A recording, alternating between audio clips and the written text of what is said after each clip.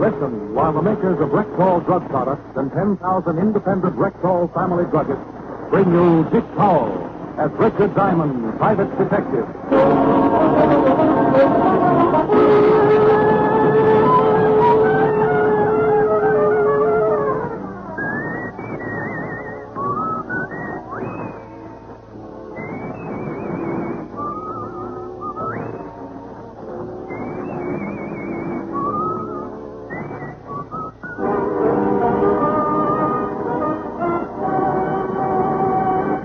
Evening.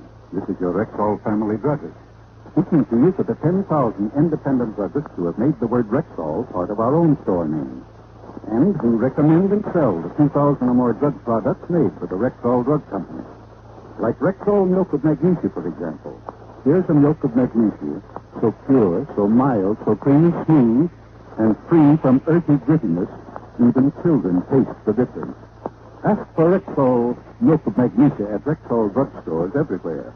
And remember, you can depend on any drug product that bears the name Rexall.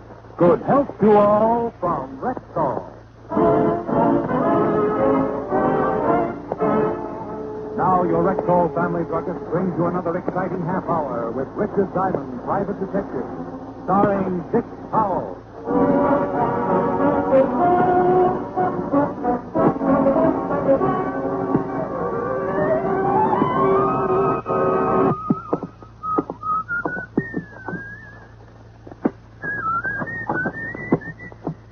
Well, hello. Mr. Diamond? Well, depends on who you are and how you got in my office. I got tired of waiting in the hall, so I presented the scrubber with a $5 bill. So it cost you $5. $5 bill. So? My name's Roger Blake, Vice President of Intercontinental Indemnity in Bond. My company holds an insurance policy with... I don't know what you want, but doesn't a big company like yours have some pretty good insurance detectives? Yes, but none of them have been able to do any good. Oh, what's the problem? The jewels were stolen. That's a pretty good problem. The jewels were stolen from Mrs. Carter's safe some 3 months ago. Until yesterday, neither our men nor the police had a clue as to the thief. Thief? Only one? Only one that we know of. Last night, we got a tip that a certain man was responsible for the theft. That he knows where the jewels are hidden. Police been told? No, and for a very good reason. This man is being held in Havana, awaiting extradition this weekend.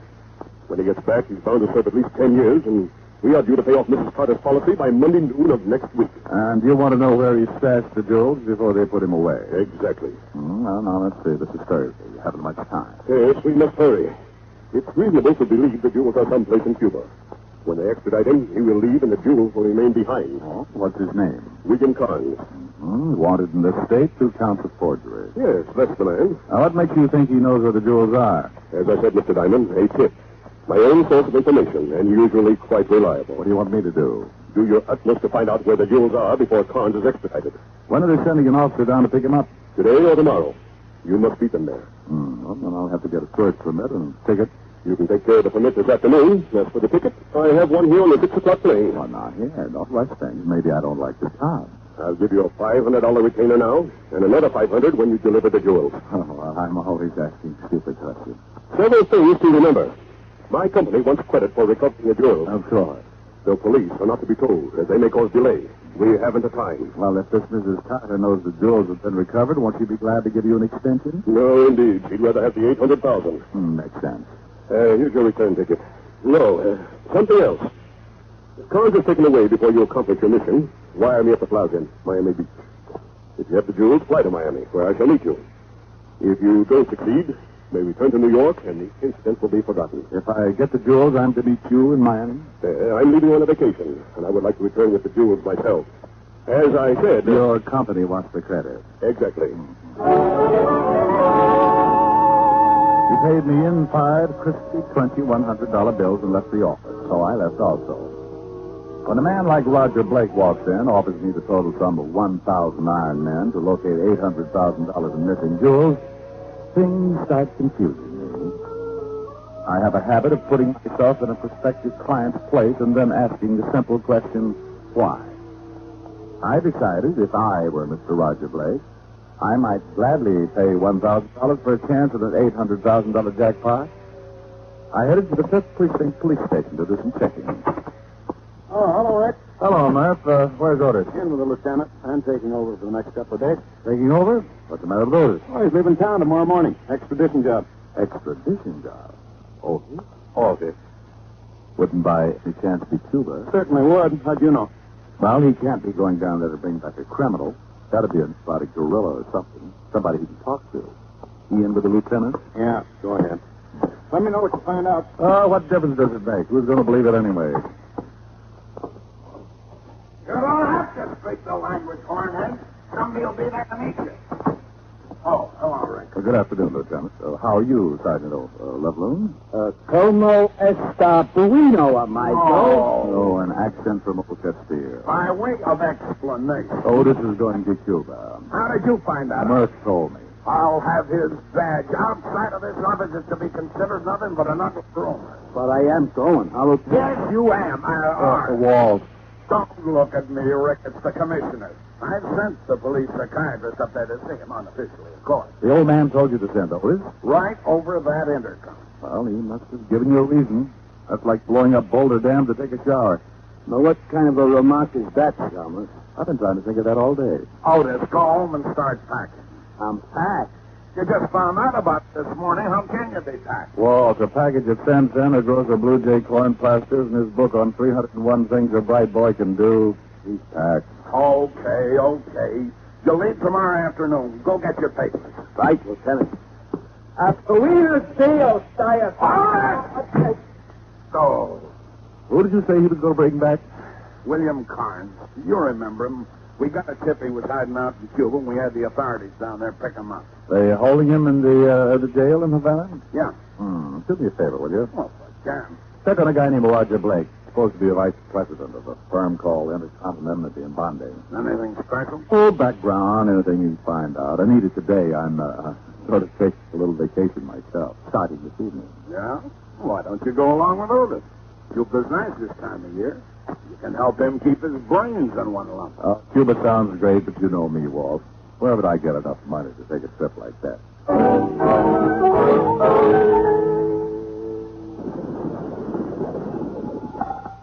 Diamond talking. Walt, nothing wrong with Roger Blake, Rick. Hmm? The vice president of the bonding corporation, like you said, married once, wife died 4 years ago. Has a brother somewhere in the West, William Blake. Nothing on him. What else? Well, let's say, vacations in Florida every year about this time. Used to be in charge of the Cuban office of Intercontinental, whatever that is. And you working for him? You're getting nosy now. Well, he's got a good record. Gambles a lot when he's down in Florida, but who doesn't? How about his financial statement? Not bad, not good. He's got about $15,000 in the bank. Okay, thanks. I'm in a rush, Walt. Well, have a good time. You'll hear all about it.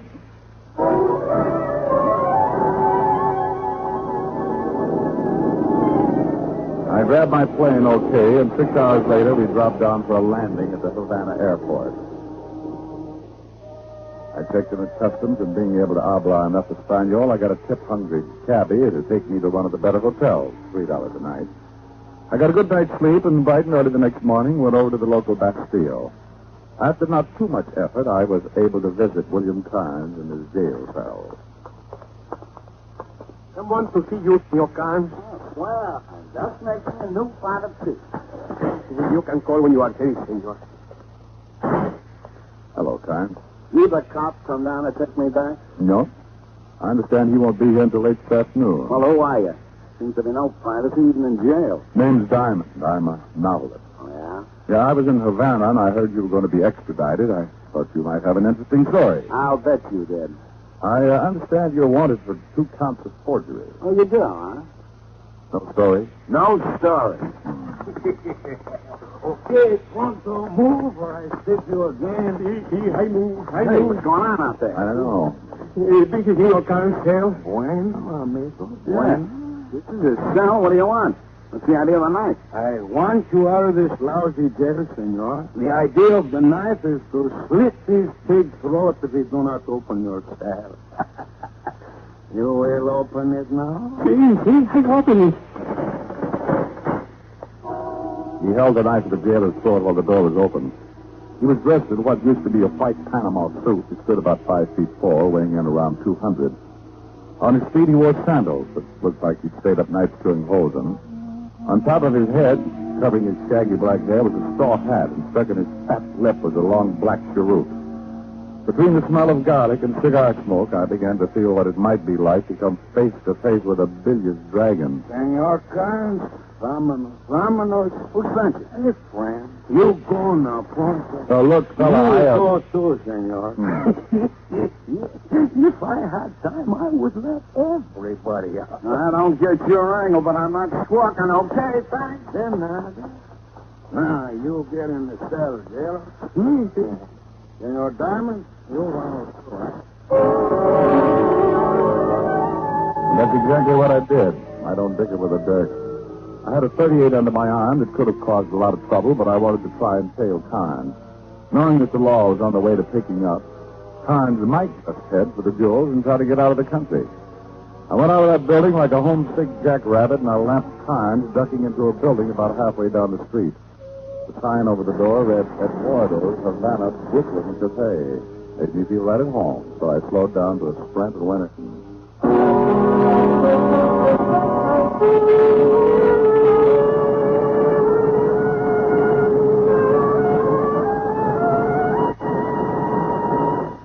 You're listening to Richard Diamond, Private Detective, brought to you by the makers of Rexall Drug Products and your Rexall family drug.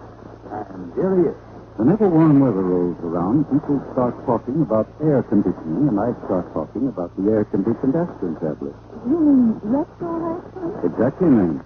Well, why do you say it's an air-conditioned aspirin tablet? Well, it's the extremely low moisture content of Rexall aspirin that makes it break up so quickly. And in order to keep it that way, Rexall aspirin is compounded in specially sealed air-conditioned rooms where the humidity and temperature are kept at ideal levels. That's one reason why Rexall aspirin, when followed with water, disintegrates even before it reaches your stomach. Well, that's good enough for me. And it's good enough for 10,000 independent family druggists, too. Quality like that is what we're talking about when we tell you can depend on any drug product that bears the name Rexall. Now back to tonight's adventure with Richard Diamond, Private Detective, starring Dick Powell. The bar room in Eduardo's Havana, Brooklyn Cafe was small and dark. Carnes was nowhere in sight, so I walked over to a long bar and watched the lazy bartender move slowly up the counter with a wet bar rag. Something for you, Mac? Yeah. You American? Yeah. So I got sold on siestas. Where did the guy go who came in here just before I did? I didn't see no one. Now, look. A guy by the name of Carnes just romped in here, and he didn't go back out the front door. Are you going to tell me where he went, or I'm going to fix it up so you take your siesta early? You know, friend, I got a bunch of bottles back here. Good. Line them up. I'll see if I can shoot the corks out. You in, Mac. Carnes went up to see Maria. She thinks in the evening. Go at the top of the stairs. I took off up the stairs like the V1 and didn't remember to knock at Maria's door. I went in, and there, standing in the middle of the room, was the best reason I could think of for upholding the good neighbor policy. Her south of the border, plus her north of the border. Wow, what gorgeous geography. Yes? Yes. Where's Carnes? Don't you think it would have been more polite to knock? Now, baby, I'm in a hurry. Sometimes I get so wound up I forget my manners. Now, where's Carnes? I don't know who you are talking about. Where did he go? Who, senor? Honey, now listen. I just had trouble with a bartender. He said Carnes came up here to see you. Okay, now I got you. I still need Carnes. So shall I start convincing you too? How do you propose to convince me? Well, right now, time's important. $500 worth fitting. For 5 C's, I might even become a bully and start twisting arms. I'm not going to tell you where to find time. But as much as it hurts me, I'll have to twist your arm. You're not twisting very hard. Oh, well, my mind was on something else. My leg? No, it was about that $500 I was going to get for bringing in Carnes. Yes. I really don't need all. No? No. You like Carnes a lot? He was the best one around. Oh. Was. Oh, I could get along on half of the $500. I could get along on a lot less. Will you come back? Where can I find time? You could leave the 250 now. Just to make sure you come back, of course. I could leave 100 just to make sure you give me the right address, of course.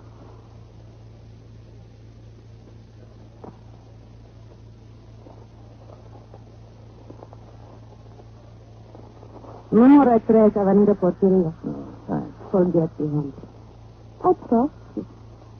When you come back, you can bring everything. I may be bald. I think my hair just caught on fire.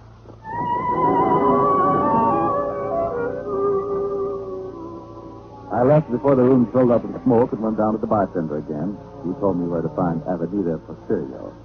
The back entrance to the cafe opened on it. It was a dead-end street. A half block down, I found a narrow tree, a hired building all slumped down. I quietly tried the door. Finding it locked, I knocked so quietly, braced myself against the far wall, and took off like an erratic car driver. I had to make it fold the first time I hit it.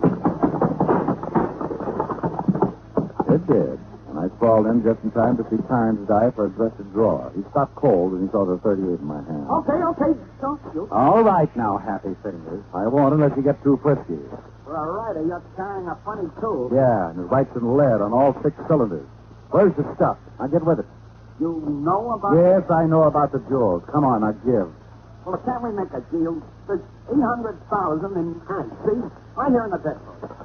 You can get at least 500 grand at a cent. And 250 is yours. Oh, my itching palm. Why did you think that to happen to me? Do not worry about it, senor. What is it? As I say, senor, do not worry about the jewels now. I and my 45 will take all the responsibility. Hand me your pistola, senor. Now, are you yours? I don't get it. First you bust me on the stern, then you come in here. Oh, you got it now?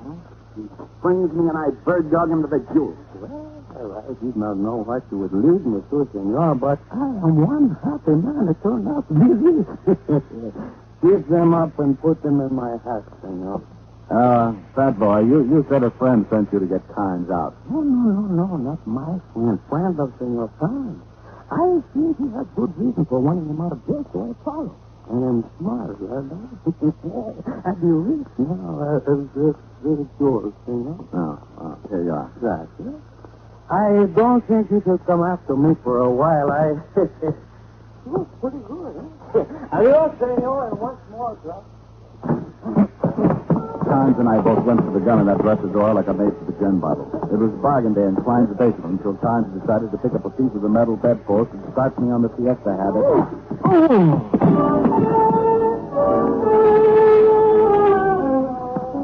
When I finally came around, well, I'd done it. Well done. I'd lost the 800,000 in jewels, William Carnes, and enough blood from my scalp wound to make a vampire to a shotty.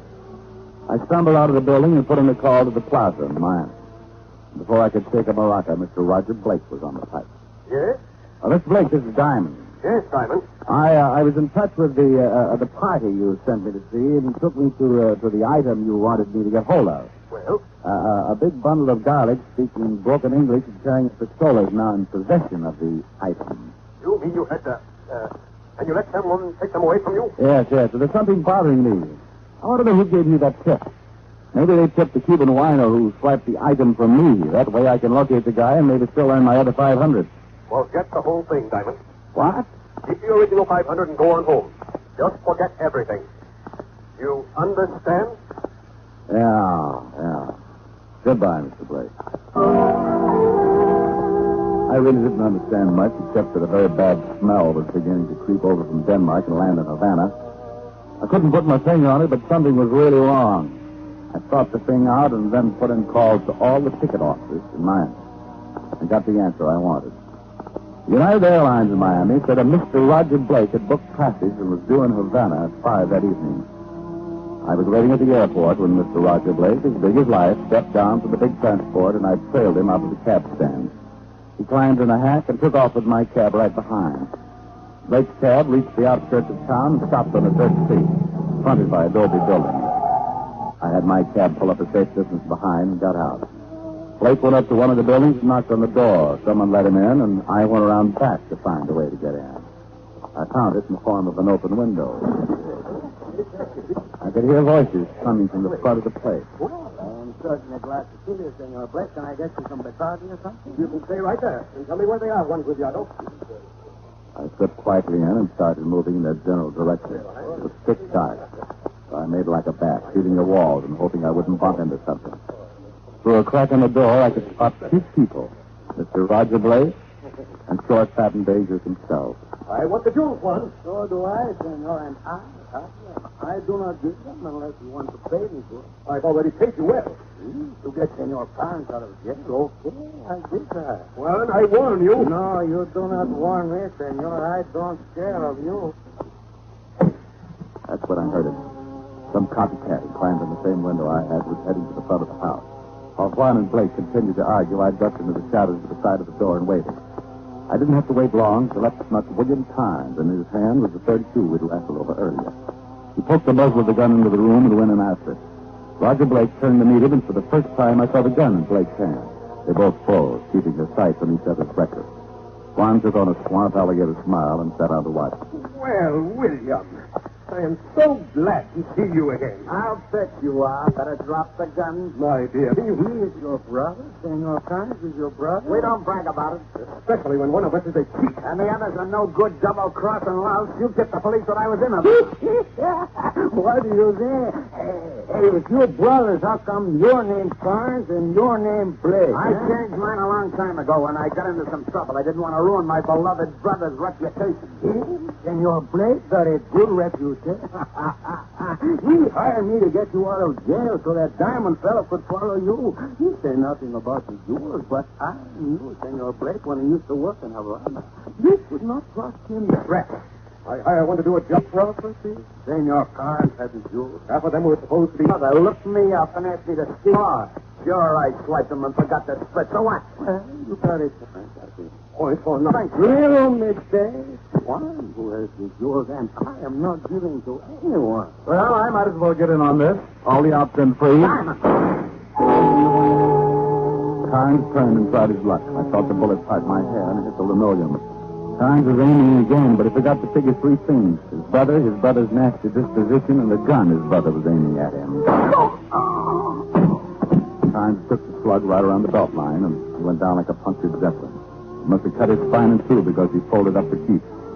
Then Blake decided to add me and play for a pair. And just as he started to squeeze the trigger, I saw Juan reach back to his collar. His arm hissed down in a blurred half-arc. And before Blake could nail me, he was trying to squirm away from the 10-inch knife that made a gory chasm between his shoulder blades. I grabbed his gun quickly and covered Juan. They did not love each other, these two. I threw pretty good, eh? Yeah. Thanks, Juan. I suppose you're going to want the jewels, too, aren't you? That's right. Would you consider what you call the partnership? Afraid not. Mm. And the jewels? Turning him over to the constabulary. Oh, senor. That's the truth. Okay. And me? Well, you killed man. Well, I say you're alive. I'm not the police, so I can't arrest you. And I would think a long time before I'd shoot a man who saved my life. Oh, you would. But I warn you, don't try to make a break for it. Oh, I think I got to. I do not want to stay in jail. The jewels are in my heart. I leave them in the middle of the floor. Adios, amigo. Come back, Juan. Stop her, I'll shoot. Miss. Well, Maria will understand.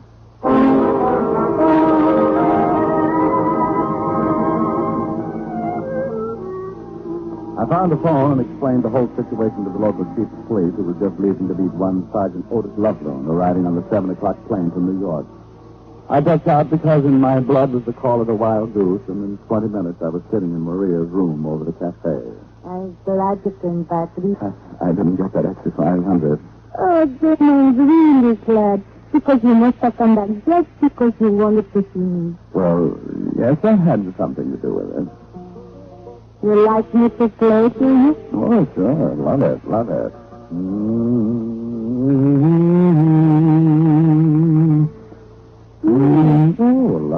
it. Bésame mucho. Each time I cling to your kiss, I hear music divine.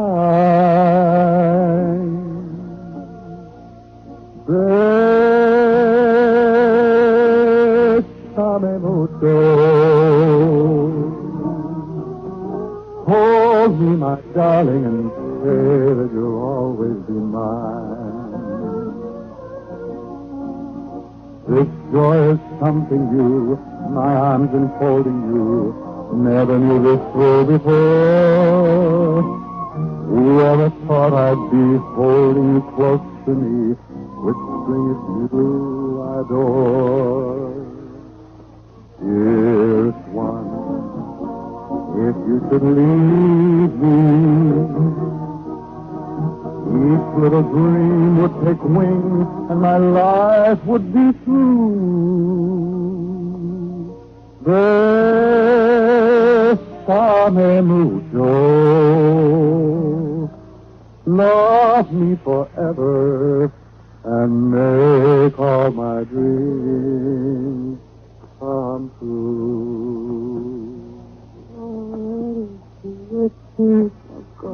Oh, well, it's, you know, it's...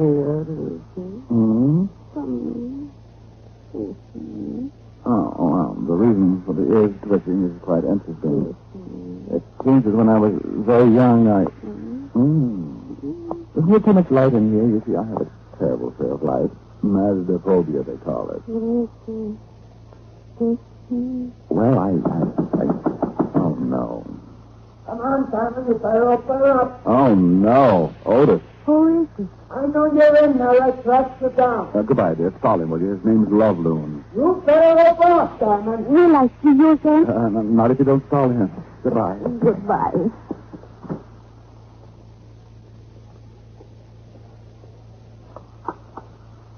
Yes. Now, look, I don't...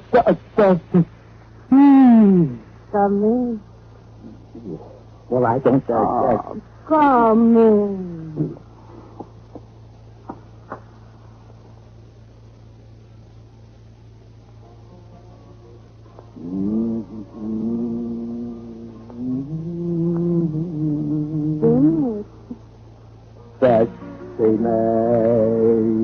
Sexy macho.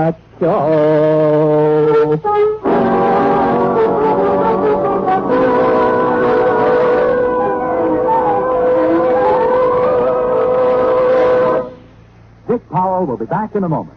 But now, once more, here's your Rexall family druggist. In a recent nationwide survey, American mothers agreed that every family medicine cabinet should contain a reliable, all-round mouthwash, gargle, and breath deodorant. And millions of homemakers choose Rexall MI31 to fill that need. Full-strength MI31 kills contacted germs in a few seconds, yet will not harm delicate membranes of the mouth and throat. Ask for Rexall MI31 at Rexall drugstores everywhere. And remember, you can depend on any drug product that bears the name Rexall.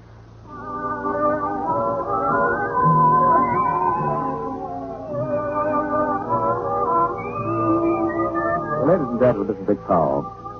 This is our first show in our new series of the Rexall Drug Company. We want to thank you and the 10,000 independent Rexall druggists for making it possible. Good night.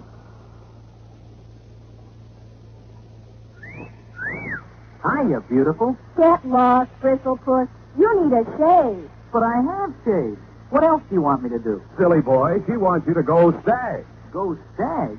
But why? Because Stag is Rexall's exclusive line of men's good grooming aids. Like Stag brushless shave cream. No fuss, no massage, just smooth it on and presto. You get a clean, close shave. Your face stays smooth and whiskerless all day long. I'll do it. I'll go stag. That's it. Join the Stag line now at Rexall drugstores everywhere. Yes. To make girls care. Go Stag. This is NBC, the National Broadcasting Company.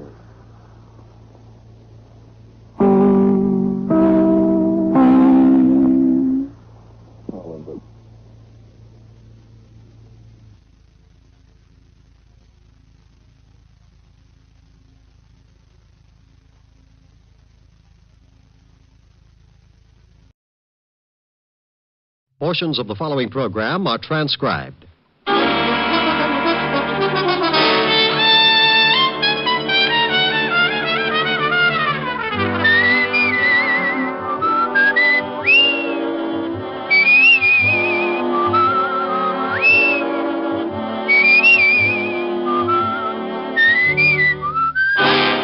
Here's Dick Powell as Richard Diamond, private detective.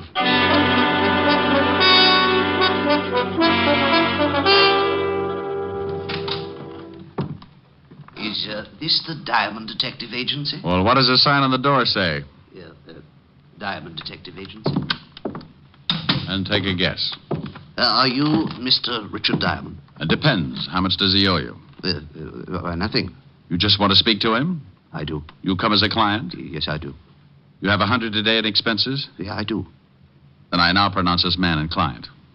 Your name, please? My name's Thomas Jason. The stockbroker? You better pay cash. Oh, I'm retired now, Mr. Diamond. And to end this nonsense, here's your $100. Oh, thank you. Now, what's your trouble? It's Carol, my adopted daughter. We adopted her when she was 12, but my wife died shortly after. Frankly, Carol has been trouble ever since. And now? Now, I'm afraid it is no longer a matter of delinquency.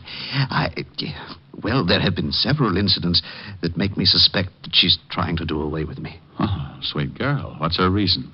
My money.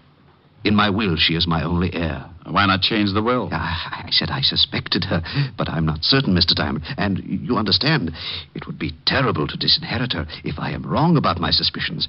I simply must be sure before I change my will. She have any idea of your suspicion? Yes. This morning I did speak to her. They mentioned the possibility of cutting her from my will. She flew into a rage, made several terrible threats. Oh, what do you want me to do? Well, sir, I want you to... Oh, excuse me.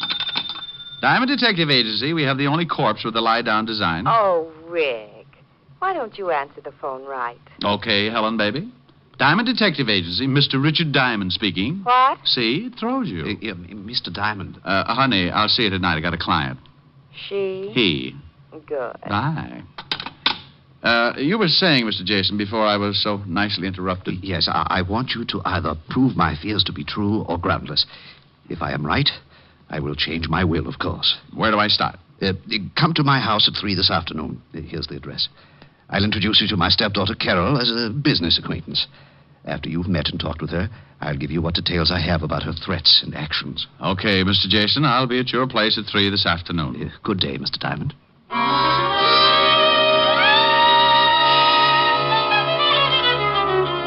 I checked the time and found it to be nearly 12, so I beat it out to grab a bite of food before the noon rush began. Cafes in downtown Manhattan at lunchtime can only be compared to a can of sardines after all their relatives move in. When I had downed my daily bread, I went back to the office, did a little washing, and found myself with still time to kill. So being interested in my new client's problems and always liking a clear view of a new case, I dropped in at the 5th Precinct to see what Lieutenant Levison had on the Jason family.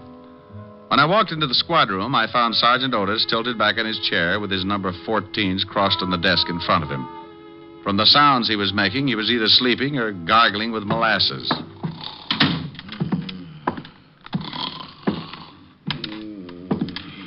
Sergeant Otis. Oh, boy. Sergeant Otis. Calm down. Otis, wake up. What? Oh, it's you, Chalmers. Patrol Leader Diamond with his stout-hearted brownies who were shocked by your dreams. Shame on you. Hey, how'd you know I was dreaming about a dame? I peeked. You know, I think I'll tell the lieutenant that you were sleeping on the job. Well, no, please don't do that, Chalmers. You start me pounding the beat again. Please don't tell him. Well, maybe I'll let you off the hook, but only if you tell Walt we're pals. That might stop him from giving me the devil about ribbing you. Pals? You mean friends? Buddies. Oh, no, I couldn't stand it. Hello, Walt. Okay, so where's the body? Nobody. You lost one? Now, you stop that. Well, get you. All mad because I can't find a body for you. Oh, please, Rick. What do you want? I just wanted any dope you might have on the Thomas Jason family. Jason? Yeah, the broker. Oh, nothing on him, but plenty on his stepdaughter, Carol. Like what? Oh, she's a regular. Usually D&D, drunk driving, disturbing the peace. You want to see the file? Yeah, might be worth a look. Have my pal, Otis, bring it in. Sure, You what? My pal. What did you know? Otis and I are friends. Is that why he tries to hide under the desk every time he sees you coming? Call him in. See for yourself. You think I won't? Otis, get the file on Carol Jason. Bring it in here. Yeah, Lieutenant. Now we'll see. Friend, that's a laugh. It's a laugh yourself. You better be feeling good. Yeah, what do you mean by that? You'll see. Here, Lieutenant, here's the file. I'll take it, Otis. Thank you very much. Sergeant Otis, you have an opportunity to do me a great favor. Please, and without profanity, tell me what you think of Rick. Oh, he's nice. What? You're turning blue, Walt. I'll turn blue if I want to. What did you do to Otis? Dope him? You heard him. He thinks I'm nice. We're pals, buddies. I heard him all right, but I wouldn't believe it on a stack of police manuals. Otis, I'll give you one chance. What's this all about? The shamus told you, Lieutenant. I think he's a swell, a great guy. Thank you, Otis, my friend. Always kidding, but a good pal. Otis, do your feet ache? My feet? Why, no, Lieutenant. Well, they will. I'm sending you to a beat. A beat? Yes, in Yonkers. Oh, no!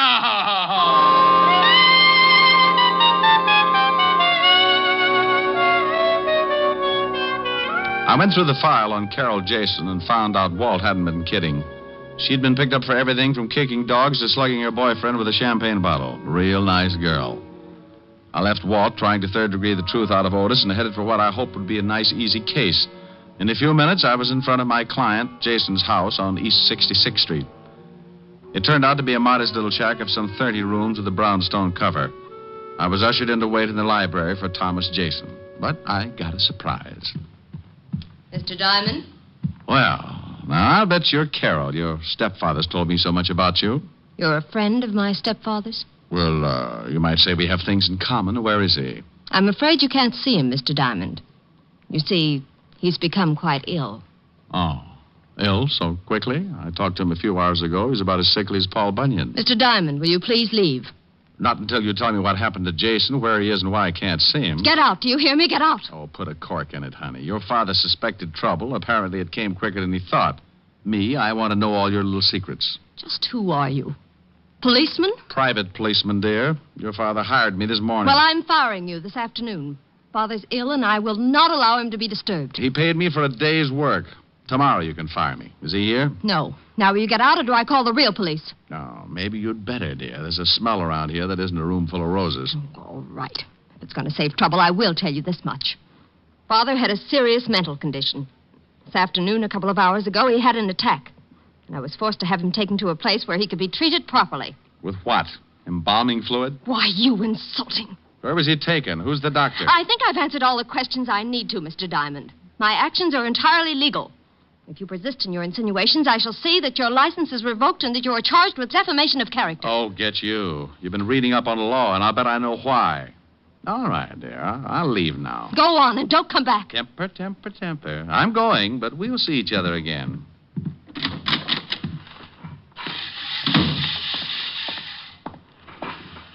Hello, Pop. Got a minute? You reckon so, mister? What's on your mind? Old questions. Like how long you been out here mowing the lawn? Most of the day. Why? Did you, see Mr. Jason leave? Oh, sure. Left in an ambulance, he did. He was wearing a funny white coat with the arms tied in back. My fashion certainly changed. You didn't notice any name on the ambulance, did you? Well, as a matter of fact, I did, mister. Oh, my, it was a silly name. About the silliest I've ever heard of. Oh, the name, Pop. What was it? Oh, don't be in such a dang rush. It was, Home Sweet Home Rest Home. Oh, no. Ain't that silly? I don't think my client agrees with you. If he was taken there for arrest, it may be a permanent one.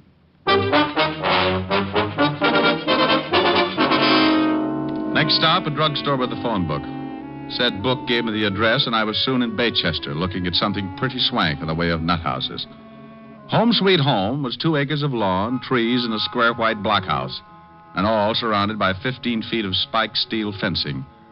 By this time, the setup was really beginning to smell, and I decided that maybe a shamus might not be welcome. So, for a moment, I stood by the big gate debating how I could get in. The answer was fairly simple. I rang the bell. It caused a huge character wearing a white jacket with arms like hairy telephone poles to appear. Yeah?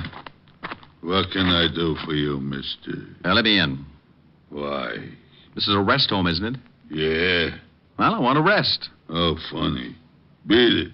I want to speak to the doctor, King Kong. Is he in? Maybe, maybe not. Who wants him? I do. Who are you? Let's just say I'm a patient. You going to keep me out here dying of schizophrenia? Dr. Thorne is busy now. Come back later. Look, in 1 minute I start throwing fits. Think how that'll ruin your trade. Yeah, the doc wouldn't like that. Maybe you had better come in. Now, that's right neighborly of you, friend.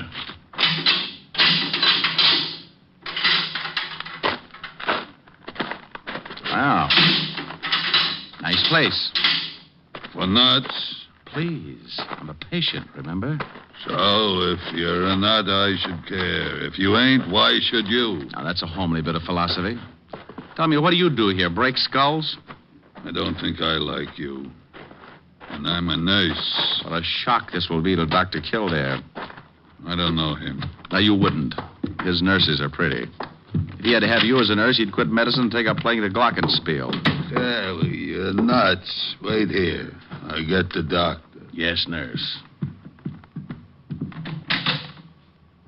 Dr. Thorne, you got a patient, I think.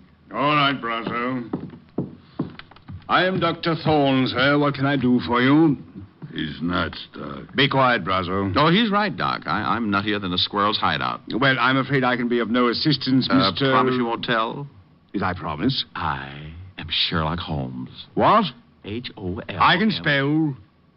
I'm afraid you've come to the wrong place, Mr. Holmes. This is a private sanitarium, and certain procedures must be followed. I have money, I can pay, and I want to stay here. But, Mr. Holmes, you must be examined by a doctor and committed by a relative. You're a doctor. Examine me. But your relative, you can't commit yourself. Why not? I demand my rights. Oh, this is preposterous. This is not a hotel. You can't just come in and register. Tell me, who's your doctor? Where is your home? Well, look. Tell you what. You let me stay here for the day, and I'll tell you who my doctor is. And if you don't let me stay, I'll tell everyone what a bad place you have. You said something about having money. Just how much money? I've got a mattress full. Can I stay? Perhaps it can be arranged. Though, of course, I must examine you. Of course. And there will be a certain fee, you understand? I'm beginning to. Tell me, Mr. H-O-L. Stop! You certainly are most annoying. Tell me, why do you want to stay here anyway? Well, I've got to stop the plot. The plot? You know about that? Sure. You planned to rub out Fearless Fosdick, but I'm not going to let you. Oh, I see. Tell me, do you have any dreams? Well, of course. I have dreams about eating ice cream cones, and oh, what a mess they are. What's so messy about eating an ice cream cone? My mouth is always filled with BBs. BBs? For my air rifle, stupid. How else could I stand off the Indians? Well, what Indians? Well, the Indians who want to steal my ice cream cones. Now, why would Indians want your ice cream cones? Oh, they're mad about pistachio. You are crazy, aren't you? Brazo, take Mr. H-O-L. Oh, never mind. Take him to observation room B, Brazo. I don't have time for the examination now. Wait, can't I be with the other patients? I get lonely. Later. Come on, Sherlock. This way.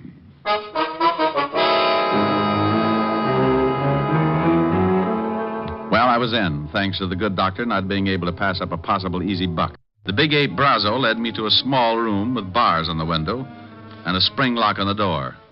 When he left, I made like a smart gumshoe and went after the lock with my penknife. Due to my early training in picking locks at the automat, I was out like Alabama. I found myself in a long hall with 7 rooms, 3 on each side and 1 at the end. I knocked on every door. Nothing. Not even Bogart. The last one had to be Jason. Are you in there, Mr. Jason? Diamond. Oh, I am glad to hear your voice. Please, get me out of here. Just take it easy. I don't have a key, and this door has a padlock on it. But you must get me out. Sure, but give me time. First, tell me what's the score. Why did they lock you up? Carol had it planned. She has paid Dr. Thorne to keep me here until I go crazy. She wants to have me judged legally insane so she can take the estate. Yeah, well, maybe I can put a few kinks in her plan. Wait, Diamond. Where are you going? There's a phone in the doctor's office. If no one's there, I'll use it to get help. Yes, but what if you can't get to the phone? And I go out and get the Marines. If I can get by that ape man, that locked gate. Don't go away. Oh, there you are, Sherlock. Oh, don't pick on me. I was only 3.5 years old. I'm upset with you, Sherlock. You oughtn't to be running around the halls like this. A guy's got to have his constitutional, Brazo. Yeah, well, you're through with yours. The doc wants to examine you now. I've changed my mind. I don't think I'd like it I here. said the doc wants you. What the doc wants, he gets. Well, bully for him, but this is one time he won't. I'm leaving. I don't want to break your arm, Sherlock. No? So you don't leave until the doc says so. Well, I'm sorry to disappoint him, but certain things are necessary, like this. Oh. Now, you shouldn't act like that. I might get mad. Oh, my knuckles. What is your jaw made of? Concrete? Come on, Sherlock. Or do you want to try again? No, thanks. One busted hand is enough. And don't try to run. The gate's locked. And if I have to catch you, I'll fix your legs so you can't run again. Oh, friendly little butcher, aren't you? Right in here, Sherlock. The doc is waiting. Here he is, Doc. Good. You can go back to the office, Brazo. I won't need you. Well, you seem to be well trained as a detective, Mr. Holmes. Do you always pick locks so easily? I do better with my erector set. But you needn't examine me further. I've changed my mind. You've changed your... This is odd. First you demand in, now you want out. I just remembered I forgot to pick up my station wagon. But the Indians, you want me to help you keep them from stealing your ice cream cones, don't you? They already got them, and all my money, too. They're both gone. Your money? And you don't have any money? Not a bolivar. Now, may I go, Doctor? You're going to stay right here, Mr. Holmes. There's something peculiar about the way you've recovered from your illusions. Doc, Miss Jason to see you. She's in your office. Very well, Brazo. Stay here and guard this man, whoever he is. Holmes, H-O... Will you shut up? And make sure he stays put this time, Brazo. I have some questions I want to ask him. He won't go no place, Doc. You go ahead to the office.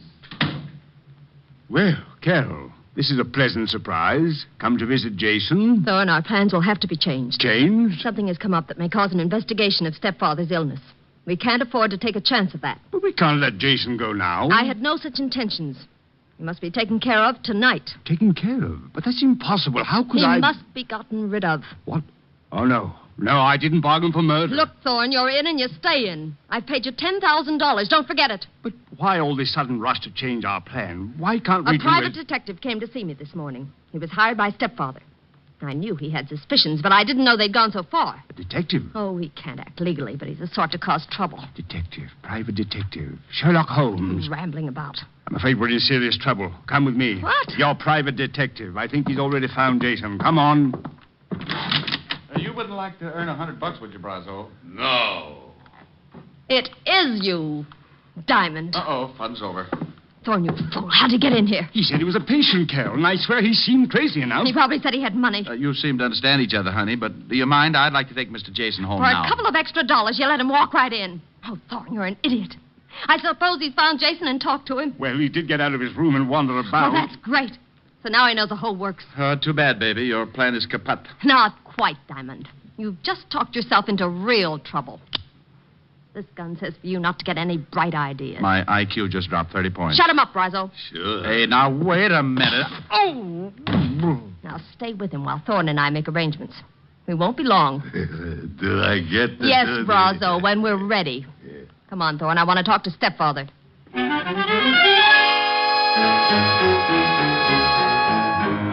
Brazo's fist was made of the same stuff as his jaw. By the time I came around, darkness had painted the window, and the room was full of shadow and Brazo. The big hulk was squatting a few feet away, paying no attention to me. So I waited till my mind was clear while I eased off my right shoe. The heel was leather with a steel plate in it. I could only hope it was harder than Brazo's skull. With the shoe in my hand behind me, I was ready. Only to have him catch me stirring. Coming to, Shamus? Yeah. Hand me my cigarettes, will you, Brazo? You need a smoke, huh? Sure. Where are they? Fell out of my pocket over there behind you. Where? I don't see it. Say, that's not... Need another? Stop that. Oh, come on, Buster, fall. Well, is little old Brazo finally getting sleepy? Happy New Year, Buster.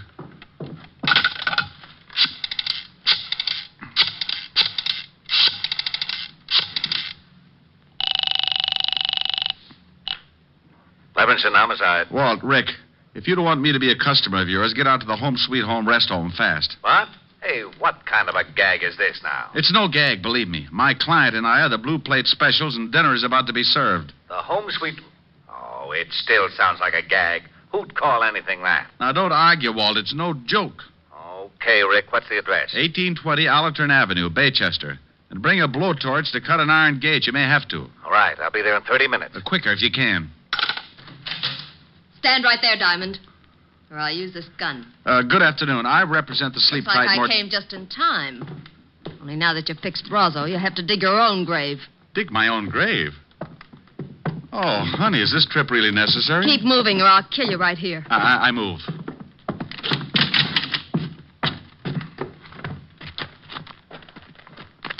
Keep going. Over there behind those trees where Thorne and Jason are. Well, is Jason... He's alive, but not for long. Where's Brazo? I thought he was going to... Diamond knocked him out. They can dig their own graves. There, the shovels. Get busy. Carol, please, you may have the money, I swear. Shut up and dig. Carol, this is... Just work the shovel.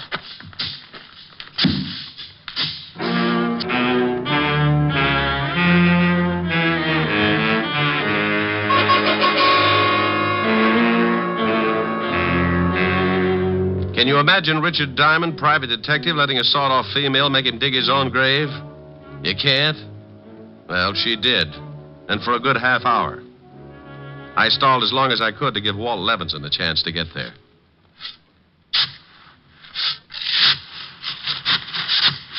That's enough. I said that's deep enough. Oh, please, I'm just started. You're finished. Jason, get into that hole with him. Very well. I guess this is it, Diamond. Sorry to have dragged you in. Well, that's a horrible way to say it. Don't we get time for a last cigarette? No. Thorne, take this gun. What? Oh, no, I'm not going to kill them. Shut up and take this gun. Oh, don't do it, Thorne. Be a man about it. Here, Thorne. Don't be such a weakling. 2 shots and it's over. No, it was your idea. I'm no murderer. Atta boy, stick up for your rights. You shut up. Thorne, do you do the job or do I make you number 3 in that grave? You wasn't there. You need me. Atta boy, Thorne, tell her. Go on, Thorne, take the gun. No, I can't. I just can't. Not like this. You weakling. I'll do it myself.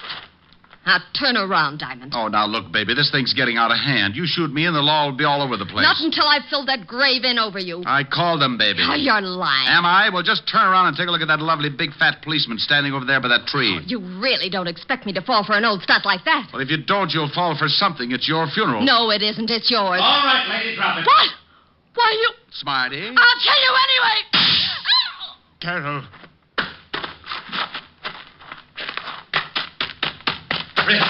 Rick, what the devil's going on here? What are you doing down there? I'm looking at the girl. I think you shot her pretty bad. Who are these 2 guys? The guy with the castanet knees is Doc Thorne. Better put the cuffs on him as an accessory. But you can't do this. I was the one that refused to shoot you. Oh, stop licking my hand. You can tell it to the precinct judge. Otis, snap the cuffs on them and take them out the car. Sure. Come on, you. Now, what about this other guy? The girl's stepfather. How do you feel, Mr. Jason? Sick, Mr. Diamond. How about the girl, Rick? Shall I call the ambulance? I don't know. Carol. Well, Rick? Take your time, Walt. She's not with us.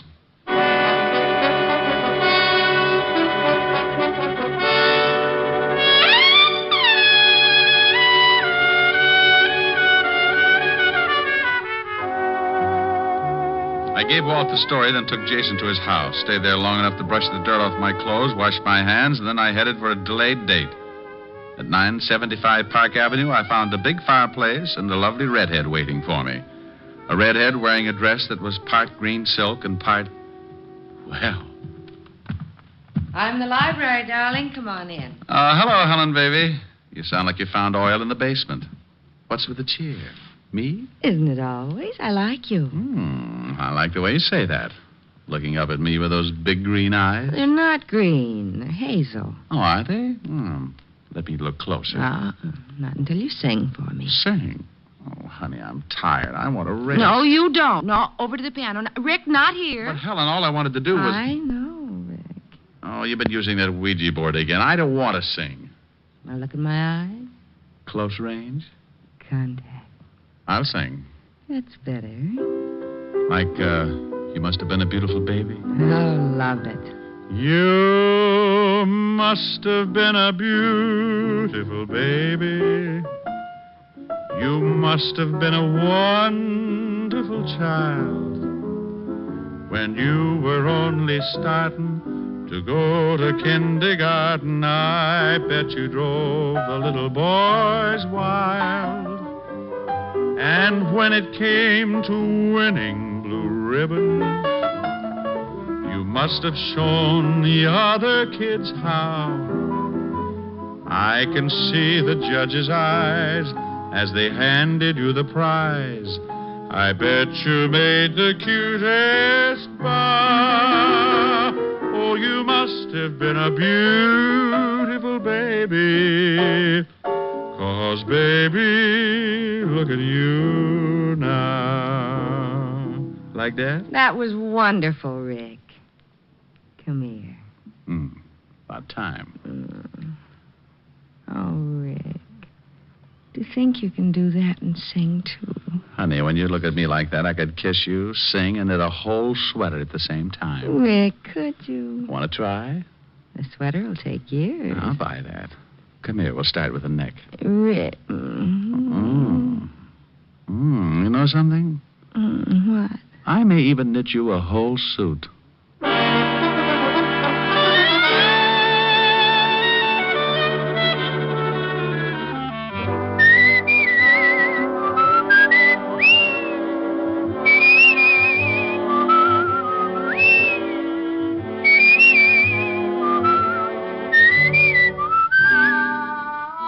You have just heard Richard Diamond, Private Detective, starring Dick Powell.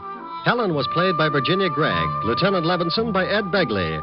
Also in our cast were Wilms Herbert, Hy Averback, Betty Moran, Howard McNear, Edwin Max, and Jay Novello. Music was under the direction of Frank Worth. Tonight's story was written by Herb Purdom and edited and directed by Blake Edwards. Portions were transcribed. Dick Powell soon will be seen in the screen version of the best-selling novel, Mrs. Mike. Now, this is Eddie King inviting you to be with us again at the same time next week when we will again bring you Dick Powell as Richard Diamond, Private Detective.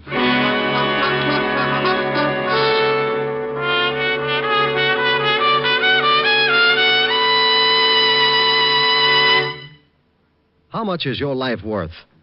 Think about that for a minute. Is it worth a little care? Well, that's all that's needed to protect it on America's streets and highways. Only your careful driving and your acceptance of personal responsibility for your own life can guard you from the dangers of the road. The price that you may pay for carelessness is a high one, and it's a price that thousands upon thousands of accident victims have already paid. Their gamble with death behind the wheel is a stark warning. A warning that an accident can happen to you. Last year alone, some 32,000 persons were killed in traffic accidents, and well over 1 million others were injured. Smash-ups have averaged more than 1 a minute, every minute of the day and night. These are the facts of traffic dangers.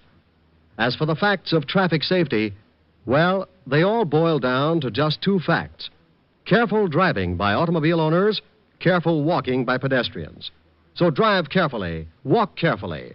The care you take may save a life, and that life may be your own. Saturday night is packed with entertainment when you stay tuned to NBC's star lineup of shows. Each Saturday, make it a point to listen to NBC. You'll hear Hollywood Star Theater, Ralph Edwards' Truth or Consequences, Your Hit Parade, A Day in the Life of Dennis Day, The Judy Canova Show, Grand Ole Opry, and songs by Morton Downey. Now, stay tuned for Lionel Barrymore and Hollywood Star Theater on NBC.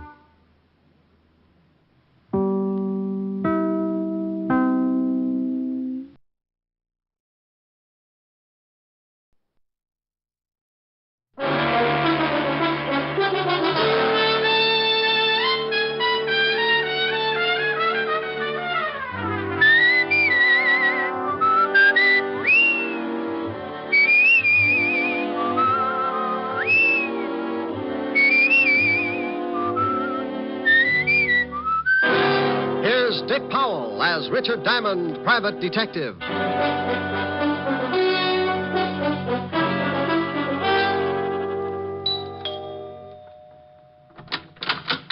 Oh, good evening, Mr. Diamond. Evening, Francis. You look like you're going out. Yes, sir.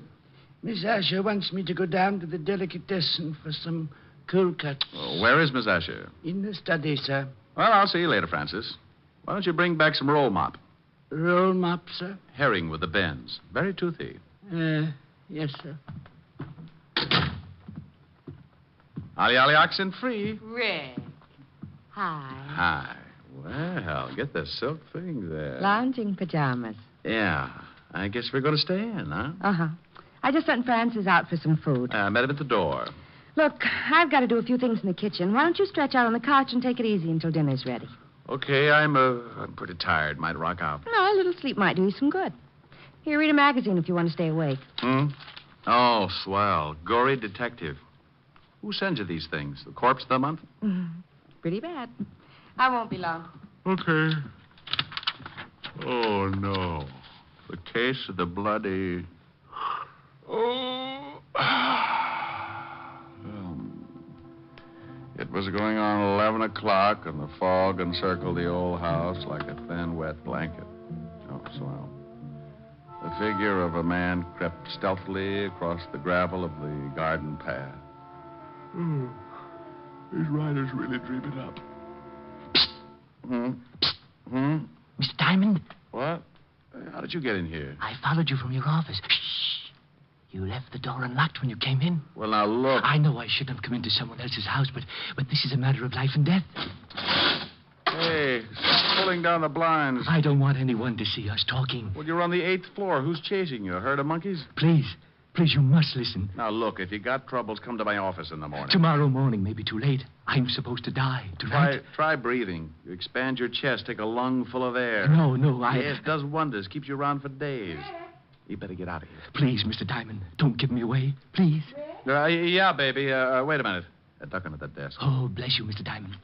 Rick, I thought I heard you talking to someone. Talking? Oh, no. Must have been reading out loud. This is swell literature. The case of the grisly ghost. Oh. I like to keep up on the exploits of a private detective. You don't tell me anything about your cases. I'm modest. Hey, you got your coat on. Where are you going? Oh, Francis just called. He's had a flat tire. I'm going to pick him up in the other car. Don't you want me to do it? Oh, I'm not going to let you out of this house. I'll be right back. Okay. Read The Grizzly Ghost. It's not bad. Bye, baby. Bye. Okay, Spider-Man, you can come out now. Oh, thank you.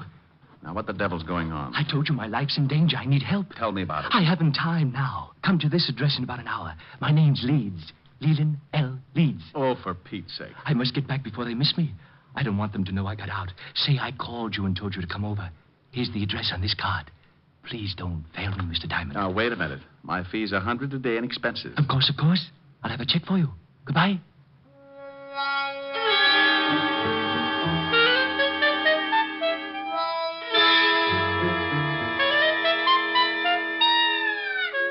He went out like an undertaker stealing a can of embalming fluid, and I poured myself something just about as strong.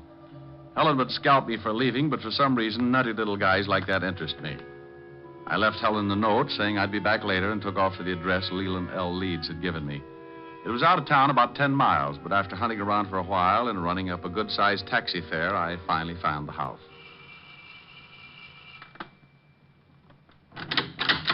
Yes? Yes. I got a call from a Mr. Leeds at this address. He asked me to come over. My brother? I don't know. Well, it couldn't have been. He's very sick. He's upstairs sleeping. Well, he was just coasting off to Dreamland when he called me. I think you'd better let me in. Oh, a detective. All right. Just what did my brother tell you, Mr. Diamond. He said his life was in danger. I'm Nina Leeds. I think you'd better come into the living room, Mr. Diamond. Dr. Miller can explain things better than I can. Sure. Roger? This is Mr. Diamond. He's a detective. Oh? Lee just called him. This is Dr. Miller, Mr. Diamond. Hello, Doctor. How do you do? You from the police? No, private stuff. Oh, I see. Now, Mr. Diamond, I'm afraid you made a trip for nothing. Well, here are the drinks.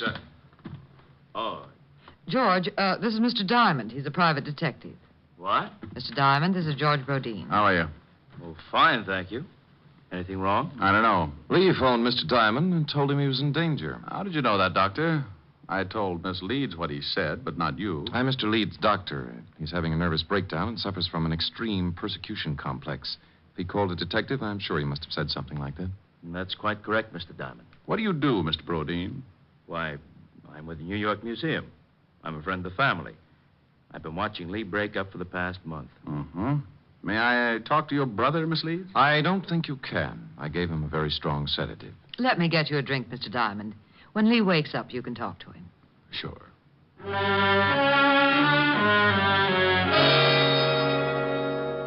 We went into the bar, and she got out a big bottle and 2 glasses. I forgot all about Leland L. Leeds for a while and started concentrating on his lovely sister. It was easy. Champagne? Sure, but I've run out of slippers. I've got a small foot. Might take you a long time to get enough. I drink fast. It's the open toes that bother me. I like the patter. Where'd you come from? Same place you did, lover. Experience Alley. What do people call you after they get to know you better? Oh, different things at different times. For now, you can call me Rick. And later? Oh, you'll think of something easier. It's like that when you haven't got much time to talk. Here's to later, Rick. Yeah. What does the doctor specialize in? Roger's a brain specialist. Mental disorders mostly. It's Lee. He's off again. Maybe he's been listening to Sam Spade. Come on. You'd better stay down here, Nina. I'll take care of it. I'm going up. Lee needs me. George, get my bag. It's in the hall. Right. You'd better not come in, Mr. Diamond. I think I'd better.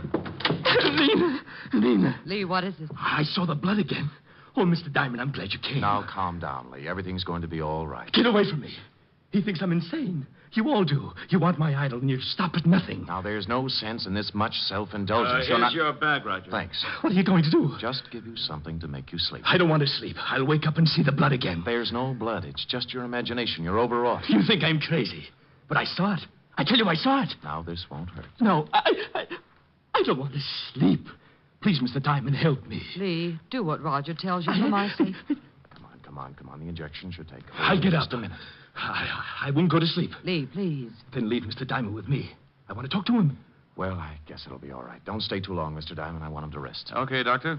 Remember, he's not at all rational. Come on, Nina. I'll see you downstairs, Mr. Diamond. Hey, what's the idea, Leeds? I'm locking the door. I don't want anyone coming in. Pardon me for walking around in circles. I got to stay awake. Uh-huh. Those people downstairs are trying to drive me crazy. They must have been working overtime. They're after my idol. Your what? My idol. That carved image standing on the night table. Oh, yeah. Here, look at it. Look at it. Well, that's dandy. How many box tops did you have to save? Mr. Diamond, at this moment, you are holding $100,000 in your hand. I am? Last month, my grandfather passed on and left his entire estate to my sister and me. Among the effects was that idol. It was left to me. What is it, platinum? Oh, no, Mr. Diamond. That is the lost idol of King Tut. I always wondered what happened to it. Oh, then you know the legend. Well, I'm a little hazy on it. Maybe you'd better bring me up to date. Oh, of course. It was supposed to have been buried with King Tut. However, the story goes that a slave absconded with it before they sealed the tomb. And that makes it worth $100,000? I guess so. You guess. You don't know? I only know what my grandfather told me before he passed on. He told me its value and said there was a curse on it. What does it say? Crime doesn't pay? Well, Mr. Diamond, it seems that on the first night of the new moon, after one has gained possession of the idol, he will die. Next week, Tom Swift and his electric grandmother. You don't believe me? Oh, sure. No, you don't. You're just like the rest. But it may interest you, Mr. Diamond, to know that 1 month after the idol was uncovered and my grandfather gained possession, he died. It was a new moon. How old was he? 74. Oh, well, that couldn't be it. Now, relax and tell me why you came to me. What about your fee? Oh, forget it. You can just buy me a broom to ride around on. Good night, Mr. Leeds. Remember, Mr. Diamond, it's a new moon. You don't have much time. Oh, brother. Did you talk to her, Mr. Diamond? You might call it that. Now do you understand? Your point's well taken, Doctor. What about that hunk of stone? Maybe if you gave him a teddy bear? Oh, the idol he's got is absolutely worthless. His grandfather had the same unusual ideas about it. Is there such an idol? Well, there's a legend, but no one has ever found even the slightest clue that it's a fact. Now, I've examined Lee's idol, and it's certainly not worth any more than the granite it's carved from. Well, I'll be saying good night. I hope he gets better. Can't I get you another drink, Mr. Diamond? You certainly deserve something for your trouble. No, thanks. Goodbye, Doctor. Mr. Rodin. Thanks, Miss Leeds. I wish I could make this up to you. I'll take a rain check. It'll be raining a lot this month. Yeah. Well, good night, Miss Leeds. Good night.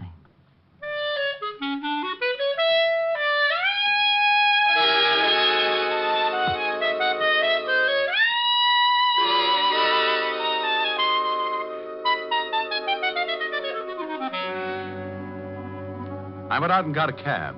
As far as I was concerned, the frightened little man in the nightshirt was going to end up modeling straitjackets, and the private detective would only add to the confusion. It was 8 o'clock, and I told the cabbie to take me to 975 Park Avenue. Helen would be angry, but it was worth going back to. A couple of hours with her could make a guy as contented as a bear that had just cornered the honey market. We pulled up in front of Helen's apartment, and I paid the cabbie. I was just going in when a small convertible skidded to a stop in front of the building. Mr. Diamond! Mr. Diamond! It was Leland L. Leeds again, and you could still see part of the nightshirt under his topcoat. He leaned out of the car window and called. Over here, Mr. Diamond. Please, I must talk with you again. I'd had enough of the jumpy little man with the idol, so I started into the apartment without answering. He called again, climbed out of the car, and started to cross the street toward me. I looked back just in time to see the other car swing in toward me. Look out, Leeds! I ran back into the street and looked after the disappearing car. The lights were off, and I couldn't get the license number. It was too far away. I leaned down by the little man in the nightshirt. He was pretty far away, too. He was dying in a hurry. Mr. Diamond? Yes, Leeds? Take the idol. When you left, I found out why it was worth all that money. They didn't want me to tell you, so they followed me and ran me down. It's in my coat pocket.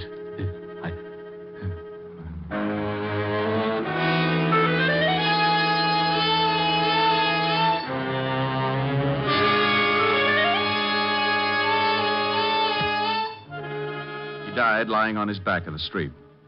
Several people were coming out of the building, so I reached into his pocket and pulled out a chamois bag. I guess the idol was inside, so I put it in my coat and went in to call the police. Oh, Mr. Diamond, Miss Asher's been worried. Hello, Francis. Tell her I'm back and let me use the phone. Certainly, sir. She's upstairs. Is something wrong, sir? You look worried. The man got hit by a car. I've got to call the police. Oh, my goodness. Is he hurt badly? Bad enough to get buried. Oh, my goodness. Homicide, Sergeant Otis. Otis, let me talk to the lieutenant. Is this Diamond? No, it's the Beaver boys. Now put the lieutenant on the phone. And what do you do with all those tired jokes? You can't keep using them. I give them away to idiots. Want to start a collection? Oh.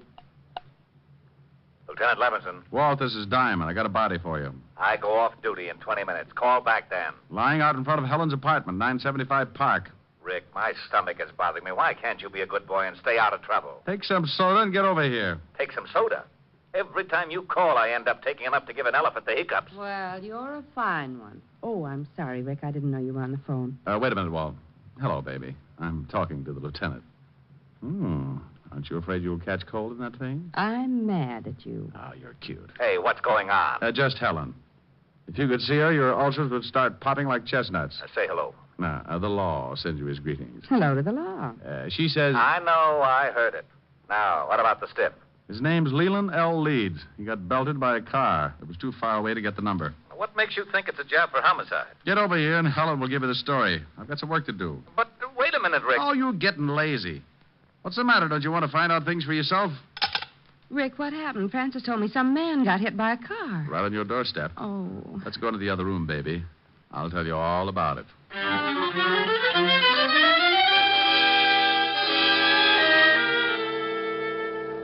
We went into the warm study, and Helen poured me a tall drink.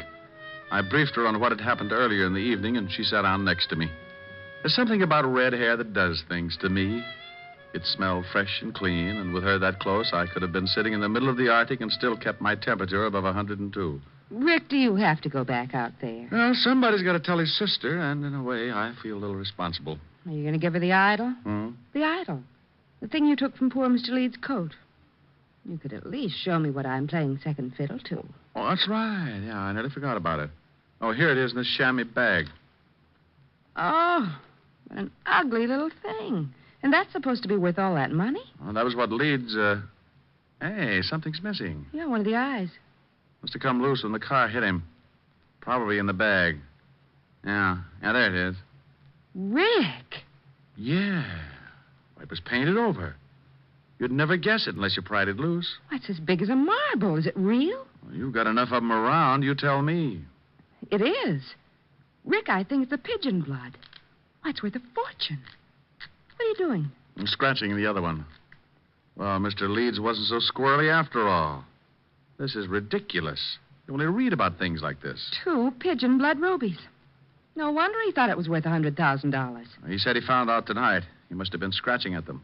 Oh, then it wasn't just a hit and run. I don't know. Baby, I don't want to get hung up with a lot of explanation to Walt. Rick, what are you doing? Taking the other eye out. There. Now here. Hang on to these and don't let them get out of your little hot hand. When Walt gets up here, tell him what I've told you. Well, will you be back? An hour ago, I laughed at a little guy when he told me he was going to die. He said it was a full moon and he had a curse on him. I'm still a skeptic, but I'm a new boy when it comes to voodoo. I've got to hurry over there before the whole bunch of them turn into bats.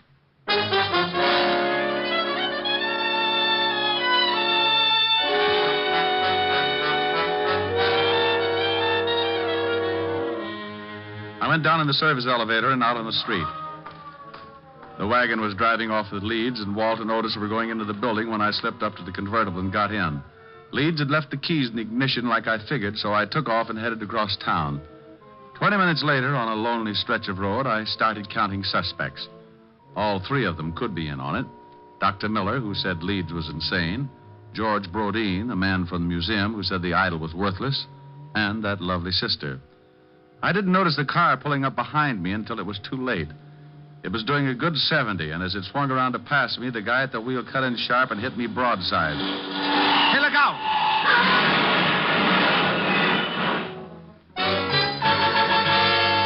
I went through a white fence and over an embankment. The car rolled, and somebody dropped the night on my head. I went to sleep. I don't know how long it was before I started coming around, but when I tried to shake myself back, it was like pulling my head out of a barrel of molasses. It stuck to my eyes and plugged up my ears.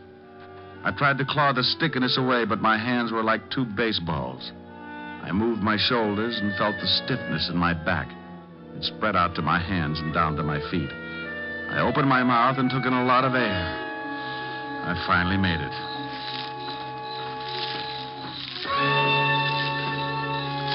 Someone was trying to get me from the highway, so I pulled myself clear of the wreck and started moving in a circle, keeping whoever it was at a good distance.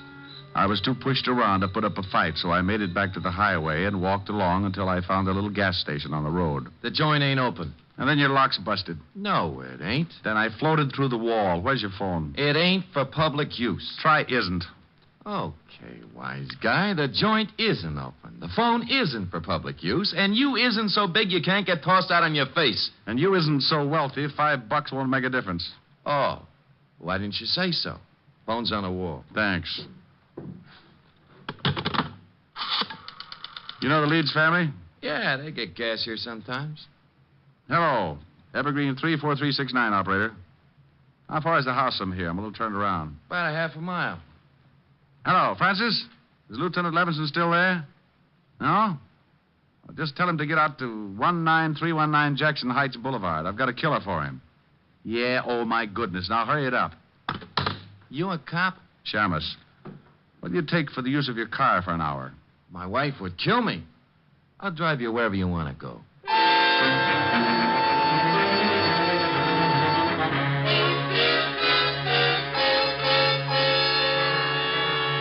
He gave me a lift in his old sedan, and 10 minutes later I was ringing the doorbell to the Leeds house. I was glad the girl answered. She made me feel better right away. Oh, Mr. Diamond, come in. Thank you. Where are your friends? Rog and George? They went out to look for my brother. He disappeared right after you left. I'm terribly worried. Oh, have you got that drink? I could use it now. Certainly. I don't know why Lee ran off like that. He shouldn't have been driving in his condition. Were Roger and George together when they left to look for Lee? No, they took separate cars. Why? Has something happened, Mr. Diamond? Have you heard from my brother? I guess I'd better give it to you straight. Your Brother's dead, Miss Leeds. I'm sorry. Dead? Oh, no. He was hit by a car. It's all because of that horrible idol. That stupid, horrible idol. If my grandfather hadn't told Lee it was worth that much money, this never would have happened. Did you think it was worth anything? No, of course not. But we couldn't convince Lee. Now he's dead. Would you please answer that, Mr. Diamond? Sure. You take it easy. Nina, Oh, what are you doing here, Diamond? Did you find Lee? Why, no, I didn't. I've gone to every place I thought he could possibly be. I even looked up your address, went over there, but the building was closed. You better go in and see Miss Leeds, Doc. She's pretty upset. Upset? Nina, what's wrong? Oh, Raj, it's Lee. He's been killed. What? That's right. But how did it happen? Bingo. I'll tell you as soon as I let Mr. Brodeen in. There, Nina. Just let yourself on the line. Do you? Come in, Mr. Brodeen. Well, Mr. Diamond, what are you doing here? I think I'd better have a sign made. The doctor and Miss Leeds are in the living room. Well, something happened? Mr. Leeds is dead. What? This is the most surprised household I've ever run into. Roger, is this true? I guess so. Oh, I'm terribly sorry, Nina. Is there anything I can do? No, thank you. Where did this happen, Mr. Diamond? In front of 975 Park Avenue. Car hit him. I was with him when he died. Oh, this is terrible. I thought at first it was an accident, but I'm not sure. What do you mean? When I left to come out here, someone ran me off the road, nearly killed me. Who would want to kill Lee and then try to kill you? Probably a coincidence. Certainly. Probably just a drunk. Could have been. Lee gave me this before he died. A chamois bag. What's in it? The idol. Oh, that awful thing. What do you want done with it, Miss Leeds? I don't care. Just get it out of this house. What are you going to do? I don't know. You want the thing, Doctor? Why, what for? That's a good question. How about you, Brodeen? You want it? Oh, well, what would I want a worthless piece of stone for? Well, as long as no one wants it, may I use this fire poker, Miss Leeds? What are you going to do with it? The idol is worthless. It's caused a lot of trouble for you and your family. I'm going to break it up. No! Give me that, George! Well, Brodeen, you're sure getting grabby. All right, now all of you stay right where you are. Well, for a museum collector, that's a pretty modern gun. Yes, and I know how to use it. George! This is the hokiest case I've ever been on. Even the dialogue's bad. I suppose you think you're pretty clever making me show my hand like that. I read Gory Detective. I found that the idol was really worth all that money, but I had to make the killer tip himself. You did. Mr. Diamond, do you mean my brother was really right all along? In a way, yes. He believed what his grandfather had told him. But it wasn't until tonight when he scratched one of the eyes of the idol that he knew for sure. Scratched one of the eyes? That's right. Pigeon blood rubies, painted over. Well, now I'm leaving you. Well, that's good, but you're minus something. Minus what? A couple of rubies. I took them out of the idol. You're lying. Take a look in the bag. What? They're gone. I'll kill you for this. Give me the gun, George. Look out. He's going to shoot. Give me the gun. All right, everyone. This is the police.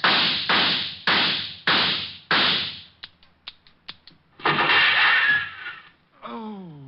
You killed Mr. Diamond. He shot Diamond, all right, Lieutenant. Put the bracelets on him, Otis. Sure. Come here, you. Not him. Put him on Diamond for disturbing the peace. Pin the medal on the other guy. No. Sure thing. How do you like that, wise guy? Oh, no. Rick? I'm dying. Ricky? Oh. Rick, wake up. All right, George. Drop the gun. Rick, you've been dreaming. Oh, Helen. Oh, you were having a big, fat nightmare.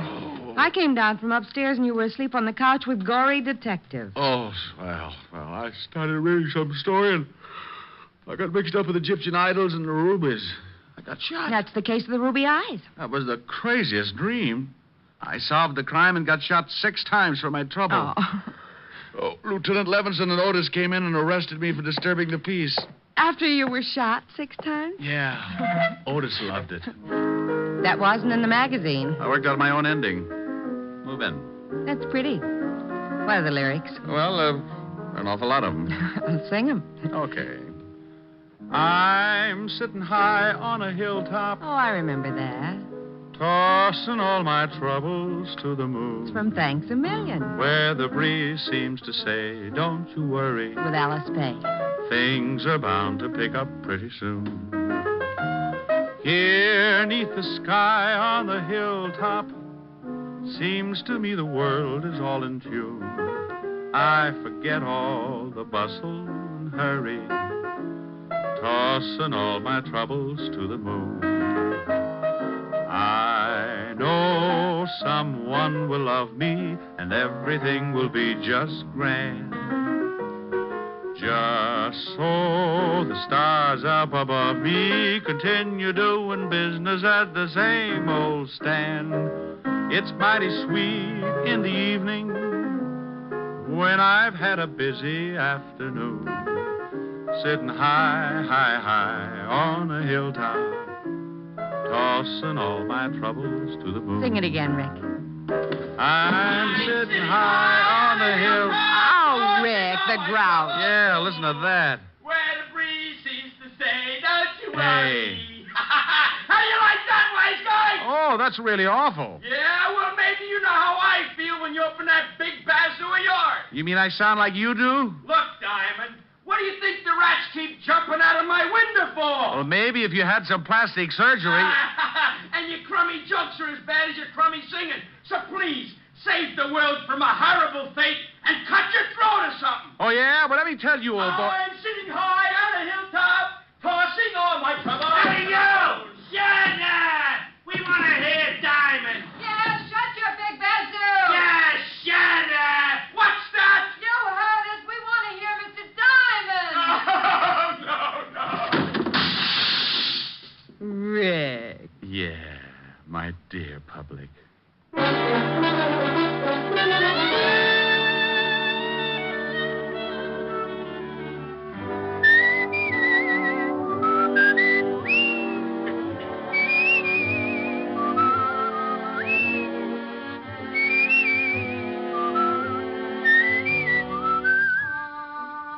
You have just heard Richard Diamond, Private Detective, starring Dick Powell.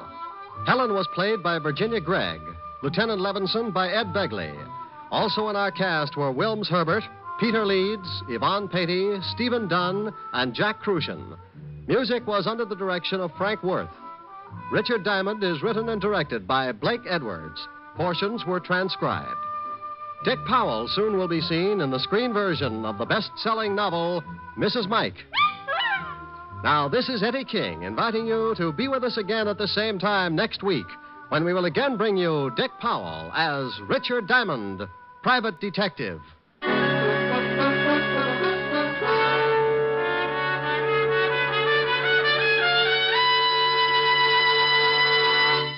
What's on NBC tomorrow? Detective story fans will want to hear Madeline Carroll and Basil Rathbone in the detective melodrama The Amazing Dr. Clitterhouse, tomorrow on Theater Guild on the Air. And for more detecting, listen tomorrow for The Adventures of Sam Spade. He'll present his most humorous caper of the season.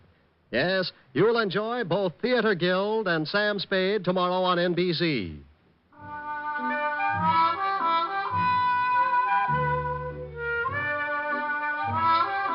Next, it's Free Ride to Danger with Dorothy McGuire on NBC.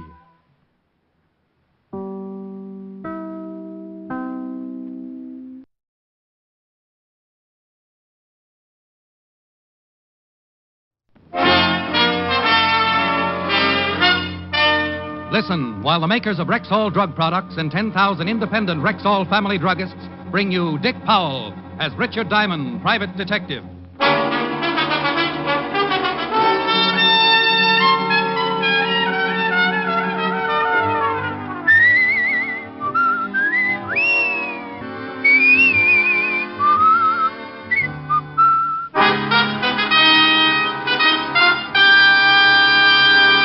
Good evening. This is your Rexall family druggist speaking to you for the 10,000 independent druggists who have made the word Rexall part of our own store names and who recommend and sell the 2,000 or more drug products made by the Rexall Drug Company.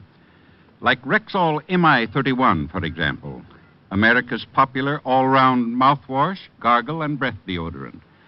Full-strength MI31 kills contacted germs in a matter of seconds, yet will not harm delicate membranes of the mouth and throat. What's more, Rexall gives you a full pint of MI31 at the same price as smaller quantities of other leading brands. Ask for Rexall MI31 at Rexall drugstores everywhere. And remember, you can depend on any drug product that bears the name Rexall. Good health to all from Rexall. And now your Rexall family druggist brings you transcribed another exciting half hour with Richard Diamond, Private Detective, starring Dick Powell.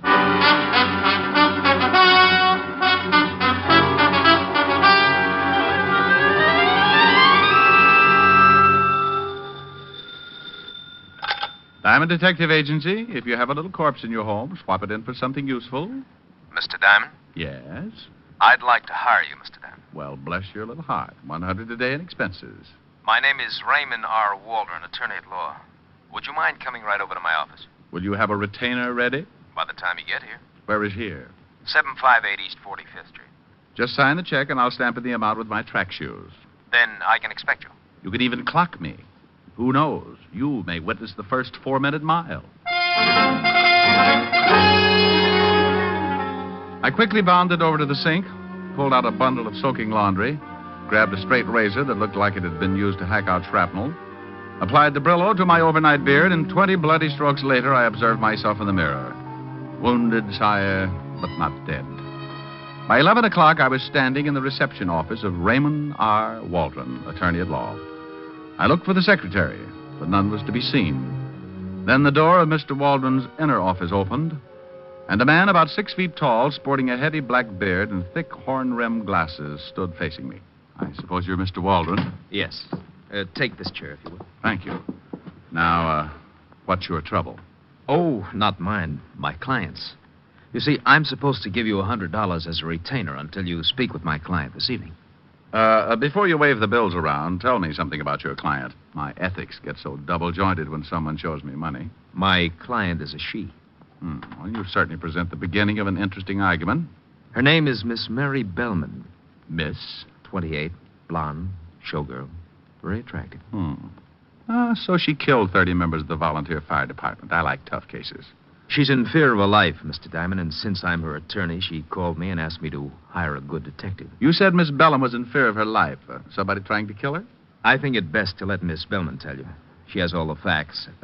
Here's her address, and here's your retainer. She expects you at 8.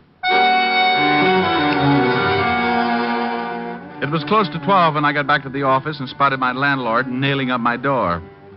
His eyes dropped blushingly down to his waist when he saw the 2 months' back rent in my hand, and he hurriedly explained his carpenter work on my door as a delayed April 1st joke. I paid him off as the last board fell and then left the building and went to my flat on 53rd Street to take it easy until that evening.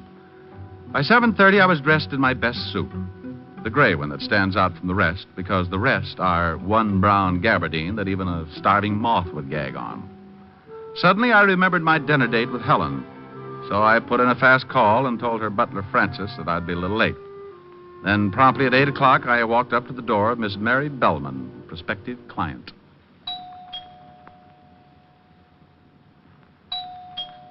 Yes? Who is it? Richard Diamond. Oh. Come in. Have you got it? Well, I don't know. Got what? Look, how about the envelope, huh? Envelope? John said it would be in an envelope. But if you don't have it in an envelope, just kindly give it to me. Then I'll fix us a drink. Well, maybe you better fix the drink first. This is some kind of a joke. Oh, What's the matter? what are you doing here? Who? Oh!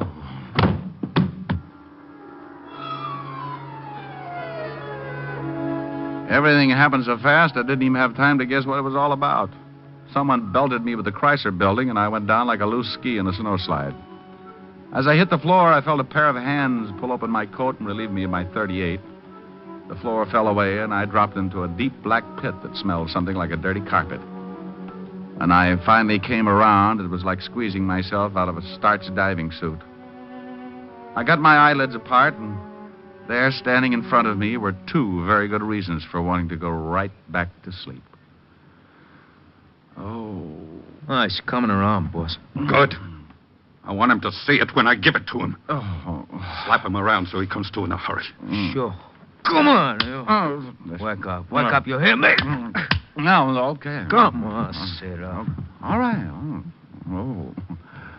Oh, my head. It's going to be your stomach in a minute. Full of slugs, you dirty, no-good gumshoe. Oh, well. Oh, Louis Hall, huh? You slugged me, Louis? Why'd you kill her? Huh, Shamus? Why? What? Mary. Look at her, Shamus. Oh, where? Holy smoke. Yeah. My pretty Mary. Tell me why you shot her, huh? You think I shot her? You're going to die anyway, Diamond. In a minute, I'm going to kill you. But I got to know why you done it to Mary. What makes you think it was me? This your gun, ain't it? You got an empty shoulder holster. Well, that's your gun, ain't it? Yeah. Sure. Well, this is the gun which shot Mary. One slug gone. See, the slug's in her. Oh, you got the wrong boy, Hall. Oh, knock him off, boss. He's lying. He done it. Shut up. Oh, sure. I killed the girl, then slugged myself, hoping that someone would come in and pin it on me. Boss, I think you're the... Yeah. Anybody in there? What's that? The U.S. Marines. Keep it quiet. Okay, Otis, use your pass key. If that doesn't work, use your head. Okay, Lieutenant. Lieutenant, the cops. Come on, Tony. We're getting out of here. Great, but what about the Shamus? I don't want to knock you off if you didn't do it, Diamond, but I'm going to find out. Then maybe we talk more. Let's go. Right, out the back way. You mallet head, you've tried everything but your button hook. Well, I guess maybe we better bust it in, huh? Okay, give me a hand. Put your shoulder against the door. Now, 1, 2... Hello, Walter. Diamond, what are you doing here? I came to see a client. We got a report on a homicide. Where is it? In the other room. Take a look, Otis. Yes, sir. How did you get mixed up in this, Rick? That's a pretty good question. Lieutenant, Yeah? it's a dame. It's the dress and high heels. He spotted them right away. Who is she? Name's Mary Bellman. Hey, who called you to come over? I don't know, but we traced the call, and it came from a phone booth right next door to this building. How long ago? 8:15. Right after I got slugged. You got slugged. Thoroughly. Otis, go call the coroner. Right. Let's see. One shot came right out between the shoulders. Yeah, when I came to, I could still smell cordite. Well, where's your gun, Rick? Well, right now, it's with Louis Hall. Louis Hall, the gambler? Yeah, the guy who owns the Ace High Club. When I came to, Louis and one of his boys were getting ready to kill me for killing the girl. He waltzed out of here when you showed, took my gun with him. Maybe he knocked her off. Maybe. Anyway, I think whoever did it used my gun. I still don't see how you figure in this deal. Well, a character by the name of Raymond R. Waldron, attorney at law, called and told me to come by and see my recently deceased client. Come on. Let's see what we can find out about a Mr. Raymond R. Waldron, attorney at law. Well, I was in it up to my earlobes again. Walt had Otis put out a pickup on Louis Hall in his torpedo. Then we climbed in the squad car and headed for the offices of Raymond Waldron. On the way over, I told Walt what had transpired since that morning. 1, Waldron hiring me for Miss Bellman, saying he represented her. 2, seeing Mary Bellman in the strange way she had greeted me, as if she expected me to have an envelope for her. We got to the building, found the night watchman, went in, and in 2 minutes we were standing in front of the door marked 402. Isn't there usually a name on the door of an attorney's office? Usually. Maybe that's why I saw it there this afternoon. Now, let us in, will you, Pop? Sure, boy, but there ain't nothing to see. We know Mr. Waldron's not in, but we want to look around. Sure, boy. Look as much as you like. Reception room? Boy. Where's the furniture? Pretty dull looking, huh, boy? What about the inner office? No sense going in there. It's as naked as this. Well? It was all here this afternoon. Was there someone in this office this afternoon, Pop? You think the boy's lying? Sure, like he said, some lawyer fella. Had all the furniture moved out, run out on a week's rent, too. Landlord's in an oxygen tent.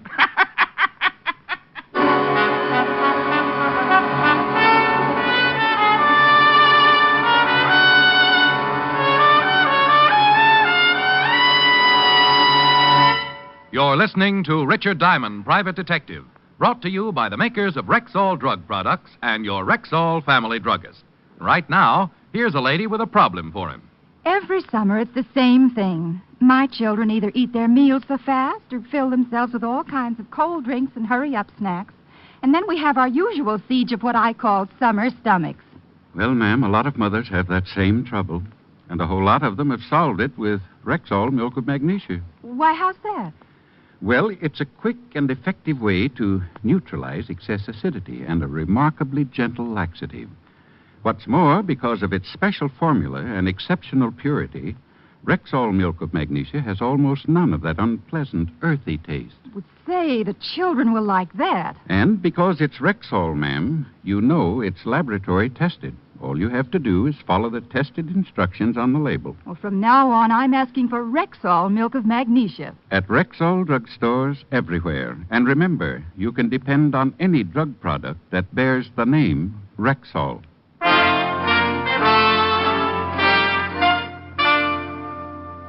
And now, back to tonight's adventure with Richard Diamond, Private Detective, starring Dick Powell.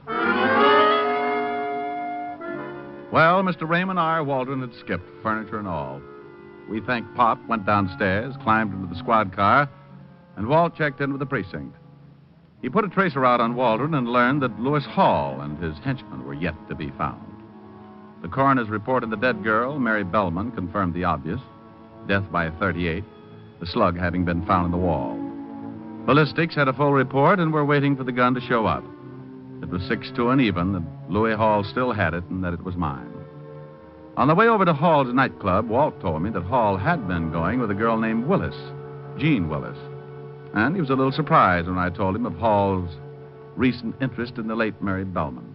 It seemed that Jean Willis and Louis had been an item for nearly a year. In fact, she was working as a headliner in his nightclub.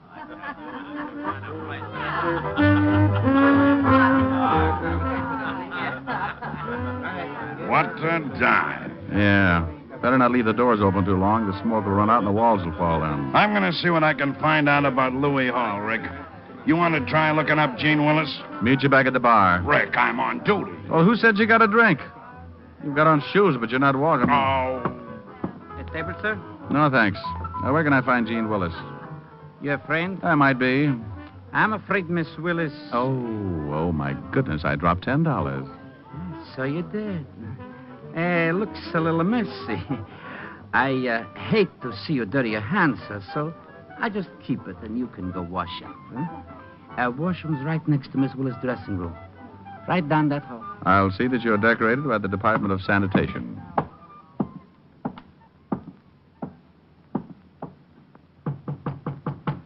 Who is it? Hey, who are you? Name's Diamond, honey. I'm a private detective. Good for you. I hope you're happy in your work. Now beat it. I'm looking for Lewis Hall. He's out. Down the street somewhere. Having your initials tattooed on the soles of his feet, no doubt. Look, wiseacre, blow or I'll yell and have a couple of boys show you the fastest way out of here. Honey, before you do, I think there's something you ought to know. Yeah? What? You open that pretty mouth of yours and you may end up swallowing a fist. Oh, yeah? You know a Mary Bellman? What? Know her? Yeah, she works here. She ain't showed up tonight. Something happened to her? What makes you say that? Wishful thinking. Oh. You used to be Louis Hall's girl, didn't you? Yeah, until she came along. Now, look, what is this? What's going on? What do you want Louis for? You really don't like Mary Bellman much, do you? Yeah. She's all right. What would you say if I told you someone put a bullet in her tonight? What? Where's Louis, Jean? Somebody took care of the little... Well, what do you know? Good. If Louis did it, I'm real happy. Because he found out what kind of a... No. I don't know where Louis is, and if I did, I wouldn't tell you. Now get out of here. Okay. But the law may be around to see you. Dandy. Now beat it. Do me just one favor, will you, Jenny? What is it? Don't move. I want to remember you just as you are. Why, you crummy... You moved. Well, I went back to the bar just in time to see Walt look around the room like a shoplifter on bargain day. Then he slipped the bartender a bill and donned a stiff belt with the speed of an alcoholic 30 seconds before prohibition was to set in. Good evening, Lieutenant. That was a dirty trick. I just saw the girl. I got nothing but a fast shuffle. I couldn't find out anything about Hall or his boy either. Now, get your breath and let's get back down to the station and think about this thing. Let's go.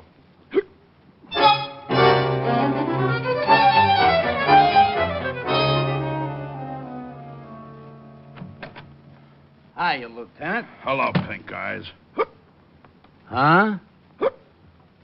Oh. Anything on the dead girl? Here's the report. Thanks. How are you, Shamus? Fine, Otis, fine. Still under contract to the Museum of Natural History? That ain't very funny. Wait till they pick up your option and try to collect your head. Shut up, you two. Listen to this, Rick.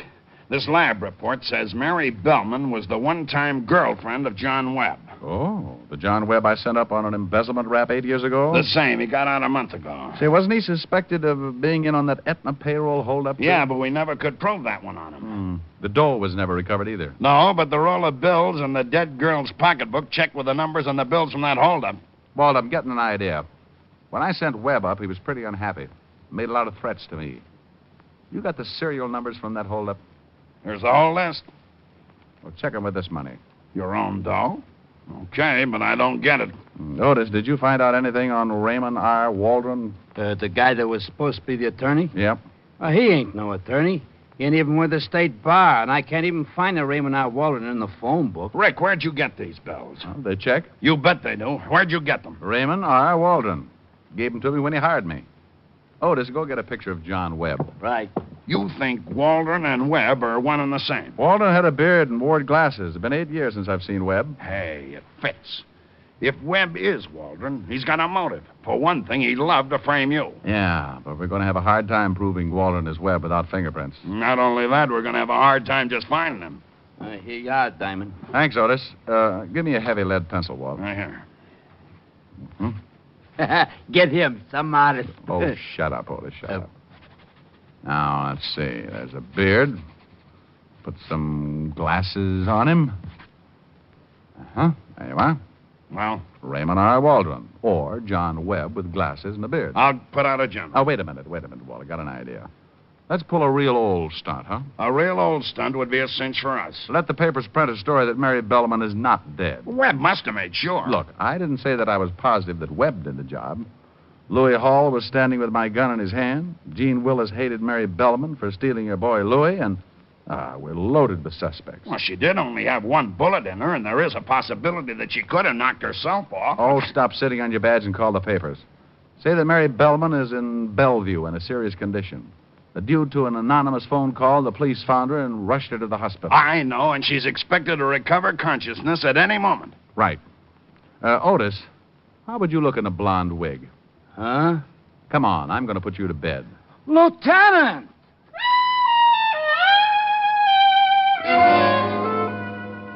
Walt called in the reporters on the police beat and gave them the story, then went over to Bellevue and set it up with the staff. All the rooms in one section of the second floor were emptied, and we took over 207. The boys came over from the station with the blonde wig, and Walt and I slapped it on Otis and tucked him away to go Betty by. A screen was put up in the back of the room, and Walt and I sat down behind it to wait. I've got 6 of our boys dressed as interns on this floor and a policewoman on the switchboard. McCarthy is making like the night physician. If anyone tries to see Mary... Bless her little heart. He's to show 'em up. Tell them they can't stay long. The minute anyone shows, they'll call us on... Oh, that might be it. Yeah? A girl, Lieutenant. Nice looking. Wearing a big mink and carrying a handbag. Right. Girl. Gene Willis. Might be. Be here in a second. Keep well behind this screen. You can only stay a minute. I'll be outside. Thanks, Doctor.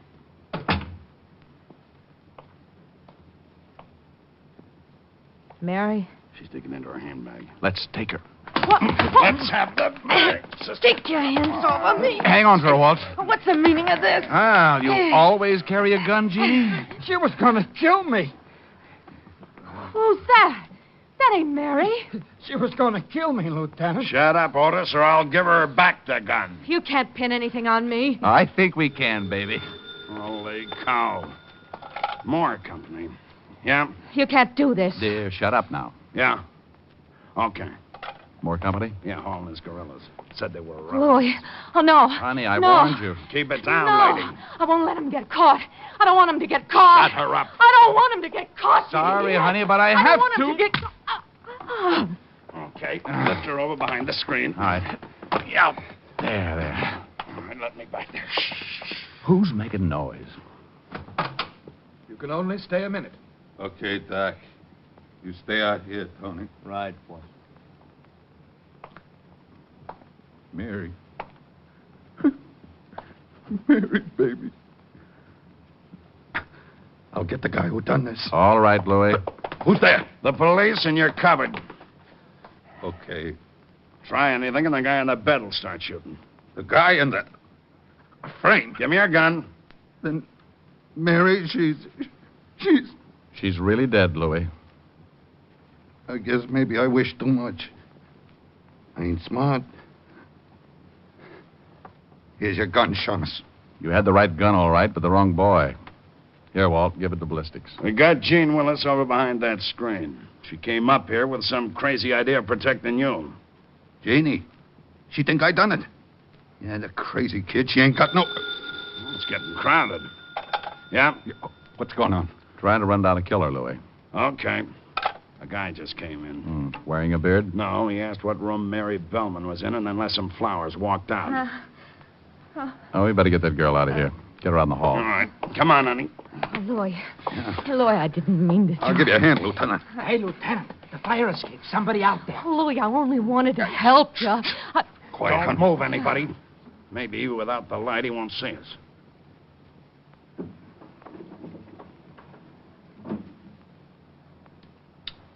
Look out. He's going to shoot from there. Get the light. Who got him? I didn't even have time to get my gun out. I didn't. I was too scared. Well, I thought he'd at least get in the room. Lieutenant, you okay? Yeah, keep everybody out of here. Where'd you get the other gun, Louis? I only give you yours. Remember, Shamus? Let's have that one, Louis. I done what I said I was gonna do. I don't know who the guy is, but I guess he's the one that killed Mary. Can you see the guy, Rick? Is it Webb? Yeah. Alias Raymond R. Waldron, attorney at law and very dead.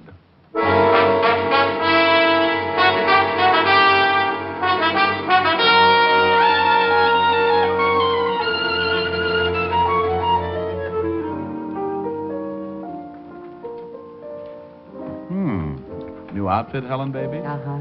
You like it? Make a silkworm lose his mind. I fixed some sandwiches. Thought you could eat them in here in the study. Oh, beats the kitchen. How can I see what I'm eating? A moth would crack up if he had to land by one lousy candle. Thought it was kind of romantic. Soft lights, music. Oh, honey. My rural stomach has been neglected all day. Food should make it happy. I hope so. Hard day? Yes. What's this? Oh, very toothy. Peanut butter and caviar. You make them? Of course. Oh. Yes? Walt, Helen, Rick there. Beating his face. Wait a minute, Walt. No. Here's the way it breaks down. Waldron or Webb decided to kill 3 birds with one stone. Oh, the big pig. He wanted you for sending him up. He wanted Mary Bellman because she was blackmailing him. Seems she threatened to tell the police that he was the one who got that payroll. Oh, that's why she asked for an envelope. She thought I was bringing the payoff. Yeah. Well, Louis Hall was the 3rd bird. For stealing Webb's girl while he was doing time. That's it. You've been a living doll. What are you eating? I think this one's cheese and liverwurst. How are you going to sing? I hadn't thought about it. Me. You'll never make it. Don't bet on it. I will bet on it, a double sawbuck. I know you haven't got it, but you're on. Hoop-de-doo, hoop-de-doo. I hear a polka and my troubles are through. Hoop-de-doo, hoop-de-dee.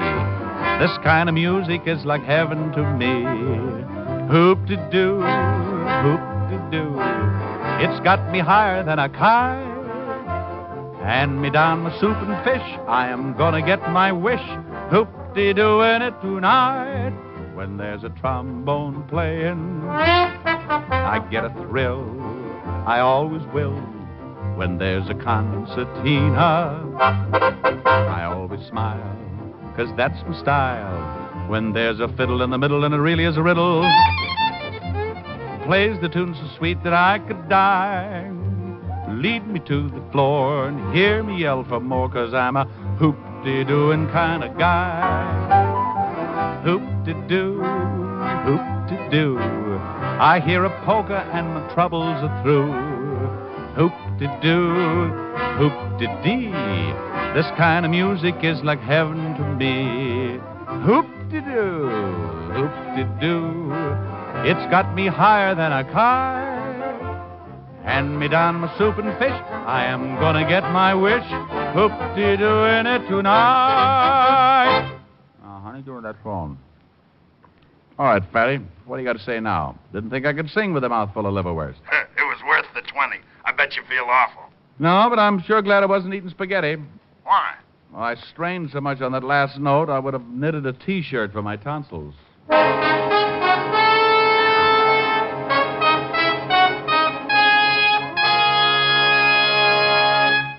Dick Powell will be back in just a moment.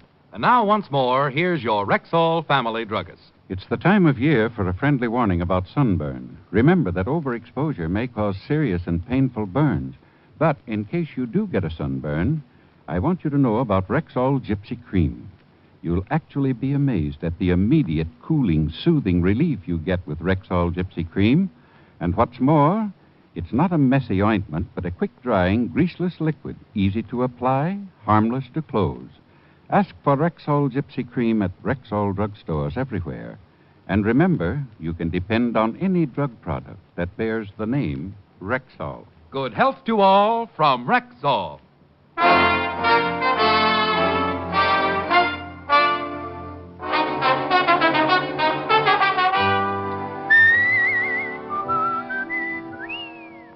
Ladies and gentlemen, last year, a great part of America's security went up in smoke.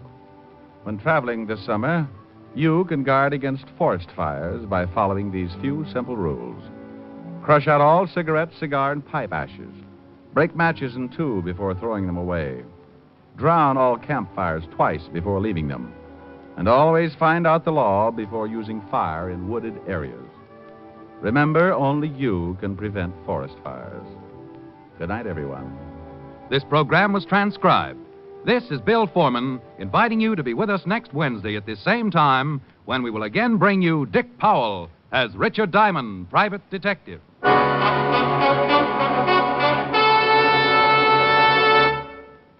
For the woman in 10 with sensitive skin. There's Caranome hand cream. Statistics show that 1 woman in 10 has an extra sensitive, extra tender skin. And for that woman, there's Caranome hand cream. For like all Caranome beauty aids, Caranome hand cream is hypoallergenic, pure, mild, safe for most sensitive skins. It softens, beautifies, protects. remember, for the woman in 10 with sensitive skin, There's Caranome hand cream. Only one of Caranome's beauty aids, designed especially for women with sensitive skin. ask for Caranome at Rexall drugstores everywhere.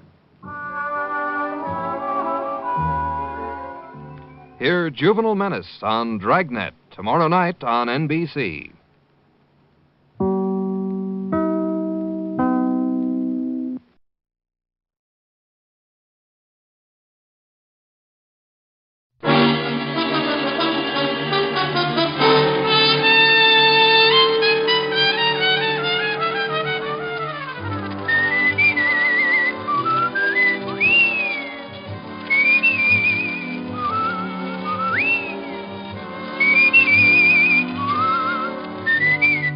The National Broadcasting Company presents Dick Powell as Richard Diamond, private detective.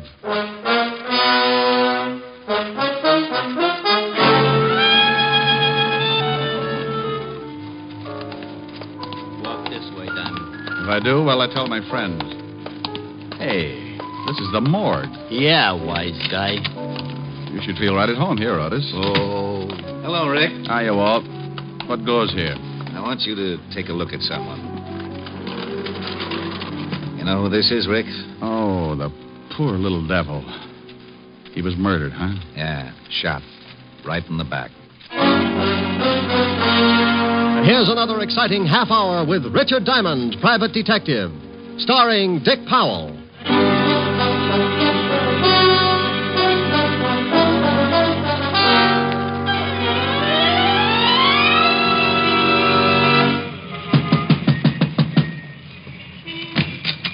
Yeah, you want something? How do you do? Are you the manager of this little haven of rest?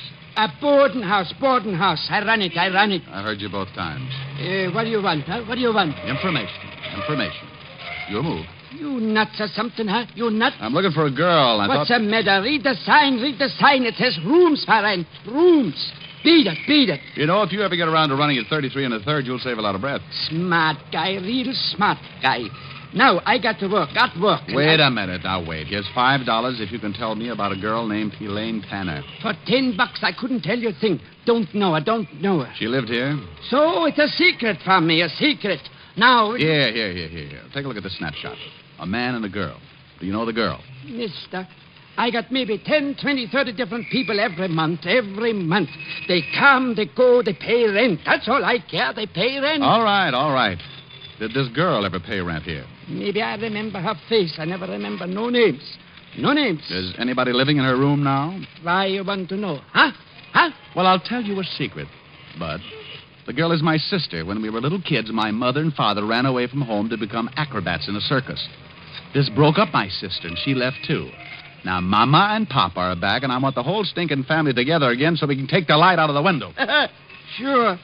For $10, maybe I'll show you her room. All right, you're in business. Now, here's your 10. Thanks. The fingers are mine. This way, down this way. How long does she live here? Oh, not for long, maybe 2 weeks. Then what?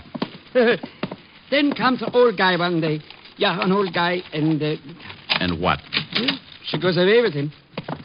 And you know what else? Yes, I know what else. The old guy was the same guy in the snapshot I showed you a minute ago. He was with a girl. Sure. Okay, look around. She ain't any of them drawers, she ain't. Or that cupboard, she ain't. She ain't no place. Now, tell me, did she leave anything here at all? Just junk. Newspapers, magazines, newspapers. So she was a bookworm. Well, okay, I guess that's it. Let's go. Let's get out of here fast. Who are they shooting at? Who's in that house next door where the shots came from? People. Thanks. They're shooting at you. Know anybody who wants to get rid of you? Nobody. Oh, mister, please go now. Look. Here's $20 more if you do me a favor. I do you one favor and get shot at. Who knows what'll happen for 20, huh? Who knows? Twice as much fun. Now, look, go through the stuff she left here. I told you there wasn't nothing. Well, go through it anyway. If you find anything that might give me a lead, call me up. Here's my card. Where's your diamond private detective? Hey, it says you're a Dick. Strictly private. Now, is it a deal? $20 now? There'll be more if you find something for me. Okay. No, please beat it and don't come back here no more. Window glass costs dough.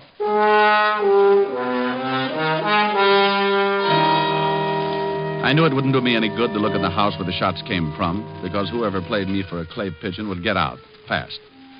Now, only one person knew I was likely to visit that boarding house, the man who sent me there. And his name was Morris Clinton. Vocation? Multimillionaire. Avocation, or hobby? Wolf. And an old one at that. But why should he take a shot at me? Thinking like that, figured out to a heart-to-heart talk with Clinton, so I went to see him. But if he knew anything, he played it straight. Shoot at you? But that's ridiculous. Well, I agree, Clinton, but look at my side of it.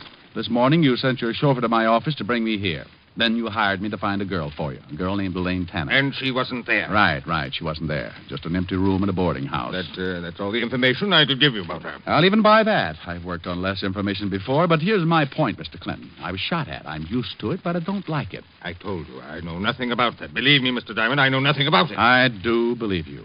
We'll just say someone doesn't like my poking around that boarding house. Have you got any idea who that might be? No, I haven't. I swear it. Okay. I'll wrap it up right now. As I said, I've been shot at before, but you've been so pleasant, Mr. Clinton. From here, the price goes up. You don't want to go on with the case? Not at these prices. All right, forget it then. I gave you $100 this morning. Keep it. And forget you ever saw me. Oh, you're so sweet. It'll be a pleasure. Diamond, just a moment. Yeah? What has happened is between you and me. Oh, yes. Oh, I will have to report those shots. What? Sure. The police don't like to have people taking pot shots at each other. It makes for confusion in a big city. Wait, Diamond, wait.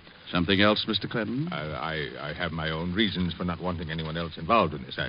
I'm sure you and I can come to an agreement. Oh, well, it's just possible, Maury, that you and I may not see wallet to wallet. What would you say if I offered you $1,000 bonus to keep on the case? Offer or suggestion? I'll make it a deal. Put it on paper. A check. Can I trust you? Okay, Clinton, if you feel that way about it. Post date the check. A week from today. If I don't show up with Elaine Tanner by then, the check is yours again. Uncashed. Very well. Here you are. Thanks. So long, Mr. Clinton. I'll keep in touch. Where are you going now? Back to my office to wait for a phone call from the little guy at 118 Parker Avenue. Oh. Well, hello there. Did you hear everything you wanted to? I beg your pardon, sir. I was just coming in to ask Mr. Clinton if I should drive him anywhere this afternoon. Oh? Christopher, come in here. Right away, Mr. Clinton. Excuse me, Mr. Diamond. Yeah, sure. So long, Christopher. The minute I left Clinton and Chris, I began to get that lousy feeling again. The only thing that made me feel anywhere near normal was the thought of the $1,000 that would be mine in 7 days. For $1,000, I'd stand up for target practice for the big mole. I didn't have much to go on, just the knowledge that old man Clinton wanted me to find Elaine Tanner and that somebody, who up to now had proved to be a bad shot, didn't want me to find her. With that peaceful thought in mind, I sat in my office hoping for a call from the little manager of the boarding house on Parker Avenue. I'd been waiting about an hour, and then... save your knuckles and use a fire axe. Come on in. Hello, Mr. Diamond. Well, Christopher. All your driving finished for the day? Mr. Clinton sent me to see Mr. Diamond. Oh, this is the second time today.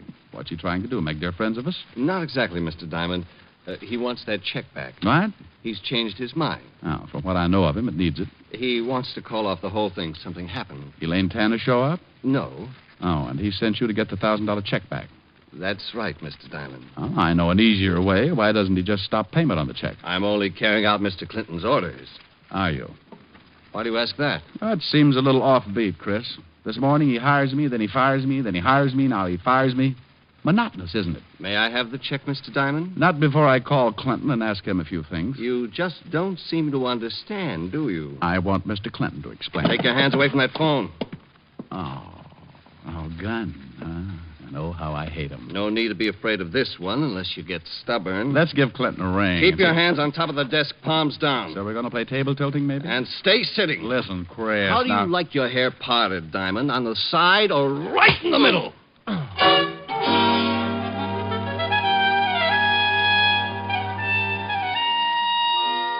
When I opened my big blue eyes, my office was dark, and the neon light on the hotel across the street flashed the news that it was dark outside, too. I'd been out cold for a long time. When the room stopped spinning, I reached out, grabbed a piece of it, pulled myself up, went to the water cooler, splashed myself alive. I started toward the light switch when... This time I was going to be ready. I got behind the door and waited.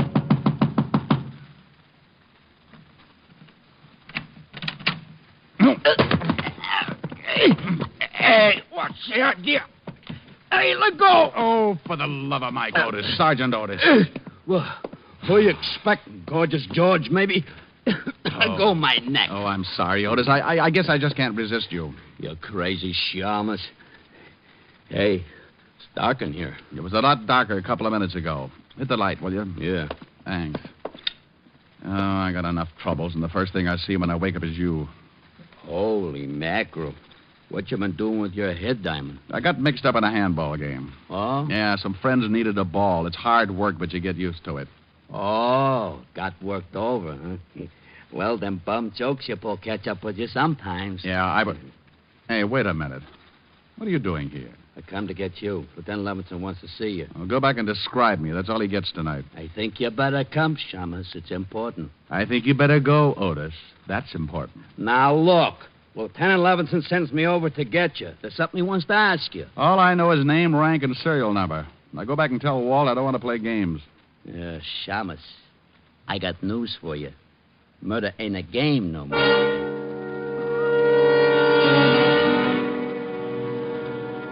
That's all Otis would tell me, but I didn't like the way he kept looking at me all the way to see Levinson. Then we got to headquarters, not to Walt's office, but down the long marble corridor that led back to other places. He wants me to bring you back here, Diamond. Where to? The morgue. The morgue? Yeah, you heard of it. I've heard of it. What's this all about? You'll see. In here, Chalmers.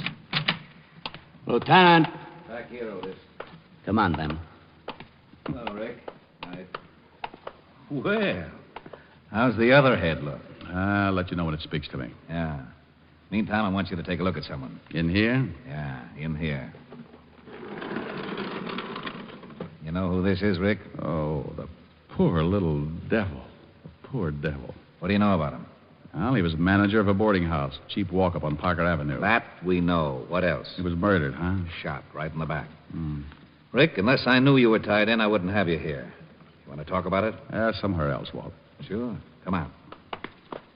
Before I answer any more questions, Walt, how'd you tie me in? He had one of your business cards in his hand.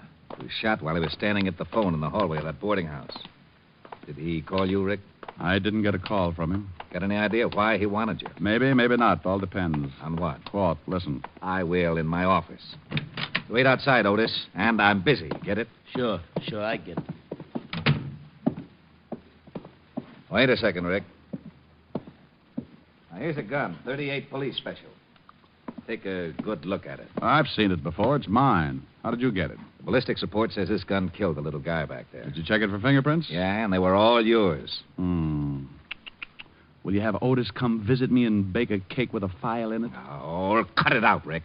I know you didn't kill him, but I've got to tell the commissioner something. He's funny that way. I was in my office when the guy was shot. I was out cold. You got any proof? For you or the commissioner? For the commissioner, you egghead. Listen on the way. To where? Have Otis bring the car around front. We're going to make a call on a guy named Morris Clinton and his errand boy, Christopher.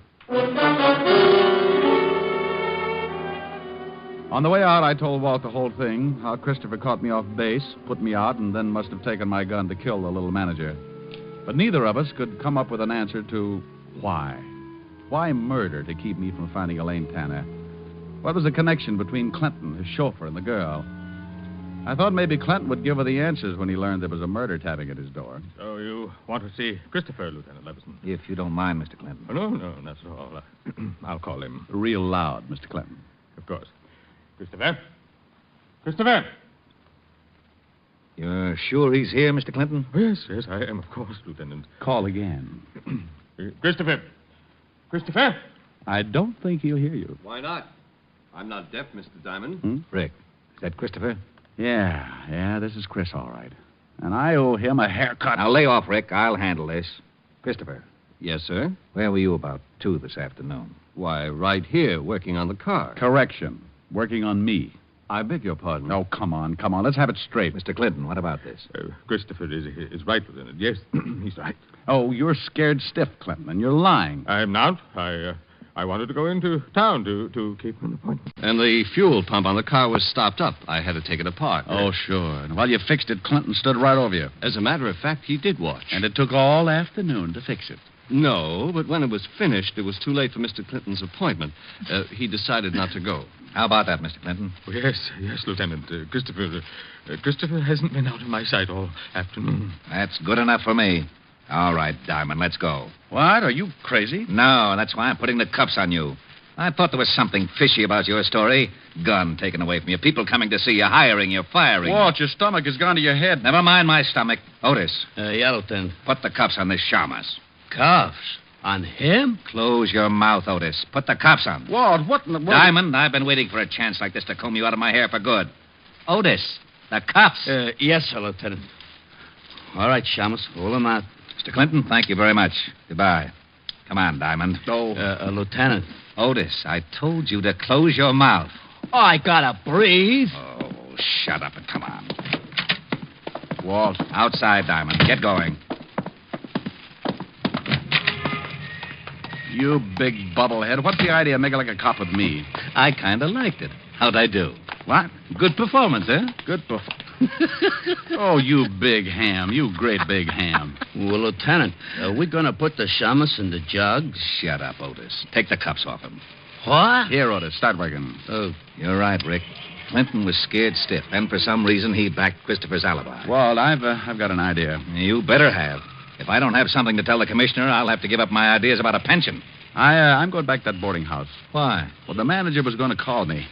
It's just possible he got a hold of a lead on Elaine Tanner, but Christopher killed him before he had a chance to tell me. Well, that makes sense. Have you got a man there? Yeah, a Happy. Oh, good. I'll see you later. Rick. On.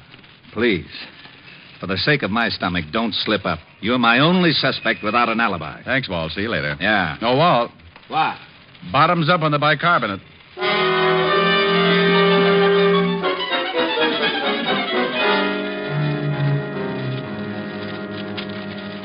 That's all the stuff there was in the basement, Diamond. Oh, thanks, Mahaffey. Everything neatly bundled but this one pile. The little guy must have gone through it. Got any idea what you're looking for? No, give me a hand, will you? Sure. Newspapers, magazines. Oh, Mahaffey. Uh-huh. No one's been in here since the murder? Nobody. I've been on the door. And the manager had nothing on him. Only your card. That's funny, very funny. He wouldn't have tried to call me if he hadn't found something. Maybe he came across something in this pile of stuff. Didn't take it out and then... Find something?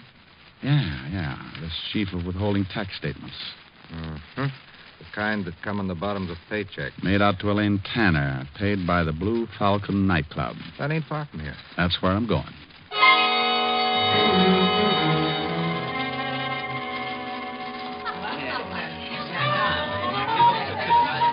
Yeah, sure. Now I remember a kid that named Tanner. Yeah, used to work here in the line. Thanks, bartender. Where's she now? Well, Mr. Me, I know from nothing about her, but she was good friends with one of the dolls in the line, gal named Gladys. Where can I find this Gladys? Dressing room, straight back, turn left. And knock on the door, huh? What for? They dressed that way for the show anyway. I'll keep both eyes closed. Sure, straight back like I said, then first turn left.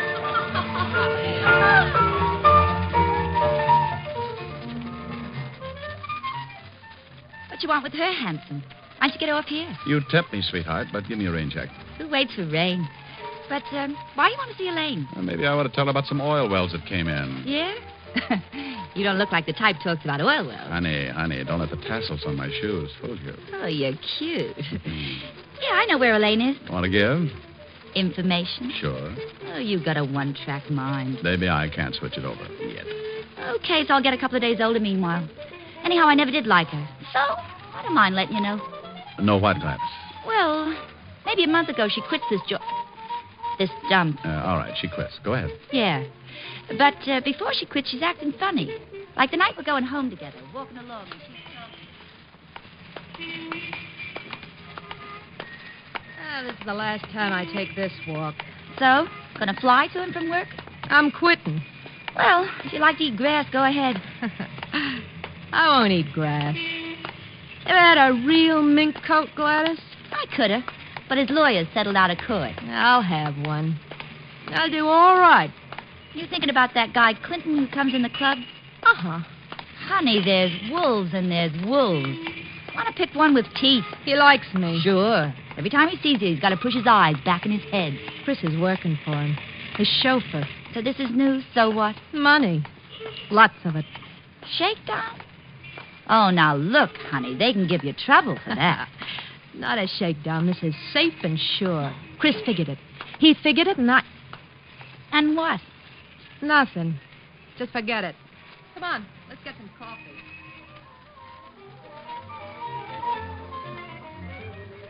And that's all she says. Uh-huh. Now, where can I find her? Oh, I'll tell you where I think she is. Here's the address. I wrote it down. Thanks, Gladys. I'll see you again. Yeah. See more of me. Is that possible? This costume's for the first show. We save up for the second. I'll be here for the last show. Oh, what you said. So long, Hampton.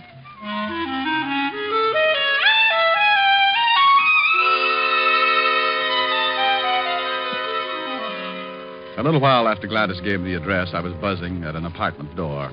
I kept my fingers crossed and then uncrossed them when the door opened. Yes? Hello there, Elaine. Who are you? Oh, the name's Hangtooth. Elmer Hangtooth. Who? Oh, I better come in. Hey, what's the idea? Can't hear a thing you say, honey. My hearing aid just shorted out. Now listen, wise guy. Oh, Elaine. Chris sent me. Chris? Yeah. He said to tell you everything's okay. The heat's off. How about that private eye? Diamond? Richard Diamond? Yeah, that's the one. Honey, you'll never be any closer to him than you are right now. I was afraid he'd quit. Hey, when's Chris coming? Soon, I hope. Oh. I've never seen you before. Have I? Well, you're young, and life's full of surprises. Uh-huh. I like surprises. Nice. Chris work you in on the deal? Yeah. I did him a favor. Took care of Diamond. Like doing it, too. Oh, by the way, what goes with you and Clinton? Honey, we had a common interest. Oh. Books, dearie. Books. He had one I wanted. When I finished with him, I could have walked out with the furniture. Yeah, I guess you could, baby. I guess you could. Think so? Why not? What did you say your name was? Well, the name's Appelknocker, Harold Appelknocker. What? That's not what you said before. Oh, so you have been listening. The real name is Diamond, Richard Diamond. I see a kidder, huh? Well, if that makes you laugh, this ought to bring back Mahjong. Here, take a look at my license. My membership card, the Hopalong Cassidy Club, my Flash Gordon beanie. You dirty shamus, you stinking cop. Easy, baby. Let Easy, go of baby, me. easy. Let go, you dirty. Let go of me. Let her go, Diamond. Chris. Jackpot. Chris and Elaine all at once. Diamond, get your hands off her. Get him off. No. That's better. Now, Elaine, before I fill him full of holes, tell me what he's doing here. He said you sent him, Chris. Sure, he would. Elaine, you ready to get out of here? Yeah. Okay, hand me a cushion from the sofa. Want to take a nap, Chris? I'll laugh at your funeral, Shamus. Hold a cushion over the gun. Nobody hears the shot. Better not, Chris. Elaine, start out. I'll be right behind you. Yeah, all right, Chris. Got the book? Yeah. What book? Shut up. Get going, Elaine. Chris, let's talk this over. Funny, you just finished talking, Diamond. Chris! Elaine, what's the matter? Give me my book. Give it to me. Clinton, Dove, get out of the way. Diamond, you... Chris. Well, I owed him that partner's hair. Chris. It's all right, Elaine. Just creased. I wouldn't think of depriving the hot seat of such a good customer. My book. Where's my book? I want it. Give me my book. Sure, Mr. Clinton. But I'm afraid you'll have to explain to the police first. A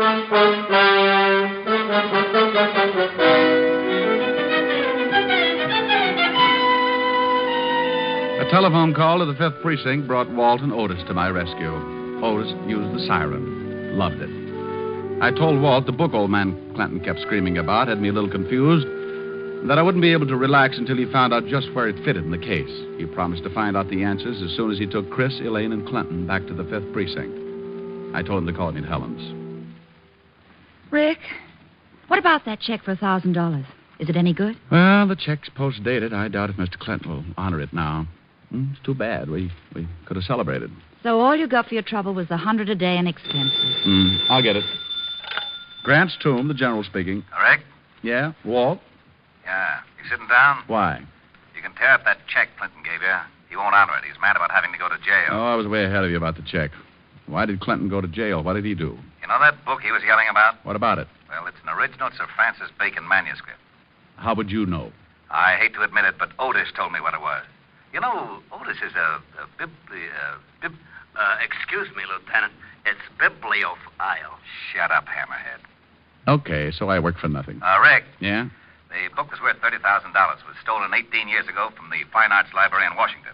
Old man Clinton bought it from a fence. That's why he couldn't go to the police. Oh, so Chris and Elaine hijacked it, huh? Probably had a sale for it. Yeah, Rick, there's a $1,500 reward for that book. So what? It's yours.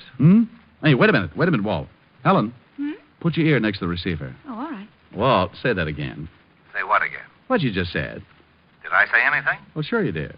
Are you sure? Oh, now cut it out, Walt. Say it again about the reward. Oh, that. There's a $1,500 reward for the book. Thanks, Walt. Bye. Bye. Well, baby. Well, we're going to celebrate after all. $1,500. Oh, Rick, that calls for a real celebration. Sure. Well, don't go away, darling. I'll be right back. I won't be long. Oh, Rick, there's a new song on the piano. Why don't you try it? Okay, I set my pajamas and put on my prayers. Well, that's pretty silly, but... My baby kissed me goodnight, and I am glad to relate that by the time I got home, I was feeling great. I climbed up the door and opened the stairs. I set my pajamas and put on my prayers. I turned off the bed, crawled into the light, and all because you kissed me goodnight. Next morning I awoke and scrambled my shoes. I shined up an egg, then I toasted the news. I buttered my tie and took another bite, and all because you kissed me goodnight. By evening I felt normal, so we went out again. You said goodnight and kissed me. I hurried home, and then I climbed up the door and opened the stairs. I said my pajamas and put on my prayers. I turned off the bed, crawled into the light, and all because you kissed me goodnight. By evening I felt normal, so we went out again. You said goodnight and kissed me. I hurried home, and then I lifted the preacher, called up the phone, spoke to the dog, and threw your ma a bone. 'Twas midnight, and yet the sun was shining bright, and all because you kissed me good night.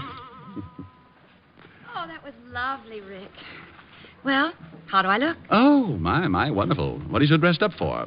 For the celebration. Oh, that's right, yeah. Come on, let's go. Oh, where are we going, Rick? Oh, the Blue Falcon nightclub. We'll be just in time for the last show. The Blue Falcon. Oh, but why pick that place? Oh, but they've got a wonderful floor show. Yes, but the costumes are... well, they're nothing. Oh, what you said.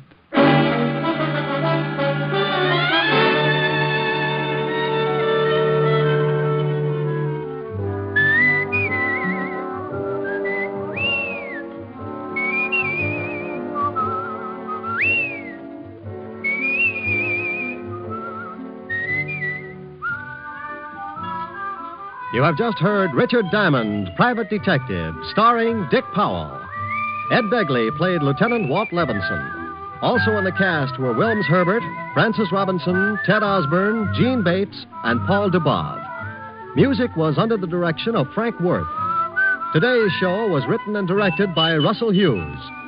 Dick Powell currently may be seen in the motion picture version of the best-selling novel, Mrs. Mike.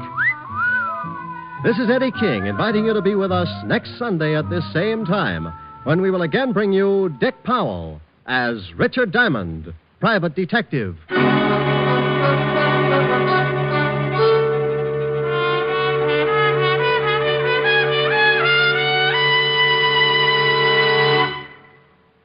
What's on NBC today? Ezio Pinza, dynamic singing star, plays his first starring dramatic role today on Theater Guild on the Air, with Madeline Carroll and Linda Darnell co-starred. And you'll also want to listen to the Phil Harris Alice Faye Show and the Adventures of Sam Spade right before Theater Guild. Don't forget, Ezio Pinza on Theater Guild on the Air today. It's all great entertainment today on NBC. Your tune for the stars on NBC.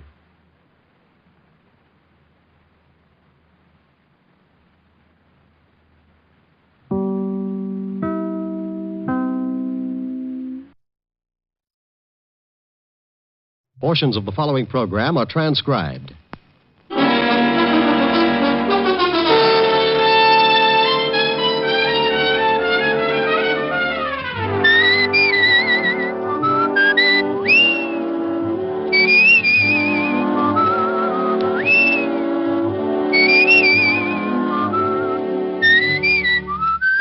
Here's Dick Powell as Richard Diamond, Private Detective.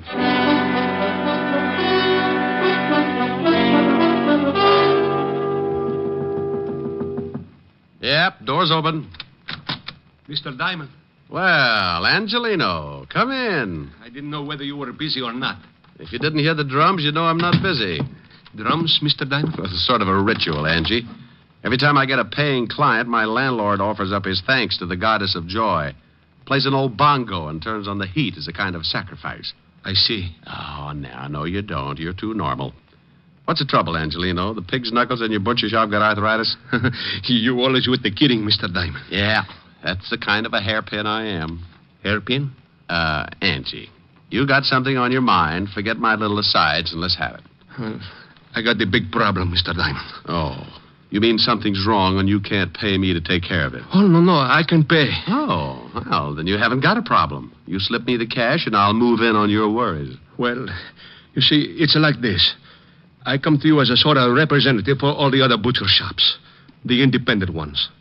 I ain't the only one that's worried. So all the butchers got together last night and decided to do something about it. I hate to be a nag, but Do something about what?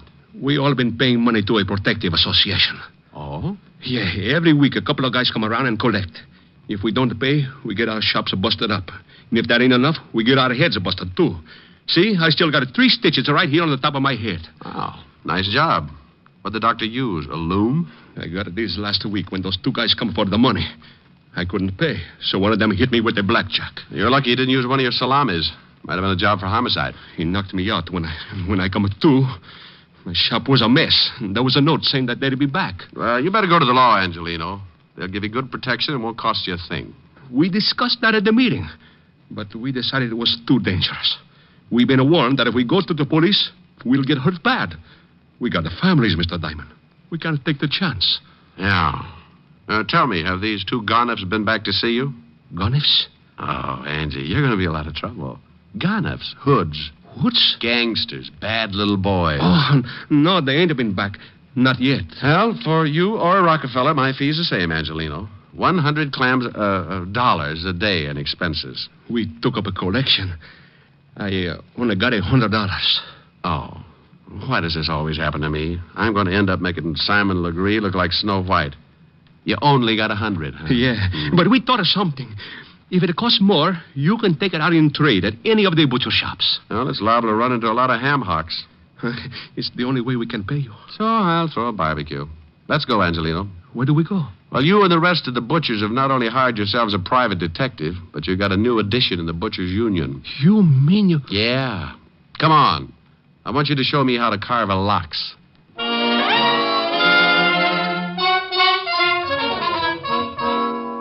Well, that's what happens when your reputation gets around to the butcher shops. I'd been buying cold cuts from Giuseppe Angelino for the past 2 years and telling him what a great detective I was. I should have known he'd never take my word for it, so now I had to prove it. His shop was over on 10th Avenue, so we walked over and went in. He took me around behind the counter and handed me a white apron. I don't get it. Why you want to be a butcher? Well, Angie, you want me to get a line on these 2 guys who do the collecting, don't you? Sure. Well, I can only think of 2 ways I could watch them and not look suspicious. Make like a butcher or crawl in with a ground round. Huh?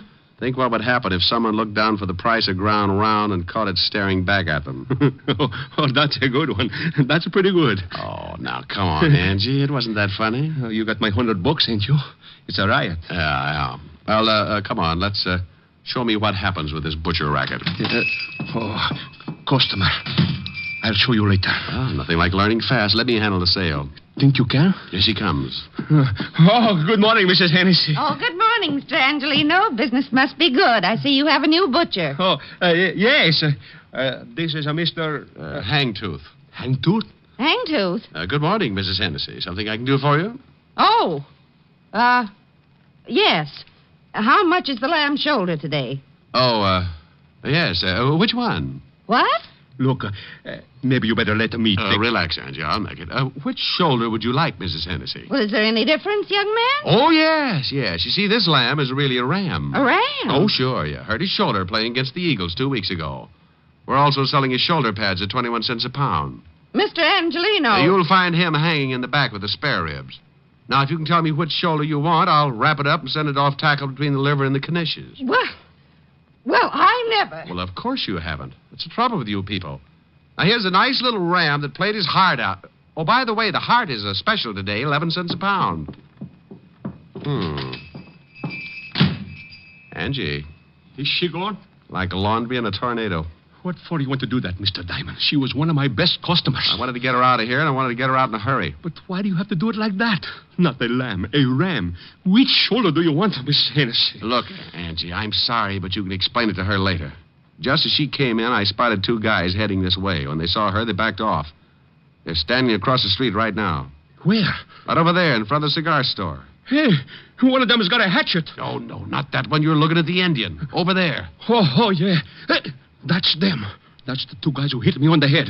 They're the ones who come around to do the collecting. Well, they're coming again. You better duck. I'll take care of it. You be careful. They're pretty rough monkeys. Go on, now, beat it. They're almost here. Yeah. I'll be in the back.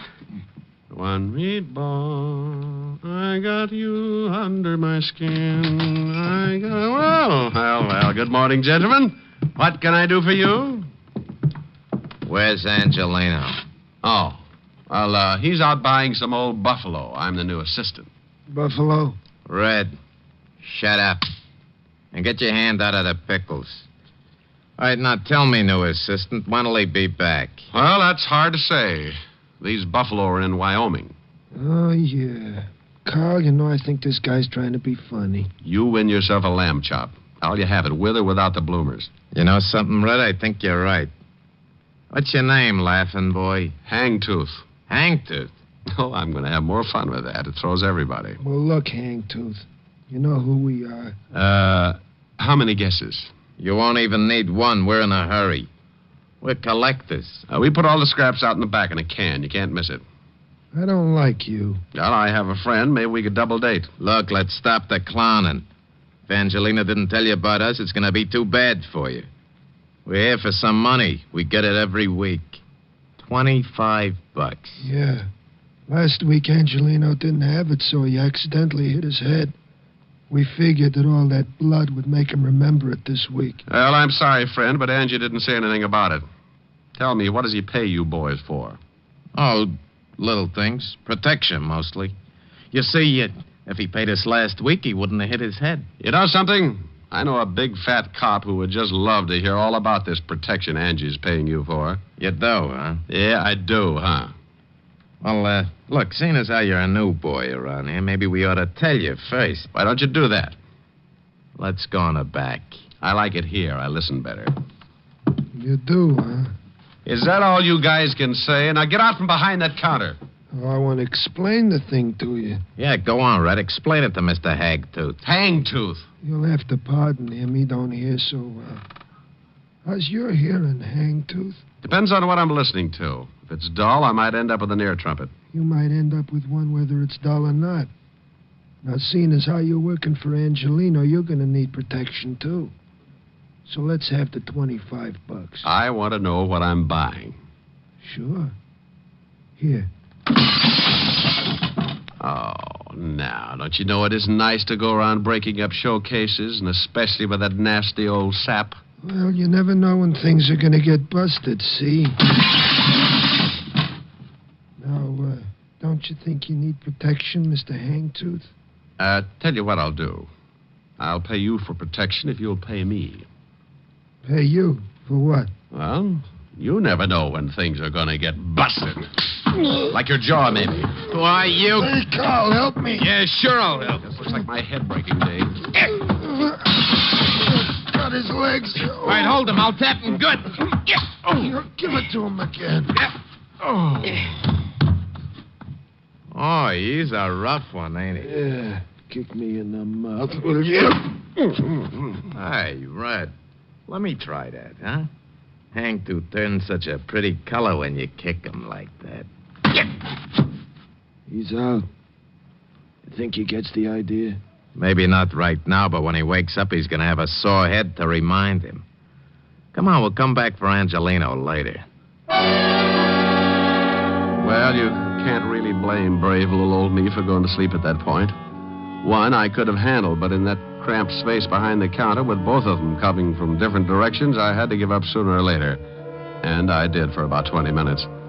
When I finally snapped out of it, I looked up and saw 3 heads staring down at me. 2 herring with Angelino in the middle.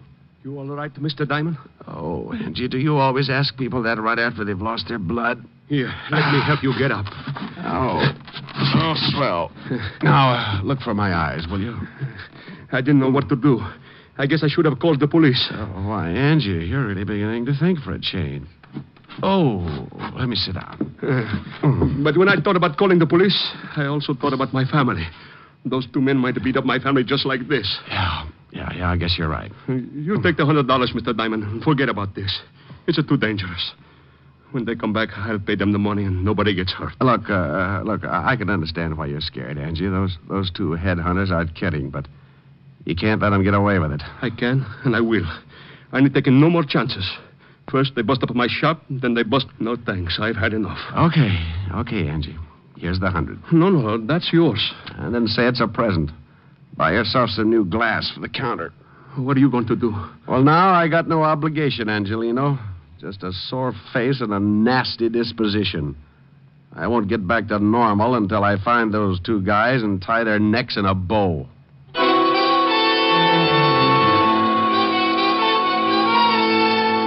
I left Angelino's shop and headed for the 5th Precinct Police Station. I wanted to look up 2 sure bets for the police gallery. One named Carl and the other Red. 2 guys who went around scaring poor little businessmen like Angelino. By the time I reached the station, the aches from the beating were making me very unhappy, and when I walked into the squad room, I spotted something that didn't make things any better. Yeah, what do you... Holy cow, Diamond. Well, Otis, I'm glad you noticed. It means I put myself together all right. What's the matter with your voice? I got a cold. Sound like you swallowed a rattlesnake. Yeah? Well, what happened to you? Oh, don't be silly. I always bleed just before lunch. Yeah, how'd it happen? It wasn't easy. Is the lieutenant in? Sure, go ahead. Thanks. Say, Otis, when are you going to start shaving in the morning? Why? What's wrong? Your 5 o'clock shadow is 4 hours fast. Oh. Hello, Walt. Now you listen to me. Wow. You like it? What hit you? Wait till the bruises show up. I come on in Technicolor. Someone sure did a good job. Now, that someone is 2 guys, one named Red and the other Carl. Red, then Carl. Yeah. I got closest to Red. Name matches the hair, busted nose, about 190, and very nasty with a sap. And Carl? Dark greasy. Well-dressed, if you like the type. Big boy with a scar under his right eye. You sure pick 'em. You know them? Yeah, I think so. Here's one of them. Let's see. Yeah, you are so right. This is sweet little Carl, all right. Carl Tate, sort of a new boy, import from Chicago. Here's the other one. Yeah? Yeah, that's Red. They work together, a couple of muscle men. Red Dillon. Arrests all over the place. One conviction, assault with a deadly weapon. What'd they go after you for? They've been pulling a protection racket on some of the independent butcher shops. Who do they work for? They used to work for Jack Arnold before he got sent up. Well, I know they're not working this setup alone. It's too big. No, they wouldn't be. Hey, Tiny Easter's in town. Tiny Easter? Oh, used to be Arnold's right-hand boy. That's right. Came in about a month ago. I'd love to get something on him. Nobody has ever been able to nail him. Well, it adds up. He used to work for Arno, so did Carl Tate and Red Dillon. If we can't pick him up just because 2 of his boys worked you over, I just say they weren't his boys. I don't want him picked up. I want Carl and Red. If Easter goes along with the deal, you can have him. And what are you going to do? Get cleaned up and pay Mr. Tiny Easter a visit. What's his address? Well, he's got an office on East 48th Street, 804. Thanks, Walt. Tiny's a bad boy. Well, I'll take along my 38 just in case I have to spank him. Bye. I left Walt and went back to my office. Took a clean shirt out of the closet and washed up. I locked up again, went down to the street, grabbed a cab. 20 minutes later, I was standing in the reception room of Tiny Easter's office. A big guy with a bulge under his arm was trying to be as unreceptive as possible. So you want to see Easter? You got an appointment? No, I haven't got an appointment. Now tell Easter I'm out here. What's your name? You're going to get hung up on this. What do you mean? The name's Hangtooth. Huh? Yeah, you see? Now make like an office boy and tell Easter I got a message for him from Carl and Red. You're a pretty fresh guy, ain't you? Yeah, and I'm going to spoil if I have to stand around much longer. You can spoil rotten for all I care. You ain't going to see Easter. He's busy. Okay. You know, you get so excited you'll ruin your stomach someday. I don't think so. You don't, huh? Skeptic.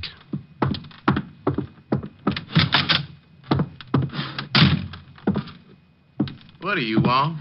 I'm collecting scalps. Well, good for you. How'd you get by Lefty? He's tied up with a stomach ache. Swallowed a fist. All right, so you got muscles. Also, you got a pushed-in face. Lefty do that? Carl Tate and his blood brother Red. Oh? What'd you come to me for? They're working for you, aren't they? You smell like a cop. Name's Hangtooth. I doubt it. Good for you. I'd hate to go through that again. I'm a private cop. Why, not good for you. I was in a butcher shop when your 2 boys wandered in and started playing squash with me. I don't like to get pushed around, Easter. And I don't like your racket. I want Carl and Red. And if I get you along with them, the state'll hang a medal on me. Looks like you kind of got nothing to lose. Look at it any way you like. Now, what about your 2 playmates? Well, I don't know what you're talking about, Seamus. I never heard of those 2 guys. I don't think you understand, Tiny. I'm pretty mad. I'm going to find these two guys, and I'm going to do it even if I have to be unpleasant with you. Why, Mr. Hangtooth, what do you mean by unpleasant? You break a leg, that's unpleasant. Oh? Well, I got something in this drawer might change your mind. Yeah? Oh, my hand. Okay, a busted hand. Unpleasant enough? Take your foot away. You're breaking it in two. Drop the gun in the drawer. Okay. Now, let me explain it again. If you go out and shoot 12 people tomorrow, I'm going to be sore about it. But when you start intimidating a bunch of hard-working little guys and their families, I go off like a skyrocket. Then when a couple of your cheap gunsels push me around, I explode. Look, friend, I tell you, I don't know these guys. Look, Easter, please believe me. I don't know. You worked with him in Chicago. I'm telling you the truth, Easter. I'll work you over like an eggplant in a subway. Look, whatever your name is, I got boys. They'll take care of you. Who's going to tell them to do it? I am. With your mouth swollen shut? Now, where do I find Carl and Red? Golly, you knocked one of my teeth loose. Then I got 31 to go. I guess you really don't understand. Yeah, friend, I understand. Now, where are they? You still need some encouragement? No, that's all right. They're in a warehouse by the 14th Street docks. What warehouse? Rogers and Sons, big sign on the top. Mind if I use your phone? Yeah, go ahead, by all means. Don't you know it's not polite to listen, Easter? Well, what do you want me to do? Go to sleep.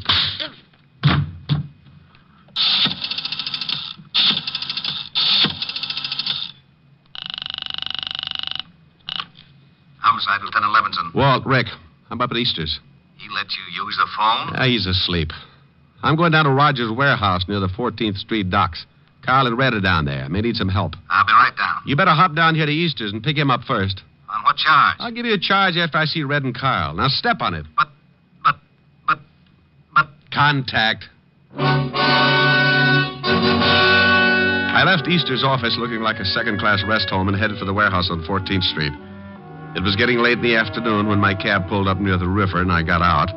The cold breeze was kicking up little patches of white on the water, and a light fog was moving in from the Atlantic as I started toward a big building with a sign on the top that read, Rogers and Sons, Importing.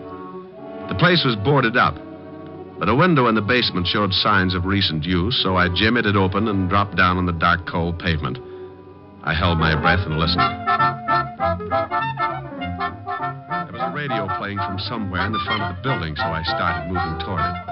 I went up a flight of stairs and onto the first floor. The radio was louder now, and I could make out an office door with a small light shining under the crack at the bottom.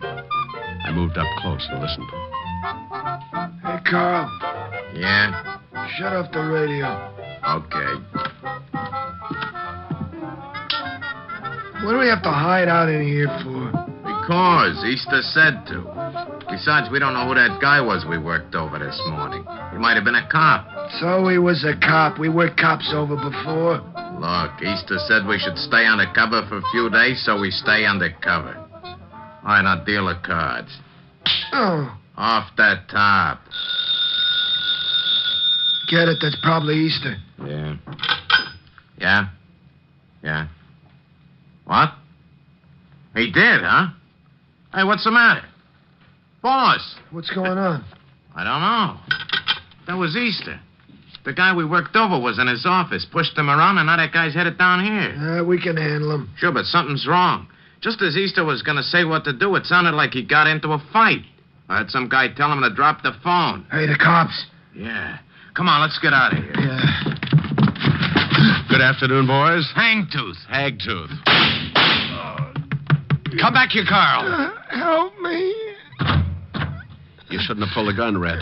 Since when do you butchers carry rods? Since we get pushed around by guys like you. I'm going to go get your friend. You can't leave me. I'm shot bad. I can't take it back. The law will be here in a minute. You're a lousy butcher. I hope Carl pays you good. I'll see he gets a chance to try.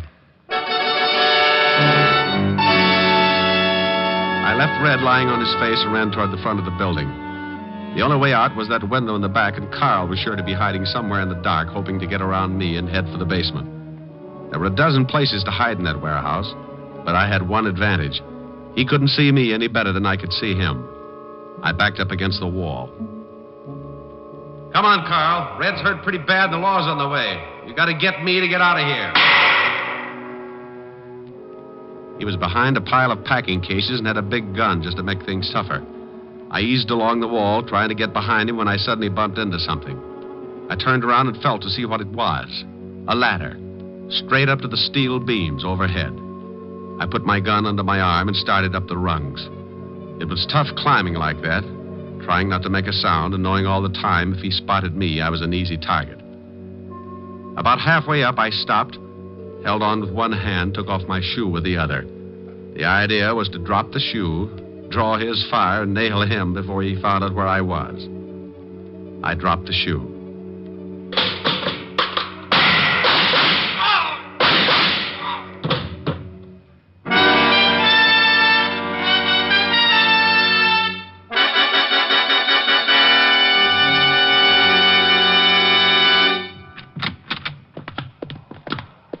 Otis. Okay, only take it easy. I can't see nothing, Lieutenant. You can't say nothing either. Shut up. You sound awful. Oh. Rick.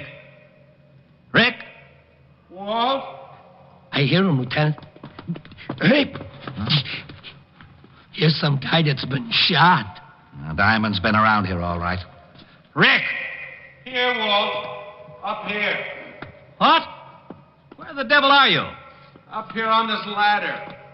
There he is, Lieutenant. See? Where my flash is. Now, what are you doing up there? I had to get Carl Tate. He's over there behind those crates. Now get me down. Well, why don't you climb down? Whoa! Not in front of Otis. Oh, I forgot. Otis, go outside and call the fire department. Fire department? Yes, and tell them to bring a net. What? Will you get a move on? Oh, okay. Rick. Yeah? Now you stop that! Oh, okay. But it's so seldom that I ever get a good laugh at your expense. Okay. But you know this is a serious thing with me. How far up am I? I'd say about 40 feet. Oh. Now, take it easy. Just don't look down. Walt. Yeah? Promise me something? I won't tell Otis. I'll say you got stuck up there. Thanks. What did you go up there for, anyway? I told you. I had to get Carl Tate. I just didn't think until I was up. Imagine the guy who shoots it out with two of the toughest torpedoes in town having a horrible fear of heights. Boy, if that isn't one for the books. You know, I'll never forget the time that little blonde trapeze artist got stuck. Walt? Yeah? I hate you.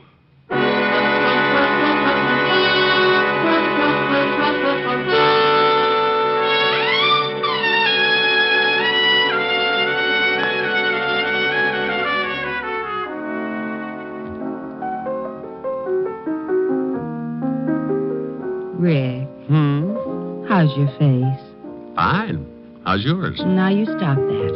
Oh, nice and soft. Rick. What's the matter? I'm just nuzzling a little. You're just nuzzling a lot. You want to nuzzle? You got to sing. Oh, no. No nuzzling. Oh, yeah. No sing, no nuzzle. Fiend. Piker. Just a real nuzzle. I think you're after my earrings. No. If I sing? Yes. I was ready. I was listening. I will remember you in the silent and lonely night, and the memory of your smile will bring me back the light. I will remember you when the leaves lie upon the ground, with the memory of a kiss in summer found. When the winds of winter come crying through the darkness, your lovely voice will come to me. Even though in spirit across the miles that part us, crying I love you, I will remember you till the spring of another year, till I hold you close again. I will remember you. Okay? Mm-hmm. Come here. Oh, wait a minute. Oh, now what? I just remembered. I got a surprise for you. Yeah? Mm-hmm. Got a new television set. Now you can watch the fights. Well, great. Where is it? In the den. But first you've got to do one thing for me. What's that? Well, the reception isn't very good yet. I called the repairman, but he said to check the aerial. He can't come over until tomorrow. I'll fix it. Where is it? On the roof. The roof? But be careful. You've got to climb a ladder to get to it. What's the matter? Look, Helen, wouldn't you rather... Fix the aerial first. First? First. Oh. Whom are you calling? Hello, operator. Give me the fire department.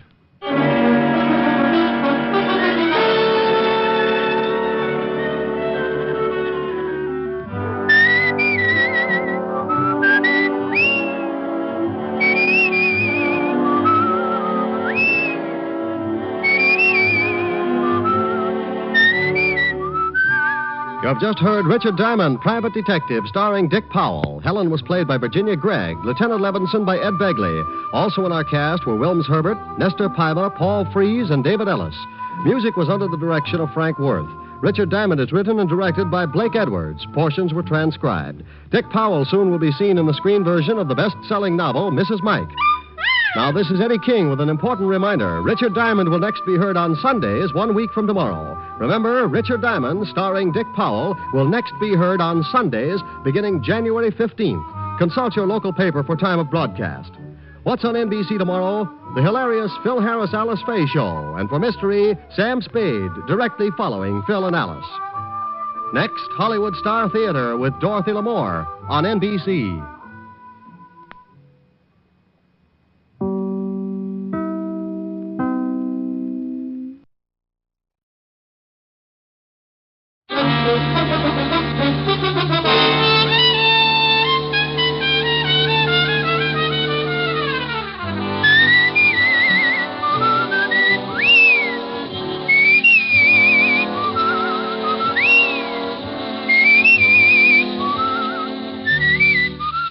Here's Dick Powell as Richard Diamond, Private Detective.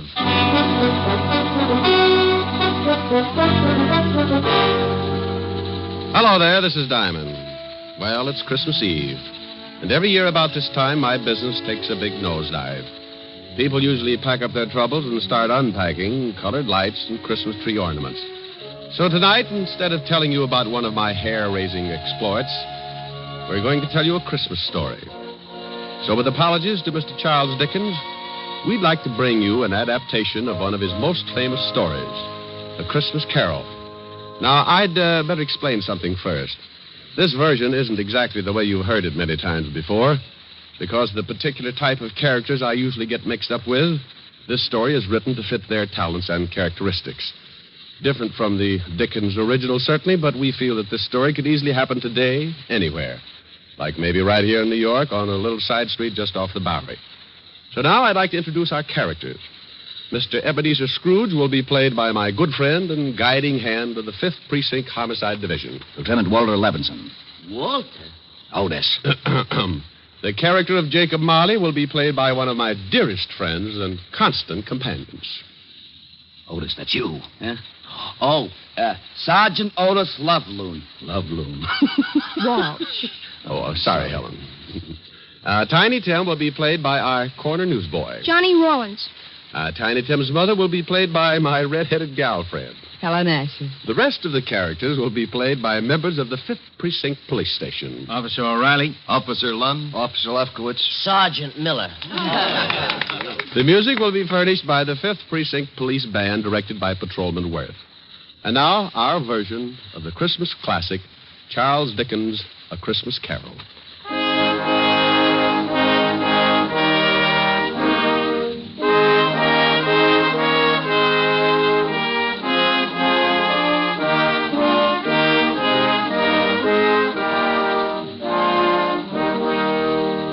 Once upon a time, there was a nasty old guy named Ebenezer Scrooge. He was nasty, all right. He didn't like anything, except maybe all the dough he could get his hands on. Scrooge had a little business that he started with his partner, Jacob Marley. The outfit was known as Scrooge and Marley Loan Company. But one day, poor old Marley just up and keeled over. So the boys along the big street gave him a nice funeral, and old Scrooge took over the business. Well, Marley had been dead for 7 years, and Scrooge lived alone in his little room over the office. And for a hobby, he hated everybody. He had a young guy working for him by the name of Bob Cratchit. Bob had a wife and 4 kids and made just enough to make ends meet. Scrooge used to ride him all the time. When it got so cold the polar bears complained, Cratchit would turn on the little heater, and Scrooge would say, Cratchit, what do you think you're doing? Turning on the heat, that's what I'm doing. My fingers look like popsicles. Well, I don't care if they come in 6 delicious flavors. Every time you turn on that heater, it costs me money. Business is not good, so get back to your work and turn off the heat. Oh, now look, Mr. Scrooge, I'm freezing. This pen ain't guaranteed to ride under ice. I tell you once more, get back to your work. Okay, Mr. Scrooge. I don't know why you worry about business. Why not just put up a sign, turn the joint into a skating rink?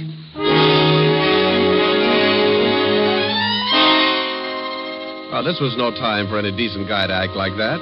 It was Christmas Eve. Along about 5 o'clock, into the office came Scrooge's nephew, Fred.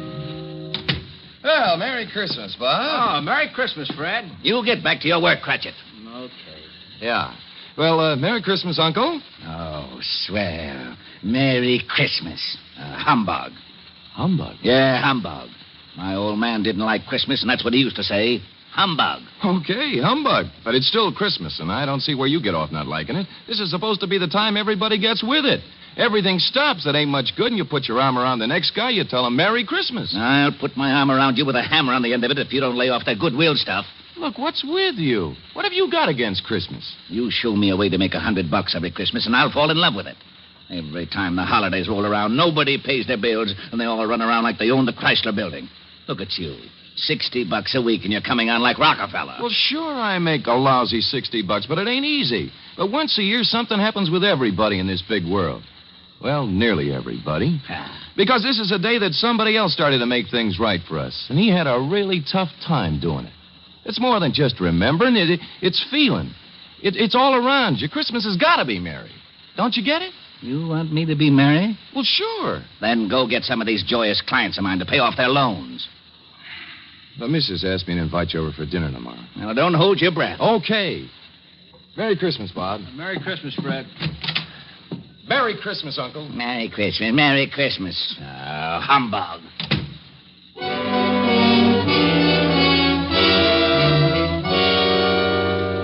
Late that evening, Scrooge went upstairs to his room, the room where Jacob Marley used to stay. It was dark in the little hall, and when Scrooge reached for the door, he looked up at the big brass knocker and saw... Holy cow. I could have sworn that was old Jake's face in the knocker. I must be working too hard. So in he went. A little shaky after seeing Jake Marley's face, but he just passed it off his nerves. He closed the door and locked it, then went over and sat down in front of the fireplace. He got a fire going and started to relax. But every tile around the fireplace started looking like Jake Marley's face. Oh, now, come on, Abe, old boy. You got to get hold of yourself. This is ridiculous, and I haven't touched a drop in weeks. He got up and walked around the room a few times, then went back and sat down again. He stretched, rested his head on the back of the chair. From somewhere, a bell started chiming, and Scrooge sat straight up in his chair. He heard something else, too. Something from downstairs. What the? Oh, now, what is that? What's going on? Who's that? Come on, who's out there? Then all of a sudden it came right through the wall.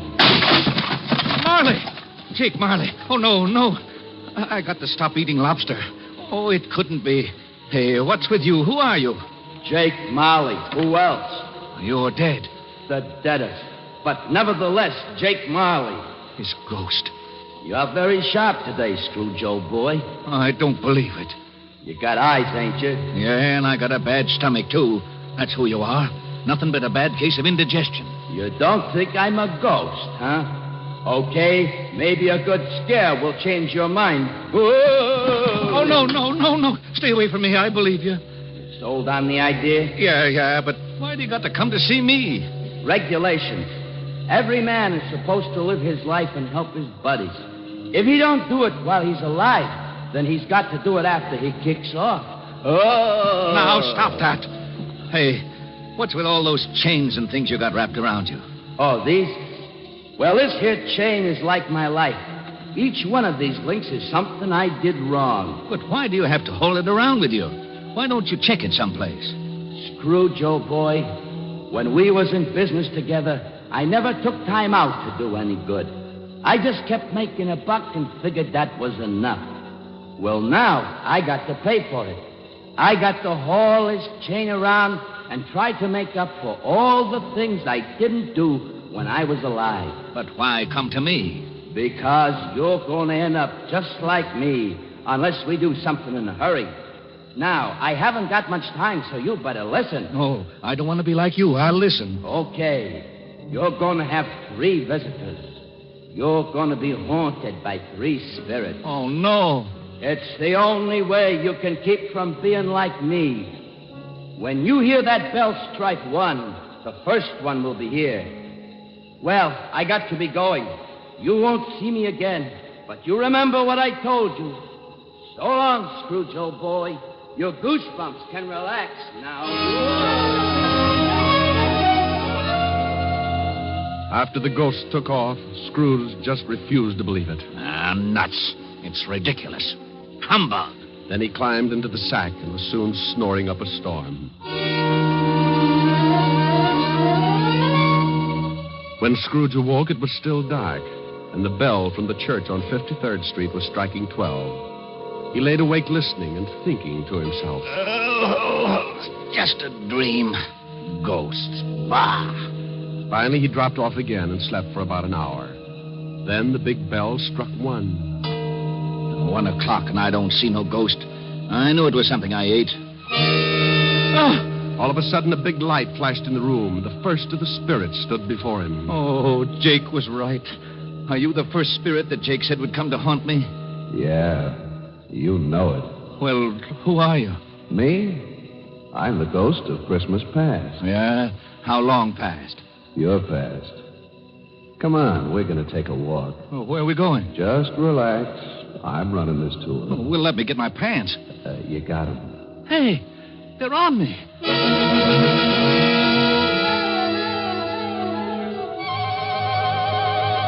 With that, the ghost of Christmas past grabbed Scrooge by the hand, and they both flew out of the window. Scrooge nearly lost his upper plate. But before he could yell for help, he was standing in front of a dirty, ramshackle old tenement building. You know where you are? Sure, I know where I am. This is where I was brought up. Even the garbage cans are the same. You had a pretty tough time when you were a kid, didn't you? The toughest. I wasn't very big, and the rest of the kids in the neighborhood were. I had more black eyes than a crow. You want to go in? What for? To see your folks. My folks died a long time ago. They're in there now. Come on. Well, the ghost took old Scrooge into the building and showed him a Christmas years past when he was a child with his family. Sure, it was tough living in 2 little rooms like that, but Scrooge remembered how wonderful it really was. What's the matter, Scrooge? Huh? Oh, got something in my eye. You were pretty lonely when your folks, when they... Yeah. You know, there was a young kid that came around earlier this evening and sang some carols. I wish... Yeah, what do you wish? Oh, nothing. Come on. I want to show you another Christmas. The spirit showed him another Christmas and still another. And you know, no matter how tough Scrooge remembered his childhood had been, it always seemed that Christmas was wonderful. Then the spirit took him to a building down by the river where Scrooge got his first job. They went inside, and seated behind a desk, Scrooge spotted... Fezziwig. Well, I'll be darned. It's old Fezziwig alive again. And there's Dick Wilkins. He was a good boy. We got along great. He liked me. Okay, everybody, it's Christmas Eve. You can knock off and have yourself a good time. You better lock up, Dick. Sure, right away, Mr. Fezziwig. And don't look so unhappy, Ebenezer. It's Christmas. Come on home with me and tear into a big turkey. All locked up, Dick? Yes, sir. Ready, Ebenezer? Yes, sir. Okay, let's go and have Merry Christmas, you two. Yeah. Merry Christmas, Merry Mr. Christmas, Fezziwig. Mr. Fezziwig. Merry Christmas.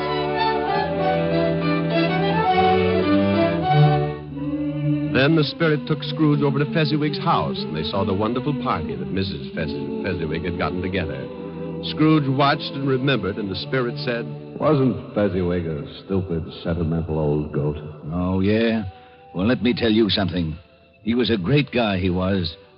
You know... What, Scrooge?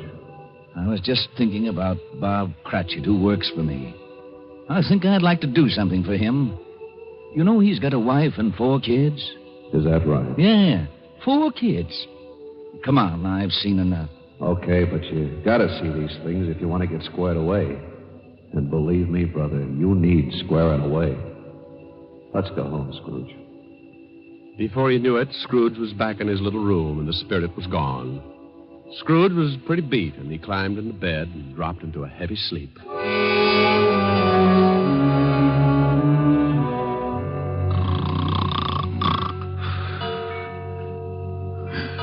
Huh?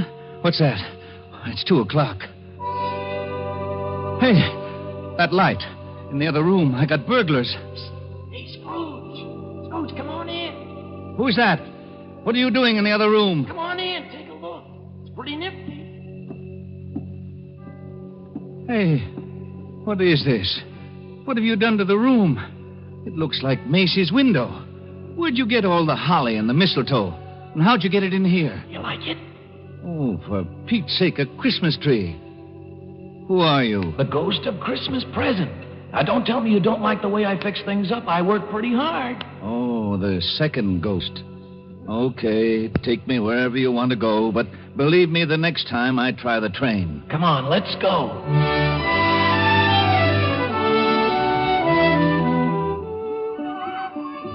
Now, what do you see? Oh, I see bright colored lights. People having a lot of fun. Kids on sleighs. See that building over there? The one with the big wreath on the front door? I got 2020. That's where Bob Cratchit lives. He works for me. Hey, look. There's Bob now. Yes, going into the house. Up all those stairs to the 5th floor. And he's got his little boy on his back. Tiny Tim. Yeah, got polio last summer. Pretty sick little boy. I know. Bob said he'd need a lot of care if he was ever going to walk again. Let's take a peek. Hi. Hello, honey. You and Tim have a good time? Best. Didn't we, Tim? Yeah, Dad. We watched all the kids on the block on their sleds. Mom, will I ever be able to ride a sled? Of course, Tim. Won't he, dear? Sure thing, Roughneck. Next Christmas, you'll be out there doing belly whoppers with the rest of them. Dad, what's the matter? Your eyes are all wet. Nothing, Tim. I just got some snow in them. Want some dinner, Tim? Oh, Mom, stew for Christmas? I'm sorry, Tim. Oh, that's okay, Mom. I like stew. Bob, will you please say grace? Can I say something first, Mom? Of course, Tim. What would you like to say? God bless us. Everyone.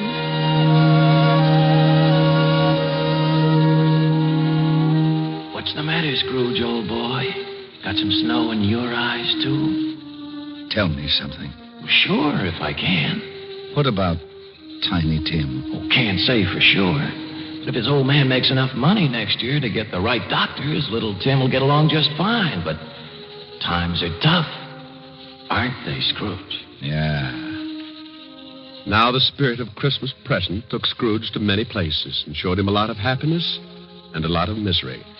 And finally, back to his little room, and the spirit was gone. Oh, I don't know whether I can take much more of this.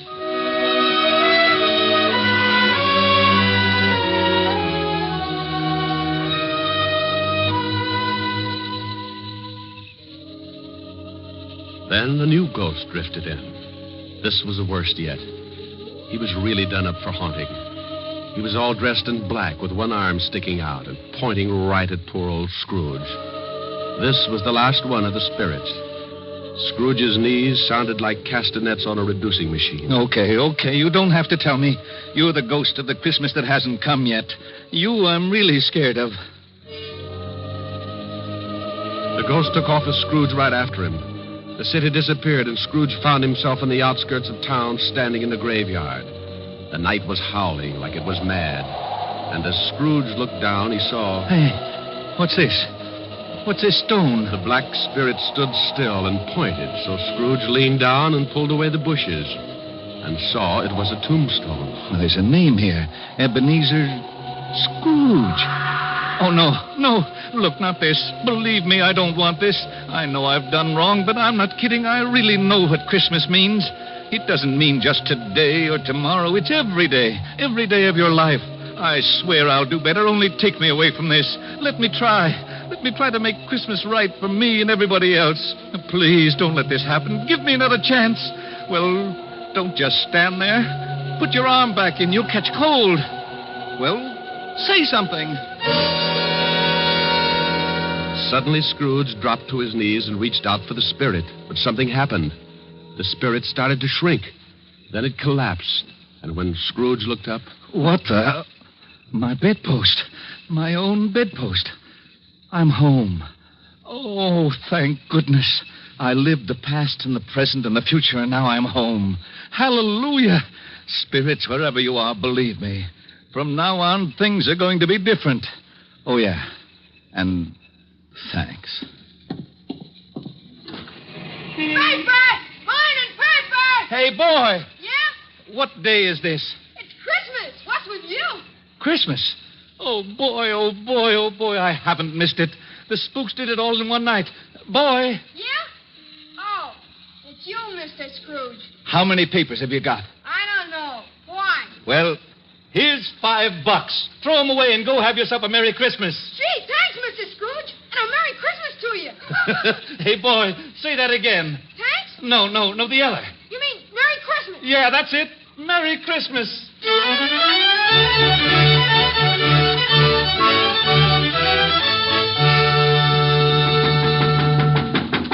Okay, I'm coming. What's the matter with you? Can't you see the store's closed?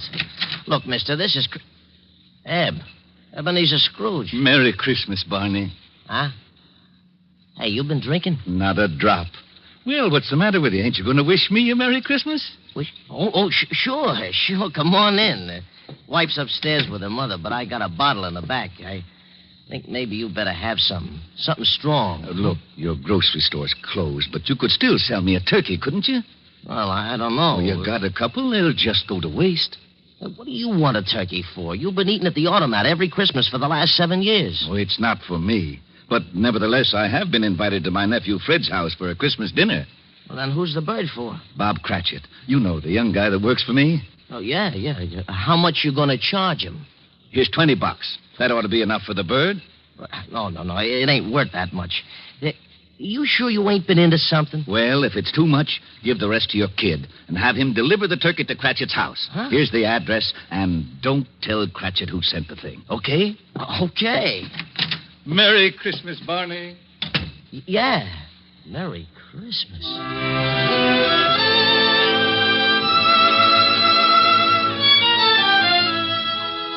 Well, old Scrooge went back to his rooms and took out an old blue suit out of the mothballs. He shook it out, put a few creases in it, and went out into the street. The old boy was really with it. Everybody he passed, he greeted them with, Merry Christmas. Merry Christmas. Merry Christmas. Oh, Merry Christmas. Merry Christmas. Merry Christmas. Scrooge went to church and gave a large donation, and Father McCarthy nearly forgot his sermon. And then Scrooge went out on the street again and down into the Bowery. Oh, God bless you, sir, and a Merry Christmas. Isn't it, though? He kept walking and having a great time. Later that afternoon, he arrived at his nephew's house. Well, what the... Merry Christmas, Fred. I've come to dinner. Oh, my gosh. Here, I brought you some presents.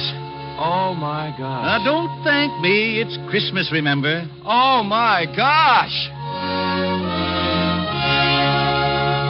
Next morning, Scrooge was early at the office. If he could just catch Cratchit coming in late. And he did. Bob was a good 21 minutes late. Cratchit, Oh, no. you're 21 minutes late. Yeah. I'm sorry, Mr. Scrooge. I had a big evening last night. You did, huh? You know what I told you if I caught you fancy-footing it in here late again. Okay, so I'm canned. You think you got it coming? Oh, I'm too tired to argue, Mr. Scrooge. Jobs are tough enough, and I hate to lose this one, but I'm just too tired. A raise would help, huh? That's the silliest question of the year. Then you got it. It's in that envelope. What? Yeah, and maybe after we see how the funds are, we can do something about Tiny Tim. No, I don't get it. A raise? You want to do something about Tim? I don't get it. Sure you do, Bob. Haven't you heard? It's Christmas. Now, go on home, take the day off. Yeah. Take the week off. Oh. Come back when you feel like it. Merry Christmas. Mr. Scrooge? Yeah? Merry Christmas.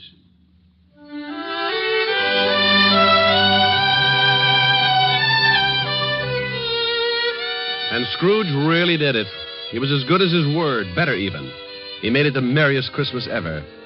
And later, things got better, and he took care of Tiny Tim. And sure enough, Tim was out on his sled the next Christmas doing belly whoppers with the best of them.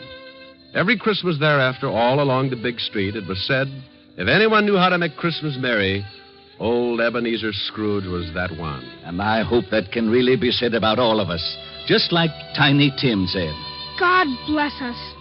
Everyone. That's right, Tim. God bless us. Everyone. Merry Christmas.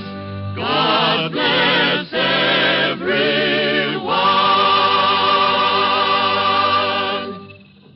Oh, Rick. Yes, Helen? That was wonderful. Not quite the way Dickens wrote it, but it meant the same thing. Oh, you really like it, baby? Oh, I loved it. No reason in the world why old Scrooge couldn't have been living right here today. You've got the spirit, and that's what counts. How did you like it, Walt? Rick, I gotta hand it to you. It was really great. Lieutenant. Yeah, what is it, Otis? How'd I do in the play? You were magnificent, Sergeant. You know, I'll bet if I studied for a couple of weeks, I'd get me a part on Broadway. To be or not to be? That's the question. Oh, no. Now, Walt, leave him alone. Oh, sure. Monsieur Otis. Huh? Wouldst thou accompany me over to the punch bowl for a short flagon of nectar? Sure, I would. See you later, Helen. Rick? Yeah. Come on, Barrymore. Let's see if the punch bowl fits your head. Oh, aren't they lovely? You want something to eat? Hey, wait a minute. What's the matter? Listen. They're out here by this window. Come on, let's go listen. Yuletide carol, fa la la la la la la la. See the blazing Yule before us, fa la la la la la la la. Strike the harp and join the chorus, fa la la la la la la la. Follow me in merry measure, fa la la la la la la la. While I tell of Yuletide treasure, fa la la la la la la la. Oh, wasn't that wonderful, Rick? Oh, it sure was. Rick, sing something with them. Oh, no, honey, I don't want to louse up the act. Please, Rick, come on. All right. I tell you what I'll do. Everybody usually sings Christmas songs about snow. I'm going to sing one about sunshine. It's called Melikalikimaka. Melikalikimaka? Well, it means Merry Christmas in Hawaiian. In Hawaiian? Sure. It's a brand new song. They love it over there, and we'll love it here.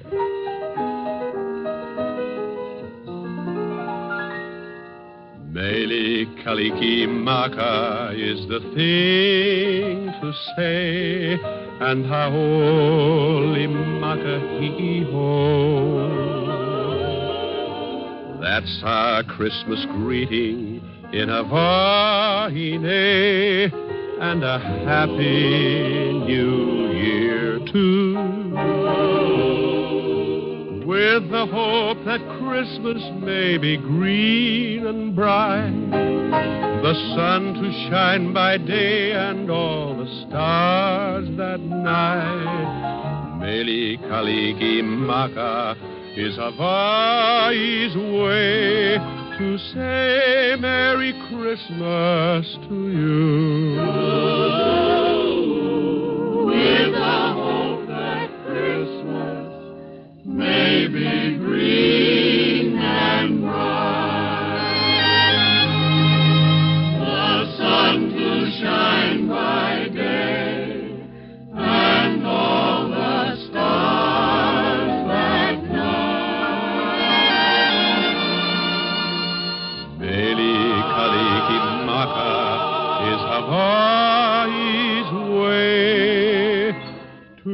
to say Merry Christmas to you.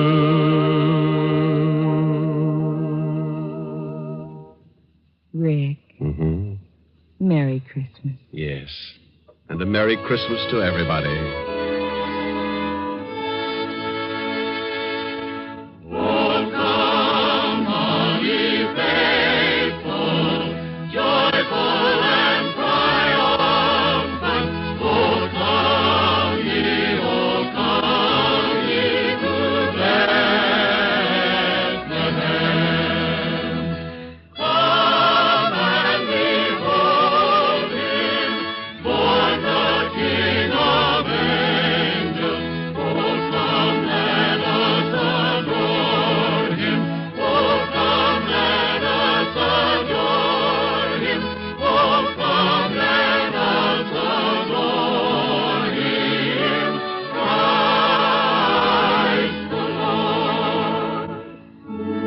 Down in Wilkes-Barre, Pennsylvania, radio station WBRE today is celebrating its silver anniversary of serving the people of the coal country with better programming. From all of us in Hollywood, congratulations to NBC affiliate WBRE on 25 years of broadcasting and best wishes for another 25. Dick Powell as Richard Diamond, private detective, will return to the air at a new day and time, Sunday, January 15th. Till then, this is Eddie King relaying our best wishes for the holiday season. Now hear Home for Christmas and Hopalong Cassidy on NBC.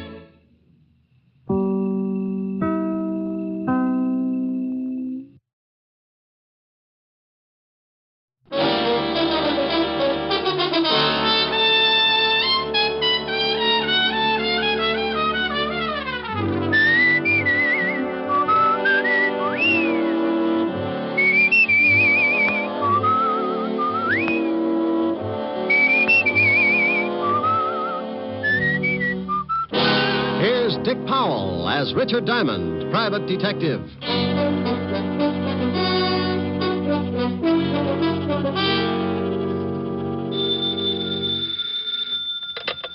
Diamond Detective Agency, the Smiling Gumshoe. Rick. Sign up for our new contest and win yourself a beautiful all-chrome, pre-tested, genuine electric chair. Oh, lovely. What do I have to do? Just tear off your scalp and send it along with 25 words or less why you love Richard Diamond. I can do it in 2 words. What are they? You're pretty. Oh, you win, you win. Where do you want the chair sent, madam? 975 Park Avenue, but I think I have AC current. No problem with the Jiffy Toaster chair. It works on any current AC, DC. And we have it in 3 speeds, 45, 78, and long playing. Oh, no. Oh, Rick, that's awful. Hello, baby. Hi. What are you doing? Oh, nothing. What's with you? Oh, I just thought I'd call and find out if I'm still going to see you tonight. Yes, ma'am. We going to stay in? Well, I thought I'd have Francis fix dinner and we could sit around and listen to records or something, but if you'd rather go out, No, baby. I think that would be lovely. And so does my bank account. Oh, broke again? Not quite. A little bent. I hope the next client I get has a big, fat trust fund. Well, don't you worry about it. I'll see you around 8. Okay. Bye, baby. Bye.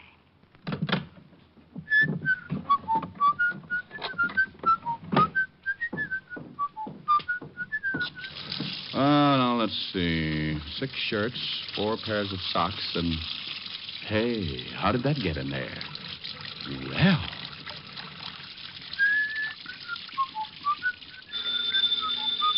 Oh. Okay. Yeah? Well, what's the matter with you? You lost up my laundry. What are you talking about? Today isn't Tuesday. Okay, Walt, so it isn't Tuesday. Nothing's happening around this place. I felt like doing some washing. Why don't you put it away and come on down here? I'll give you something to do. What do you mean? You sound like you're surrounded by Sergeant Otis's relatives. I got a big headache. I think maybe you can help me with it. Trouble? All over the place.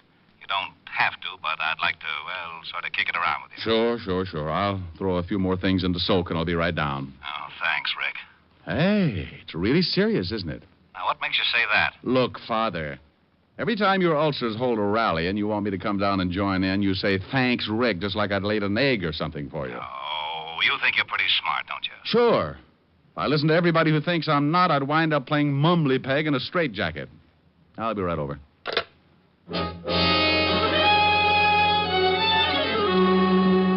Well, that's the way trouble can get in the way of an otherwise quiet afternoon. Walt doesn't usually call me like that, but when he does, I know things are bound to get pretty rough.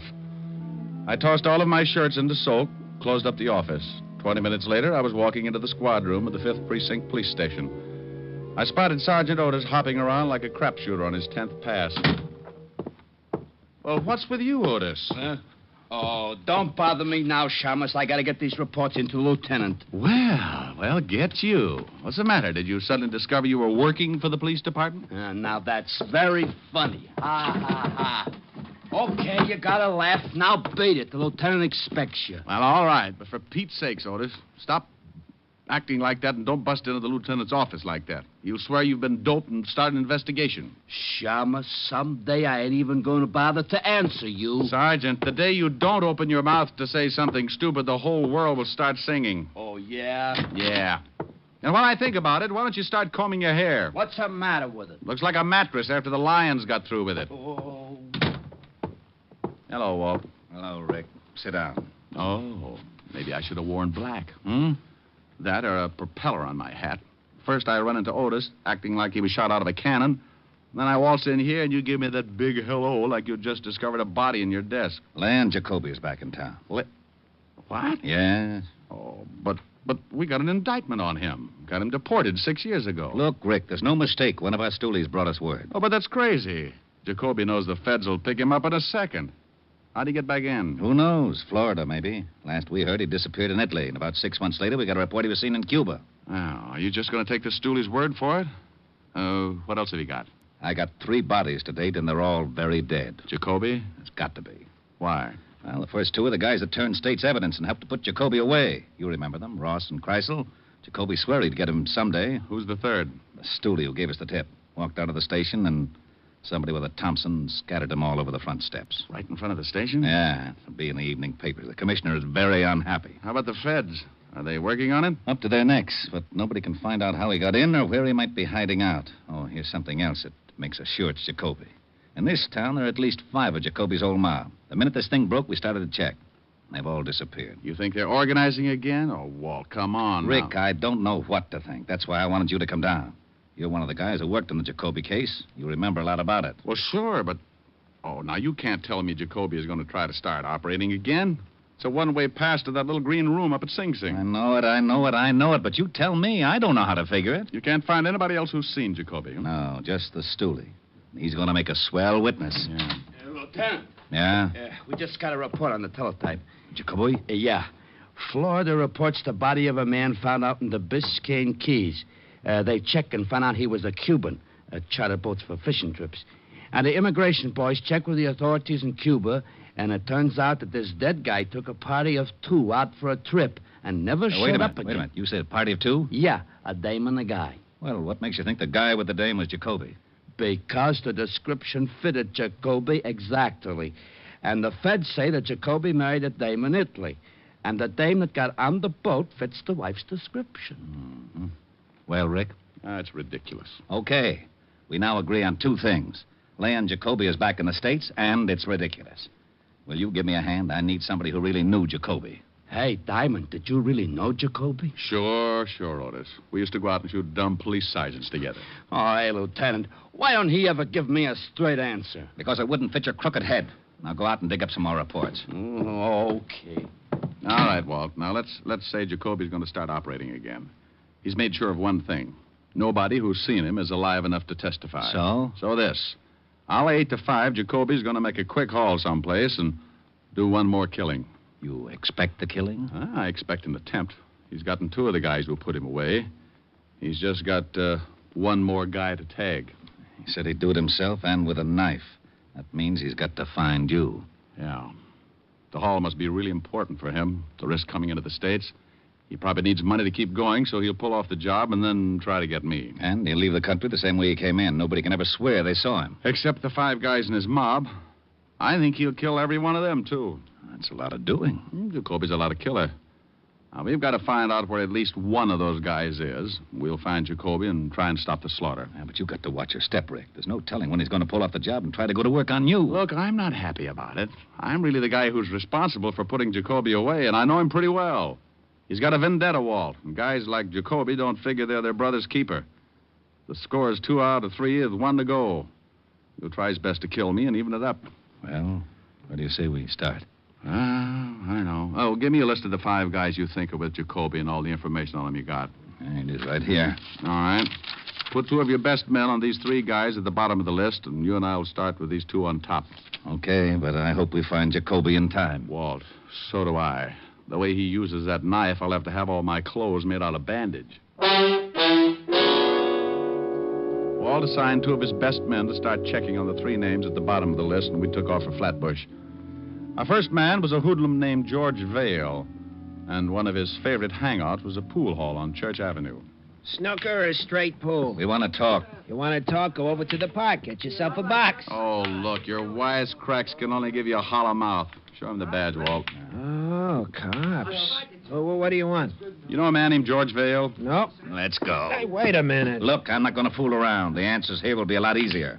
We know Vale comes here a lot. If you don't want to tell us about him, the boys at the station have got time to help your memory along. You can't haul me in. What's the charge? Withholding police evidence. It can get you a couple of years. Let's go. Hey, wait a minute. Okay. Okay, what? Oh, wait a minute. I just want to be sure no one sees me talking to you. Okay. I don't know much. Vale ain't been in here for a couple of days. Where does he live? I don't know. I swear I don't, but I do know it's in the neighborhood. Sometimes I see him coming out of a little delicatessen across the street with a bundle of groceries. Let's go, Walt. Yeah. Oh, thanks, Sporty. It's guys like you who make the police department such a happy little group. So,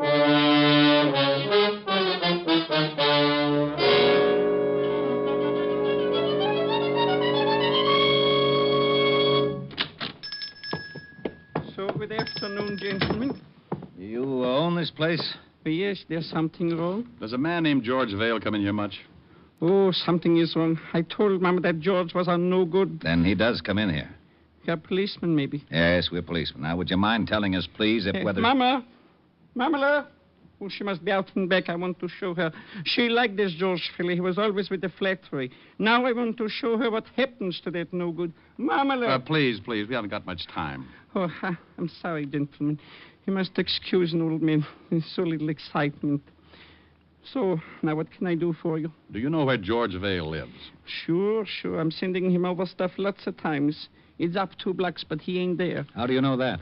Because his wife, she's coming in for the last couple of days. She said he was out of town on business. He's got a wife? Sure. A blonde. She's not bad looking. Well, you know. Yeah. What is Vale's exact address? Here, I'll write for you on a piece of paper. What time you got, Rick? 2:30. There are, gentlemen. I hope you catch him for whatever he's done that no good. We'll have to ask you not to mention this to anybody. Not even to Mama. Well, okay, to Mama, but you tell Mama to keep it a secret. Oh, a secret. Well, maybe I'm not telling her for a couple of days yet. Come on, Walt.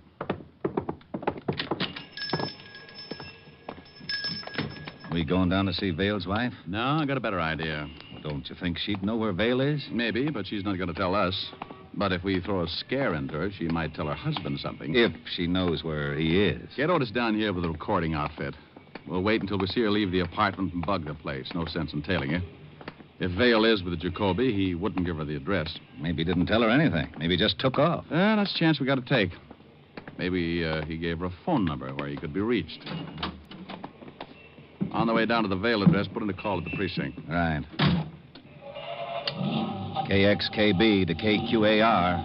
I'm at the corner of Flatbush and Church. Have Sergeant Otis report to me on a code 3 and tell him to step on it. Walt finished his report, and we both went over and talked with the landlady in Vale's building. She told us that Mrs. Vale was still in her room and gave us an accurate description. Also, she agreed to pull down her window shade when Mrs. Vale left the building so that there wouldn't be a chance of missing her. Then we went back to the car to wait. In about 15 minutes, Otis showed up carrying a small, portable recorder. Here you are, Lieutenant. All right. Get in the back seat. We're going to wire somebody's apartment? No. I just thought it might be fun to play cops and robbers. Now, relax. We might be here for quite a while. Not so long, Walt. Look, there goes the landlady's signal. Yeah. Mrs. Vale should be... There she comes. Yeah. Otis, get set. We got to go up there and plant a bug before she comes back. I'm set. I got 4 cars at the intersections just in case she's got a car. If she walks, I got 4 men to tail her, depending on her direction. She's crossing the street.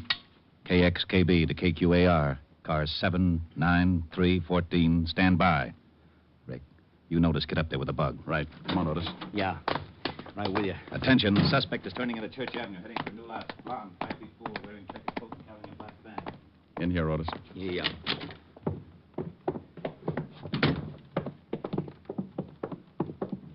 Well, this is her room. The landlady said she'd unlock it for us as soon as Mrs. Vale left the building. Bingo. Go on in. Okay. Now, plant it just like you knew what you were doing, Sergeant. I'll take the box down in the basement where we can listen. Give me 5 minutes and then give me a quick test. Well, how long have I got to set it up? Who knows? Don't worry about it too much. If Mrs. Vale comes in, just tell her you're selling tape recorders. Oh, she won't believe that. Otis, with your face, you'll have to believe something as stupid as that.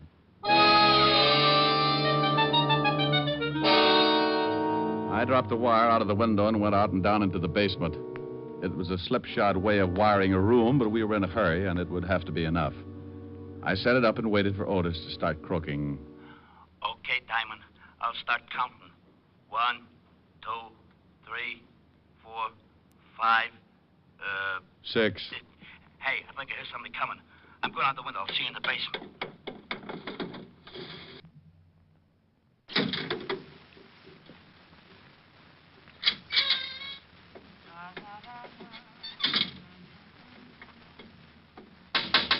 Oh, for Pete's sake. Gee, she nearly caught me. I come down the fire escape. Well, come on in. Yeah. Hey, how's it working? All right. Listen. Hey, she ain't got a bad voice. You probably got me plugged in with Morton Downey. What are we going to do? Just sit here and listen? The lieutenant's going to give Mrs. Vale a scare, Otis. Then we're going to listen. I don't get it. Shh. That's Walt. Who's there? The police, Mrs. Vale. Huh? Oh, well, wait just a minute. Hey, it sounds pretty good, don't it? Shut up, Otis. Yeah?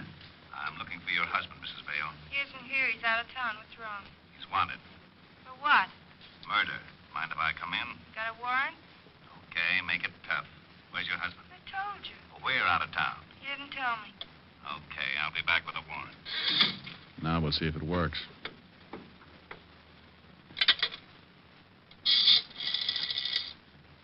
Oh, operator. Evergreen 33349, please. Yeah. Hello, is George there? Oh, tell him Mary. Hello, honey. Well, look, I'm sorry. Yeah, I know, but this is one of those times. Yeah, a cop was just here. Yeah, cop. Murder. I don't know. No, I didn't let him in. Huh? Oh, I never thought of that. Okay, I won't call again. Bye, baby. Okay, Otis. Stay here and keep this thing going. I got to get back to the lieutenant.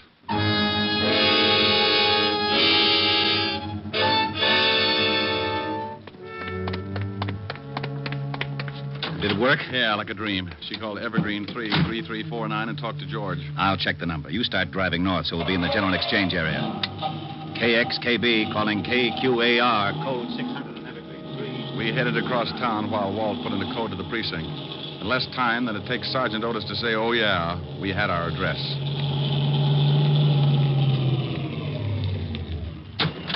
Well, wouldn't you know it? Another pool hall. Yeah, guy must like the game. Hope he's in.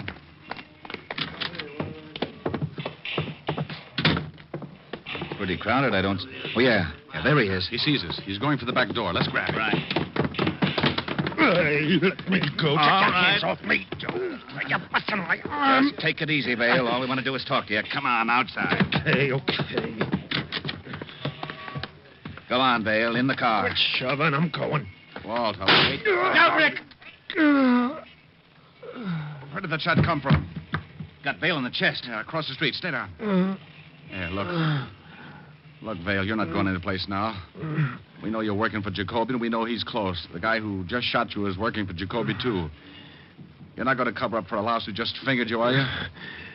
Jacoby's looking for you, too, Diamond.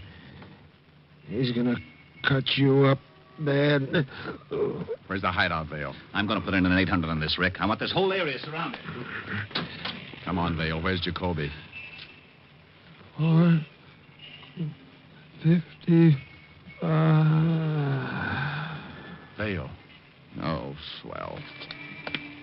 Repeat, code 800 from Central Park West to 10th, from 59th Street to 64th Street, KXKC, now at Pool Hall, 9th Avenue, 60th Street. Okay, Rick, what's with Vale? Yeah, nothing. Dead? Yeah. Gave me half of Jacoby's address, 455, and then made the trip. 455? Well, come on. There can't be too many 455s within walking distance. What about Vale? Yeah, I'll call in for the wagon. Go ahead. I'll start checking apartment numbers. Now, you wait a minute. You better take it easy. Jacoby would like nothing better than to have you go knocking on his front door. If I know Jacoby, Walt, he's got the radio on, and he knows just what you're doing. Besides, that fingerman will tell him about Vale. Somebody's got to find him before he makes a break. He's done enough killing. Well, if you do run into something, you wait for the boys. Walt. Yeah?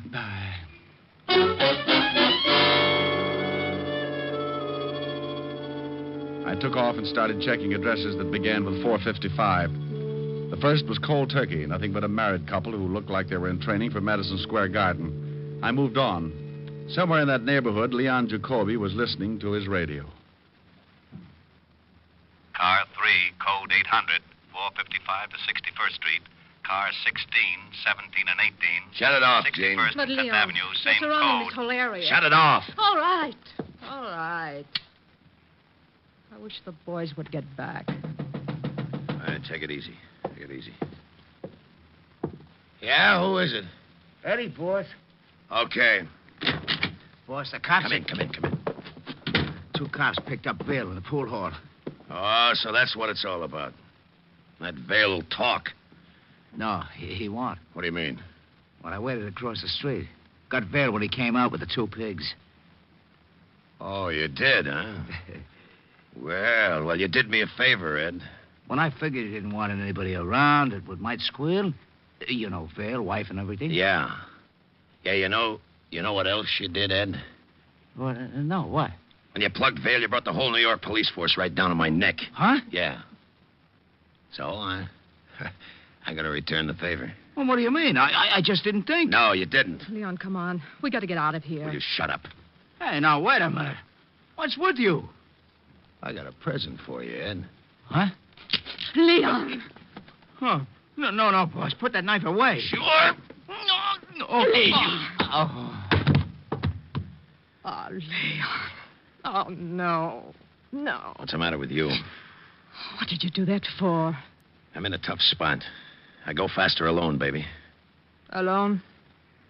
Yeah, baby. You mean... Yeah, that's right. You'd leave me. Look, I got no choice.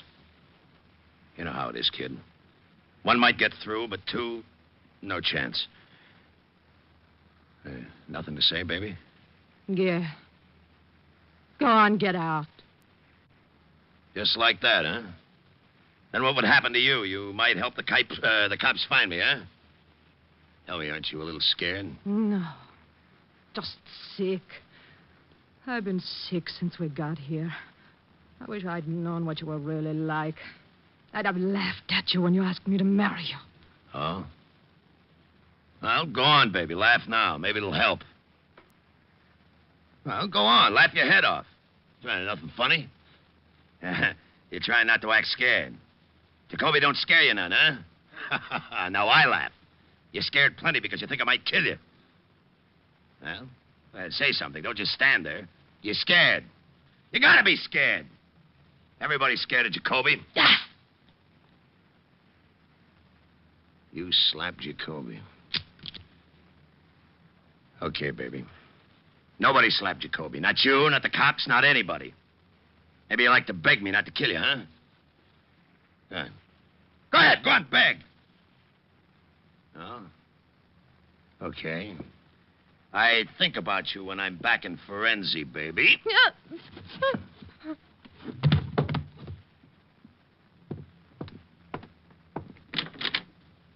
Arrivederci.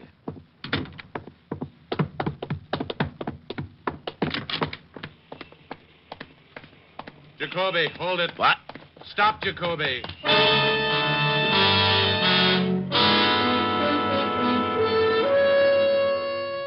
Well, Jacoby had waited 6 years to get a crack at me, and it looked like he was going to finally get his chance.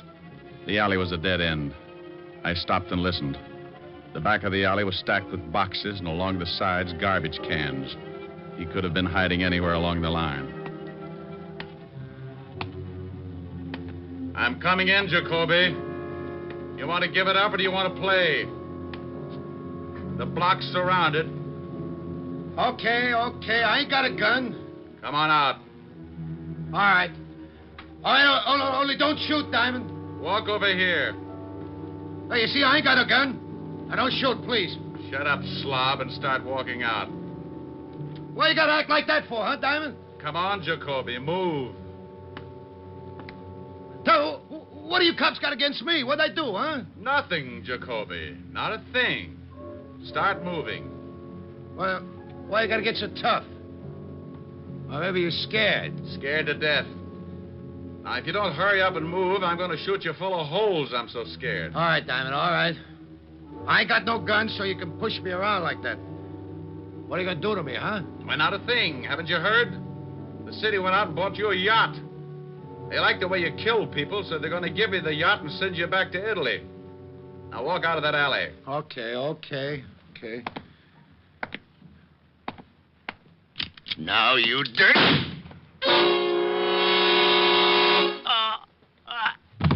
Rick! Over here, Walt. Over here. He pulled his knife on you, huh? Yeah, I didn't think I'd see it. Well, you're lucky you're dead. Yeah, well, I expected it. There used to be an old saying 6 years ago. When Leon Jacoby wants you dead, he'll use a knife and you'll lose your head. Yeah, he should have remembered. I keep up on slogans.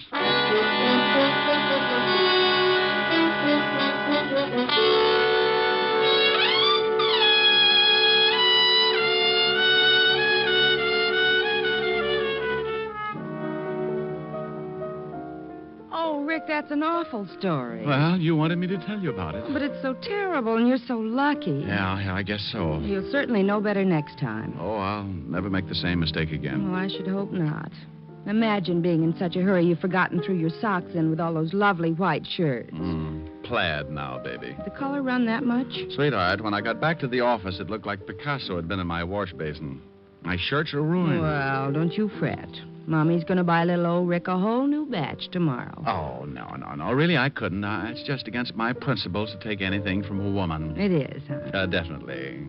What's that song you're playing? 16 neck, 33 sleeve. What? Oh, you idiot. Oh, that's bad. I dropped a real old hint. Well, I'll drop a little old hint, too. Very subtly, of course. Sing. Oh, baby, you're the subtlest.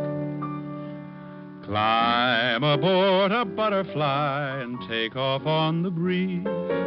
Let your worries flutter by and do the things you please. In the land where dollar bills are falling off the trees, on a dreamer's holiday. Every day for breakfast there's a dish of scrambled stars, and for luncheon you'll be munching rainbow candy bars. You'll be living a la mode on Jupiter or Mars, on a dreamer's holiday. Make it a long vacation. Time there is plenty of. You need no reservation. Just bring along the one that you love. Help yourself to happiness and sprinkle it with mirth. Close your eyes and concentrate and dream for all you're worth.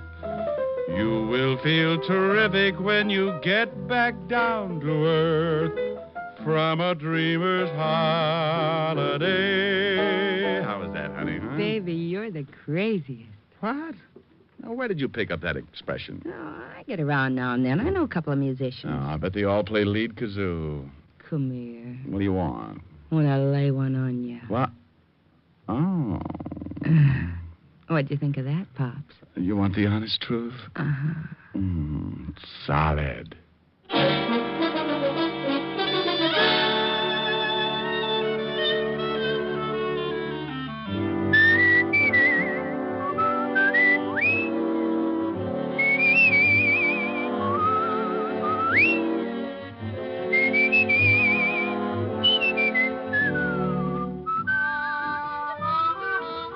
You have just heard Richard Diamond, Private Detective, starring Dick Powell. Helen was played by Virginia Gregg, Lieutenant Levinson by Ed Begley. Also in our cast were Wilms Herbert, David Ellis, Gene Bates, Edmund McDonald, and Charles McGraw.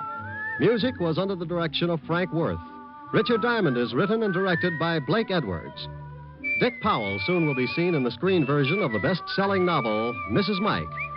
Now, this is Eddie King inviting you to be with us again at the same time next week when we will again bring you Dick Powell as Richard Diamond, Private Detective.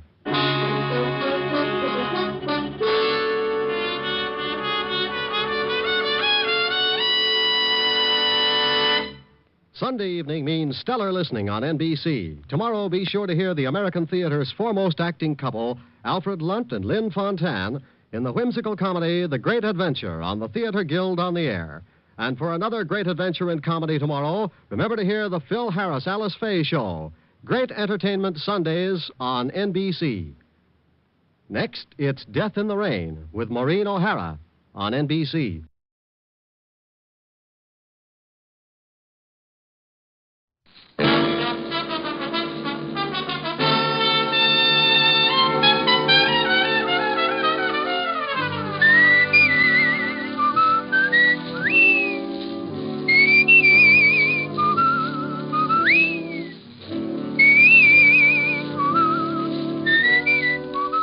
The National Broadcasting Company presents Dick Powell as Richard Diamond, Private Detective.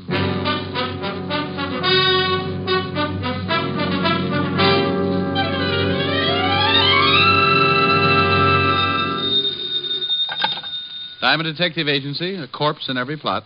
Oh, Rick, that's awful. I know, Helen, but my sense of humor's out of gas. Aw, what's the matter? No business? Not for a week.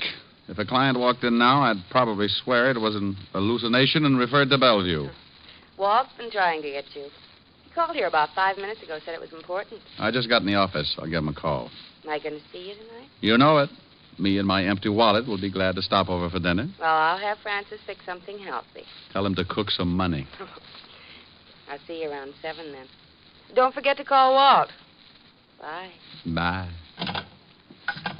And I wish I was smiling, sure it's flying on in May.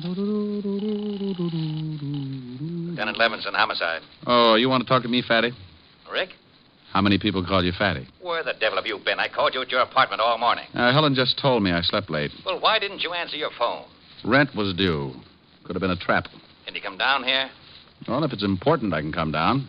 But if a potential client gives up because he can't find me, I may have a crying jag all over your office. I'll stock up on hankies. I wouldn't ask you, Rick, but it is important, very. Well, don't sound like the last course of Gloomy Sunday. I'll be there. Relax. I knew Walt was on the level because every time he thought something was important, he came on in a higher register and began to sound like a harp. Well, I closed the office, set the bear trap in front of the door in case of a client, and left a box lunch. I might be gone for a good while this time, and if I caught something, there was no sense in letting it starve.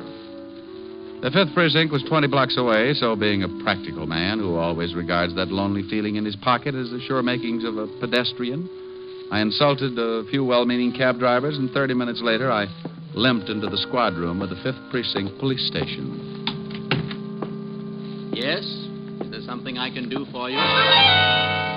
In my business, you have to be conditioned to anything. Nothing should surprise you. But in my business, like any other, there's always a first time for everything.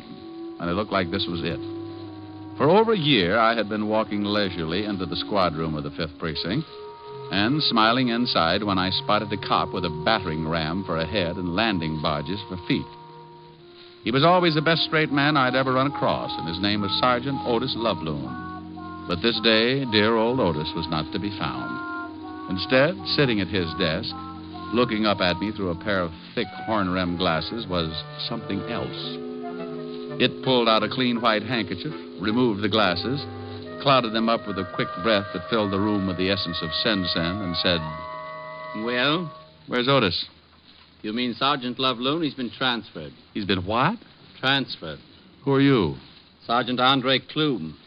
Is there something I can do for you? Andre Klume? Sergeant Andre Klume. Sergeant Andre Klume. Just one moment. Yeah? Where do you think you're going? Look, Sonny, I'm going in to see the lieutenant. You'll have to wait until I find out if he can see you. Oh, he'll see me. He just called me. May I have your name, please? What? Citation. Mr. or Mrs.? Hey, this may not be so bad after all. No? No. We're going to have fun, Andre. Are we? Yes, indeed. Now, call in to the lieutenant and tell him Mr. Diamond is coming in to see him. Yeah? The gentleman you were expecting, Mr. Diamond. He's getting introductions now? Send him in. Yes, sir. The lieutenant will see you, Mr. Diamond. Thank you, Sergeant Clume. And something else, Mr. Diamond. Yes? Sergeant Loveloon warned me about you, and I can assure you right now that I have no intention of becoming the brunt of your obvious crude comedy. Sergeant Clume, I don't think there's much you can do about it. Oh, Walt, I want to go on record right now as saying Don't. I know. Well, what is that out there? The commissioner says he's one of the most valuable men on the force. But how can you put him in a cop's uniform? It's like dressing Rasputin and a Mother Hubbard. I miss Otis as much as you do, but strictly off the record, Sergeant Clume has relatives. Oh, I thought so. Been scratching all the way in here. Otis moved over to the 11th precinct. Who's he working for now? Lieutenant Crawford. They've had a suicide watch on him all night. What's this Andre Clume supposed to be so good at? He's only been with us for a couple of days. I don't know. Well, if I keep thinking about him, I may have to be dipped in hot tar. You better tell me what you want to see me about. You may not like it, Rick. Oh? This is new? Remember Ralph Baxter? Sure. I sent him up while I was still on the force. Yeah. Well, you worked on that case for over a year, didn't you? You were in charge of the department. You know darn well I did. Rick, you knew Baxter's habits better than anyone on the force. Oh, now, Walt, what's it all about? Is Baxter loose? Very loose. Busted out at 8 o'clock this morning along with 7 other guys. Oh, all got away clean? Every one of them. One of the best planned breaks I've ever heard about. Well, if Baxter was in on it, it had to be. He's a smart boy, Walt. One of the smartest. Yeah, well, the commissioner says we've got to pick him up before he does any damage. Just like that, huh? Just like that. I need someone who knows him so well he might have a chance of nailing him before the trouble breaks loose. And you know Baxter and trouble. How come you're in on this, Walt? Somebody already get killed? Truck driver. Oh. Baxter's an unhappy boy. He kills to make up for it. Really does a fancy job. You want to help me out? You in trouble if they don't nail Baxter in a hurry? The commissioner is relying on me. Okay, then. It's got to be official in case you have to make an arrest. Oh, now, wait a minute. Got to swear you in as a deputy. Look, Rick, we've got to. I don't really care how you bring Baxter in and who gets the credit, but what will the commissioner say if... Yeah, I know. I'm sorry, Walt. Every time I used to put on that badge, a book of rules and regulations went with it. I do it my way or not at all. But... Now, don't start running your motor. I don't want the credit. The department can have it. Besides, it's 20-1 in any man's book that I'll never even get close to Baxter. Well, you stand more chance than anyone else. Okay, then. You still don't have to worry about the credit. It's 50-1 that the newspapers will read. Private detective found with his head missing. Okay, Rick. Your way. Andre. Yes, Lieutenant? Andre. Yeah, some name. I beg your pardon? Bring in all the information on Baxter and the 7 other men who were in on the break. Yes, sir. Andre Clume. Yeah. Here you are, Lieutenant. You want to look over this stuff, Rick? Yeah. I want to know how the break was pulled off.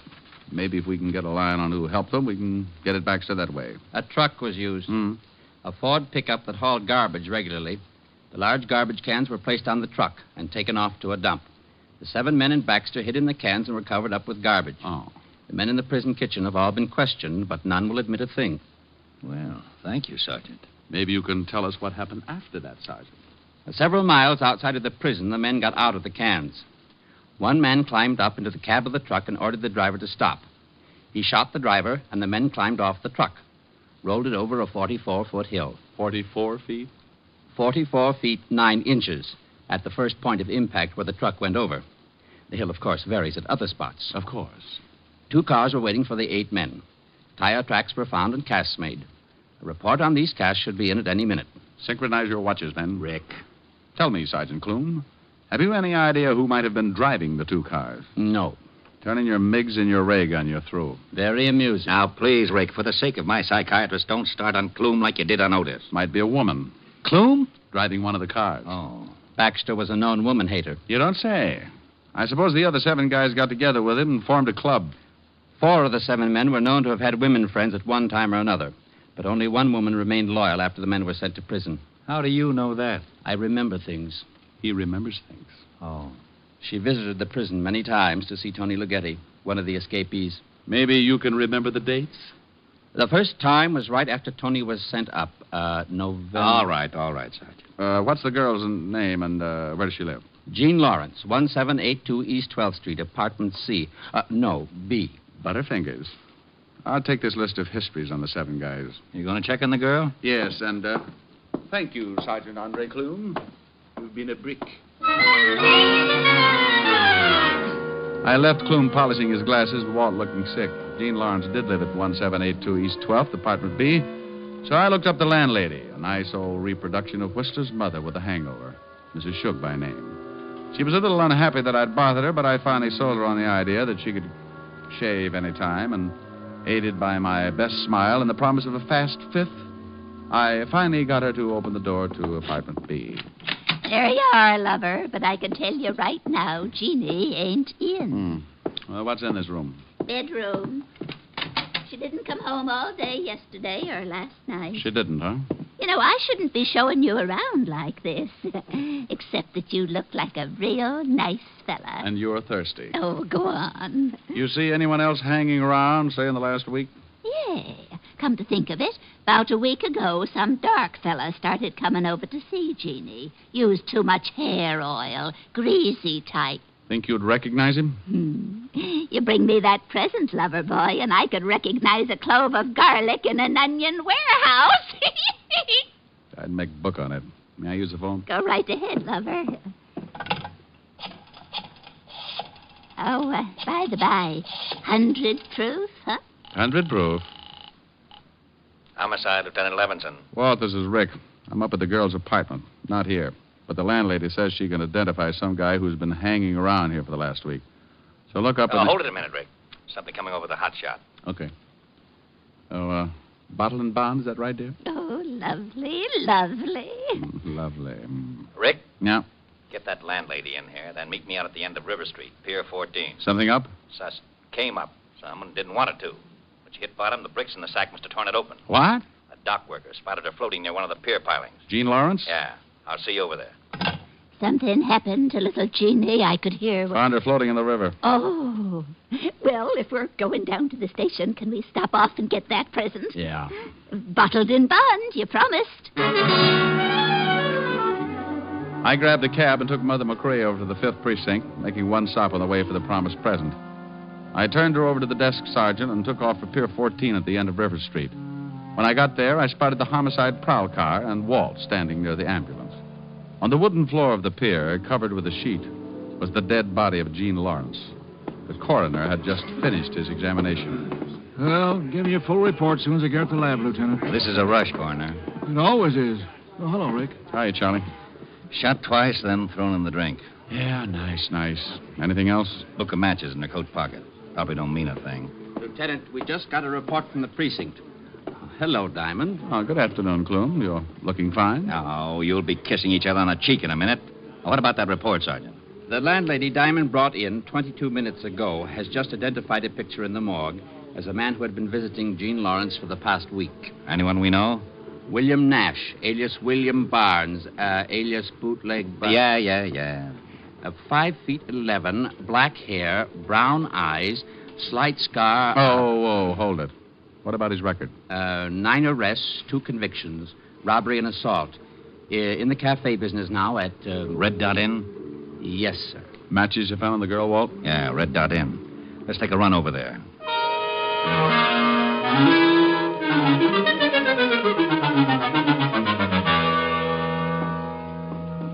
Yes, gents, what'll it be? William Nash. He around? No. Police. He still ain't around. He got an office? Well, He got an office. Yeah. Where is it? Top of those stairs. Down the hall, last door. Go around to the back of the bar, Clume. Yes, sir. Hey, now, wait a minute. You ain't supposed to come back here. See that he doesn't have any way to let Mr. Nash know we're coming up. Just go ahead and tend your bar. You guys want to get me in trouble? Not unless Nash is really in his office. Then you don't have to worry about trouble. You're in it. Let's go, Rick. Down the hall, he said. Last door. We both go? Yep. Fire escape down there. This way, Sergeant Clume covers him. Can Clume shoot? I forgot to ask him. You get on there by the fire escape in case he gets past me. Who is it? Fire department. What? Yeah, we received a report that your cafe isn't properly equipped in case of fire. Are you nuts? I just had no extinguishers. William Nash? Yeah. Now what the Let's devil... go. Huh? You heard him. Hey, what is this? Police, let's go. He's clean. All right, copy. You want to haul me in. What's the charge? Murder. Murder?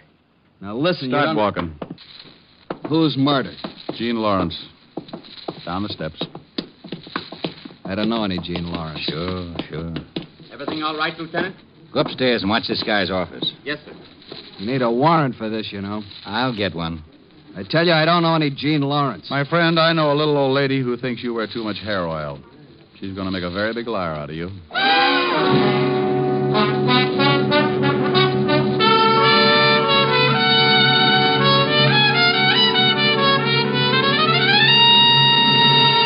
NBC is bringing you Richard Diamond, Private Detective, starring Dick Powell.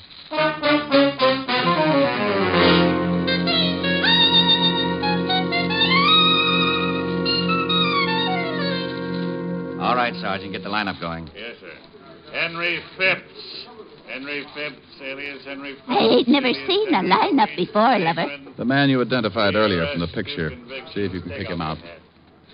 George Chalmers. No, ain't him. George Chalmers, alias George Lippert, alias Geo the Lip, Charge Petty. Ain't him, neither. William Nash. That's him. William Barnes. All right, hold him. You sure that's a man who was calling on Gene Lawrence? Yep, that's him. Why don't he use bay rum on his hair? Nash. Yeah? Yes, Lieutenant. Yeah, Lieutenant. You know Mr. Gene Lawrence? I told you I don't, Lieutenant. He sure is a lousy liar. All right, run him off. Step down. Hal Ennis. He killed Jeannie. We don't know. Yes, sir. He sure should use bay rum. Well, Walt and I and a couple of the boys took Nash downstairs and worked on him for about a half an hour before I got tired and decided to see what I could turn up myself. Nash still wouldn't admit he knew the dead girl, and we still weren't any closer to finding Ralph Baxter. I was pretty sure that Nash was connected with Baxter in some way, or he would have admitted knowing the girl and denied the killing. So I went back to the Red Dot Inn with a warrant to search Nash's office. Sergeant Andre Clume was guarding the door in the best prescribed manner. Legs spread, arms folded, back straight against the door. You're flat. Mm-hmm. What? Oh, Diamond. I have absolutely no excuse. I'll understand if you report me to the lieutenant.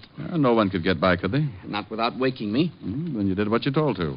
You guarded the place. But there is no excuse for falling asleep on duty. Unless you get tired. Now, forget it. I got a warrant here. Let's give this officer going over. And that's exactly what we did. We took the place apart, piece by piece. And I have to go on record by saying that Clume really knew his business. He didn't miss a thing. This might be important, Diamond. What is it? Bills to William Nash from the garage. Let me see. Nick's Garage, 13th Street. 1,000-mile service on both cars, $14.90. Parking space rental on both cars, $25. 2 cars. May not mean a thing. I'll check it anyway. 2 cars were used in the escape, Diamond. Now, don't get excited. You stay here. I'll call you from the garage. I left Clume and went over to Nick's Garage, looked up the owner, and he showed me the 2 cars, both sedans. 48 Chrysler and a new Hudson. Nick told me that both cars had been taken out the night before and returned early that morning. He said that Nash had driven one and the girl the other. So I put in a call to the Red Dot Inn and Sergeant Clume. Yes, the lab has 2 good casts of the tire prints. Well, put in a call to the lieutenant and tell him to get right down here with him. I hope you'll forgive me being a little premature, but... You already told him to come down. Yes. Tell me, Sergeant, you don't know anything about the 5th at Hialeah, do you? 1 by step up in 1 and... Goodbye, Sergeant.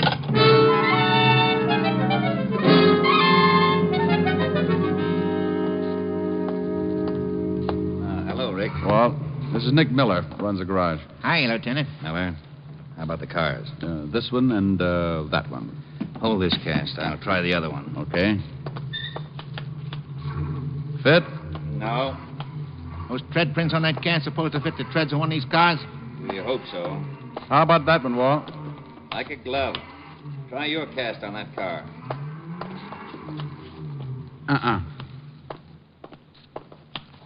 Fits this one, Walt. Rick, both of the cars were used in the getaway. What happens now? Go back to headquarters and tell Nash we got him dead to rights. We'll sweat him till he cracks. I got a better idea. Turn him loose. What? Nash knows that it's only a matter of time until we turn up his evidence anyway. And he knows something else. He knows Ralph Baxter. He knows if he spills anything, Baxter will kill him sure. But we'll promise him protection. Against Baxter? Baxter'd get him if it took 10 years. Not if we get Baxter first. Nash probably knows where he's hiding out. Walt, even if Nash knows where Baxter is, he'll be a long time telling you. In the meantime, Baxter can cause a lot of trouble. All right, so I let Nash go. So what? Get a hold of the newspapers. Tell them to run a story that you've picked up Nash for questioning in the prison break, but that you had to release him because of insufficient evidence. You think Baxter will go after him? Well, he'd at least send some of his boys. I think the girl was knocked off because she got out of line. You can bet that Baxter won't want Nash around for a witness. Okay. Gee, you're kind of making Mr. Nash a sitting duck, ain't you? Oh, I guess you'd say that, Mr. Miller. Now, why don't you come on down to the station with us and answer a few routine questions? Oh, hey, I don't know nothing about this. That's what Mr. Nash said, but you can see what a liar he turned out to be. We went back to the precinct, and the garage owner was held for questioning. In the meantime, 2 men were sent to the home of William Nash, and the phone tapped. 2 other men took their places on a stakeout at the Red Dot Inn, another pair at the garage. The garage owner was cleared of any suspicion and told to go back to work, but warned not to say anything. About 4 in the afternoon, a call came over the hotshot at the 5th Precinct. My name is Barton. I've just been robbed. Where are you calling from? I own the Rome jewelry store. 3 men came in and tied us all up. They stole over $100,000 in gems. Anyone hurt? My clerk, he's still unconscious. All right, what's the address? Corner of Wilmot and 21st Street. It looked like just a routine robbery at the time, so the robbery detail took over. Walt released Nash and called the papers. Around 4:30, Walt got a call from robbery. Levinson. Jennings, Walt. Those guys that held up the jewelry store over on Wilmot Street. The owner just identified one of the hold-up men, Tony Lughetti. Oh, thanks. Rick, Tony Lughetti, one of the guys that busted out with Baxter, has been identified as one of the hold-up men in the jewelry store. Now it starts. The gang had gotten away clean. No trace except a cab driver who spotted a green sedan in front of the jewelry store. 3 men in it. We waited. Levinson. Sullivan. Nash just got a phone call. Man said he wanted to see him for the payoff. Said to meet him at the place. Nash left the house. Fisher's tailing him. Right. Nash just left the house. Got a call. Let's go. We piled into the squad car and headed across town in the direction of Nash's house. A newsboy on the corner yelled the planted news of Nash's arrest, and the car radio told us what Nash was doing. Suspect just went into garage. We're parked across the street. Instructions. I'm about 2 blocks away. If he gets in his car, let me know. He's coming out, turning north on Chestnut. See him? There he is, Walt. We've got him, Jennings. We'll tail him. We followed Nash until he hit the outskirts of town. He drove for another good half hour, then pulled into a roadside eating place with a motel off to the left. This looks like it. Yeah. Drive past. We'll swing back. Nash is going into the diner. We'll walk up. Attention, all units. I'm at a roadside diner. The stop-a-while motel near it. Suspect just went into diner. All units proceed with caution. A whole bunch might be in that motel. Mm-hmm. Hope the boys get here before things start popping. You said it. We can't go in. Hey, there's Nash at the counter. See anyone else? Not from here. Let's walk over to the other side. Hey, Walt. What? Over there by the gas pump. Green sedan. Think it might be the robbery car? Nobody in it. Look, 2 guys coming out of the restroom. Yeah. And one of them, Tony Lughetti. Baxter's boys. I got a hunch Baxter's around. I got Tony's going in the diner. He's going in to pick up Nash. Probably going to take him for a ride. Let's take this guy before Lughetti comes out. He hears us. He's turning around. Police. He's going for a gun. Knocked him cold. Nice tackle, Rick. Vassar, 28. Here's his gun. I'll dump him in the car. Here come some of the boys. I'll wave them off. You get in the back of the car. Okay, I'll get in with you. I wonder where Baxter is. Can you look out that back window without being seen? Yeah. 2 more prowl cars pulled up. If the boys in the diner don't spot him. Nothing yet? No. Hey, here they come. Spaghetti and Nash? Yeah, holy cow, the whole bunch. Is Baxter with them? Yeah, and 1, 2, 5 others. They've spotted the cars. They're headed for this car. You go out that side, I'll go out this. You're boxed up, Baxter. Look out, Rick!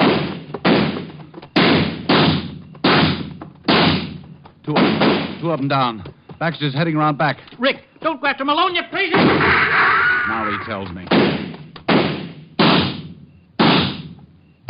Stop, Baxter! You get him, Rick? Yeah, but just barely. That was my last shot.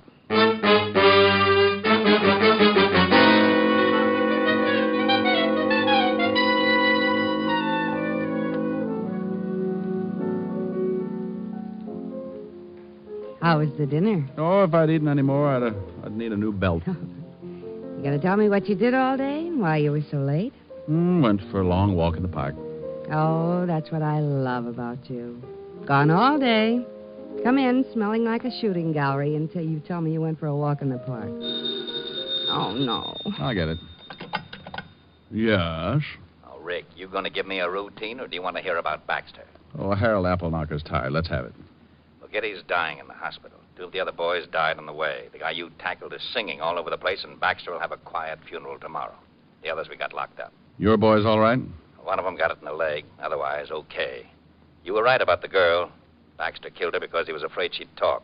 Seems she had a beef and walked out. Baxter got worried. Nash was to get his tonight, just like you figured.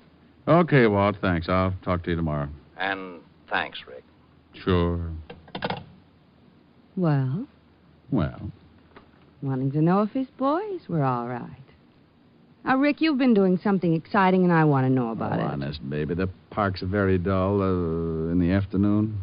Want to go stir up some action in it now? Good mood. Rick, why do you lie to me? No. All right, come on. Oh, wait. We're forgetting something. I got to sing a song first. Oh, Rick, now that you brought it up, I want to go to the park. Well, this will only take a few seconds. You just pucker up and hold. Well, look who's here. I haven't seen you in many a year. If I knew you were coming, I'd have baked a cake. If I knew you were coming, I'd have baked a cake. How'd you do? Had you dropped me a letter, I'd have hired a band, grandest band in the land. Had you dropped me a letter, I'd have hired a band and spread the welcome mat for you. Now I don't know where you came from, 'cause I don't know where you've been. But it really doesn't matter. Grab a chair and fill your platter and dig right in. If I knew you were coming, I'd have baked a cake, hired a band. Goodness sake, if I knew you were coming, I'd have baked a cake. How'd you do? Now I don't know where you came from, 'cause I don't know where you've been. But it really doesn't matter. Grab a chair and fill your platter and dig right in. If I knew you were coming, I'd have baked a cake, hired a band. Goodness sake, if I knew you were coming, I'd have baked a cake. How'd you do? Oh, how'd you do? How do you do? Well, still puckered? Mm-hmm. Think you can hold it till we get to the park? Now, you see, if you're patient, I always make it up to you.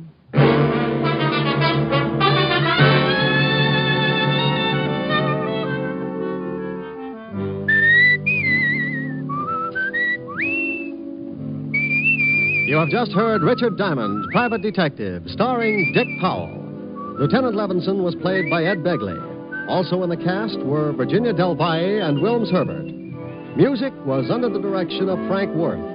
Tonight's show was written by Blake Edwards, and the entire production was under the direction of Jack Johnstone. Dick Powell currently may be seen in the motion picture version of the best-selling novel, Mrs. Mike. Richard Diamond's Private Detective will next be heard 2 weeks from tonight. Check your local newspaper for the time of broadcast. Listen next week at this hour for Dangerous Assignment, starring Brian Donlevy as Steve Mitchell, Soldier of Fortune. Remember, at this time next week, it's Dangerous Assignment on NBC. This is Eddie King, inviting you to be with us 2 weeks from tonight when we will again bring you Dick Powell as Richard Diamond, Private Detective. For all the family, try Father Knows Best tomorrow on NBC.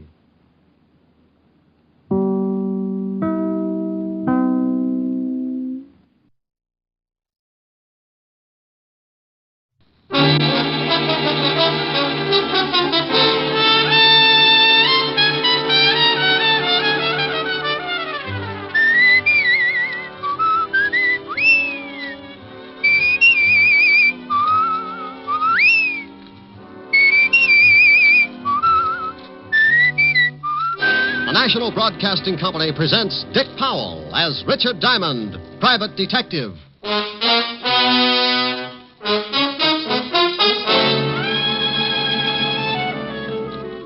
Before I was a private detective, I was a cop. Homicide. Working out of the 5th Precinct. Homicide means murder. And there are a lot more murders committed in a big city than you think. More than make the headlines in the newspapers. And for everyone, there's the same impersonal routine, the same hard work, the same check and double check, with every cop in or out of uniform doing his best to put the case in the closed file.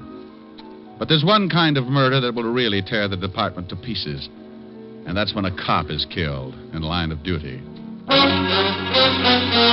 Here's another exciting half hour with Richard Diamond, Private Detective, starring Dick Powell.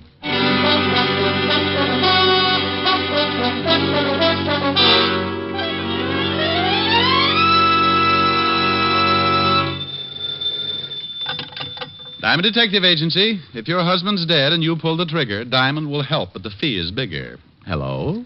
Oh, Rick, what can I say? Hello. Hello. Oh, no, that's nice. Now try Hello, Rick. Hello, Rick. Oh, dandy. Call back tomorrow and we'll start on Hello, Rick. This is Helen. You idiot. Hi, baby. Hi. What's doing? Oh, I was just a little lonesome. Wanted to know if you were coming by tonight. Oh, you know it. Should be there around 8. How about a little... Hey, Rick, what's that siren? Is there a fire? Could be. Sounds like it's pulling right up here in front of my building. Wait a minute. I'll open the window. Now, Rick, if there's a fire, you get right out of there. Honey, if this building caught on fire, I'd be Mr. Unquintine of 1950. Well, what is it? Ambulance. Oh. Oh, and here comes a prowl car. Must be a traffic accident or something. Well, thank goodness. Well, somebody probably playing in the traffic. Oh, Rick. Okay. Some guy forgot to step down getting into his new Hudson. You know, I make remarks like that. I'm not trying to be... Oh, wait a minute. No combination, friend. Just turn the little old knob and push. Who is it? Somebody at the door. Well, Pop. What? Pop Scholes. Oh, the nice old blind man who sells pencils on the corner. Yeah. Hello, Pop. Please, Mr. Diamond, I've got to talk to you. I ain't got much time. What does he want, Rick? Oh, to talk to me. I'll call you back, dear. Bye. Bye. I'm sorry to have bothered you, Mr. Diamond. Well, not at all, Pop. Not at all. What can I do for you? I can't stay long. I have to hurry, but I was wondering if you'd come to my place later on. It's pretty important. How important, Pop? I can't explain now, but I got a big trouble. I sure could use some help for old time's sake. Sure, for old time's sake. Where do you live, Pop? A little shack on the waterfront, end of River Street, 622 and a half. When do you want me to come down? About an hour. I got to be going now. Okay. Oh, wait a minute, Pop. Here, let me give you a hand. Thanks. I could make it with this stick, but it takes time. I ain't got a lot of that. Ah, there you are, Pop. See you in an hour. Thanks, Mr. Diamond. Name's Rick. Okay. See you in an hour, Rick.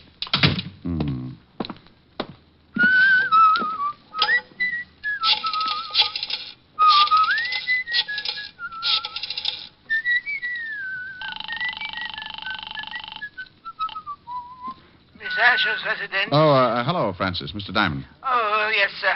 I'll call Miss Asher right away. Thank you. Rick. What? Oh, Walt. Mind if I sit down? No. What are you doing down here? Hello, Rick. Hold the phone, honey. Came down on a homicide. Homicide?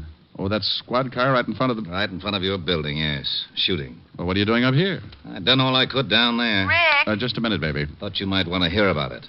Bill Walton. What? Friend of yours, wasn't he? Yeah, darn good one. Hello, Rick. Somebody put 3 slugs in him. Rick, I can hear somebody talking. What's going on? Oh, I'll call you back, baby. What? Helen? Yeah. You know, I worked with Bill on a robbery for 3 years. Got any idea who did it? He left the robbery detail 2 years ago. Been with the narcotics division. Haven't checked with them yet, but he might have been working on something. Might give us a lead. You want to go down to the station with me? Yeah, I'd like to. Okay. I've got some witnesses to the shooting. They'll be down there for statements. Bill's got a wife and 3 kids. Yeah. Well, aren't you going to lock the office? For what? Even the termites gag on the furniture. Let's go. Well, that's the way a quiet day could work itself into a lot of trouble. And like always, if trouble's around, yours truly is bound to get a chunk of it. Walt and I went downstairs, climbed into the prowl car, and 10 minutes later we were walking into the squad room of the 5th Precinct Police Station. The first thing I saw was the zoo's best argument for not taking in boarders. Lieutenant, I got statements from all the witnesses. You want to talk to them? No, he thought he'd read their palms, Sergeant. Oh, Lieutenant, what did you have to bring the shamus along for? Just relax, Otis. And Rick, you lay off here. Well, I wouldn't needle him if he'd just stopped that terrible habit. What habit? Living. Oh. Come on, Rick. Oh, look at that, Walt. 4 heads and they all need haircuts. Come on, Rick. Come on. This is a swell time to make jokes. Can you think of a better time? Okay. Otis. Yeah, Lieutenant. Send in the first one. Then check with narcotics and see what Bill Walton was working on. Right. Boy, I hate things like this. What about his family? Oh, I know all of them. I guess I'll have to go over and tell them. First one, Lieutenant, Arthur Phillips.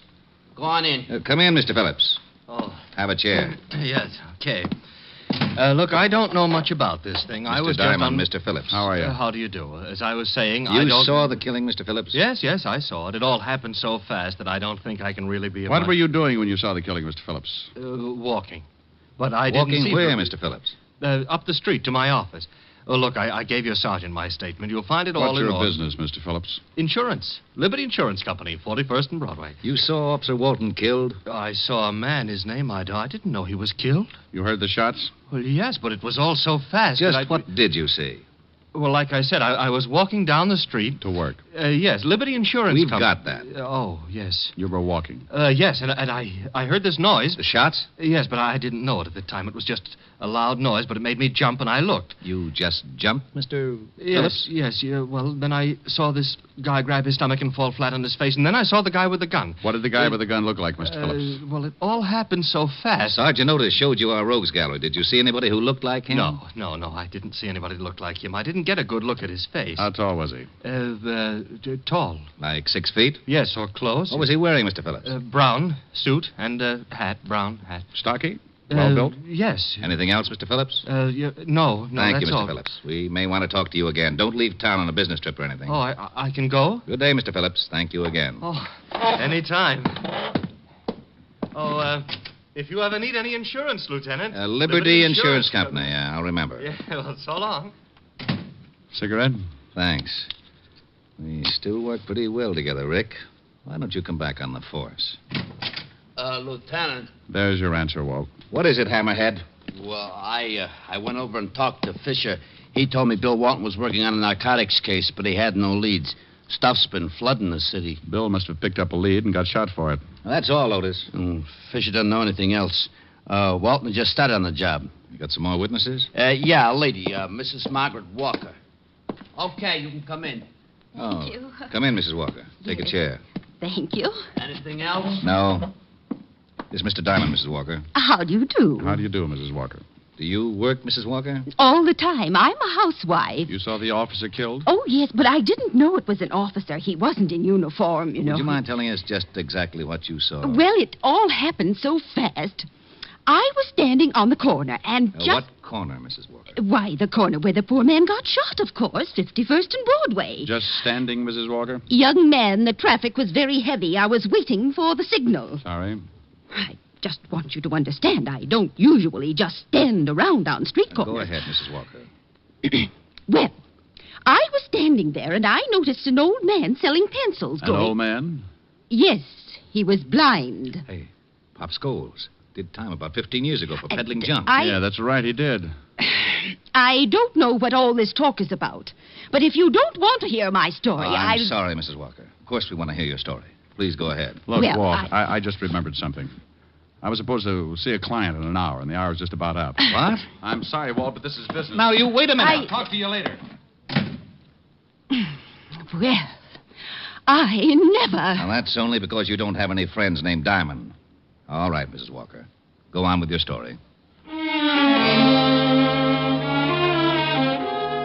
went out of that station like Noor in the stretch. The minute the little old lady had mentioned a blind beggar, I remembered Pop Scholes in my office, and I grew the biggest hunch of my career. Something had really been bothering Pop, and a cop killing could have been it. I grabbed a cab, and 20 minutes later, I was standing in front of an old weather-beaten shack at the end of River Street.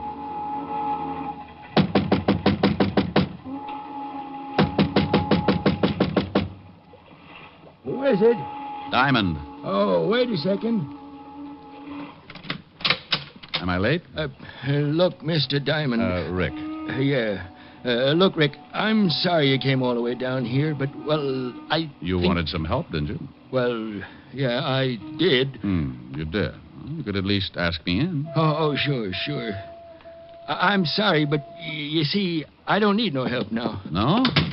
Well, you seemed pretty worried about something when you came up to my office an hour ago. I was, but it's all straightened out now. That right? Hey, I didn't know you smoked cigars, Pop. What? One in your ashtray here. Pretty expensive for you, Pop. Oh, well, you see, I kind of splurge now and then. Come on, Pop. Somebody been here and changed your mind about talking to me? No, that's my cigar. What makes you say a thing like that? There was a cop killed right in front of you today, Pop, a good friend of mine. What's that got to do with me? I'm going straight. He was after somebody who's been peddling junk. I don't touch this stuff anymore. I don't go near it. Don't you, Pop? No, I put it down 15 years ago. You did time for it, too. Sure, and lost my eyes in stir. You think I want to go back to that? You think I'm a fool? There's a car pulling up out in front. That should be the law. I didn't do nothing. I swear I didn't. Better tell me quick. Who's throwing his weight around, Pop? I had nothing to do with that cop killing. I'm clean. You can't prove a thing. Come on, open up. It's the police. You're sure you don't want to tell me anything? No, I got nothing to tell. Busted in, Pop. Come on in. It's open. Okay, Pop, you're coming. I might have known it. Why didn't you wait for me, Rick? Oh, believe me, Walt, I had an appointment with Pop. That's right, Lieutenant. He did. Oh, sure. Talk over old times, huh? Otis, take Pop out to the car. Come on, Pop. Sorry I got you in trouble, Rick. Forget it. Ah, just what have you two been stewing up? What did he tell you? He was showing me how to throw darts in the dark. Oh, that's a pretty bad one. Yeah. What did Mrs. Walker tell you about Pop? I don't know why I should tell you. Well, don't be so grouchy. I've just been trying to find the guy who killed Bill. Pop's had it pretty tough already. I thought maybe I could make it easier than having you third-degree him all over the office. Well, you sound like I'm going to use a hose on him. But the way you're burning up, you'll probably hit him with Sergeant Otis. No, I'm going home. Now, wait a minute. What for? To watch you blow up like Old Faithful? Mrs. Walker told me she saw some guy walk up to Pop like he was going to buy some pencils. Then another man busted through the crowd. That was Bill. He grabbed this guy with Pop. The guy pulled a gun and shot Bill, and then he beat it. Did Mrs. Walker give you a description of the killer? Sure. Short, dark, just the opposite of the one the insurance man gave us. The only thing that fits, they both said the killer wore a hat. Oh, dandy. Where are you going? Now, back to my office. Pop knows something, Walt. Don't work on him too hard. Okay. Now, been over to Bill's family yet? Right after I get through with Pop. No, I'm sorry I got sore. So we all get sore. So what? I'll give you a call. I got back in my cab and headed for the office. On the way over, I kept trying to reason it out. Somehow Pop was mixed up in this thing, and he was scared stiff of something or somebody. I paid the cabbie off in front of the building and took the elevator up to my floor.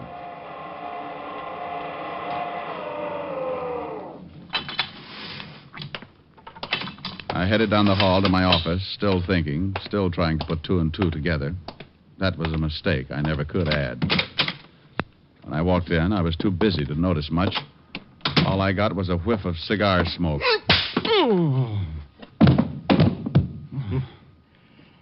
You fall easy, Shamus. Now let's see how you bruise.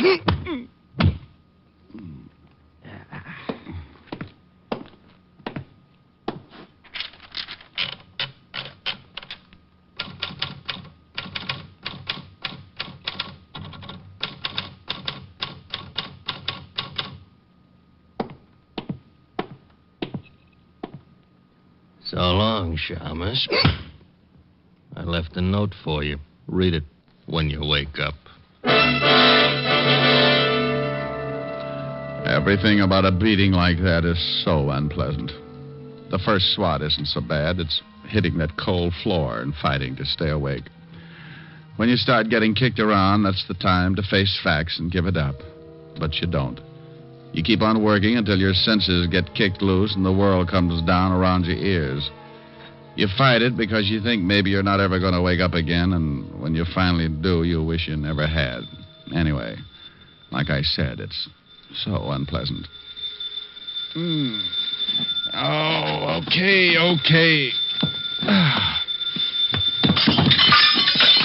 Oh, well, that lamp was pretty silly anyway. All right. Don't jump, but you're talking to a ghost. Rick? At the sound of the groan... What's the matter with you? Well, that's a pretty good question. I don't know how to answer it without a head. What happened? Somebody worked me over. Oh, and how they worked me over. You want me to send an ambulance? No, just a shovel. What's this? What's what? There's something in the typewriter here. A note. Well, I'll put my eyes in straight. Now, Rick, if you're hurt badly... Oh, I'm not hurt that bad, Walt. Well, what about this note? Says, lay off the cop killing. That's all. Oh, and, yeah, look at this. Find something else? A souvenir. Butt of a cigar in my ashtray. There was one just like it in Pop's place. Well, hang on to it. All right, sure. What about Pop? Won't tell us a thing. Well, I'm getting sick and tired of this. Now, I got an idea. Wait 10 minutes and then take Pop back to his house. Look, Rick, if somebody knows you're working on this thing, they must have found out when you went to see Pop. Probably spotted you going in. They certainly must know that we picked up Pop, and if they think he told us anything, they'll sure try to get him. I know it. Now, you drive Pop home, pretend to leave, but don't. And what'll you be doing? I'll be inside when he walks through the door. Okay, but I hope you know what you're doing. So do I. 10 minutes, Walt.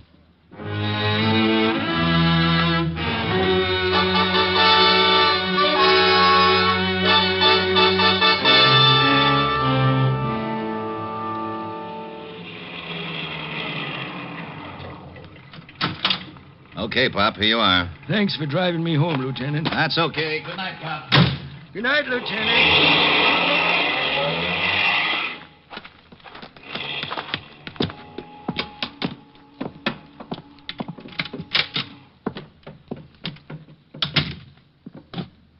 Who's in here? Who is it? Chick! I know you're here. I can smell your cigar smoke. Chick, please, I didn't tell the law a thing. Chick, say something. Honest, I didn't crack. Look, if you want to get rid of me, okay, but not the girl. Please, I swear I didn't say anything to anybody. I'm an old guy. Go ahead, knock me off, but don't do anything to the girl. Please, Chick. I'll peddle your stuff for the rest of my life if you leave the girl alone. Chick! Relax, Pop. What? You're not... No, Pop. Diamond. Didn't like to do it this way, Pop. But that cigar... The guy who saw you earlier came up to see me.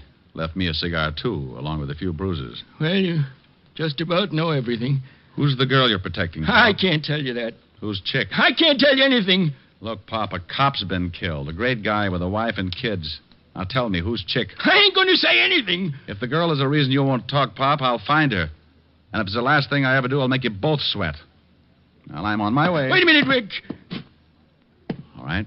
Go on. Okay. If you'll give me a word, you won't say nothing about what I'm going to tell you. I give you my word about nothing yet, Pop. Now tell me, and if I think it should be kept quiet, that's the way it'll be. I got a daughter, Rick. What? That's right. Right after I went to stir, my wife had a baby.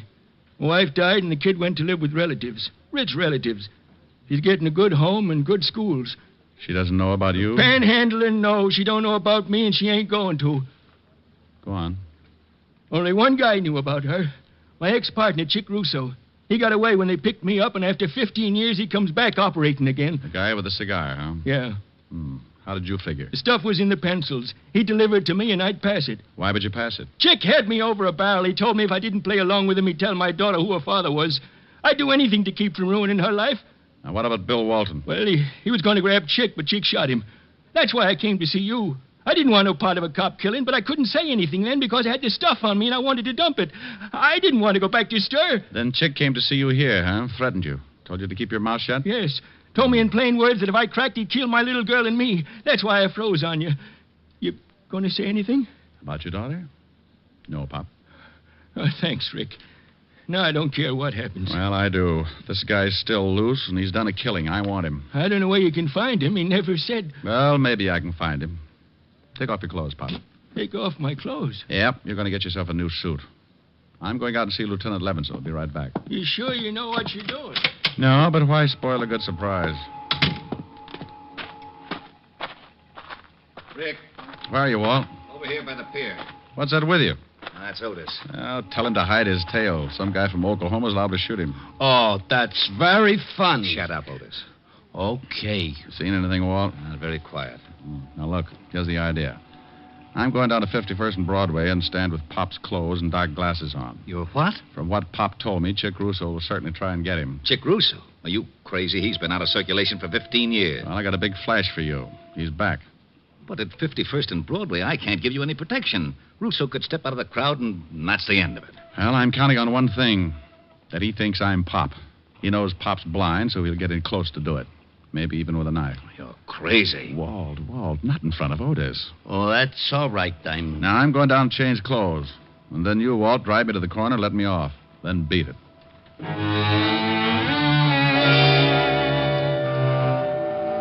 I left Walt then and went back to Pop's shack. We did a quick switch, and finally the dapper Richard Diamond stepped out complete with torn trousers, sweatshirt, and sneakers. I carried his cane with a white tip and kept his old hat pulled down over the dark glasses. Well, I'll be darned. Yeah, he looks just like the old man. Yeah, let's go, Walt. Otis, you stay here with Pop just in case our pigeon doesn't go for the bait. Oh, Lieutenant, can't Otis. Okay. Don't look so unhappy, Otis. Who knows? Maybe I'll get shot. Oh, I gotta miss everything. Isn't he a dream?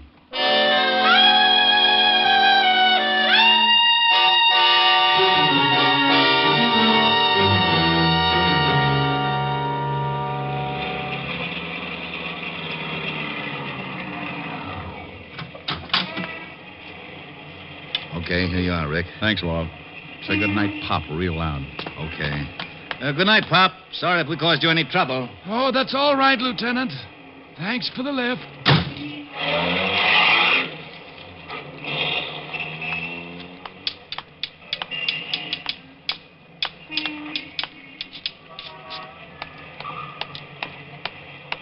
Here you are, my good man. Bless you.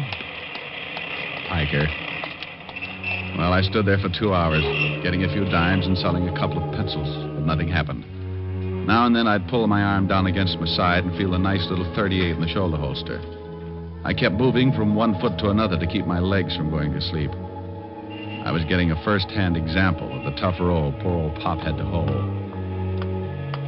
By 10:30, I was ready to give it up. Then I spotted the cigar. Bless you. For what, Pop? Cops driving you to work now, huh? That's enough. I'll take your arm and you start walking. I'll lead you. Chick, is that you? Shut up. Walk.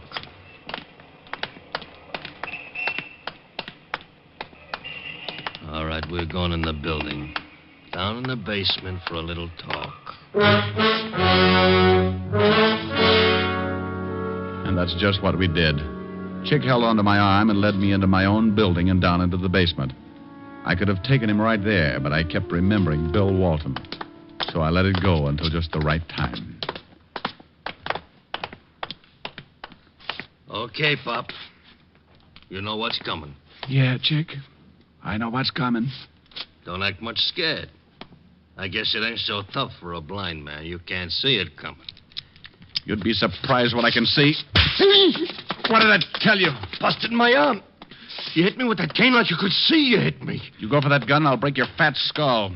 You ain't Pop. No, Buster, I'm the fellow you gave the bruises to, just returning the favor. Boy, you dirty... Don't do it! Papa spank. My shoulder. All right.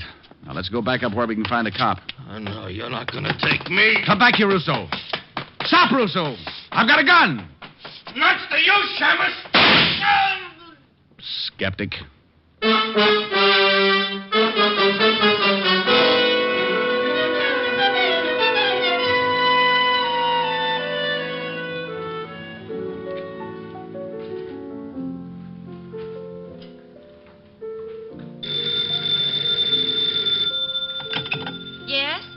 Oh, hello, Walt. Oh, no. Yes, he's right here. Rick, it's Walt. Oh. Oh, this is Fu Wong. Mr. Diamond Valley dead. Now, you stop that. I just had a long talk with Pop. Oh, is that right? Yeah, he said absolutely nothing. I still don't know where he figures in this thing. Would you mind telling me? Walt, anything Pop did was under duress. If it was illegal, I want to know about it. Yeah, and if it was illegal, Pop would stand a good chance going back to prison. He might. You better let the law decide that. You haven't got any proof? How could I? Everybody's dead, except you and Pop. Pop won't say anything? Not yet, he won't. Walt. Yeah? Die. Now, you wait. What in the world was that all about? Oh, that Walt. When he dies, he'll have the penal code written on his headstone. But he's a good cop. And there he is again. I can't stand to let a phone ring. Oh, he'll get tired. Rick, I'll go crazy. I'll drown it out. Well, do something. I've got a lovely bunch of coke. It stopped. Oh, good. Well, don't you stop. That was pretty. Well, all right. Oh, I've got a lovely bunch of nuts. There they are, standing in a row.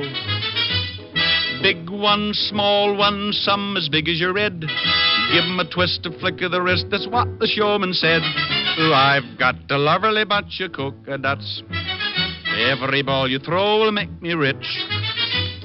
There stands me wife, the idol of me life. Sing and roll a bowl, a ball, a penny a pitch. Sing and roll a bowl, a ball, a penny a pitch. Sing and roll a bowl, a ball, a penny a pitch. Roll a bowl, a ball, roll a bowl, a ball. Sing and roll a bowl, a ball, a penny a pitch. Aye, there you are, my lad. Step right up here. I got a lovely bunch of coconuts. There they are, all up, standing up there in a great big row. I got big ones and small ones, some of them as big as your blasted head. Yeah, you give 'em a twist and a flick of the wrist. Oh, what lovely fun. I've got a lovely bunch of coconuts. Every ball you throw will make me rich. There stands me wife, the idol of me life. Sing and roll a ball, a ball, a penny a pitch. Sing and roll a ball, a ball, a penny a pitch. Sing and roll a ball, a ball, a penny a pitch. Roll a bowl, a ball, roll a bowl, a ball. Sing and roll a ball, a penny a pitch. Oh, my dear, how was that, honey? Oh, wonderful. Oh, darn. Yes, Walt. Helen, you put Diamond on the line. It's Walt, dear. Oh, never mind him. Come here, honey. Oh. Hello. Hello. Helen, did you hang up? Helen, put Rick on this phone. This is Fu Wong. Missy Diamond, not so very dead. Bye.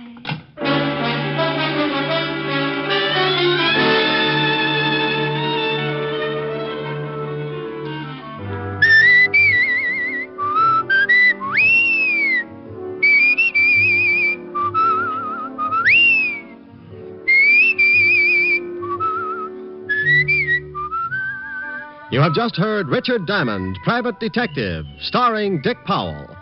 Ed Begley played Lieutenant Walt Levinson. Also in the cast were Wilms Herbert, Francis Robinson, Larry Dobkin, Ann Morrison, and Charles Seal. Music was under the direction of Frank Worth. Tonight's show was written by Blake Edwards and directed by Russell Hughes. Dick Powell currently may be seen in the motion picture version of the best-selling novel, Mrs. Mike. This is Eddie King inviting you to be with us next Sunday at this same time when we will again bring you Dick Powell as Richard Diamond, Private Detective.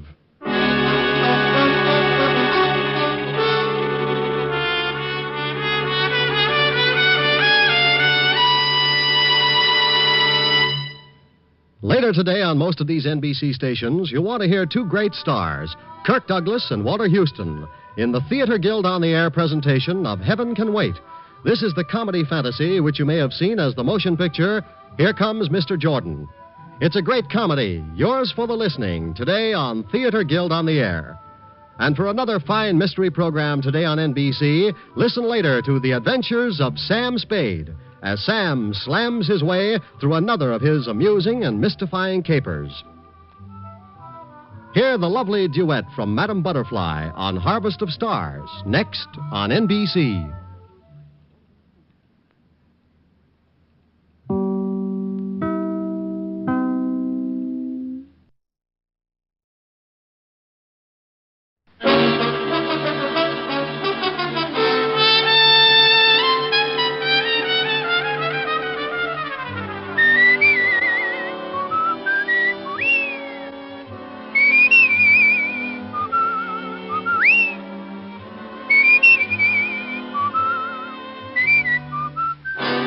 National Broadcasting Company presents Dick Powell as Richard Diamond, private detective.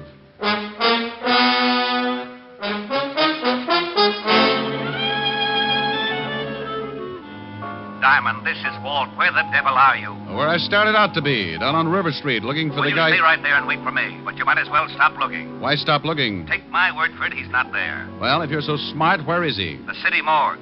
We fished him out of the river 10 minutes ago. Here's another exciting case from the files of Richard Diamond, private detective, starring Dick Powell.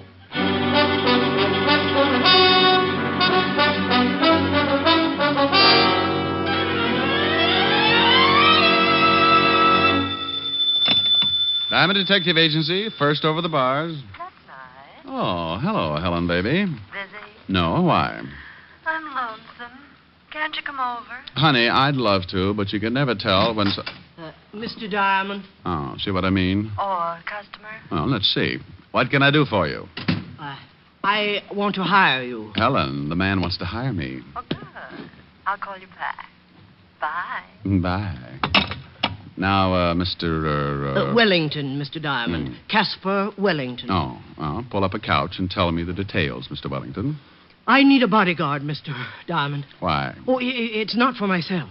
It's for Timothy. Well, why does Timothy need a bodyguard? Someone's trying to kill him. Oh, you've been to the police? Oh, yes, but they feel it's not quite important enough for them. You mean this Timothy's life is in danger and the police won't handle it? Yes. Isn't it ridiculous? I don't know. Has anybody tried to kill Timothy before? Well, no one has exactly tried to kill him, but I very definitely expect an attempt. Right, now, look, this Timothy, is he a friend of yours? Oh, yes, a very good friend. So what makes you think that someone is going to try to kill him? Mr. Diamond, I came here to hire you to protect Timothy. I'm perfectly willing to pay you your fee, but for the moment, the rest of your questions must go unanswered. Well, my fee's $100 a day in expenses, Mr. Wellington. Still perfectly willing to pay it? Here's the cash. And there'll be another 100 if you protect Timothy long enough for me to get him on a train tomorrow. Where's he going? Out of town, where he can be safe. What's Timothy's last name? That will also have to go unanswered. Oh, well, now, wait a minute. Supposing I do take the job, where do I meet this Timothy? How will I know him? If you take the job, he'll be in your office in a matter of minutes. Well, something sure doesn't ring up right, but the 200 fish in expenses, I'd play footsies with a cobra. Good. Now, I'm going down to the train station to pick up Timothy's ticket. When he arrives, I expect you to remain with him constantly. Until tomorrow? Oh, I got a small apartment. I hate to bundle. Don't let him out of your sight for a moment. I want him alive and well when he gets on that train in the morning. Does he play Parcheesi? Well, I doubt it, but you never can tell. He might like it. Dandy. Have him at Grand Central at 8 o'clock. I'll meet you. Do you know of any way I could possibly learn to hate money? If I did, I would never have come to you. Good day, Mr. Diamond.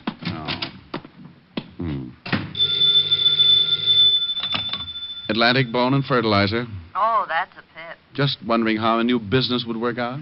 Now what's wrong? I have a very unhealthy feeling that I've just let myself in for something I won't like. Oh, the client? Well, kind of. I've got a guard, a friend of his. What's the matter with that? Oh, I'm not going all through that again. The client just came on like Secret Service. I got the name of the guy he wants guarded, and I know that someone's going to try and kill him. And that's it. Rick, you be careful. Honey, the client shoved $200 in my rural hot hand. Oh, good. What do you want me to do? I'm trying for capitalist this year. Didn't your client go to the police first? Sure. He went to the police, but then... Hey, you. Me? What? Yeah, you. Rick, are you listening? Yeah, I'm listening. Put down the phone, friend. We want to talk to you. Well, if you're listening, why don't you answer my question? If your client went to the police... That's better. Well, now, I'm a sport. especially when someone's got a gun pointed at me. Oh, the gun ain't gonna hurt you, chum, if you answer a couple of questions. Where's Casper Wellington? Who? You gonna be difficult? Look, you got a gun on me. Who wants to be difficult? You don't know Casper Wellington, friend? Never heard of him. We seen him come into the building. No, so you figured he came to see me. It's such a small building, only about 100 offices. Oh, that's pretty funny. Glad you liked it. No, but we didn't. You're the only private detective in the building. We figured maybe Casper wanted to hire you. What would he want to hire me for? What did this guy do? How do you like that, George? Now he's a nosy comic. Well, Durante gets away with it. Friend, I have just decided your humor bores me. Yeah, it's pretty bad, ain't it, Tony? Suppose we push his face around, huh? Maybe he don't feel like no more Joe. Oh, now, wait a minute. I don't know anything about this Casper or whatever his name is. What good's it going to do to work me over? Well, now, you see, Tony and me got real nasty dispositions. We've been crossed, and then you make with the jokes. We don't like being the only ones unhappy, so we think maybe you ought to join us. Now, look. Hold it a second, George. What for? It's a setup. Oh, wait. We mess him up, the law comes. We gotta find Casper. We ain't got no time to play patty cake with the cops. Just want to cross the mouth. Forget it. Look, friend, you sure Casper Wellington didn't come in here? I couldn't be more positive. Okay. Put down the rod, George. That don't look so unhappy. Maybe the shamus is lying. If we catch him telling a fib, just think of the fun you can have later on, huh? Come on. We'll leave him? Yeah. So long, friend. And for your sake, I hope you've been leveling. Yeah. See you around. Yeah, bye. This is fool's fancy chop suey, Paul. Now, you listen to me, Richard Diamond. The next time you hang up on me, But I'll how- never speak to you again. But, And you but- better have a pretty good excuse for doing it this time. But you know I take a lot of things from you, Rick, but never once have you hung up on me. Helen, please. And I think it was rude and inconsiderate. Helen. And I want to know right now, this minute, just what kind of a poor, lame brain excuse you're going to come up with. Helen! Well? Now, look, baby, I don't know what's going on. This is like doing business in a roundhouse. The only reason I hung up on you was because two guys strolled in here and shoved guns in my face. Rick! And they were looking for the guy who came in earlier and hired me to look after someone named Timothy that I haven't even seen yet. It sounds awfully confusing. It is. Oh, hold the phone. Here's somebody else. Come in with your hands up. You Richard Diamond? Yep. You got a crate here addressed to you. Well, that figures. Bring it in.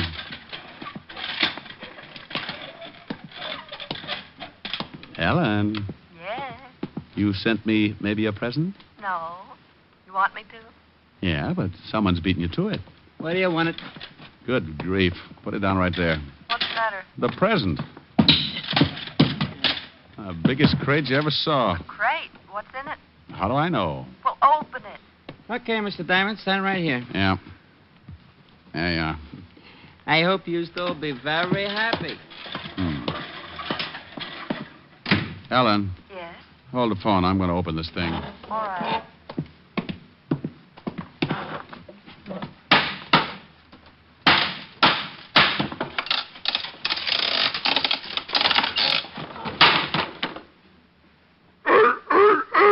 Oh, no. Oh, get away. Get away. Now, get on. Get on. Don't come up here. Don't. Oh, Helen. Rick, what in the world's the matter? Helen, if this is your idea of a joke, Please calm down and tell me what's wrong. what, can't you hear it? Well, I heard something, but I thought you must have eaten your lunch too fast. Well, I'm standing on my desk trying to fight off a monster. What? Call up Charles Adams right away. A monster? Yes. I'd swear it was a seal, but I know my friend's better than that. This thing has got to be poisonous. A seal? Yes, a seal. Hey, he's not so bad. He's applauding. You must have liked that remark about Adams. Now you stop it. Do you expect me to believe all this? She doubts you, fella. Say a few words. Rick, who in the world would send you a seal? I don't even need to look. This has got to be Timothy. Oh, it is Timothy. When he heard his name, he made like a curtain call. Sounds like one Richard Diamond. Hey, that's pretty... nothing. I'll call you back. Where are you going? I'm going to take Timothy right back to Mr. Casper Wellington and tell him that... Yes? Oh, for the love of... I don't know where to find Mr. Casper Wellington. Well, there it was. It was pretty silly. the smart, shrewd, level-headed Richard Diamond, for the sake of a couple of hundred fast bucks, winds up playing nursemaid and companion to a honking seal. Just to make sure it was Timothy, I took a look at the crate, and there on top was a small printed card. It read, "This is Timothy. If you want him to do something, throw him a fish. Herring. Signed, Casper Wellington." Well, that tore it. My temper was already pushing my hair up to attention, so I went out to the nearest delicatessen and came back with a bag of fish. With this, I lured Timothy out of the building and down on the street. I had to find Casper Wellington, so 60 pedestrians and one unhappy cabbie later, Timothy and I strolled casually into the 5th Precinct Police Station. Well, hello, Sergeant Otis. Oh, how are you, Shamus? Huh? What? What'd you just say? I said, hello, Sergeant Otis. No, after that. Yeah, that was it. Something wrong, Sergeant? Yipe! Otis, say hello to Timothy. Timothy, this is Sergeant Otis. Lieutenant! Go on over and kiss the Sergeant, Timothy. Go on. Oh, no. Get him away from me. Get him away. Oh, Otis, he's not so bad. Lieutenant! Help! Now, Otis, come down off that desk. You look sillier than I did. He's trying to eat me. Oh, be quiet. You too, Timothy. You'll wake up the lieutenant. Here's a fish. Throw it to Timothy. And that's you, Diamond. You'll probably take my arm along with it. Get away.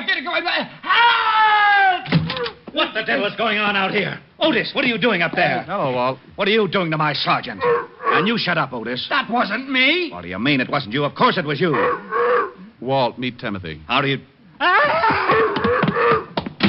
I'd hate to think what would happen if someone wandered in here with a walrus. Come on, Timothy. Let's go see the brave old head of homicide. Yeah. Get him out of here. Oh, relax, Otis. Timothy's as scared as you are. Oh, yeah? What makes you say that? He's probably thinking there's more like you. That would be a horrible shock to anyone, even a seal. Oh. Come on, Timothy. You get that thing out of here right now, Diamond. Everybody's standing on something. You'd think it was a steam bath. Up till now, I've had 2 reported homicides and a couple of fat robberies. And if you think you're going to wander in here with that thing and confuse the whole department, you're mistaken. Now get it out of here. Oh, Walt, it's only a seal. Have a fish. I'm not hungry. No, Walt. It's for Timothy. Feed it to him. He'll love you. Yeah? Do you think so? Sure, Walt. Go ahead. Try it. Okay. Here, Timothy. Hey, he's applauding. Sure, he's a nice little fella. Now, climb down and help me. Give me another fish. Oh, won't come down without it, huh? Okay, Walt, speak. Oh, don't be ridiculous. I want to feed it to Timothy. He likes me. See? Oh, lovely. Why don't you two get engaged? Oh.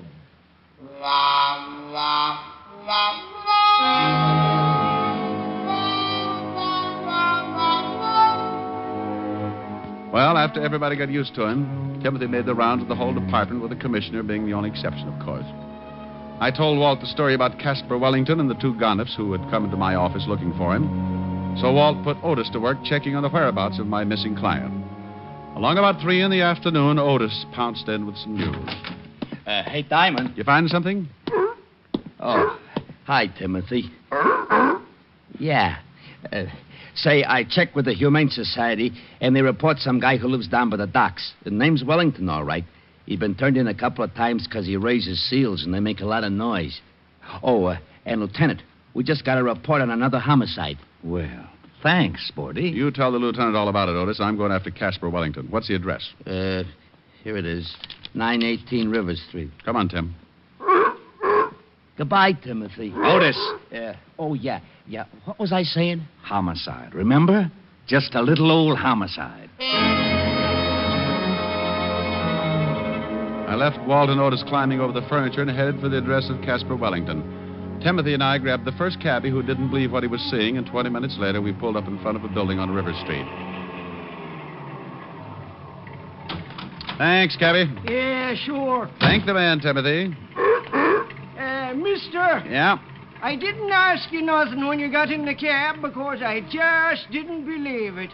Is that the seal you got with you? You're expecting maybe a raccoon? Do you always take him around with you like that? Sure, we're brothers. Drop by the house sometime for dinner when Mom isn't taking a swim. She's not a very good driver, is he, Timothy? You know it. Come on, you're going home. Hold it right here, friend. Hmm? You hide him. This is a gun in your back. Oh. Yeah. Oh. You lied to me, friend. I'll go stand in the corner. Nah, don't move. Okay. George, grab the seal. Oh, now, wait a minute. Wait a minute. You can't do that. Wanna bet? Come here, you. Take your hands off that seal. Shut your mouth, friend. Next time you don't get it across the neck, I'll give you the right on the skull. Okay, friend. I got him. All right, get him in a car. And you, stay put. One bad move, you're going to get shot up very bad. Come on, George. You got that thing in the car? Yeah, he's saying let's get out of here. All right, friend. Yeah.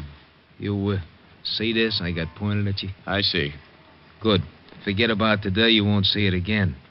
Open that big yap of yours and it goes boom. Now turn around, because when we leave, I don't want you looking back for no license number.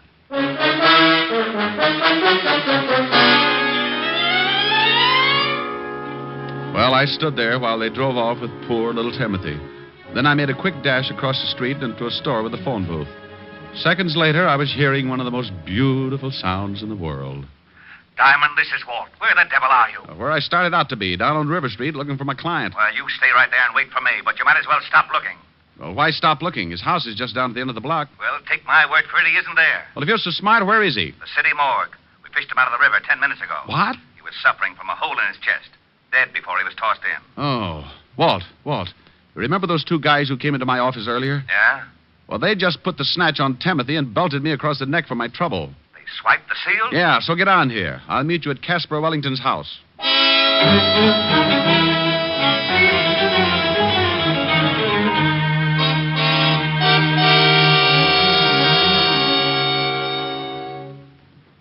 Anybody in the house, Rick? I don't know. Well, no answer. Well, let's case the place. I've got a skeleton key. Walt. It's open, see? Now, if you'll notice as I walk in, at no time do my feet leave my legs. Very funny. Whew. Yeah, smells like somebody's been cooking up a fish stew. Crummy joint. Ooh, get a load of that kitchen. What a mess. Oh, weren't cooking fish, Walt, just cleaning it. There's still a mess of them left in the sink. Well, Casper raised seals. Where are the rest of them? Walt. Yeah? Come here. What is it? Get a look at this backyard. Holy cow. Bunch of dead seals. Who in the world would do anything like that? Maybe your two friends. Hey, what's this? What's what? This bag on the floor, leather bag. What's in it? Nothing. Wait a minute. There's some kind of dust at the bottom. Well, save it. We'll have it analyzed when we get down to the station. We've got to check up on those two guys who kidnapped Timothy. This is the craziest case. I got a hunch. Sure, it's crazy, but if I'm right, it's also pretty smart. Let's go to the station.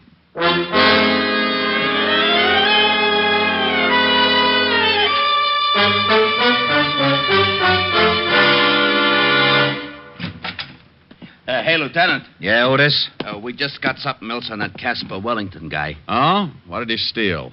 Hey, how'd you know? Just a guess. Well, what is it, Hammerhead? Well, it seems this Wellington guy works used to work for David & Sons. David & Sons? Diamond importers. Oh, that ties it. Would somebody mind telling me what the devil this is all about? And, Rick, you stay out of it. Now, Otis, what about Wellington? Wellington? Oh, he ran off with a load of diamonds. Yeah, $50,000 worth.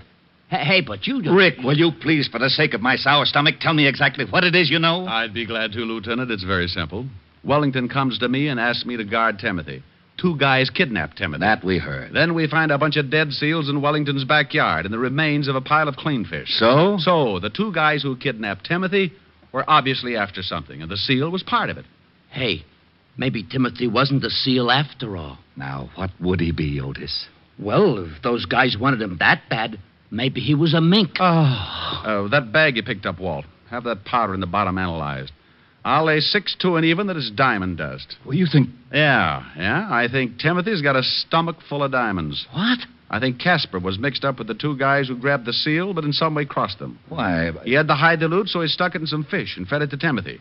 Then he left Timothy with me for protection until he could get him shipped out on a train. And in the meantime, the two guys who found Casper killed him and went back to his house to find the loot. Mm-hmm. They figured out the fish like you did and killed the seals in the backyard trying to find the stuff. You, my friend, went a herring. Otis, have the powder in the bottom of this bag analyzed. Put out a 108 on Timothy. Yes, sir. Diamond here will give you the description of the guys who grabbed him. We'll never find him that way.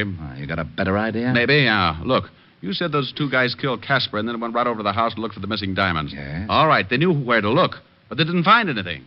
So they waited for me and Timothy. So? So Casper Wellington probably told them all about it before they killed him, trying to save his own life. All right, I'll buy that. So what? So by now they must know how hot those diamonds are. They're certainly not going to try to get rid of them here in town. And then they leave town. Yeah. And with that much loot, it would be a little risky if they tried by car. All right. How do they do it? The same way Casper thought of. Ship Timothy out on a train. Wait a minute, Rick. Otis. Yeah? Put in a call to all units. Tell them to cover the airports, train, and bus stations. Be on the lookout for a seal that's about to be shipped. Come on, Walt. Where to? Well, as long as Casper Wellington already made the arrangements by train, let's go down to Grand Central. Maybe our 2 seal nappers will keep the reservation.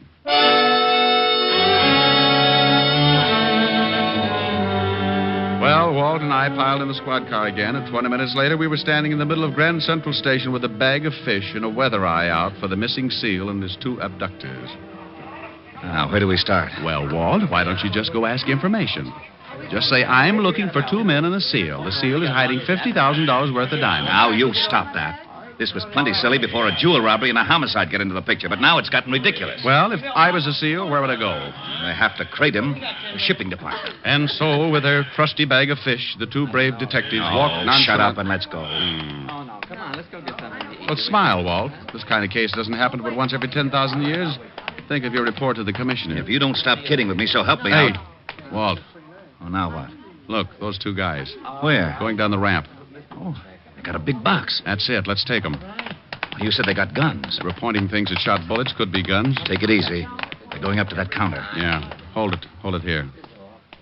No sense in starting a shooting match. Too many people. Well, what'll we do? Maybe the seal's not in the box. And if I pick them up without the loot, we may never find it. I got an idea. Go ahead, genius. Timothy likes fish, doesn't he? Yeah. Well, take this bag.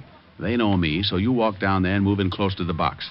Timothy's bound to get a whiff, and if I know Timothy, he'll raise a few flippers. You want me to... You want to get those diamonds, don't you? Oh, give me the bag. Don't snap. People will just think you ran out of cologne. I'll get going. Yeah. Pardon me, but I'd like to find out about sending something. Oh, yeah? Well, what's the idea, Buster? We was here first. Shut up, stupid. You boys must be really sending something big. You're too nosy. I told you to shut up. Yeah, some furs. Oh, live ones? Hey, Tiny, what's with the seal? Will you shut up? What? I hate to mention it, but your furs are throwing a fit. He's busting old. Grab him, will you? Okay, boys, that's all I wanted to know. Grab that stinking seal. Gone after the sack this guy laid down. It's a sack full of fish. Hey, what's the idea? The law, stay right there. Hey, Rick. Cop, were you... All right, Bud, drop it. Huh? I said drop it. Okay. You ain't taking me. Look out, Rick. This guy's got a gun. Let go. Let go of my hand. Will you get the seal off? He's chewing my hand off. And drop the gun. All right. Get him off. Come on, get him off. Well, how do you like that? Timothy grabbed this gun up by the gun hand and made him drop it. I'll be darned. Crazy seal nearly killed me. You and your bright idea. Ship the seal, you said. Okay, boys. Here's a bracelet for you. Let's go outside. Walt, wait a minute. We got to get the jewels. Oh, yeah. Well, I'll take care of these 2 guys, then I'll take Timothy to a good veterinary. Okay. Walt. Yeah? If it means surgery, keep in touch. Sure. Bye, Timothy.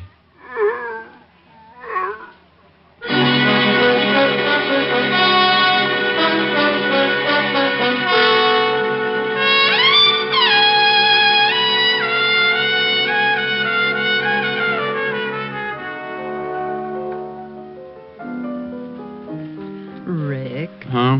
Now, don't be unhappy. Oh, how can I help it, honey? He's been in surgery for nearly an hour. Oh, but he'll be all right. They got a good vet. Oh, I hope so. I was getting attached to that seal. Oh, I got it. Yeah? Rick? Yeah, Walt. Yeah. How's Timothy? He had the diamonds in him, all right. Oh, but how is he?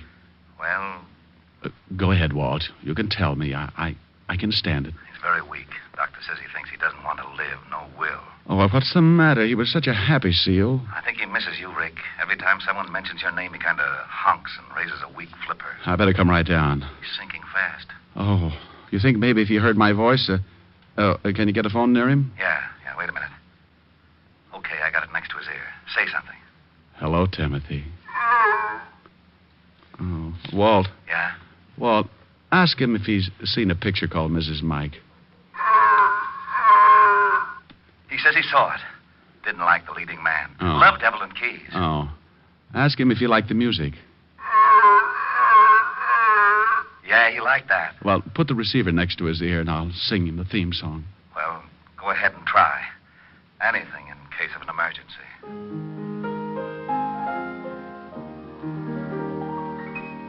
If her name is Kathy, she's mine alone.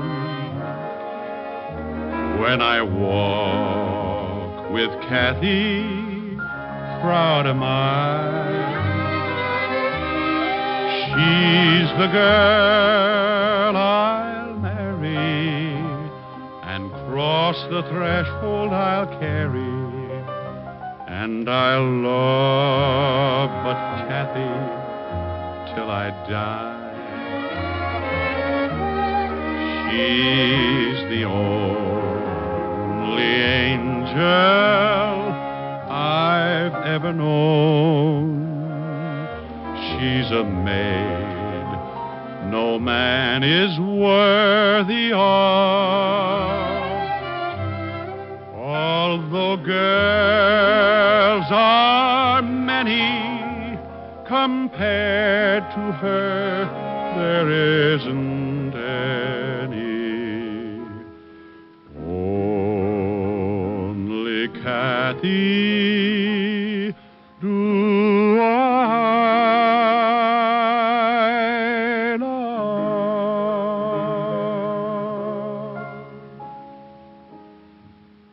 Well, Walt? That did it. He's better? Listen. Good old Timothy, that a boy. I guess the singing did it. What do you mean you guess? When I sang with the Peter Pan Five, we played 2 weeks at the Coral Gables Hotel in Florida. So what? So what? I'll have you know 5 minutes after I opened my mouth, every seal in the Biscayne Keys came in and sat ringside. That sounds like a pretty good act. Well, what'd you give it up for? Well, I got a sore throat one night, and the place was up to its ears in alligators. Rick. Yes, Walt? Bye.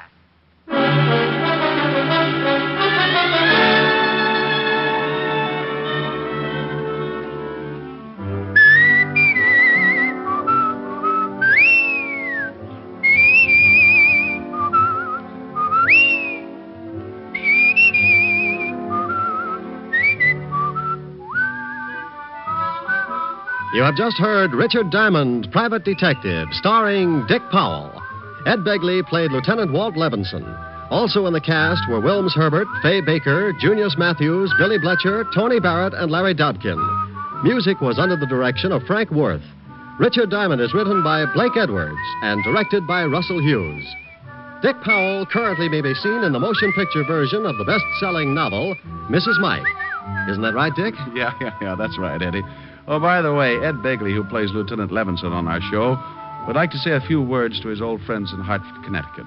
Well, I just want to say, on behalf of all of us here on Richard Diamond, congratulations to radio station WTIC in Hartford, Connecticut, where I got my start in radio, and which this week celebrates its 25th anniversary of service to the people of southern New England. Thank you, Ed Begley. Now, this is Eddie King inviting you to be with us next Sunday at this same time when we will again bring you Dick Powell as Richard Diamond, Private Detective.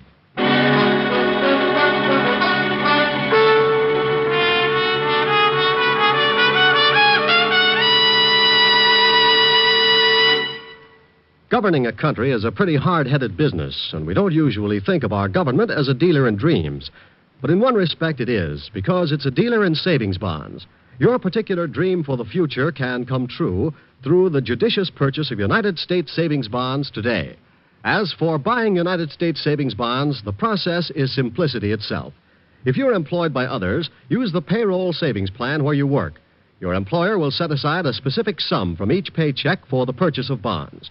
If you're self-employed, use the bond-a-month plan where you bank. Either way, you'll be saving with regularity, with certainty, and with profit through the purchase of United States savings bonds. What's on NBC today? You'll hear Charles Boyer and Dorothy McGuire today on Theater Guild on the Air in Autumn Crocus. And there's the Phil Harris Alice Faye Show to add to your Sunday listening pleasure. Be sure to hear Charles Boyer and Dorothy McGuire on Theater Guild on the Air and the Phil Harris Alice Faye Show today on NBC.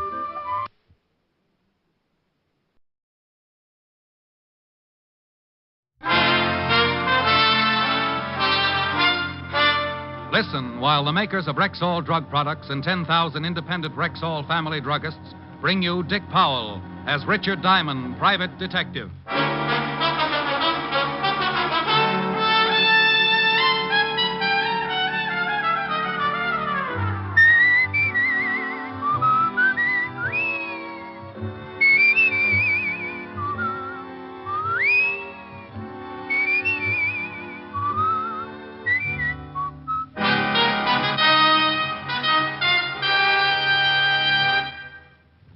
Good evening.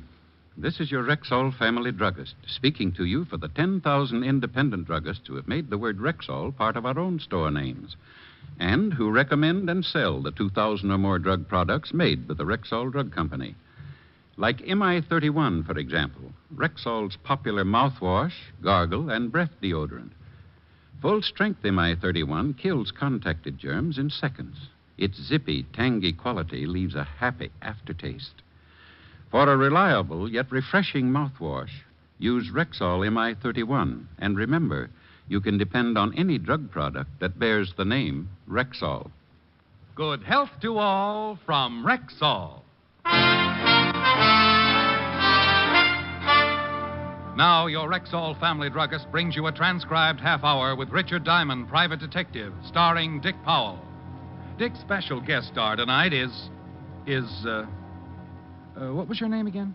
I'm sorry, but I really can't tell you. You can't tell me. Well, Rexall brings you Richard Diamond, starring Dick Powell.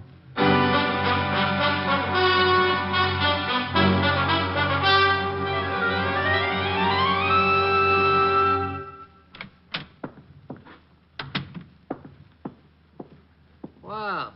Morning, Mr. Diamond. Morning, Charlie. Oh, fix me something, will you? Like that, huh? You look pretty good. Oh, you should have seen me when I got up. Both my heads were hissing each other. I'll fix you my special. You snap right out of it. Well, take it easy. I tried snapping out of it this morning and scattered myself all over the room. You relax for a minute. Just getting to work? Yeah. Helen gave a party last night. I think it turned out to be the finals of the roller derby. Ever swallow a roller skate, Charlie? Once on a dare, a mouse. Oh. Sorry. Charlie! Gotta mix it. Oh, that's a horrible machine to have in a bar. Some poor guy's liable to end up with shell shock. Here. Hold your breath so you don't change your mind. What's in it? In your condition, that is a very touchy question. You just drink it, you'll feel better. Okay. No fudging all the way. Charlie! All the way?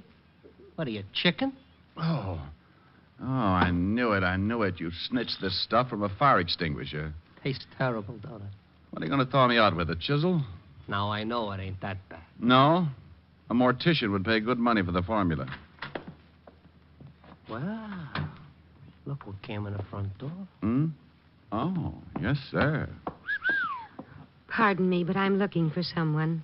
There's nobody here but me and Mr. Diamond. Here's a picture of him. Has he been in here? Oh, lady, a lot of people come in here. No, I mean this morning. Mr. Diamond's my first customer. Oh. Something wrong, miss? I've just got to find him. I don't know where to look.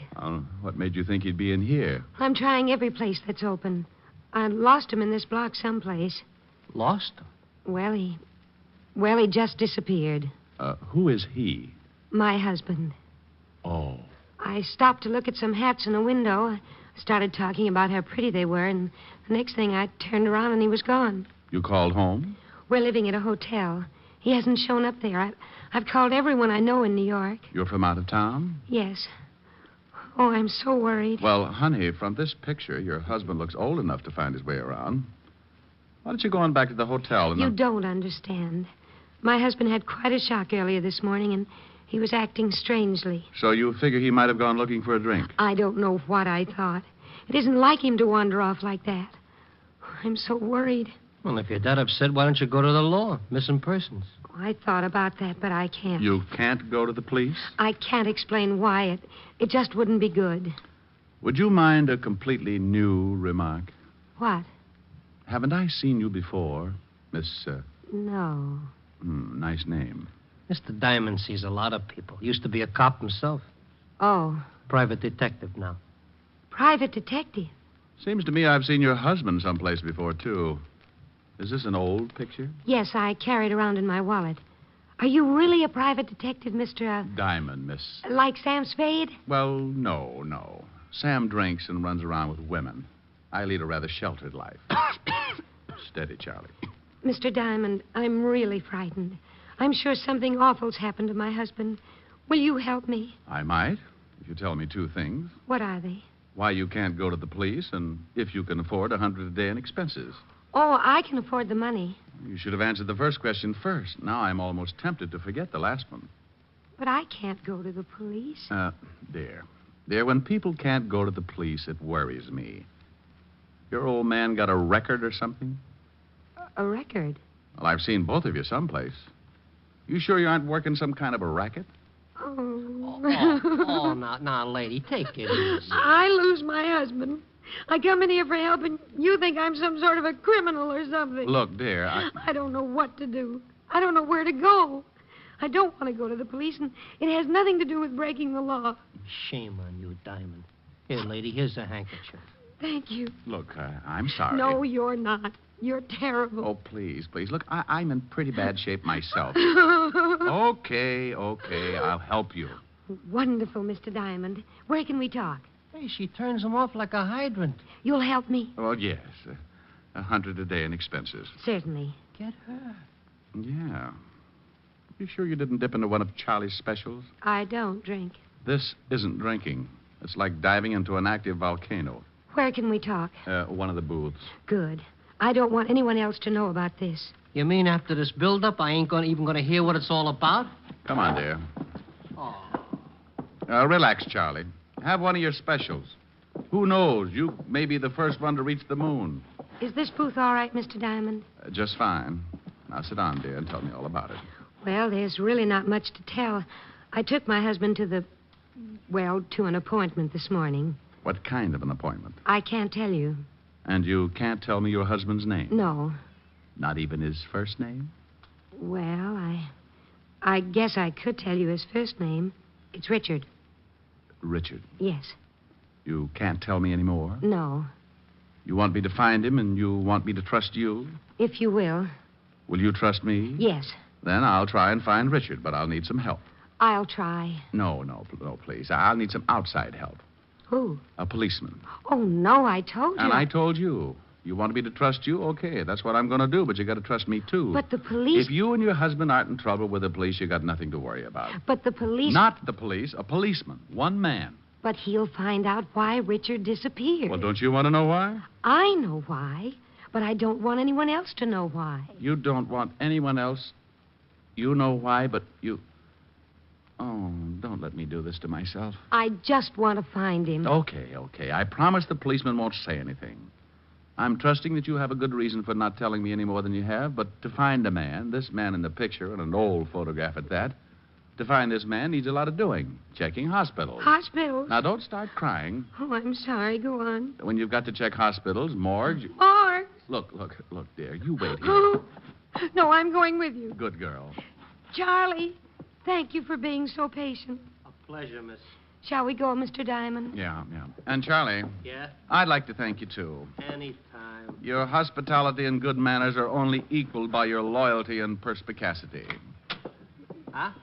All in all, you've been a living doll.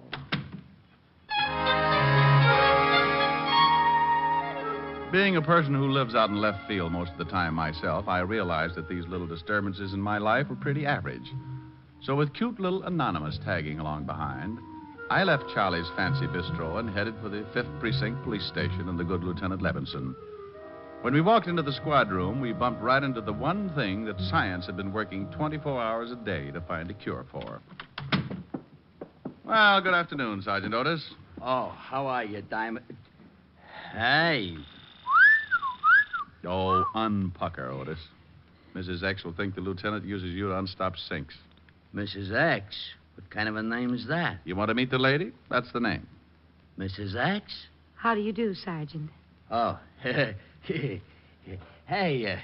ain't I seen you someplace before? Otis, haven't I seen you someplace before? Now, what are you talking about, Shamus? Sure you've seen me before. Mr. Diamond. Yeah, but this is nothing. Stick around him for a whole day sometime. Come on, let's see the lieutenant. I'll see you later, Mrs. Yes, Sergeant. It's been a pleasure. Otis, Yeah? your eyes are hanging out so far they cover your badge. Oh. Hello, Walt. Hi, Rick. Yeah. This is Mrs. X, Walt. Dear, this is the mighty arm of the law, Lieutenant Levinson. How do you do, Lieutenant? How do you do, Mrs. Axe? Oh, let's not go into this thing again. The young lady prefers to be known as Mrs. X. Now, Walt, I want you to do me a favor. Yeah, young lady, haven't I seen you Someplace before. Yeah, Walt. Even Otis is with us on that one. I said the same thing when she found me in Charlie's bar. Now, the young lady's lost her husband, and I'm going to help her find him. Here's his picture. See if you got anything. Oh, yeah. Are you sure I haven't seen you? Walt, we'll solve that one later. The picture. Go make like a policeman. Okay. She got a record? Lieutenant. Oh, well, I never forget her face. He's been trying to ever since he got Otis. Now, come on, Walt. Get a report for missing persons. Check the hospitals and the morgue. The morgue. Lady, please. It's a habit. Honey, we got to do these things just in case. But you think he's... Give me that picture. Lady, please. Now. What's your husband's name? She can't tell you that, Walt. What do you mean she can't tell me that? I can't. Now, you look, Diamond, if this is one of His your... first name is Richard. Richard what? That's something I really can't tell you. I wouldn't have told Mr. Diamond the Richard part, but it just sort of slipped out. Now, wait, what are you two trying to do to me? You come in here and ask me to locate this guy in the picture, and you won't even tell me his last name? Look, Walt, I promised you'd do me the favor without the questions. The young lady seems to have a very good reason for not wanting to give her name or her husband's. Now, all I want you to do is check the morgues. What's the matter with her? She wants her husband. Yes, I want my husband.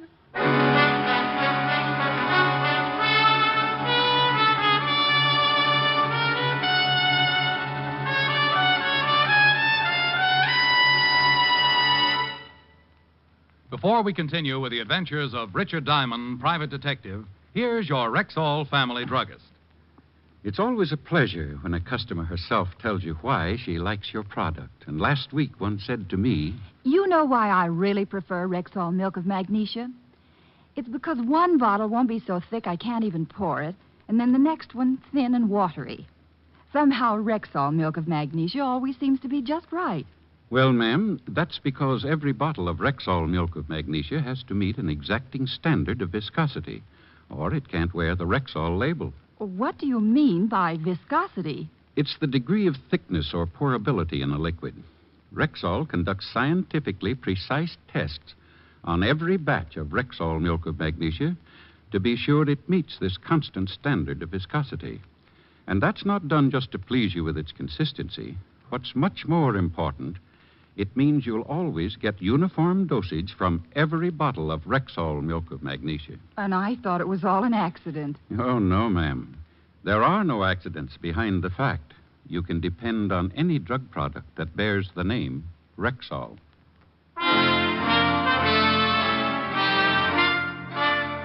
And now back to tonight's adventure with Richard Diamond, private detective, starring Dick Powell.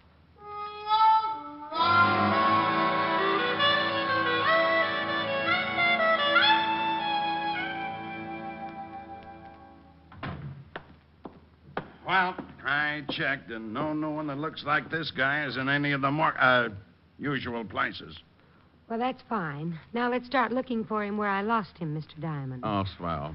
Well, Walt, we really just stopped by to say hello. Killing time, you know. Sure. I appreciate everything you've done, Captain. Lieutenant. Of course. Thank you very much. But now Mr. Diamond and I have to go and find my husband. Richard. Yes. I think you'd better wait a few minutes. What for? Yes, we've got to hurry. I've got to find my husband before the 8 o'clock plane leaves this evening. You're leaving tonight? You didn't tell me that. Well, Richard has to be in California by tomorrow morning. Got a little job to do? A very big job, Captain. Lieutenant. Well, what do you want us to wait for? Because I've got Otis checking on this girl, this Mrs. X. Oh, no. Walt, you promised. I promised nothing. You assumed. Oh, you're a fine buddy. Buddy schmuddy. You might be taken in by her sweet innocence, but not me. You double-crosser. Mr. Diamond, you promised. But I didn't, lady. I just checked the morgues. Oh, now you shut up. Walt. Well, I never. I've seen this girl someplace, Rick, and I've got a sneaking suspicion she's wanted. Wanted? You can't cross me like this, Fatty. Wanted? Won't tell me her name, huh? No. Won't tell me your husband's name, huh? No. Then you're hiding something. Yes. Yes? Y-E-S, meaning of course. Now you stop that, Rick. Rick. Is your name Richard, too, Mr. Diamond? No, my friends call me Rick. You ever in Chicago, lady? Of course. Of course. O-F-C-O-U-R-S-E. You meaning... stay out of this. You run around with Tony Capone when you were in Chicago? You talking to me? I'm talking to her. Well, I'm glad. Tony never gave me back my elk's tooth. Well, I don't know why you're talking to me, Captain. I never gave Mr. Capone an elk's tooth. It's Lieutenant, dear. You got to stop promoting him. You'll get a swell head. You rat! You call me, Lieutenant? No! Well, gee, don't scare me like that. I got something on this picture you gave me. Her husband? Yeah. Hello, Mrs. X. Hello, Corporal. Orders. Yeah. You won't like it, Lieutenant. I won't like what? What I got on this picture. Something's happened to Richard. Now, take it easy. Well, what did you find out? I'll tell you whether I like it or not. Well, I sent it down to the boys in the morgue. No! Now look what you've done, you mallet head. Well, gee, what did I say? You said morgue. No. Now, honey, listen. This morgue is where they keep photographs. Oh. Well, what did they come up with, Sergeant? She sure looks pretty when she cries like that. Otis. Well, I shall quote from the report. Person in said photograph resembles one Richard Diamond, private detective. What did you say? Come to think of it, you do, Mr. Diamond. I shall continue. Member of the New York police force for 7 years. Height 6'1", 190. 80. The general conformation of the head. Note. Right ear... Otis, shut up. Oh, it gets real interesting. You didn't tell me about getting mixed up with that fan dancer back in 39, Diamond. I was simply interested in starting an ostrich farm. Otis. Yeah? Do you think that picture looks like Mr. Diamond? Kinda. Thank you, Patrolman Lovelow. Patrolman? Yes, and if I ever catch you wearing a sergeant's stripes again, I'll put you on a beach so far out that I'll have to fly food into you. Now get out of here. Sergeant Levinson. Lady, please, it's Lieutenant. Well, I don't care what it is. I think you were just horrible to that nice little policeman. Is that right? It certainly is. And I'm going to write a letter to the governor about you. Now, wait a minute. And what's more, I'm going to tell him what a horrible, mean, impolite person you are. But I come in here with Mr. Diamond, and simply because I won't tell you my name, you accuse me of being a mop. Mop? Yes, mop. One of those gangsters' girls. Moll. Yes. And just because everyone thinks they've seen me before, I'm accused of all sorts of things. But, lady, I... No telling what's happened to my poor, wonderful husband. Lady, please, lady.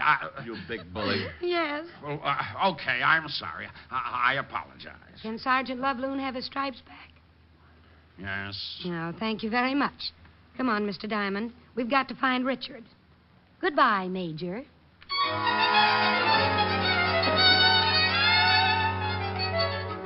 Well, I was in it up to my neck. Any other time, a client like Mrs. X would have scared me right into 4 months of hibernation. But she was such a cute little screwball that I just had to go along with it. We took the picture that looked something like yours truly and started making the rounds. Starting with the last place Mrs. X had seen her husband, we showed the picture to every shop owner within a 4-block circle, but no one had seen him. Mrs. X kept checking with the hotel, making me stay at a good distance so I couldn't hear the conversation. But no one had seen her husband. We ended up right back where I first ran into her, Charlie's. Wow. Find him? No. Look, dear, why don't you check again with this place that you and your husband went to this morning for his business appointment? Maybe you went back there. Well, I guess I could try it again. Phone in the back on the wall. Thanks, I'll call him. No luck, Diamond? No. How do I get into these things, Charlie? When someone wants to give you $100 a day in expenses, you get into them. Phone. Brilliant deduction. Hello? A little lady will get it. Mr. Diamond? Yeah? It's for you. Captain Levinson. You been promoted? Several times in the last hour. You think he's heard something about Richard? Might be. Yeah, what is it, Fatty? I thought you might be there. What made you think of Charlie's? Well, it's pretty obvious you had a hangover. Well, maybe I stuck a bicycle pump in my nose and pumped up my head just to get a laugh out of Otis. You'll have to do better than that. You told me you met the girl at Charlie's. Shrewd. Is it something important? Honey, just relax. I'm getting to it. But if it's about Richard... The girl there? Yeah. What's on your mind? Well, I don't know if it means anything, but we just got a report from the Johnson Sanatorium. Johnson Sanatorium. Never heard of it. Over on 84th Street. The missing husband? I don't know. The report fitted his description, but who knows from that old photograph. Well, it's worth checking. What's the address? 644 East 84th Street. Seems they found this guy wandering around the streets. Johnson Sanatorium, 644 East 84th Street, huh? Did he give his name? Amnesia, loss of memory. Seemed to be suffering from shock. Thought I'd let you get there first. Felt kind of sorry for the girl when I realized the story might be kosher. Okay, Walt, I'll check it, thanks. Meet you there. Well, honey, that might be... Hey. Charlie. Yeah? Mrs. X, where'd she go? Took out of here like she was shot out of a gun. Something wrong? When are you going to stop asking stupid questions? Well, that tore it. Mrs. X was probably on her way over to the Johnson Sanatorium and with a good head start. So I went out and grabbed a cab for 84th Street and kicked myself a dozen times for getting mixed up in a situation like that. Why not forget the whole thing and get some rest until my head returned to a normal circumference? Answer. Because I'd wasted a whole afternoon looking for the missing husband and hadn't even got a retainer. Yes, sir. Is something I can do for you, perhaps? I'm looking for the man you reported as... Hello, Rick. Oh, Walt. Have you seen Mrs. X? I just this minute got her. She's been and gone. What about the guy you got the report on? Took him with her. The young lady came in, took a look at the man, claimed it was her husband, paid his bill, and left. You let him go like that? I thought the man had amnesia. Well, yes, he was suffering from some kind of shock and had temporarily lost his memory. But you just let him walk out of here with... Rick, let him finish his story. The minute the man saw the young lady, he snapped right out of it. She said they had to hurry to catch a plane or something, had a lot of packing to do. Did she give her name? Yes, he signed the release. Here, let me see it. And now, take it easy, Rick. It's signed Mrs. Richard Diamond. She used my name? Is that your name? You're darn right it is. She leave any address? Phony, I checked. Oh, swell. I'll cover the airports if it'll make you happy. Oh, it'll make me very happy. She did nothing for my hangover. She didn't pay me 1 red cent for my trouble, and I think I may be getting hives. Oh, I'm going over to Helen's and have a complete nervous breakdown.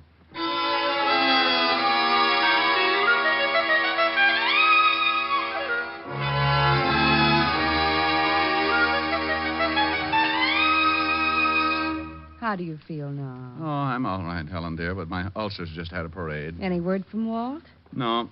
Miss Helen, Yes, what is it, Francis? a young lady at the door for Mr. Diamond. I'll get it. I'll bet you will. Wow. Hello, Mr. Diamond. Now, look, I've got something to say to I can't you. stop to talk. My husband's waiting in the car, and we have to catch a plane. Now, you look, I want to thank you very much for all you've done, and I want to apologize for running out on you. But your husband... He's fine, thank you. He just lost his memory for a while. Now, I'm not I gonna... haven't got time to tell you anymore. We've got to catch a plane. But you... Oh, I said that. Here's an envelope. But I... It explains everything, and there's something in it for you. But you can't... And here's something else because you've been so wonderful. But... I hope if you ever get to California, you'll look us up. Goodbye, and thank you again for everything. You're wonderful. Bye.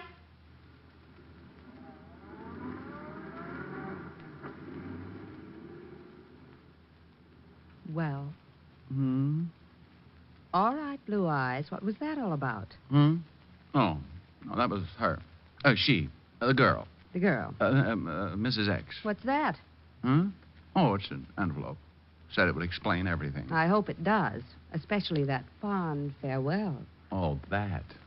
She was just being grateful. Yeah. Go on, open the envelope. Pardon, Miss Helen. Now it's the phone. Lieutenant Levinson for Mr. Diamond. I better tell him about the girl. You'd better read what's in that envelope. Hello, Walt. Rick, that dame phoned Otis. Asked where she could find you. Oh, that's how she found the place. Yeah, the melonhead told her you might be over at Helen's. Gave her... She's been there? Just left. And she left an envelope that she said would explain everything. Well, what did it say? I haven't read it. Well, read it. I want to know what this is all about. So does Helen. Well? Well? $500. The explanation? What about the letter? Well, it says, Dear Mr. Diamond, I know that I've caused you a great deal of trouble, so I wish to take this opportunity To thank you for your patience and understanding. As for an explanation, well, here it is. But I count on your discretion and hope that you will keep my secret. This morning, my husband and I went to a doctor because I hadn't been feeling well. We discovered and were overjoyed to find out that I was going to have a baby. Immediately, I informed my husband that I had decided to give up working until after I had the baby. The realization that I wasn't going to make any more money for the rest of the year was too much for him. The shock made him lose his mind, and he just wandered off. Although he has recovered his memory, the thought of having to support us both for the rest of the year has left him nervous and despondent. So I'm taking him back to the coast to the family psychiatrist. I wish to thank you from the bottom of my heart for all your kindness and help. Signed, Sign who? Rick! Helen, what's wrong? He's fainted. What? He looked at the signature on the letter and just flopped over. Well, what about the signature? It's signed June Allison.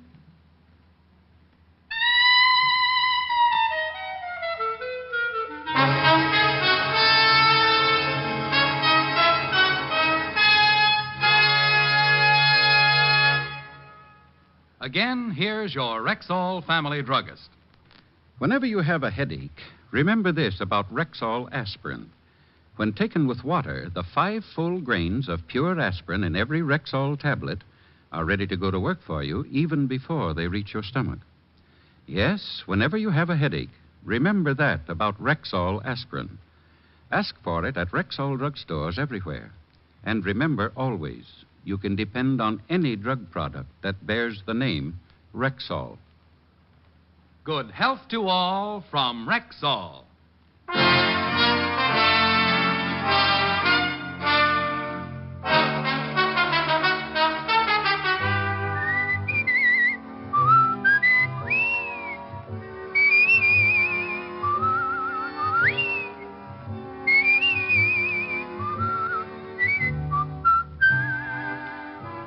Richard Diamond, Private Detective, stars Dick Powell in the title role and is written by Blake Edwards with music composed and conducted by Frank Worth. June Allison appeared through the courtesy of Metro-Goldwyn-Mayer and will soon be seen co-starring with Dick Powell in the MGM motion picture Right Cross. Featured in tonight's cast were Virginia Gregg, Ted DeCorsia, Wilms Herbert, and Bob Sweeney. Richard Diamond, Private Detective, was transcribed in Hollywood by Jaime Del Valle. This is Bill Foreman inviting you to be with us next Wednesday at this time when we will again bring you Dick Powell as Richard Diamond, Private Detective.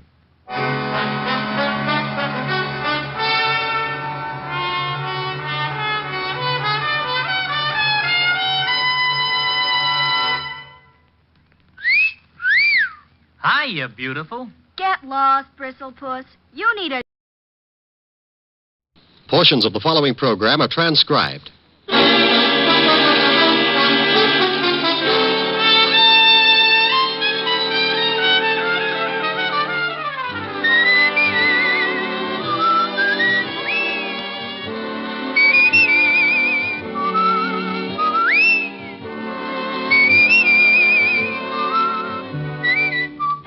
The National Broadcasting Company presents Dick Powell as Richard Diamond, Private Detective.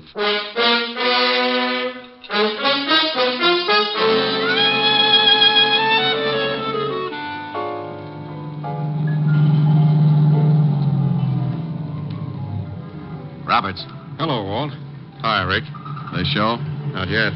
Fisher's covering the service entrance. We'll go in. Honk the horn if you spot anything. Right. We'll get out here, Otis. Get the car out of sight. Like old times, Rick. Yeah, but I don't miss them. Somebody always gets shot up. Here's another exciting half hour with Richard Diamond, Private Detective, starring Dick Powell.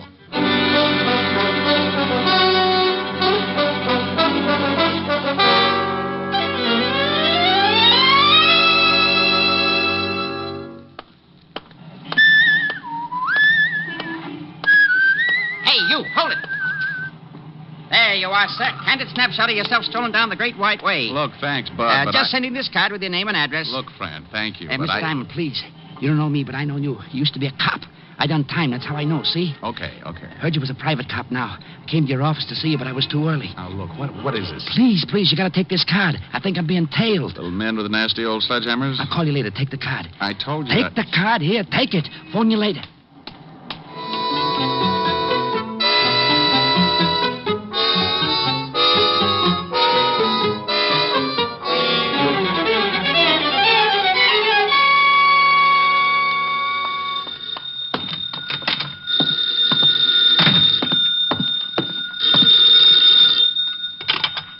Diamond Detective Agency. Mary had a little lamb. She hit it with a stick. She could have gotten 20 years. Instead, she came to Rick. Oh, are you really that good? Well, I got the inside on who knocked off Cock Robin. Well, good for you.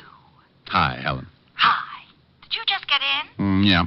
Kind of late, isn't it? Oh, well, I don't know. Work late on a case? Half a case. Alone? The funniest thing happened to me on the way to the office. Alone?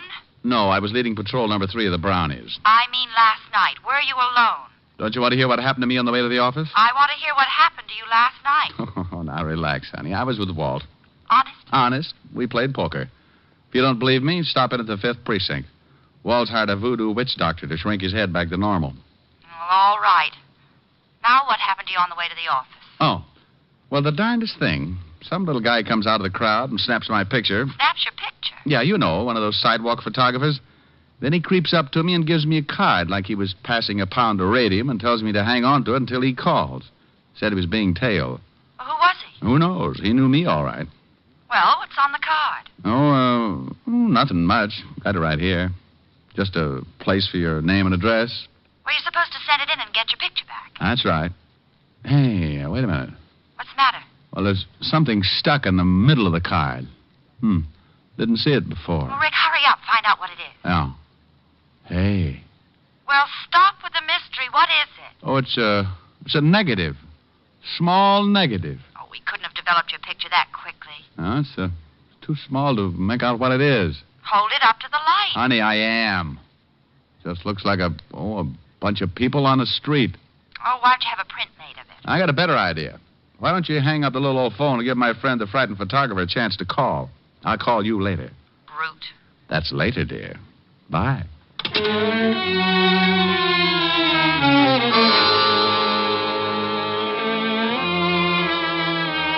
Well, that's the way it started. I hung up the phone, turned around in my chair, and held the negative up to the light again. Couldn't see a thing that made it unusual. The more I tried to figure it out, the less sense it made. My better judgment started chuckling, but somewhere down in the middle of my stomach, a little alarm started ringing. I had that lousy feeling again, and no matter how hard I tried to talk myself out of it, I knew something was wrong. That little alarm kept sounding off, and believe me, I felt pretty foolish when I realized it was the phone. Yeah? Mr. Diamond? Oh. Been taking any more pictures? How'd you know it was me? Scientific police methods. Hunch, and I recognize your voice. Find the negative in the card? Yeah. What does it mean? Don't want to talk over the phone. Come to 222 Bleecker Street, apartment H. You want me to bring the negative? No. Hide it. If they stop you, don't want to have it on you. If who stops me? They'll kill you, sure, if they find it on you.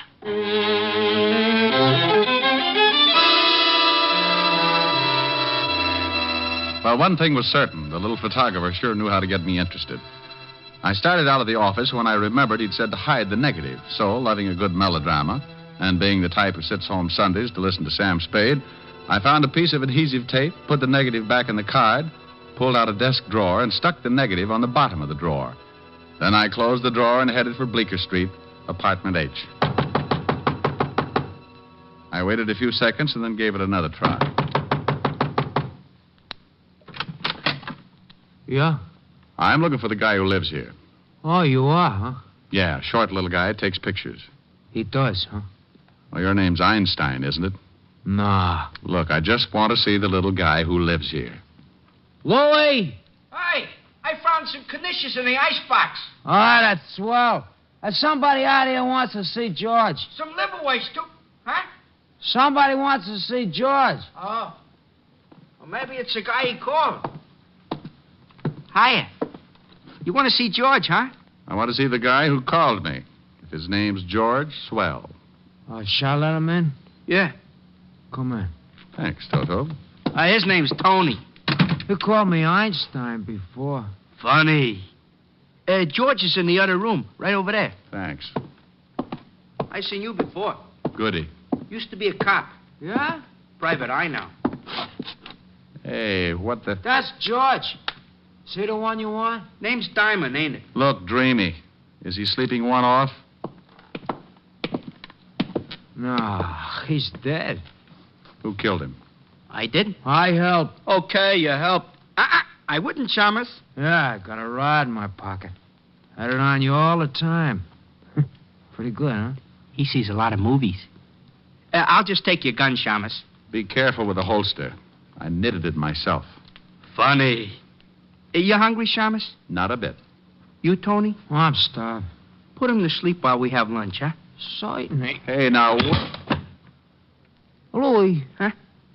Let's heat them knishes. I like them that way. Yeah. I hope they're potato.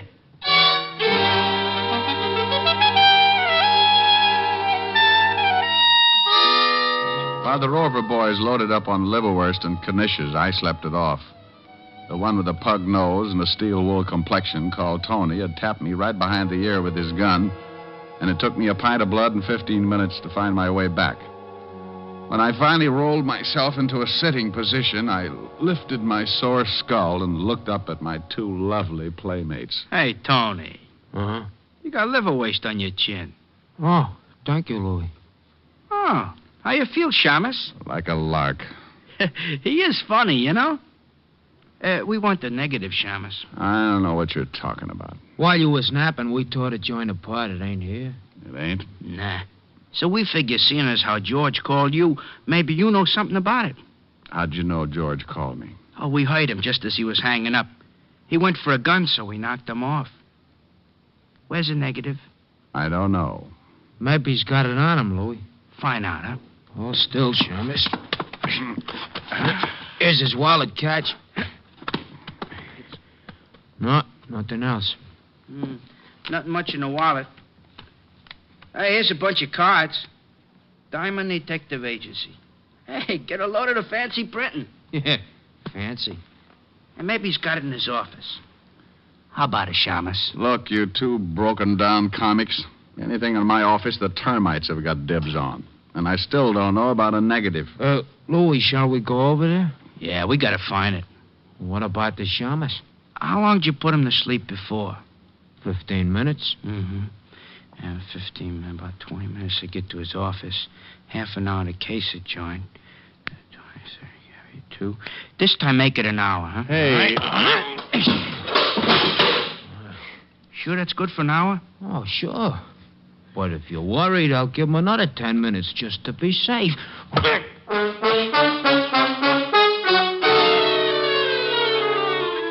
You know, it's little things like that that can get awfully monotonous. And if you're not conditioned, sometimes you end up with a few loose bolts. Tony was a man of his word, all right. An hour and 10 minutes later, I was stumbling around the room trying to comb the cobwebs out of my eyes. This also can be somewhat of a problem, especially when your eyes have come loose and rolled back in your head someplace. Well, I leaned over, shook my head a couple of times, got the eyes rolling around until I felt them drop into place, then I found my way to the phone.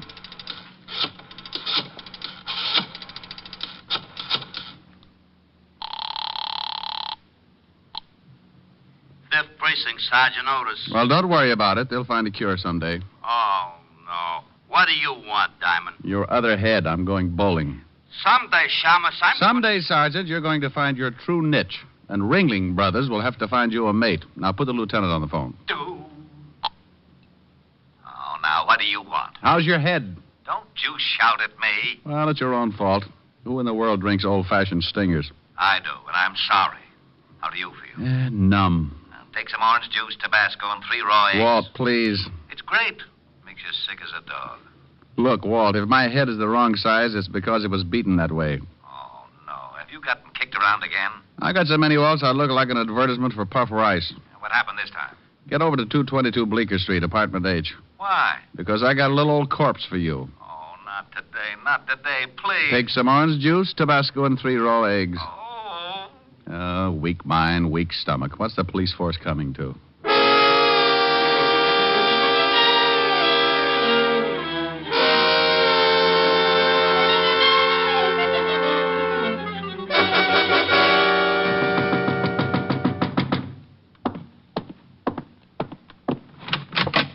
Hello, Bright Eyes. Oh, can't you lower your voice a little? Well, go on in, Otis. Oh, sure. Pelican Feet needs an engraved invitation. Well, shut the door. Yeah. Oh, no, you... Oh, what did I do? Relax, Walt, relax. You don't look so bad. I think I like you with the purple face. You said there was a corpse here. Where is it? And save the gags. The dead man is in here, laughing boy. You don't have to be nasty. Coroner should be here in a minute. Well, there's the victim. Who is he? Otis, take a look. Yeah, Lieutenant. Yeah, Lieutenant. His name's George Phipps. I went through some of his things while I was waiting for you. Here's his wallet. George Phipps? Let me get a better look. Know him? Get out of the way, Otis. But you said... Yeah, I know him. Ex-con. Got sent up just about the time you went on the force. He remembered me. What do? Drop circulars on Sing Sing? Otis, it wasn't that funny. Yeah, Lieutenant. What? No, Lieutenant. Otis. Oh, what, Lieutenant? Shut up.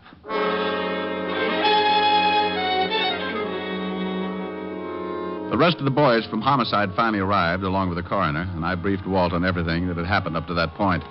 George Phipps had been shot in the back, and the boys found the slug on the other side of the room in the wall, so Walt asked for a complete report as soon as possible. Then we climbed into the squad car and went back to Walt's office. Now, what about that negative? You think it's still in your office? I don't know. I'll go over later and check. I think you can identify the two gun-ups who worked you over? Drag out the files. Well, if these two guys knew George Phipps, maybe they did time with him. Could be. One's name was Tony, huh?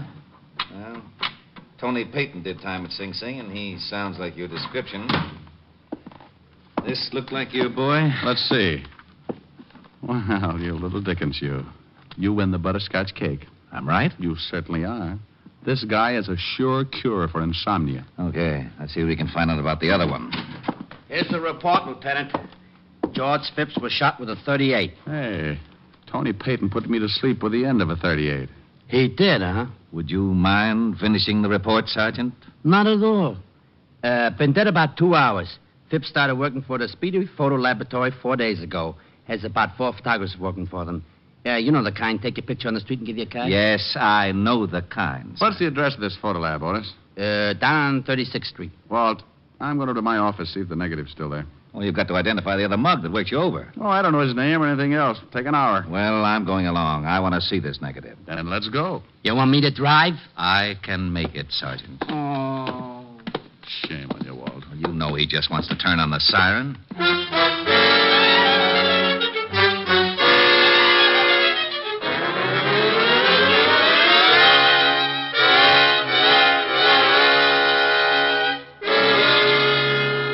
Well, the place is sure a mess.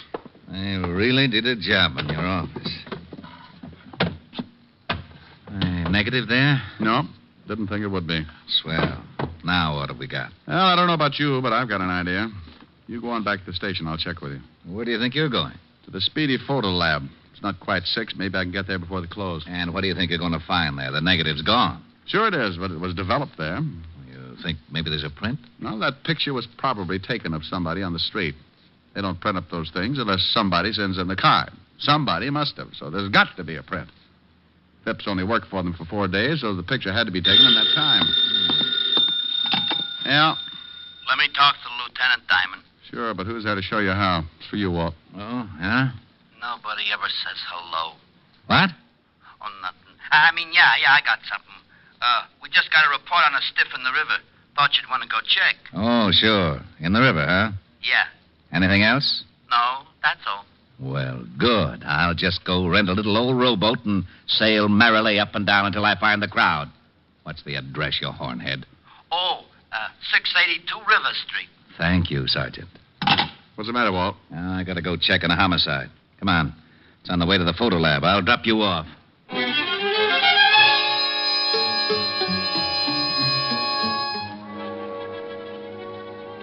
We climbed in the squad car and cut across town. In front of a small white building on 36th Street, Walt let me out and headed for the river. I went into the Speedy Photo Lab and flashed the badge just long enough for the guy in charge to think I was a legit officer. Then I went through the list of people who had been mailed pictures in the last 4 days.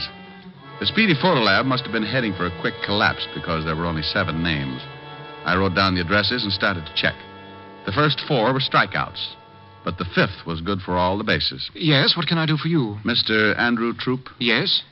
Did you receive a picture from the Speedy Photo Lab? Why, yes. What's this all about? May I see it? Well, I don't know. Here's the badge. A policeman? No, don't get excited. Everything's all right. Well, I can't help but get excited. A real live policeman. How wonderful. Oh, dandy. You see, I'm an amateur criminologist. I'll send you a magnifying glass.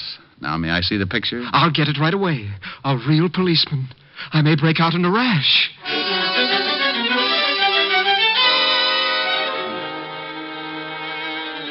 He got the picture all right, along with his correspondence course from the Find a Clue Detective School. And while he explained his advanced theories on police procedure, I took a good look at the snapshot. He was, of course, the reason for the picture. He was walking along toward the camera, puffed up like a park pigeon with his eye on some popcorn.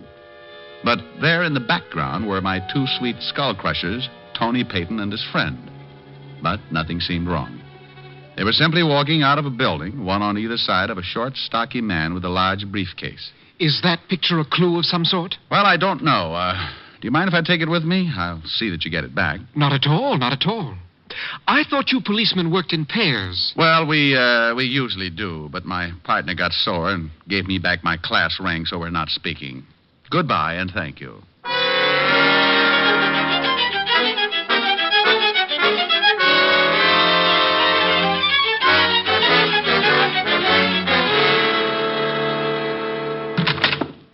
I got it, Walt. I don't care what it is, I'll trade you.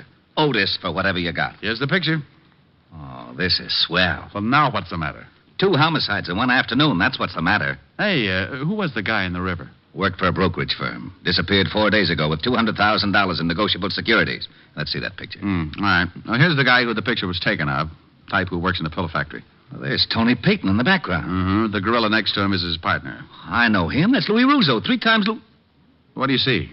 Holy, no wonder. No wonder what? That guy between Tony and Louis. The one in the middle, the one with the briefcase? Yeah, that's the one we just fished out of the river.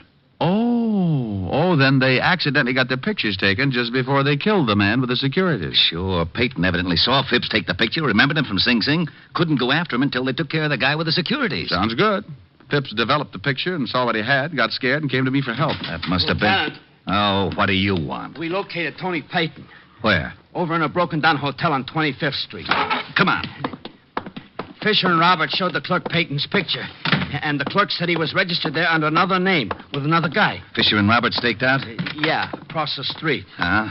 Get the car and step on it. Lieutenant. Yeah, the siren.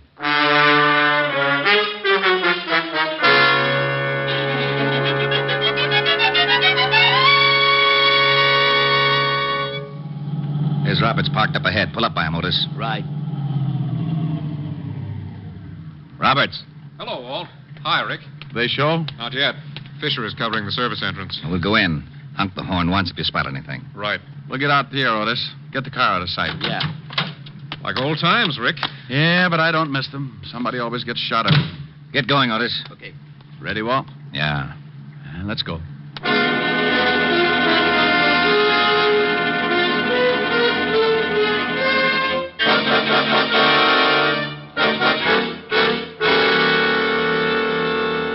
You the desk clerk? Well, that's right. There's not going to be any shooting, is there? Not if we can help it. How late are you usually on? Till midnight.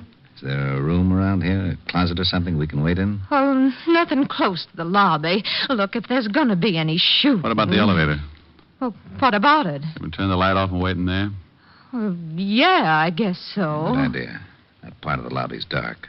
Wouldn't see us until they were on top of us. Well, they just live on the second floor. What if they use the stairs? They won't get that far. Come on, Walt. What do you want me to do? What you do every night. Sometimes I play the radio. Okay if I play the radio? All right, but keep it low. I sure hope there isn't going to be any shooting.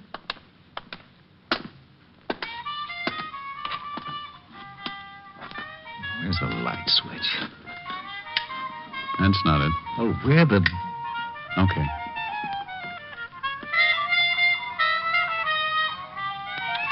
Is there a stool over there?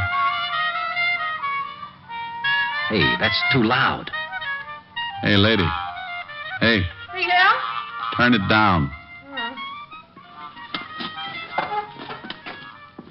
What are you doing? Getting that stool. That's it.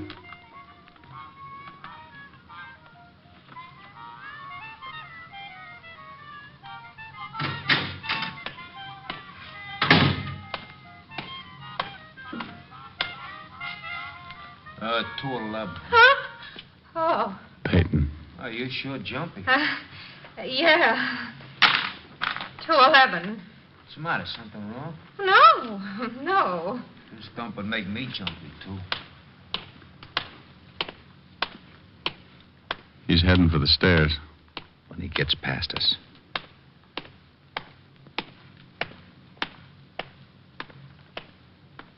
No. Hold it, Tony. Don't move an inch. Oh, the shamus. 38. Look, what is this? That's a bright remark. Where's your partner? You think I better make a guess? I'll make it a good one. Rick, not in front of taxpayers. I'm not a cop, and this guy gave me my lumps earlier. Now, where's your partner, Tony? Someone coming in. That's Louis. Coppers, Louis Bennett! Watch Tony Walt. I'll go after Louis. Get the wall. He's coming your way, Roberts. He's heading back your way, Rick. Stop, Louis. Stop. Okay.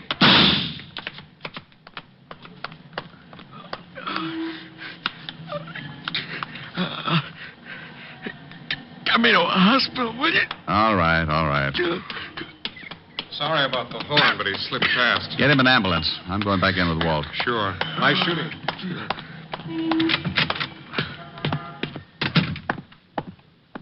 Okay, Rick? Yeah. All right, let's go, Tony. Gee, I didn't think there was going to be any shooting. Well, you never know, do you?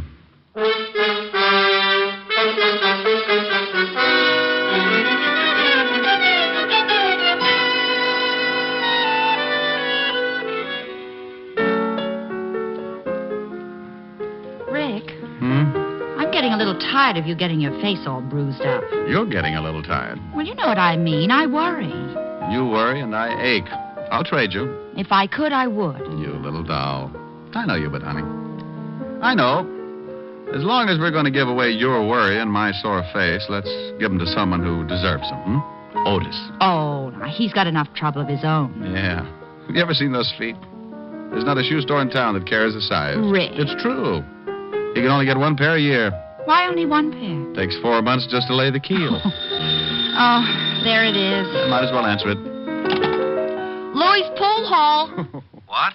Louis' Pool Hall, snooker, billiards, and straight pool. Now, you stop that, Helen. Helen? Look, I don't know what you want, Mac, but the name's Gertrude. Now, don't give me that. When you picked up the phone, I heard a piano. Well, of course you hate a piano. What do you think this is, a crummy joint or something?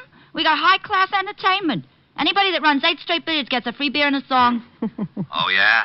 Well, Gertrude, would you mind telling me who does the singing? You mean you ain't hate? We got the world's greatest lyric baritone, Clyde Cat. He's crazy. Oh, now, for Pete. No, Clyde. Wait a sec. I'll get him to warble a number. Hey, Clyde. Yeah, Gordy? Flex your tonsils. Sure.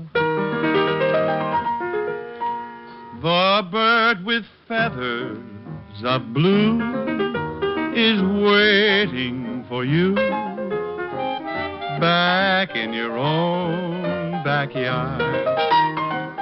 You'll see your castle in Spain through your window pane back in your own backyard. Oh, you can go to the east, go to the west, but someday you'll come weary at heart back where you started from. You'll find your happiness lies right under your eyes back in your own backyard. There, you see what I mean? Now, Now, look, I want to speak to Rick. Don't know him. Maybe he works in the bowling alley. Oh, you'll have to excuse me, Mac. My brother what runs the joint is real skinny, and some jerk just chalked up his head and is using him for a cue. Now, you wait a I minute. can't, Mac. I can't. He's liable to get a concussion. See you later. Why didn't you want me to talk to him? Well, do you really want to know? Yeah. Because I wanted you to hear exactly what you're beginning to talk like. I talk like that? Close. Oh, now, come on. I mean it, Rick. You associate with so many of the guys that talk out of the corner of their mouth that you're beginning to pick it up. Oh, well, honey, if you're going to get square on me. Now, do you see what I mean? Honey, if you're going to get square on me. Well, all right. You want a little proper diction, huh? Well, it certainly wouldn't hurt. Darling. Yes. Come closer. How nice. Oh, not that close, darling. You're fogging my glasses. Sorry. Nothing.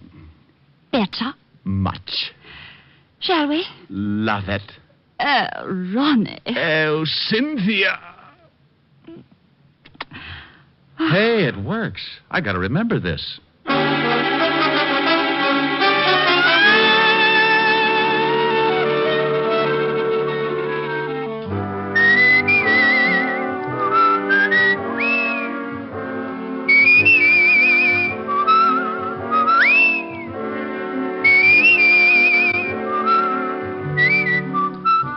You have just heard Richard Diamond, Private Detective, starring Dick Powell. Ed Begley played Lieutenant Walt Levinson. Also in the cast were Wilms Herbert, Francis Robinson, Byron Kane, Gene Bates, Tony Barrett, and Jack Crucian. Music was under the direction of Frank Worth. Today's show was written by Blake Edwards and directed by Russell Hughes. Portions were transcribed. Dick Powell currently may be seen in the motion picture version of the best-selling novel, Mrs. Mike. This is Eddie King inviting you to be with us when we will again bring you Dick Powell as Richard Diamond, Private Detective.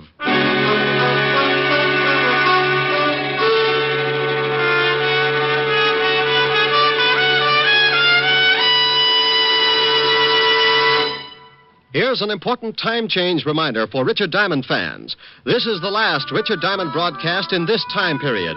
Beginning April 5th, you will hear Dick Powell as Richard Diamond at a new time on Wednesdays. Check your local newspapers for the exact time, and be sure to tune for Richard Diamond on Wednesdays beginning April 5th. Next Sunday at this time, over most of these same stations, NBC will present Voices and Events, the exciting chronicle of today's happenings throughout the world. Tune here next Sunday for Voices and Events, and be sure to hear the next thrill-packed adventure in the life of Richard Diamond, 1 week from Wednesday, over most of these same NBC stations. Next, hear James Melton and Harvest of Stars on NBC.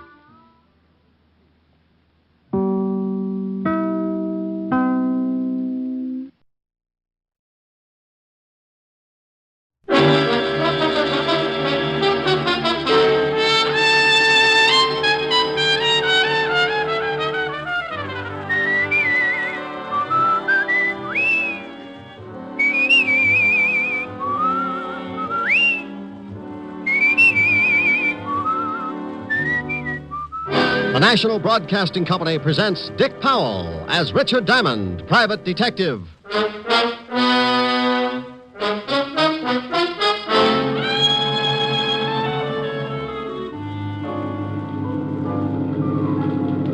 Sorry you're coming along, Diamond. Yeah, I'm beginning to be sorry myself. You should be. We're heading for open sea. Looks like it'll be a long ride. You don't know how long, Diamond. We're getting into open water.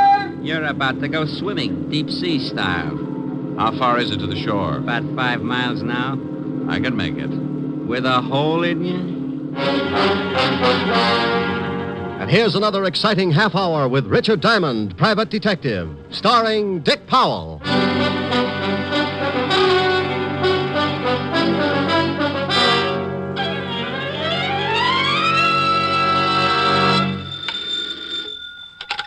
Diamond Detective Agency, Happy Homicide. You know, that's pretty bad, that is. Oh, my goodness. Walt? Yeah. Well, what can I do for the shining light of the 5th Precinct? You can get right down here. I want you to do me a favor. I'm not going to help Sergeant Otis cross the street again. Tell him to get a governess. This has nothing to do with my brainy sergeant. Now, will you come down? Well, all right. Business is slower than a drunk turtle, so I'll be there in 10 minutes. Thanks. Forget it. You know what I always say, Walt. No, what do you always say? Bye.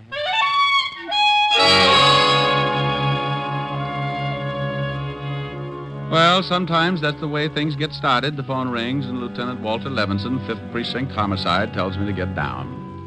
One word from him, and I do as he pleases. So I buttoned my collar, pushed my tie back up into strangling position, and 10 minutes later walked into the squad room of the 5th Precinct, where, as always, the king of the jungle was on hand to greet me. Well, good morning, Shamus. Sergeant Otis. Oh, my goodness, you look terrible. Oh, what's wrong? Well, it's pretty obvious. You've been sleeping in the wrong position. What are you talking about? Oh, Otis, stop trying to be a sport. Get rid of the bats in your house. They're used to hanging upside down. Oh, for Pete's sake. The lieutenant in? He's expecting you. Go on in. Thank you, Sergeant. Hello, Walt. How are you, Rick? You been needling Otis again? Oh, a little. Now, you gotta stop that. When you come in, he begins to sulk. I got to work with him all day. Be happy, Walt. Be happy. Think of the 16 hours you're not with him.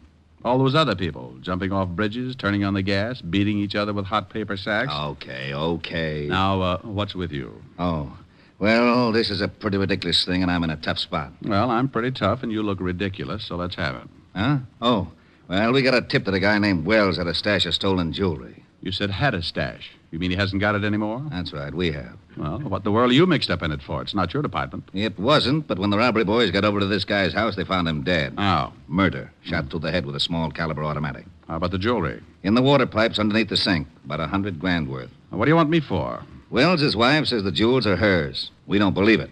What did you do about it? We put out traces on the jewelry, went through all the regular channels to find the owner. Nobody identifies it. And if we don't get a claim soon, I've got to give them to her. You mean you got to turn them over when you think they're stolen? We know they're stolen. They got to be. These people don't have the fare for a fast meal at the automat, but we can't prove it. What about the guy who gave you the tip on the jewels? Said his name was Mario Cimino. Disappeared. You got any lead on who knocked off Wells? We're holding his wife, but we haven't really got a thing. No weapon, no motive, no nothing. So you want me to see what I can do? Yeah, whole department's in the spot. Can you imagine what the press is going to say when I turn these jewels over to the wife? Yeah, could be rough. But what in the world can I do that your whole department can't? We've got to solve this thing fast. Or turn the jewels back. Right. Got a murder to solve. We've got a jewel theft to solve. Oh, that's nothing. It's really nothing. Should be a cinch. No, not for a cop. He wouldn't be able to put on the right kind of pressure. What do you mean by pressure? Well... Mrs. Wells? Yeah. Go ahead. Cimino's missing. We need him to tell us how he knew the jewels were stolen. If he's a stoolie, guys like that know you'll give them an even shake. Maybe he'll come out when he hears you're looking for him. Okay. Now, what about the wife, this Mrs. Wells? I was holding her till you got here. She's being questioned. You want to see her? One thing, Walt, before I do. Am I going to like this job? Knowing your taste, I say yes. When the boys brought her in, they walked her through the robbery detail. Everybody went right out and bought yo-yos.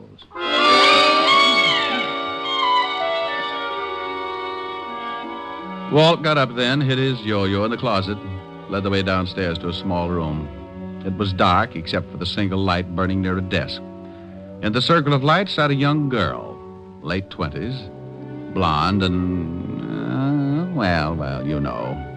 If the State Highway Commission built roads with that many curves, every driver in New York would need seasick pills. She was being questioned by one of the detectives. What time? I've told you at least a dozen times. I got home 10 minutes before you got there, and I called you. Your husband had been dead over an hour. I can't help that. I came home, and I found him, and I called you. Yeah, you called us. But I'm asking you about the jewels. Oh, how many times do I have to tell you? He found them. He found them. Why this routine, Walt? You think she had something to do with it? Only suspect. We're giving it to her like this so you could take a look without her seeing you. Where did your husband get the jewels? He told me he found them. Oh, please, look. I don't know anything about the jewels or how my husband got killed. What'd you do with the gun? I told you that, too. I don't know anything about a gun. I didn't kill him. You understand? Collins. Yeah? Come here.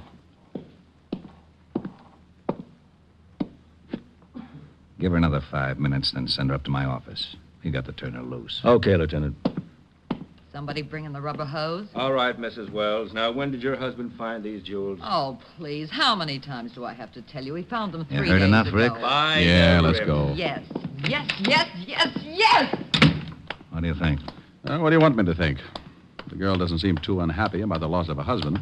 Well, he'd been away for about 4 years, up until a week ago, in the Army. Occupation forces in Germany. No criminal record on him, huh? No. Well, let's see what I can find out. Oh, here's the information on the girl. Address, phone number. Thanks. Oh, do some more checking on the husband, and I'll give you a call after I see the girl.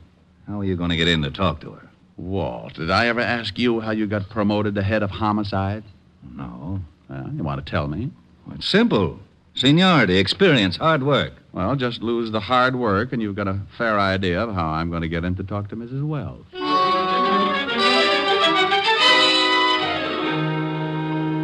Well, I had to solve a murder, a $100,000 jewel theft, and get the dear old police force out of hot water. All I knew was that a man named Wells had been shot, and another guy named Mario Cimino had called the law and told them about a hatful of jewels that didn't seem to have been stolen from anybody. To clean up a mess like that would take a lot of doing.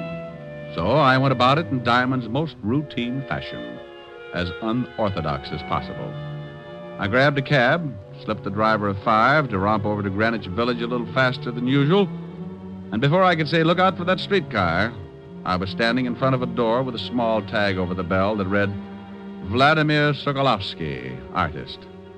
Vladimir was an old friend of mine who hears all, sees all, and tells all for a small price. Who is it? Come on, Vladdy, open up. Go away. It's Diamond, Vladimir. I trust no one. You might be working for my landlord. Oh, I'm alone. Scout's honor? Cross my heart and hope to swallow my Emmys. Товарищ, здравствуйте. I haven't got much time, Vladimir. Huh? I want you to do me a favor. Oh, for you a portrait costs only $50. No, no pictures, Vladimir. Tell me, you ever heard of a guy named Mario Cimino? Oh, but of course... No. Paid your rent? Same answer.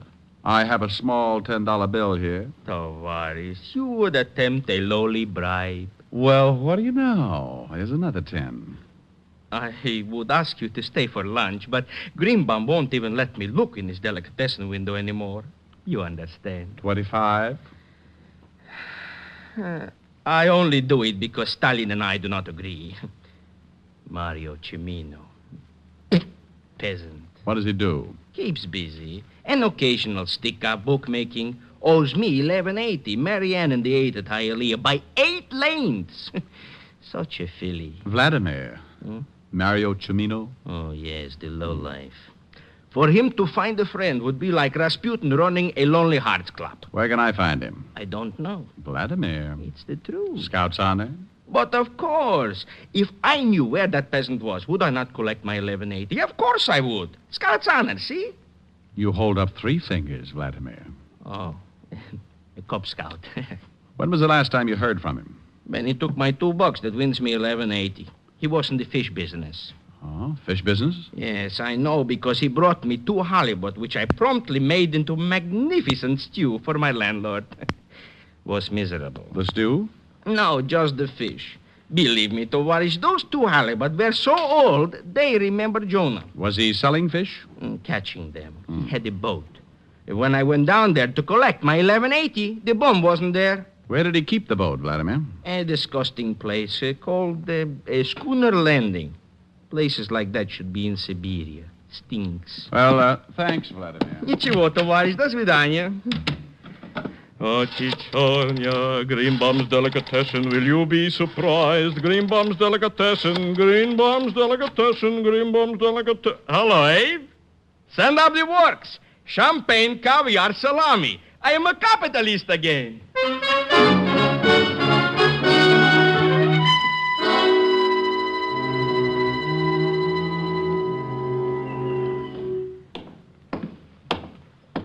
Hello there.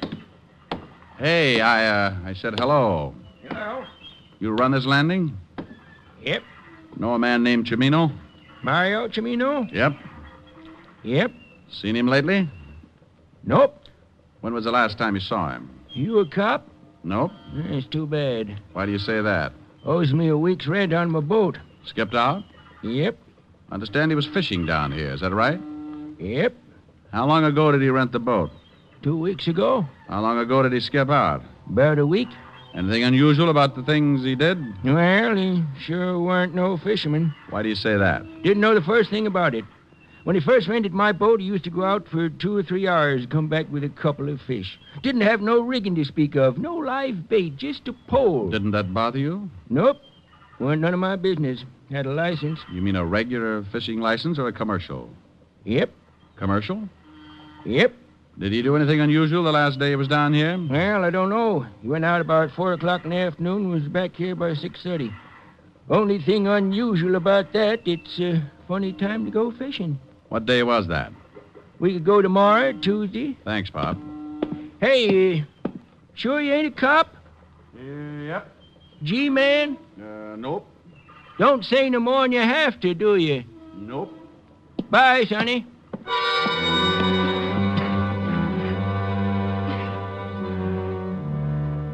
Well, I left the old boy sitting on the dock trying to figure it out and headed for the city hall.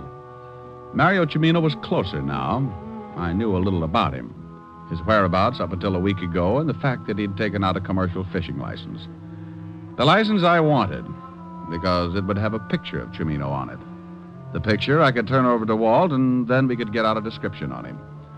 I arrived at the city hall, went in, found the department that issues the licenses.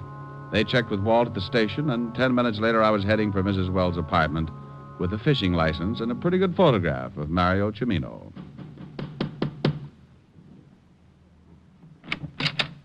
Yes? Yes. Well, hello. What can I do for you? That's a remark with a lot of answers. Right now, I want to talk. Go ahead. Oh, well, I get tongue-tied when I stand in the hall. You want in? That's it. Why? Ever see this picture before, Mrs. Wells? What? Come in. Seniority, experience. What? Oh, nothing. That man in the picture. Who is he? Don't you know him? I've only seen him once. Oh, we can sit on the couch, Mr. Diamond. Where did you see this man, Mrs. Wells? He came up to see my husband. He was leaving just as I arrived. Your husband say who he was? No. He mentioned something about some business he had with this man. Well, if it makes any difference to you, this man in the picture is Mario Cimino. Oh. The one the police are after. The man they think killed my husband. The man who called and told Lieutenant Levinson about the jewels your husband had hid in the water pipes. Are you from the police? Well, here we go again. No, honey, I'm a private detective. Oh. Your husband just got back from Germany a week ago, didn't he? Mm-hmm. By boat? Mm-hmm. What day did he arrive? You've got big blue eyes, haven't you, Mr. Diamond? Yeah. Very pretty. Honey, you better sit over there. You're scorching my collar. All right. Where was I? I don't know where you were, Mr. Diamond, but I was thinking... Oh, yeah. Well, what day did your husband arrive? Last Tuesday. When did he... You must have a hard time combing your hair. Awfully curly, isn't it? I'll stop back when I got more time. We'll straighten it out. Please do. Well, Mrs. Wells. Yes? The time your husband's boat got in? In the afternoon, around 5. Oh, well, thanks, Mrs. Wells. Leaving? Going home and have another talk with Father. Please stop back. If he misses anything, I'll be glad to fill in. Maybe I'll send Dad instead.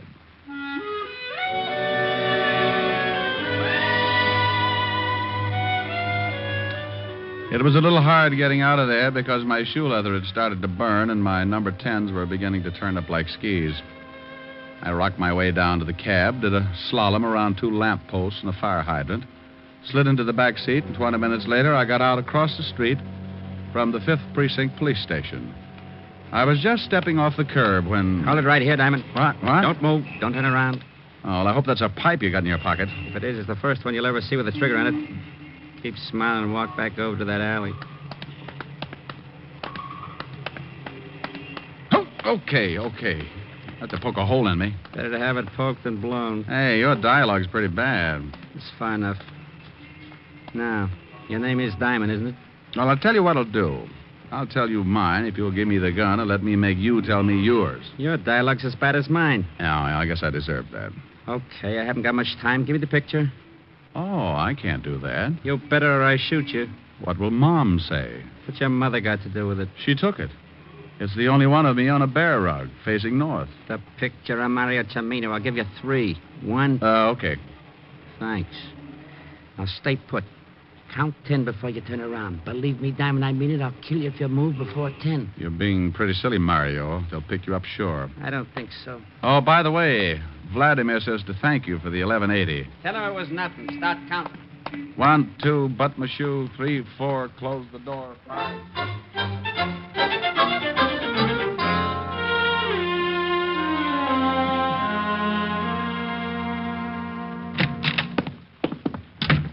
Oh, Rick, you find out something? Well, I sure did. This is the lousiest precinct of the city. Oh, yeah? Oh, yeah. Now, 2 minutes ago, I got stuck up right at your front door. What? Yeah. And I had that picture of Mario Cimino on the fishing license. He swiped that? You just know it. Well, don't yell at me. You haven't solved this mess, have you? No, but I'm pretty close. Well, that isn't close enough. I had to send the jewels over to the wife a few minutes ago. Oh, dandy. Well, I had to. Well, what about the newspapers? They haven't gotten wind of it yet. We still have a little time. Now, what about Cimino? How did he know you had the picture on the license? Well, somebody gave him the tip. Gave him my description, but just relax. It wasn't Cimino who stuck me up. It wasn't? Not unless he paid Vladimir Sokolowski $11.80 in the last hour. Oh, wait a minute. I don't understand. Well, you're not alone. I'm a little mixed up, too. Well, let's both get untangled, shall we? Tell me what you found out. All right. Now, listen. Wells arrived last Tuesday by boat in the afternoon around 5. This we know. Mario Cimino was being a fisherman then. Oh. He'd rented a boat, taken out a fishing license. Okay. The day that Wells arrived, Cimino went out in the afternoon, stayed about 2 hours, came back, and disappeared. And then Wells shows up with a sink full of jewels. Right. Probably had them on the boat. Avoided customs by dropping them overboard, and Cimino picked them up. And Cimino killed him for the loot. Why? Why? $100,000 in jewels? Why not? Wells was killed in his own apartment, wasn't he? Yeah. Well, if Cimino picked the jewels out of the water, why go and kill Wells? Why not just take off? Wells could never go to the police. Oh. Yeah, and another thing. The pickup was pretty carefully planned. Wells couldn't have done it. He was in Germany. Somebody here had to plan it. Knew Wells had the jewels. The wife? Could be. But where did he get the jewels in the first place? Oh, a lot of that stuff's still hidden in Germany. You check with military intelligence, and I'll bet it ties up. Well, this guy who stuck you up and lifted the picture, you say you don't think it was Cimino. Maybe there's a third party. Could be, but I doubt it. I got a hunch, Walt. Take me down to the morgue. I want to take a look at Wells. Okay, let's go. You owe me $25. 25? For what? Oh, small bribe. Oh, well, here. What's this? It's as good as money. Tickets. Policeman's benefit. Oh, gee, Walt. You know something? What? You're a real sport.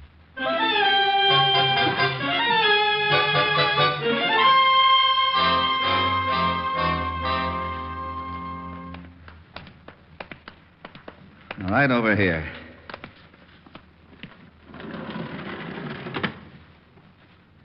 Well? Bullet didn't help his face.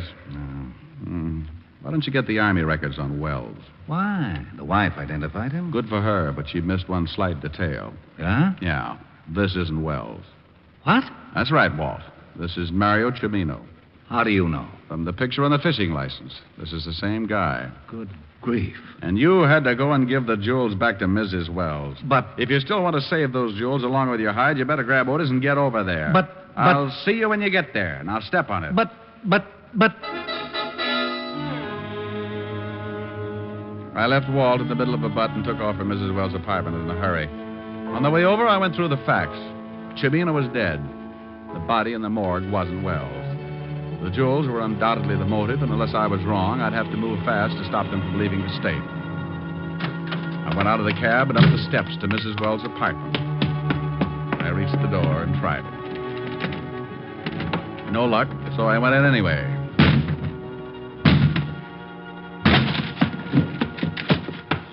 The front room was empty. I went through the other rooms. Nothing. Clothes gone. Drawers empty. They'd taken off with $100,000 in jewels, but where to? They had to be smart enough to know they'd never get out of town by the usual means of transportation. So what would be better than to pay up the back rent on Cimino's boat and go fishing? I left Walt a note where I was headed and took off for Schooner Landing.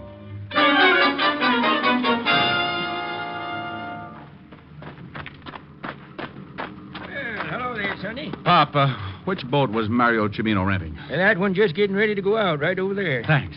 Go get him, Sonny. I knew there was something fishy when they paid up on Cimino's back wheel.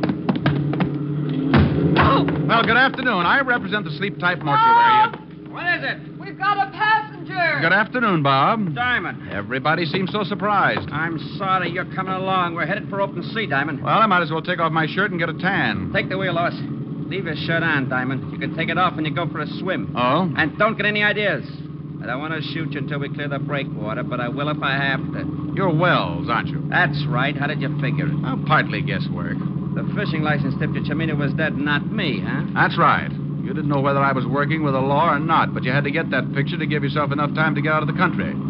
Your wife called you and gave you my description. I knew the damage that picture could do if it got to the police, so I had to tag you. Pretty smart.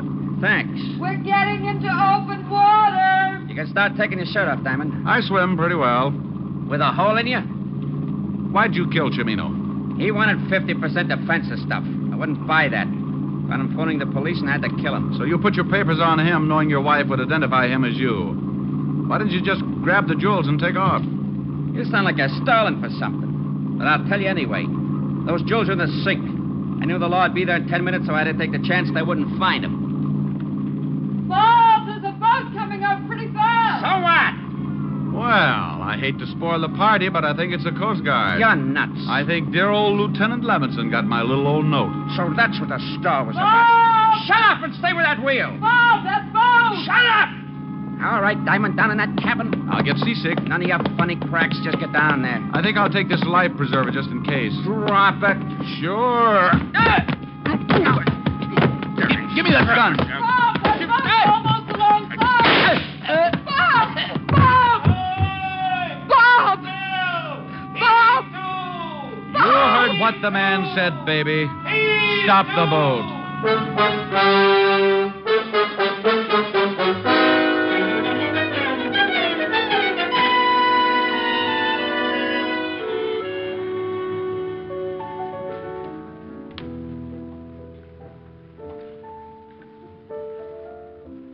Rick, Yes, Helen? phone for you.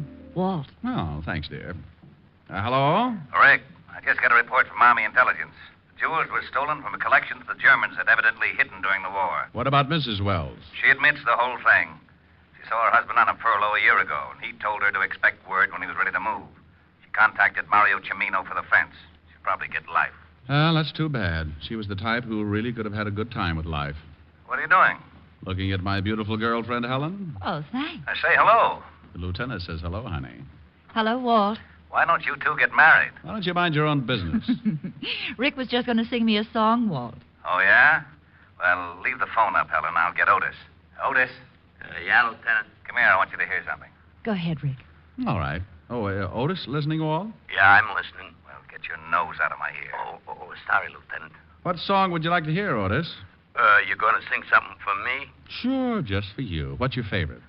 Well, now, let's see. Hey, do you know... Otis. Otis, that's the song. Sure. You know, Washington at Valley Forge, cold as heck, and up spoke George. Otis. Yep. Yeah. How about get out of the wheat thresher, Mother? You're going against the grain. Oh, I don't know. It's an old spiritual. Look, I got a better idea. You just listen, huh? Okay, but I still like... Otis, you're fighting me. Okay. There's a place I'd like to be, and it's back in Tennessee, where your friendly neighbors smile and say hello. It's a pleasure and a treat to meander down the street. That's why I want the whole wide world to know. I love those dear hearts and gentle people who live in my hometown, because those dear hearts and gentle people will never ever let you down.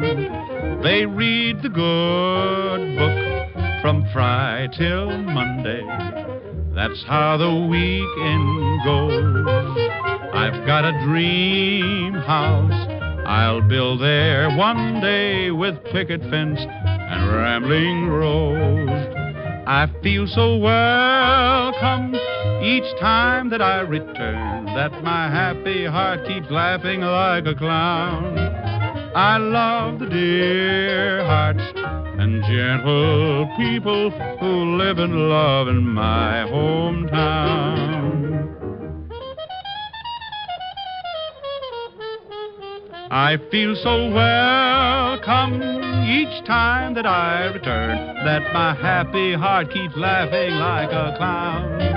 I love the dear hearts and gentle people who live and love in my hometown.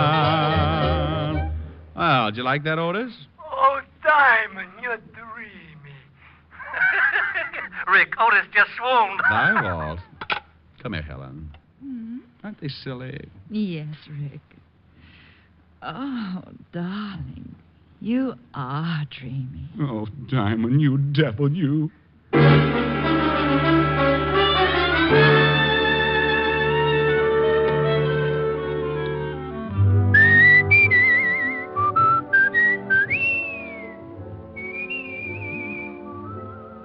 You have just heard Richard Diamond, Private Detective, starring Dick Powell. Ed Begley played Lieutenant Walt Levinson. Also in the cast were Wilms Herbert, Francis Robinson, Jack Crucian, Yvonne Patey, and Charles Seal. Music was under the direction of Frank Worth. Tonight's show was written by Blake Edwards and directed by Russell Hughes. Dick Powell currently may be seen in the motion picture version of the best-selling novel, Mrs. Mike. Two other shows for Sunday on NBC that you'll want to hear tonight are the American Album of Familiar Music and Take It or Leave It. Together, they make up 1 hour of the very best in listening pleasure for you. Baritone Thomas L. Thomas brings you the songs you love best during the 30 minutes of restful reminiscence on the American Album. And immediately following this delightful musical show, Eddie Cantor comes romping into your radio with the $64 question on Take It or Leave It. There's a solid 30 minutes of question marks and laughs when it's time for Cantor, Sunday on NBC. Make it a point to hear both the American Album of Familiar Music and Eddie Cantor's Take It or Leave It tonight and every Sunday over most of these same NBC stations. There are 2 more of NBC's great lineup of Sunday shows. This is Eddie King inviting you to be with us next Sunday at this same time when we will again bring you Dick Powell as Richard Diamond, Private Detective.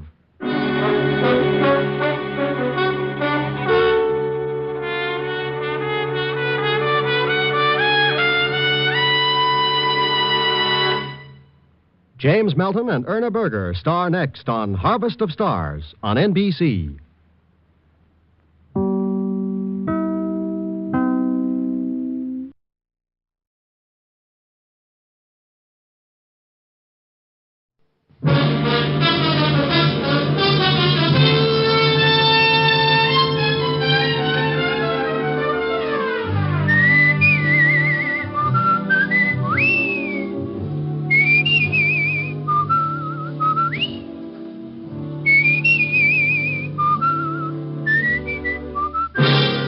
Broadcasting Company presents Dick Powell as Richard Diamond, Private Detective.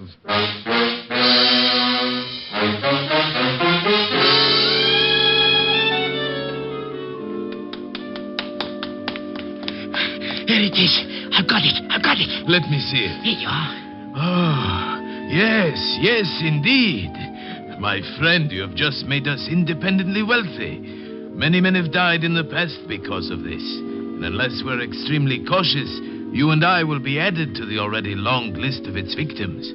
Come, hurry. Here's another exciting half hour with Richard Diamond, Private Detective, starring Dick Powell.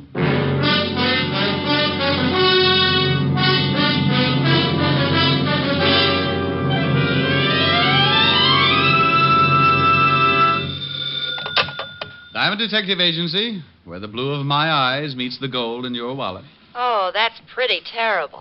You may be right. You admit it. Yes, I've seen your wallet. Oh, Rick. Hello, Helen, baby. Hi. What are you doing? Oh, just finished cleaning out my desk. Oh, find anything interesting? Mm-hmm. Sam Spade. Guess he hadn't paid his rent. Oh, you're impossible. So, Sam. Well, I'm not going to try to keep up with this. Am I going to see you tonight? Oh, sure, darling. Wait a minute, honey. Company just walked in. Oh. Something I can do for you, my friend? Are you Richard Diamond? That's right. Client, Rick? No, I don't know, honey. I'll call you back. Please, Mr. Diamond, I haven't got much time. Okay, what's on your mind? This package. Here, take it. And keep it for me until... Hey, what's wrong? Hide it. I'm being followed. Hide it. Now, take it easy. What's the matter? Hey, fella, come on now. What's... Oh, swell.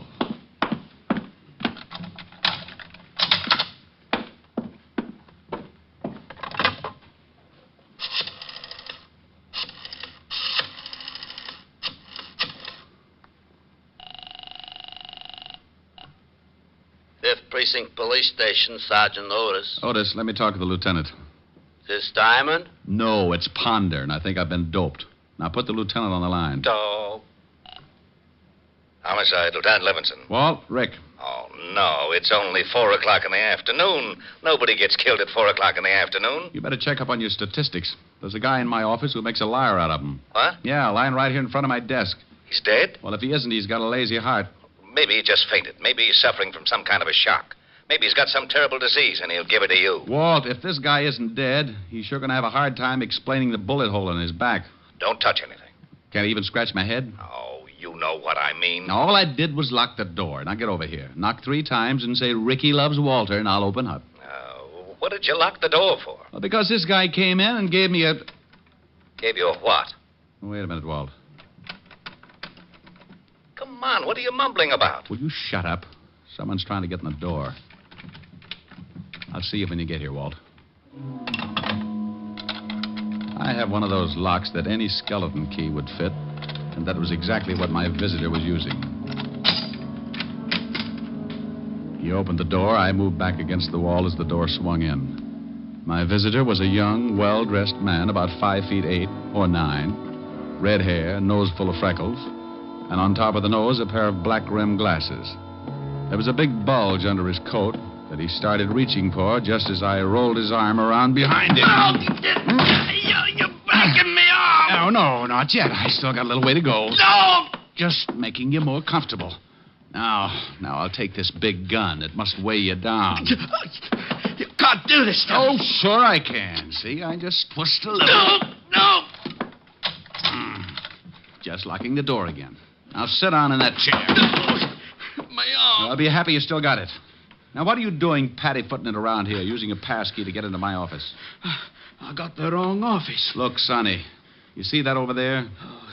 What is it? It's a guy, and it's very dead. I'll send some flowers.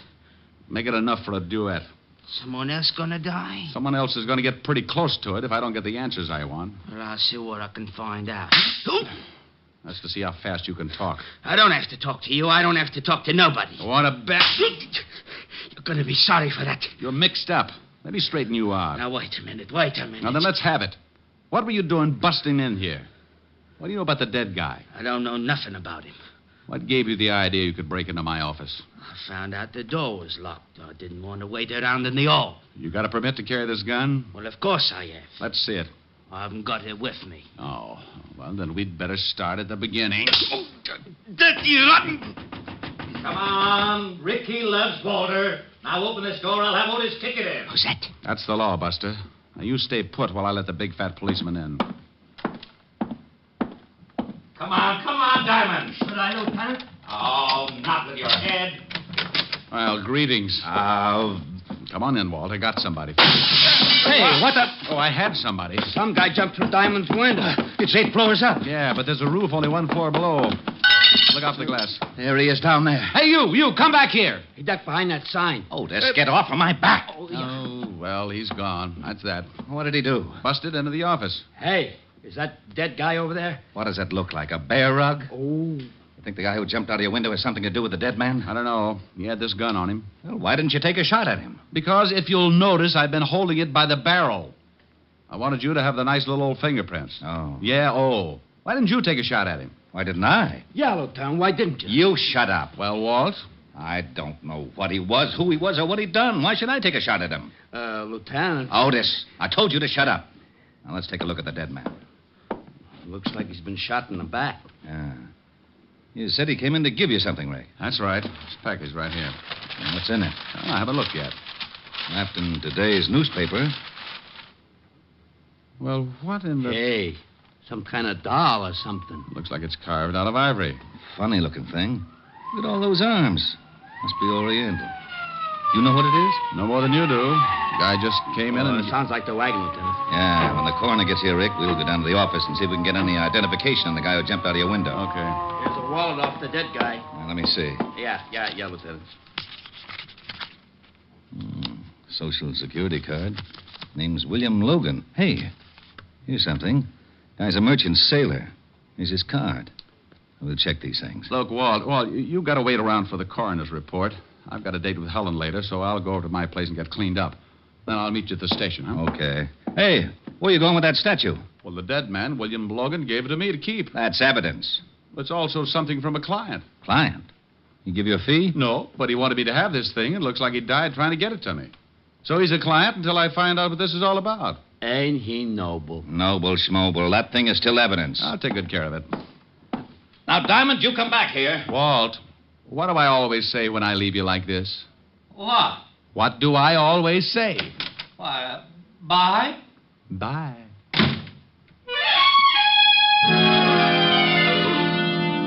I left Walt and headed for my flat on East 51st. I wasn't about to try and figure the whole thing out because it was still an early case, and sometimes cases like that can stretch out into 2 or 3 murders before things begin to fit together. That's the way you got to figure. One guy dead could lead to another, so you walk on eggs for a while and make sure it's not going to be you. I got to my flat and went in. Smoked a few cigarettes. Looked at the carved ivory figure that William Logan had given me. It looked like a woman sitting cross-legged with all of her 6 arms outstretched. I gave it a good going over, but couldn't find anything unusual. So I put it on the piano and went in and started to shave. No. Yeah? Yeah? Yeah, what is it? Okay. When people don't answer, it makes me wonder. I crossed the living room, remembered the ivory figure on the piano. So just to be safe, I lifted the top of the piano and put the statue down inside. Then I moved over to the door. Mr. Diamond? That's right. I'd like to talk with you. I have a business proposition. Is there any money involved? Quite a good deal. Well, you've just made an appointment. Come in, Mr. Titus. Leopold Titus, Esquire. He came in all right, and he had the duck to do it. He must have been a good 7 feet tall, and even with his heavy overcoat, he couldn't have weighed over 140. He reminded me of a king-size case of malnutrition. He took in the whole apartment with one fast look and slid into a chair, rested his elbows, locked his hands, and put them under his pointed chin. It appears you've been shaving. I've interrupted. Oh, no. Split personality. Never touch this side. Mr. Diamond, I haven't much time. Good. Now, you said something about money. I can see that this is a subject which meets with your approval. Well, it sets off an emotional reaction, shall we say. I can't stand goosebumps for more than a couple of minutes, so let's get to it, huh? Yes, indeed. Mr. Diamond, I am prepared to pay $10,000 for Kali. Oh, well, that's dandy, but I'm not a booking agent. What kind of an act does Kali do? 10,000, Mr. Diamond. Look, to me, Kali is the name of a dog. Kali. Oh, okay, so he got mixed up with a French poodle. 10,000, and that's my top price. You know, of course, you're running me right into a nervous breakdown. I get the shakes when someone changes $5. Mr. Diamond, I want Kali. I will have Kali, whether I pay you the 10,000 or not. Look, Mr. Titus, really, I don't know what you're talking about. Well, I certainly hoped you'd be more sensible than this. I know that William Logan came to see you this afternoon. Oh? And I know for a fact that he had Kali with him. Well, did he have it when he left my office? I couldn't see. Mr. Logan was under a sheet. Now, either the police have Kali or you do. I'd like very much to know. Maybe I can help you, if you'll tell me exactly what this Kali is. I made an offer of $10,000, Mr. Diamond. That's a great deal of money, but it does not entitle you to play 20 questions. Okay. Now, if you don't mind, Mr. Titus, I'd like to finish shaving. As I explained, Mr. Diamond, I don't have much time. Well, then, good afternoon, Mr. Titus. No, I'm afraid not. Charles! Yes, Mr. Titus. Well. I thought maybe you'd cut your throat when you jumped out of my window. I hear you got rather ambitious with Charles, Mr. Diamond. We turn such a pretty color when you slap him around. I told you you'd be sorry for that. Yes, and indeed you will, Mr. Diamond, unless you tell me where I can find Kali. You can go to the devil. I'm afraid the trip would be unpleasant and premature. However, I'm sure your passage might be taken care of.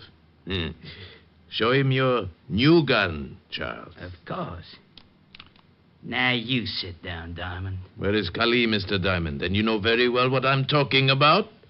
The small hand-carved ivory statue. Sorry, Titus. Yes, and so am I. I deplore the sight of blood. Oh, that's all right, Mr. Titus. Just turn your back. Yes, Charles. Excellent suggestion. Do you have a wireless, Diamond? No. But I got a lovely bunch of coconuts. Oh, very funny. All right, where's your wireless? Never mind, Charles. Mr. Diamond has a piano. I can manage to raise or lower the volume as the groans dictate. I could make a lot of noise. My old piano teacher assured me I could do the same. Now, go ahead, Charles. Hey, now wait a minute. Oh! Where is Kali, Diamond? Oh, nuts. Again, Mr. Titus? Again, Charles. Are you using your fist, Charles? Oh, yes. Well, use the barrel of your gun. We haven't much time. All right. Oh, now wait a minute. Oh, it's not a very good piano, Mr. Diamond. There's an old kazoo over in the drawer. Kali, Diamond, I want the statue. Well, for $10,000, don't you think I'd give it to you? No. Oh, really, Mr. Diamond, this piano is in a deplorable condition. So's Diamond, Mr. Titus. He looks terrible. Shame, but unavoidable. Keep working on him, Charles, until he decides to confide in us. Where's the statue, Diamond? No? Okay.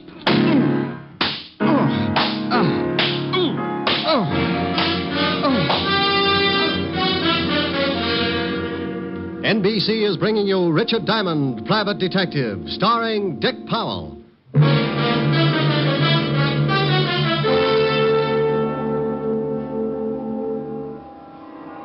Young man.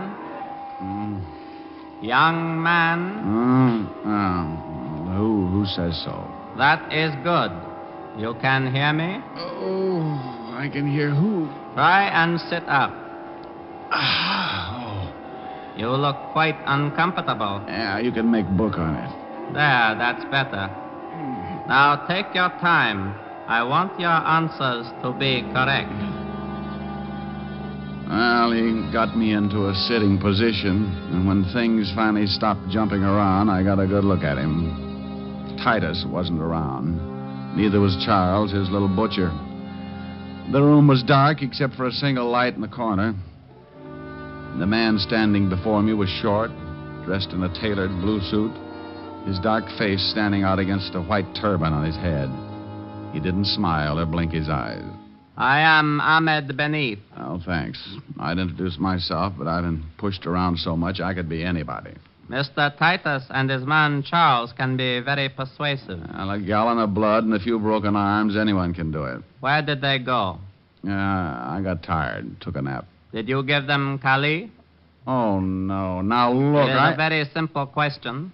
I know that a man came to your office with the statue. So does half of New York. I have been following Titus because I know the statue was stolen from him and that he would do anything to get it back. He led me to your office, then he led me here. If he has the statue, he has undoubtedly returned to his flat where he is preparing to leave for a place of safety. Well, I don't know whether he's got the statue or not. That is unfortunate. I have no more time to question you. I shall have to assume that Mr. Titus has the statue and kill you. He was like a cat. Before I could push myself to a standing position, he was around and back, and I felt something drop over my head and draw tight around my windpipe. Oh, I'm sorry, but I must know. If you will not tell me, I shall have to strangle you. Diamond! Come on. Ricky loves Walter. Now open this door. We shall meet again, Mr. Diamond. Come on, Rick. I know you're in there. You were supposed to be down at the station an hour ago. Oh, shut up. I don't want to break it down, but I will. Yeah, but I will. Okay, keep your badge on. Come on, step on it.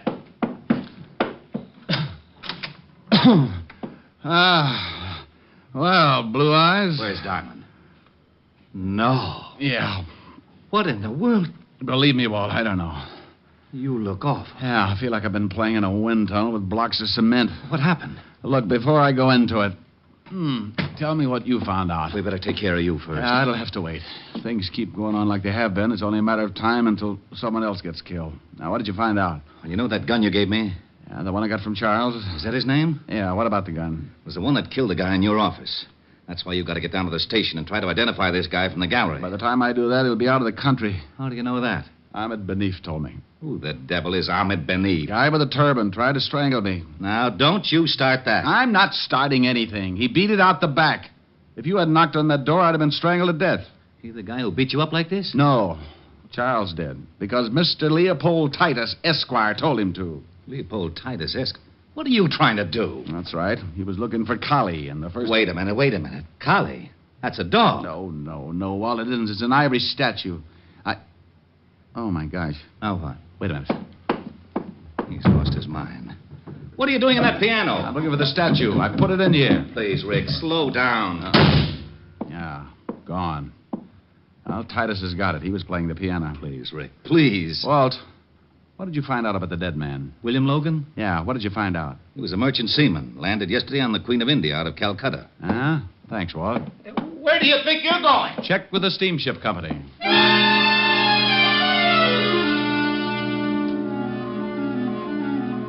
I stumbled out of my place looking like an ad for ground sirloin and grabbed a cab. On the way to the India steamship lines, I tried putting two and two together. The little statue, Kali, was the reason for the whole thing. One man was dead because of it, and everybody who was connected with the case was perfectly willing to kill anyone else at any time. Mr. Leopold Titus wanted it, so did one Ahmed Benif. Titus and his boy Charles evidently tailed William Logan, merchant seaman, to my office, and somewhere along the line, Charles shot him. Ahmed Benif was tailing the whole bunch. 2 and 2? Well, maybe, but I still needed some answers. A cab pulled up in front of the East India steamship offices, and I went in. A nice little girl with a nice little personality showed me the passenger list of the India Queen, and sure enough, Mr. Leopold Titus and a Mr. Charles Freely, first class. I thanked the girl, told her I'd send her a picture when my face got back to normal, and I headed for the docks and the customs office. I needed an address on Titus, and I knew that he must have signed a manifest at customs. He had. And 5 minutes later, I was back in my cab headed for the residence of Mr. Leopold Titus, Esquire, Kew Gardens, Long Island. It was a big, sprawling house, and by the time I got there, my watch was leaning on 7 o'clock. I paid the cabbie with my last $20 and started toward the only light burning.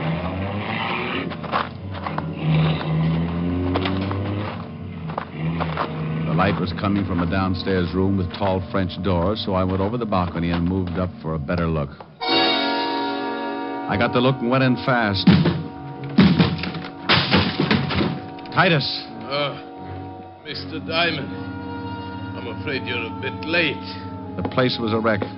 Titus was half sitting, half lying against the couch. There was blood all over him. Charles Freely was stretched out on the floor near the towering bookcases. He was looking up, staring, but not seeing a thing. Around his throat was a long, white length of cloth. Greed, Mr. Diamond.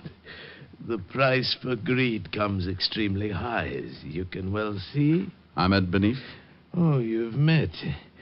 Yes, Ahmed Benif. Quite as proficient with a gun as well as a strangling cord. I'll call an ambulance. No, Mr. Diamond. I'm having a twinge of conscience, so hear me out. You must find Benif and stop him. Does he have Kali? Yes, he has Mother Kali. Mother Kali? As she is known by her followers. Tugs, Mr. Diamond. Have you ever heard of Tugs? No, I haven't. What are they? A cult long since believed extinct in India. An army of assassins banded together under the guidance of Mother Kali. Assassins? Yes, Mr. Diamond. Trained in the art of strangling. Oh, yeah. Oh, yes. I read something about that in a history book. It was a long time ago. Correct. They were suppressed by the British in 1830. You're trying to tell me they've started all over again? Absolutely. What about that little statue? Belongs to the man who has reorganized the thugs. A symbol of his leadership, passed down through generations from one leader to the next. And to a collector worth a fortune. And you're a collector? A businessman. But I know a great many collectors who would pay a sizable fortune to get a hold of that statue. And Ahmed Benif is one of those thugs? Indeed he is. Where did you get the statue? Charles stole it for me from Ahmed Benif. What about William Logan, the merchant seaman? Board ship from Calcutta. Logan discovered its value and stole it from us. Indeed, Ahmed Benif is a thug. The statue is his, passed down by his father and his father before him. I'll call the law. Mr. Diamond, please see that Charles is buried next to me. A mixed-up boy, but a good friend. Sure. Operator, Put give me... down the phone, Mr. Diamond. Put it down. Well, Benif, this isn't very smart, is it? On the contrary, Mr. Diamond, it is very smart. I have the statue. And now you are the only man who could tell the authorities that once again the thugs are rising all over India. How did you know I'd be here? I did not know. As I was leaving, I saw your cab pull up. I listened to everything Mr. Titus had to say. I was surprised. I thought surely he would be dead by now. And now you kill me. Most assuredly. Ahmed couldn't see it because as he came closer to me, his back was to Titus. And Titus was pulling himself painfully across the room, trying to get to the dead body of Charles Freely. I didn't know what he was up to, but I had to give him time to make it. I deplore the use of a gun, but in some cases You'd rather strangle your victim. That is my religion, Mr. Diamond. Unfortunately, in some cases, I must take other steps. Well, you've sure taken some pretty big ones. I assure you it has been most necessary. All because of a little statue? All because of what that little statue represents. I rule the thugs, Mr. Diamond, and Kali is a symbol of my leadership. As you have seen, I would do anything to retain its possession and keep faith with my people. So now, again, my time is short.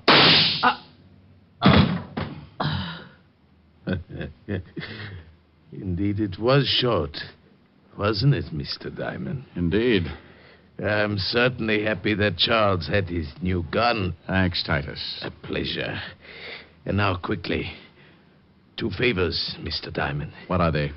First, take the statue of Kali and destroy it. I must have your word. You've got it? Good. The second, I wish your honest opinion. I'll try. Once you directed me to the devil, and I said that it was a premature crossing. Yes? And I fear that perhaps now it is not. Your honest opinion, Mr. Diamond.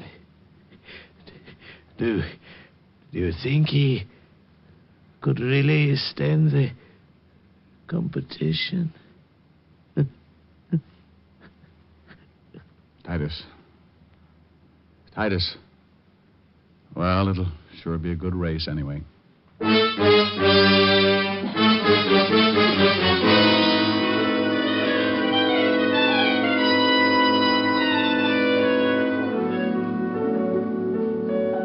How do you feel, Rick? Oh, I don't know. Pretty good, I guess. Want to tell me about it? No, I don't think so, honey. You just get confused with an old argument about right and wrong. Well, I wish you weren't so unhappy. Unhappy? Oh, honey, you said a bad word. I'm just mad about my bruises. Oh, I think the colors are lovely. Well, so do I. I've just got to be careful about wearing plaid. Oh, Rick. Pretty bad, huh? Yeah. Why don't you just sing something? All right, dear. I'd love to.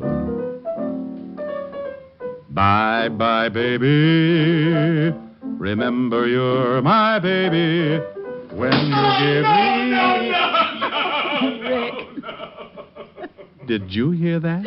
I certainly did. He's back. That's the grouch in the next building, isn't it? Yes, he's been out of town for a rest. Oh, my God. What's his name? Mr. Lumpkin. Oh. Good evening, Mr. Lumpkin. Oh, antisocial, huh?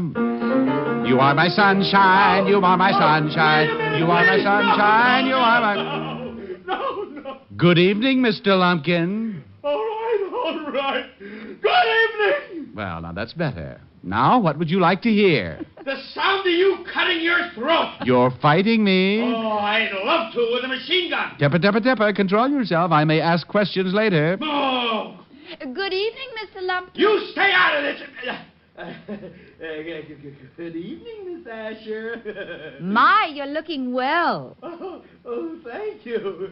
So are you. If he leans out any further, he'll be hanging by his heels. Now, you just stay right there, Mr. Lumpkin. We've got a lovely surprise for you. Yes? Yes. Now, sing something nice, Rick. Love it. Bye-bye, baby. Remember you're my baby when they give you the eye. Although I know that you care, won't you write and declare that though on the loose, you are still on the square. I'll be gloomy, but send that rainbow to me, then my shadows will fly. Though you'll be gone for a while, I know that I'll still be smiling with my baby by and by. With my baby by and by. Well, how do you take it? How is that, Mr. Lumpkin? Oh, Miss Asher, it's impossible for me to express my feelings at this moment. Especially when a lady is present. He didn't like it. Well, what do you expect from a clarinet player? Come on, let's case the icebox.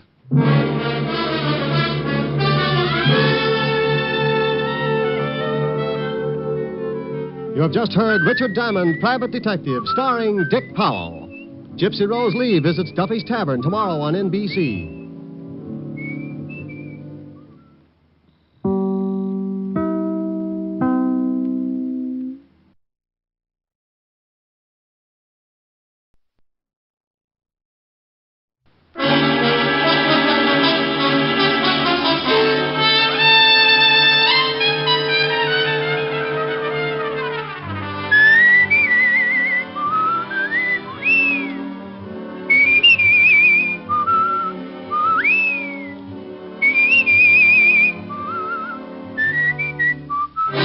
The National Broadcasting Company presents Dick Powell as Richard Diamond, Private Detective.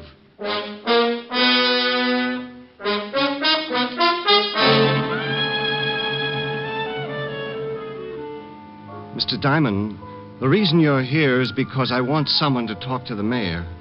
I don't know whether it was explained to you or not, but unless His Honor has done away with himself by noon, a lot of people are going to get hurt. Including yourself. Oh, that doesn't really matter. You see, in making my escape, a guard attempted to stop me. I had to kill him. Here's another exciting half hour with Richard Diamond, Private Detective, starring Dick Powell.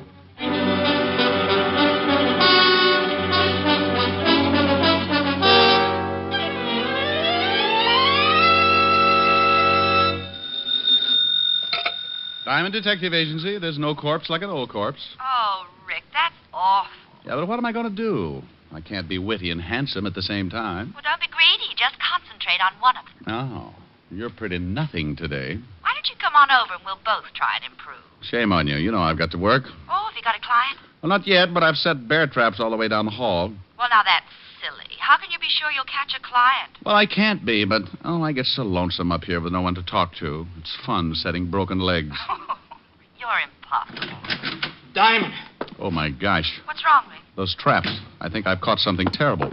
Diamond, I gotta talk to you. Who is it, Rick? Sergeant Otis. Says he's got to talk to me, but I'll be darned if I'll teach him how. Oh, say hello for me. Helen says hello, Otis. Tell her hello, then get off the phone. This is serious. Hey, what's with you? Somebody steal your catnip? Can't just stop being funny, Shamus. I mean it. This is serious. Helen, I'll call you back. Why, something wrong? Well, Otis looks worried, and he's making sense for the first time in 11 years. Oh, well, call me later and tell me about it. Bye. Bye. Now, Sergeant, what's on your pretty I want you to mind? come down to the station with me in a hurry. Of course, you'll think this is a silly question, but why? You remember Louis Spence? Louis Spence? About 4 years ago. Caught him running around sticking dynamite under the homes of some of our city officials. Oh, yeah. Socialistic nut. Put him away, didn't they? Yeah, crazy as they come. Well, he's out. What do you mean he's out? If they cured his head, he'd still face a lot of years up the river. Oh, he ain't cured. Not a bit he ain't cured. You mean he busted out? Yesterday. Now, do me a favor and come on down to the station. Oh, wait a minute, and take it easy. What's going down to the station got to do with Louis Spence? He's down there with the lieutenant. Well, great. Put them both in fancy jackets and send them home. We can't. He walked in 20 minutes ago and asked to see the lieutenant. I didn't recognize him, so I let him in. Now we can't get him out. Well, why the devil can't you? He won't let us in, and he won't let the lieutenant out. He's sitting there holding a big bomb, and it's ready to go off.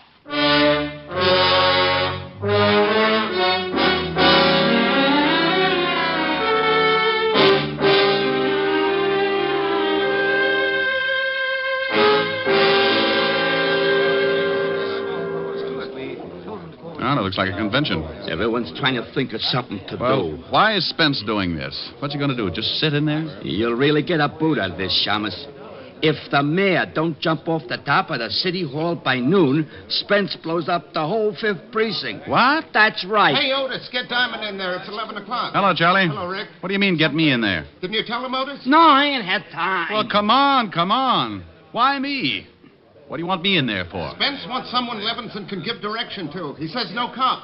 Levinson buzzed out and told us to get hold of you. Okay. Wait a minute. Talk to the lieutenant on the intercom. Spence won't know who's walking through the door and maybe blow the whole joint up. Otis, you amaze me. Oh, I ain't so smart. It was Spence's idea. Come on. Here. Go ahead. Walt? Rick? Yeah. Wait a minute. Diamond's outside now. Okay? Tell him to come in. But just him. Anyone else? Okay. Rick, come on in, but no one else. All right. Otis, stick right here. I may want to talk to you. Sure. Diamond. Yeah? Nothing. You're so right. Hello, Rick. Walt? This is Mr. Lou Spence, Rick. Mm-hmm. How are you, Mr. Diamond? What's the matter, Spence? You want an early 4th of July? Rick. You think I'm kidding, Mr. Diamond? You think I'm not serious about this thing? Is that the bomb? Right here in my lap. He's got it rigged so it goes off the minute he relaxes his hand. You see, I thought maybe the police would want to take it away from me. If you shoot me, try to knock me out, well, it goes off. Then you won't mind if I take a look, huh? Rick, please. Stay right where you are. And I'll stay over here. Well, just as you say, Mr. Spence. Mr. Diamond, the reason you're here is because I want someone to talk to the mayor. I don't know whether it was explained to you or not, but unless His Honor has done away with himself by noon, a lot of people are going to get hurt. Including yourself. Oh, that doesn't really matter. You see, in making my escape, a guard attempted to stop me. I had to kill him. He split his head open with a crowbar. That's right. Oh, mind if I sit down? Not at all. But it's 4 minutes after 11. I hope you don't plan on staying too long. Cigarette? No, thank you.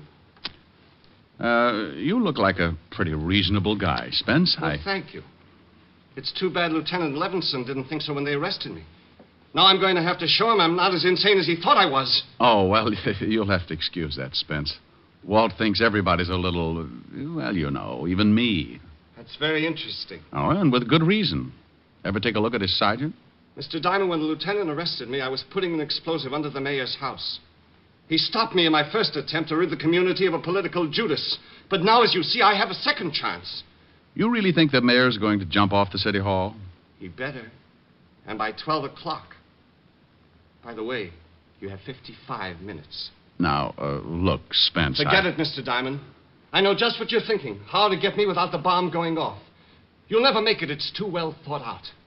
I've planned this for 4 years. In case you're wondering how much dynamite he's got, Rick. Oh, Mr. Diamond needs convincing.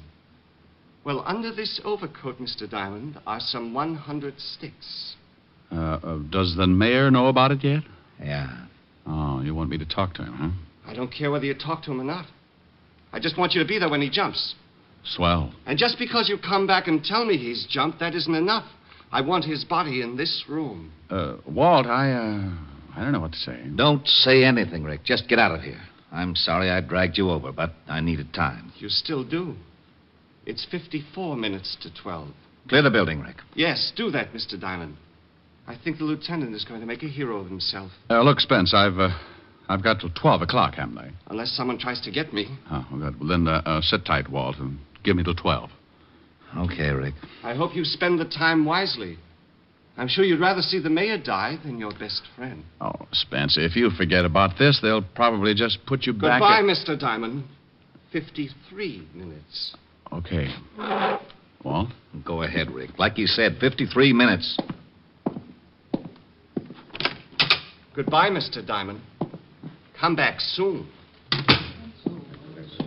Otis. Yeah? What's going to happen? Clear the building. Well, what about it, Rick? Lieutenant wants the building cleared. Okay, come on, you guys. Levinson says clear the building, so we clear the building. Good luck, Rick. Thanks, Charlie. Okay, what do we do? I don't know. What do you mean you don't know? It's 10 minutes after 11. In another 50 minutes, this whole building is going to get blown higher than a kite. Okay, do something. Huh? Well, go ahead. Well, You see, Otis, you're in just as tough a spot as I am. Yeah, but you're smarter than I am. You can usually come up with something. Well, usually my problems are a puzzle, Otis. Spencer's a problem and a puzzle. I don't know about guys like him. Well, for Pete's sake, who does? Well, that's an idea. Huh? Stay here and keep close to the intercom. Don't let the lieutenant get any crazy ideas. Hey, wait a minute. Where you going? You're acting screwy. Well, Otis, I'm going to go see someone who takes care of people who act screwy sometimes.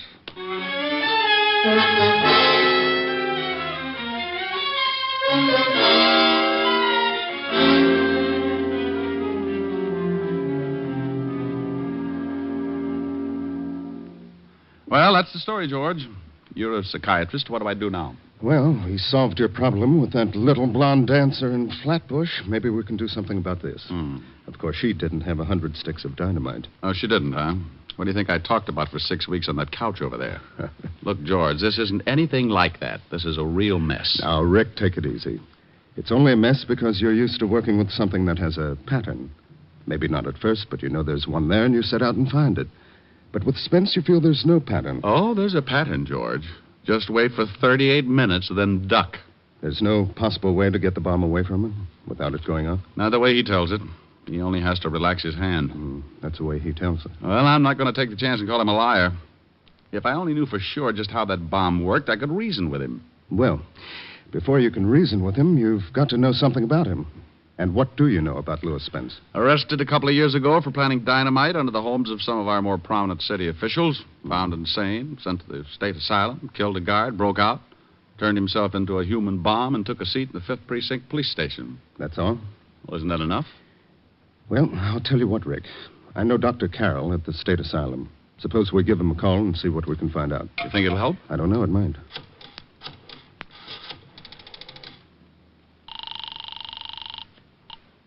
Long distance. Operator, this is an emergency. This is Dr. George Thacker, and I want to speak to Dr. Robert Carroll at the state asylum immediately. What was the name again? Dr. Robert Carroll. One moment, please. It'll be a minute, Rick. What time is it? 25 after. You got another phone here, George? Yes, I've got several lines in the other office. Good, I'll make a call. Let me know when you get Dr. Carroll on the line. Operator, would you please hurry? I hate the use of the expression, but this is a matter of life and death. You're on my line, Rick. Use the other phone.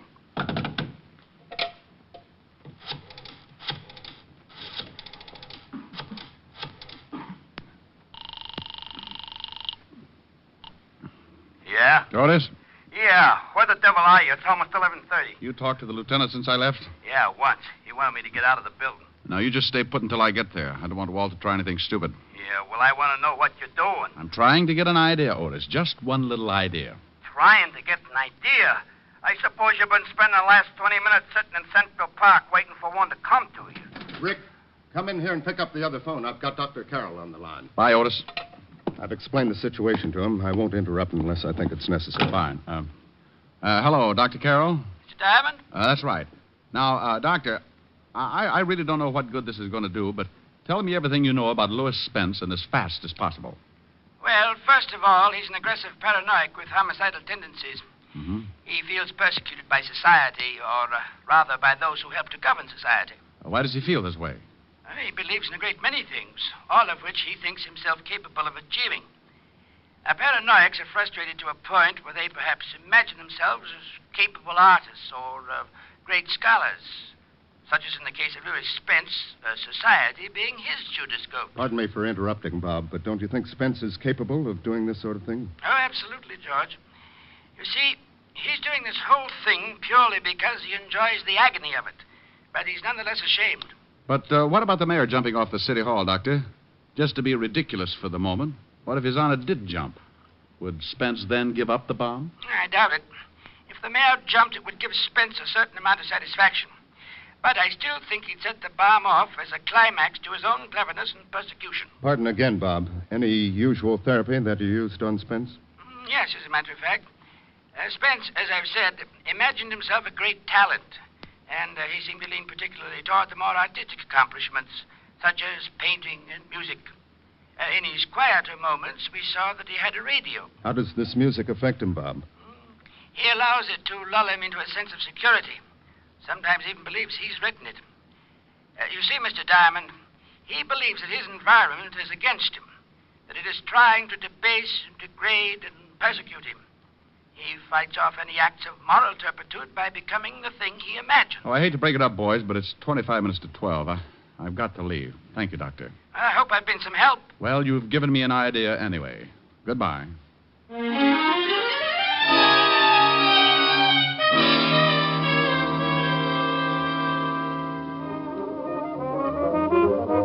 Miss. Just a minute, just 1 minute. I'll be right with you. Oh, look, I'm in a hurry. So you're in a hurry. So's everybody else. You'll have to wait until I'm through with this gentleman. Sweetheart. Now look. You look. Oh, a badge. Yeah, now this is police business. Got to be in a hurry. Is that clock right? Yeah, it's 11:45. 16 minutes to. All right, 16 minutes. You want to split hairs? No, I want a portable phonograph and quick. Okay. Here's one right here on the counter. 3 speeds, interchanging. I'll take it. Okay, I'll go back to the storeroom and get you a new one. Forget it. I'll take this one. Look, mister, we got a policy here. I can't say you nothing off from the counter, supposing it don't work when you get it home. You'll hear about it? You see? That's just what I mean. Well, does it play now? Certainly, like everything. Listen. Oh, boy, that's Pete Rugelow's new arrangement. He's crazy. Okay. Don't dig it, huh? Give me a record by Debussy or Ravel. Oh, no wonder. Well, let's see. We got the Engulf Cathedral by Debussy. No, something with a little more excitement. All right. I'll read them off. Debussy or Ravel? Ravel.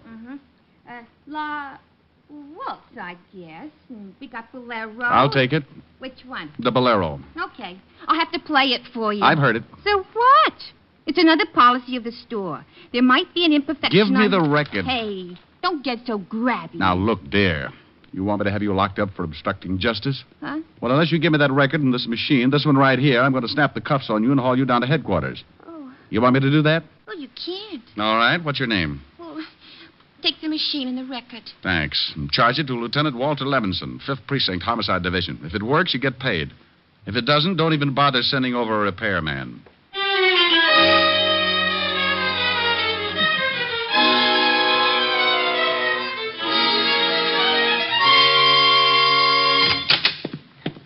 Diamond, oh, my gosh. Do you know what time it is? What, exactly? Exactly 6 minutes, too. What the devil you got there? A photograph. A phonograph? You talked to Walt since I left? No. Now, what's the idea with a phonograph? Hunch, Otis. Maybe we can save this whole mess. Well, for Pete's sake, can I help? Sure you can, Otis. Now, take this machine in the other room and play this record. You know how it works? Well, I can find out. You got less than 5 minutes to find out, so make it good. I don't want to hear anything until you're ready to let it play all the way through. Okay. Diamond. Yeah. Go on. Whatever you're going to do, if I louse it up, I louse up everything, huh?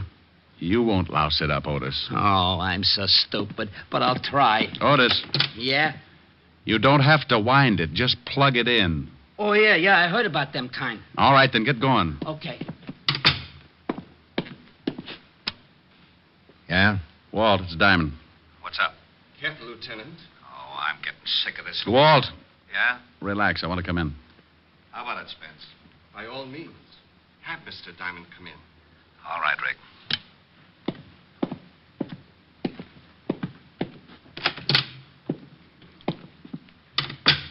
You have some news for me, Mr. Diamond? Well, in a way, yes. Mind if I sit down? Not at all. How do you feel, Walt? Dandy. I'm afraid the lieutenant is growing uncomfortable.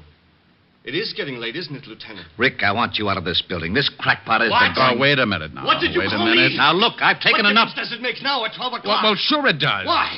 Because the mayor may jump. What? Yes, he's locked himself in his office. They can't get him out. He just may jump. Really, Mr. Diamond? Well, what's the matter? I know the mayor won't jump, no matter how many people die when I release this trigger. I just want him to have to face it the rest of his life. I want everyone like me that his kind won't let fulfill their potential talents to realize what a Judas he really is. What all men like him really are. Well, you know, that makes sense. Don't try to get on the good side of me, Mr. Diamond. I know what you think about me. I know what you all think. It doesn't make good sense to you or anyone else. How could it?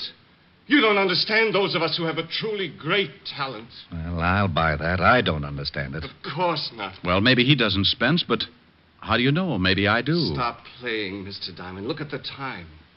5 minutes. 5 minutes and I become a martyr. We'll all get blown to kingdom come. Rick, get out of here. All right, Spence, I'm going to prove you're wrong. Rick, for the love of... Shut up, Walt. All right, go ahead, Mr. Diamond. What are you going to prove? I'm going to prove that I know more about you than you think. Of course you know a lot about me. Criminals have records. Oh, I don't mean that. I mean more about yourself. What you think, your talents. What do I think, Mr. Diamond? You fool. How could you know what I think? Because a talent like yours is easy to spot. 4 minutes, Mr. Diamond. No, it's not hard to tell about people like you. People like me? What about people like me? Well, Spence, I meant that, well, there are not many of them. They're few and far between. They're gifted. What? Certainly. There's something you have that very few are lucky enough to be gifted with. Rick, please. Nearly 12, Mr. Diamond. I can tell that you are an artist, Spence. An artist? Yes, and a very good one. How do you know this? Very few people spot it. Do they, Spence? Very few. You surprise me, Mr. Diamond. He surprises me, too. Walt, keep quiet. Yes, Walt, keep quiet. It's 2 minutes to 12, Mr. Diamond. You can leave because maybe you have been honest with me. Perhaps you do recognize something that... What's the matter, Spence? Music. Music? I don't hear anything. Music. Beautiful music. Oh, I don't hear a thing, Spence. Do you, Walt? No. Oh, you must hear it. It's beautiful. Don't you hear that wonderful rhythm? Now, you see, Spence, we're not as lucky as you are. No one is. This is my music. This is what I would write if it wasn't for the people who won't let me. What does the music sound like? Oh, poet's words. The power and strength of death. It makes you imagine things, doesn't it? Yes, oh, yes. You hear the music and you become powerful. Like making that bomb. Not just anybody could think of that. It takes genius. You understand. You do understand. Well, of course I do, but I'm still amazed. There you sit with the power of life and death in your hands, and no one can do a thing. It must be wonderful. It is. Like the music, it's wonderful. In seconds, we'll all be torn from our earthly bonds, taken away from this dirty, filthy world to a place of clean, wonderful things like that music. No, but you're an artist. How could you ever take a thing like that bomb and put it together? A thing like this bomb? Oh, this is a masterpiece. Just looks like a small box to me. Oh, it took me weeks. Just a small box. Oh, no, you see, if my finger relaxes... Yeah, I know about that. But this took genius. It's not just relaxing my finger. It's how I put it together so as to get the required result. It's like the hammer action on a gun, but it's reversed. Well, I'll be darned. You mean when you release your finger, that makes the hammer fall? I can see you appreciate things of genius. I wish you could hear the music, too, Mr. Diamond. You'd really appreciate that. It's so wonderful. Well, tell me more about the bomb. When you release your finger and the hammer falls, what does it hit? Well, that's a simple part. I'm surprised at you. I just wanted to hear you tell me. After all, you invented it. Yes. It strikes a cap. It's that simple. Simplicity can be beautiful. Don't you agree? Absolutely. Listen to that music. It builds and builds. Tell me, Spence, what would happen if something got in the way of the hammer? I mean, between the hammer and the cap. Nothing can. There's nothing big enough in the box that the hammer wouldn't tear right through. Simplicity, Mr. Diamond. I'd sure like to take a look at it. Of course. There's nothing you can do. So by all means, look. Well, you've got glass over the end of the box. That's right. See my finger on the trigger? If I release it, that hammer falls and strikes that cap. Why the glass? So I could look in when I set it and see that everything was all right. Oh, that's very clever. That music is getting so big, I can't think. What time is it? Plenty of time, Spence.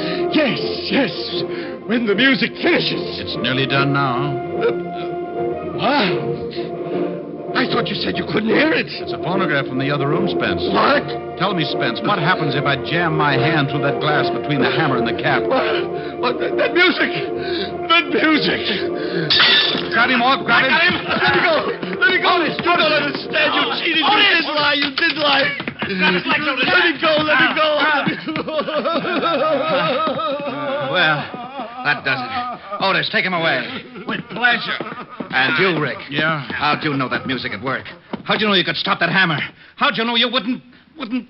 Oh. Did you hurt your hand? Well, of all the... Well, did you? No. Well, all right. You just bet it is. Goodbye.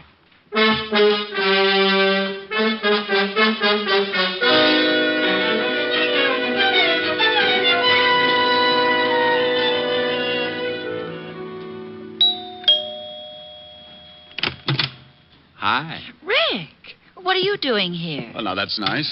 Stop by my place some afternoon and see what kind of a welcome you get. Oh, I didn't mean that. I meant, what are you doing here so early? Well, things were getting boring. I thought I might come over and beat you up or something. Oh, now, isn't that sweet? Oh, Rick, what in the world have you... Oh, the hand? Oh, it's nothing. I know, Red Heart, but what did you do to it? Well, I kind of hurt it. Yes, I can see that, but how? Playing the piano. Oh, how could you hurt your hand playing the piano? Well, you know how I live my songs. Mm-hmm. Well, truthfully, I was singing The Brother of the Wild Goose, and I got to that part about a wandering foot or a heart at rest, and while I was trying to make up my mind, my heart was resting, but my foot wandered up on the keyboard and stepped on my hand. And stepped on your hand. That's exactly what happened, yeah. Well, I think you've got that bandage on just so you won't have to sing anything. Honey, have you ever seen me not want to sing? Well, sometimes it's a struggle. I don't even know whether I can play or not. Well, why don't you find out? After lunch. Before lunch. Before lunch. Well, maybe I don't need that finger. Go on.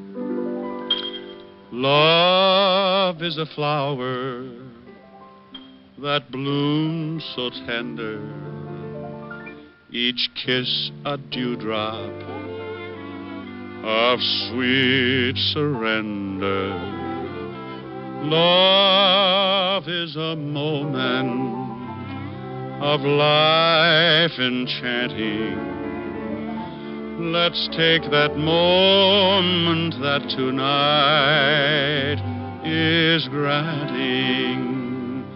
There's no tomorrow when love is new. Now is forever when love is true. So kiss me and hold me tight. There's no tomorrow. There's just tonight. You like that? So pretty. Well, thank you. Oh, that reminds me. We're having spaghetti for lunch. Oh, good.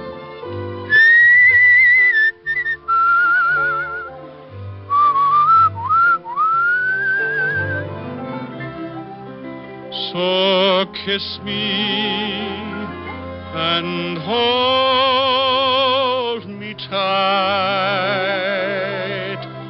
There's no tomorrow. There's just tonight.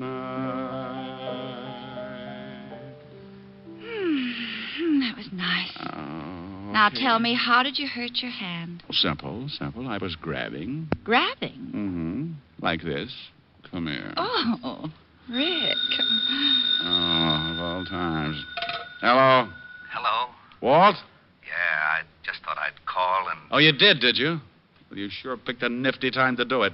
Did I bust up something? Yes, you did bust up something. Well, you don't have to get sore. Well, who's sore? I am. That's the last time I'll let you do me any favor. Okay. If that's the way you feel about it, goodbye. Goodbye. Well, what in the world was all that about?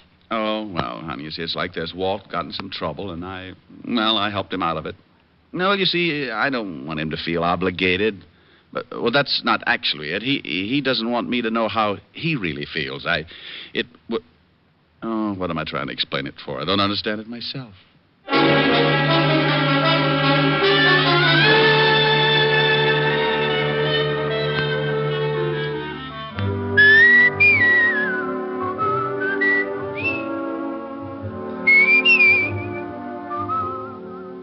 You have just heard Richard Diamond, Private Detective, starring Dick Powell. Ed Begley played Lieutenant Walt Levinson. Also in the cast were Wilms Herbert, Francis Robinson, Stanley Waxman, Cynthia Corley, and Paul DeBob. Music was under the direction of Frank Worth. Today's show was written by Blake Edwards and directed by Russell Hughes. Dick Powell currently may be seen in the motion picture version of the best-selling novel, Mrs. Mike. This is Eddie King inviting you to be with us next Sunday at the same time when we will again bring you Dick Powell as Richard Diamond, Private Detective.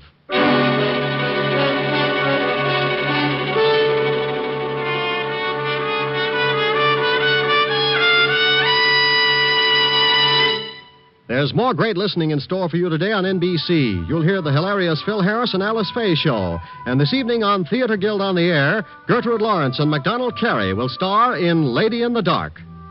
Next, hear guest star Deborah Alden on The Harvest of Stars on NBC.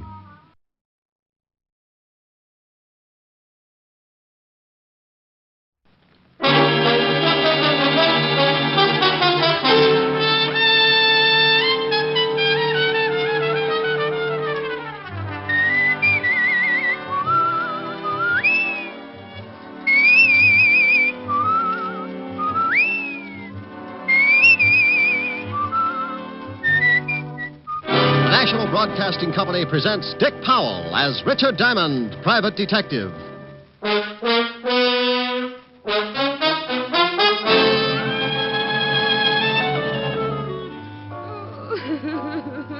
Oh, calm down, baby. Take it easy. It's all right now. Hey, what's going on in here? We'll get a doctor to step on it. Yeah, okay. Joyce. If you keep on like this, you'll end up sleeping in a cage. Joyce, will you shut up and listen to me? Okay, honey, sorry.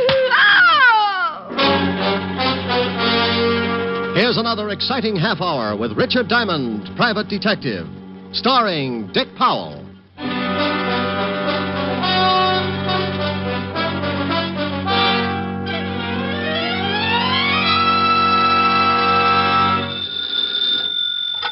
Diamond Detective Agency. Anything for the home. Reconditioned V2 bombs, complete with built-in seat for your mother-in-law's next trip.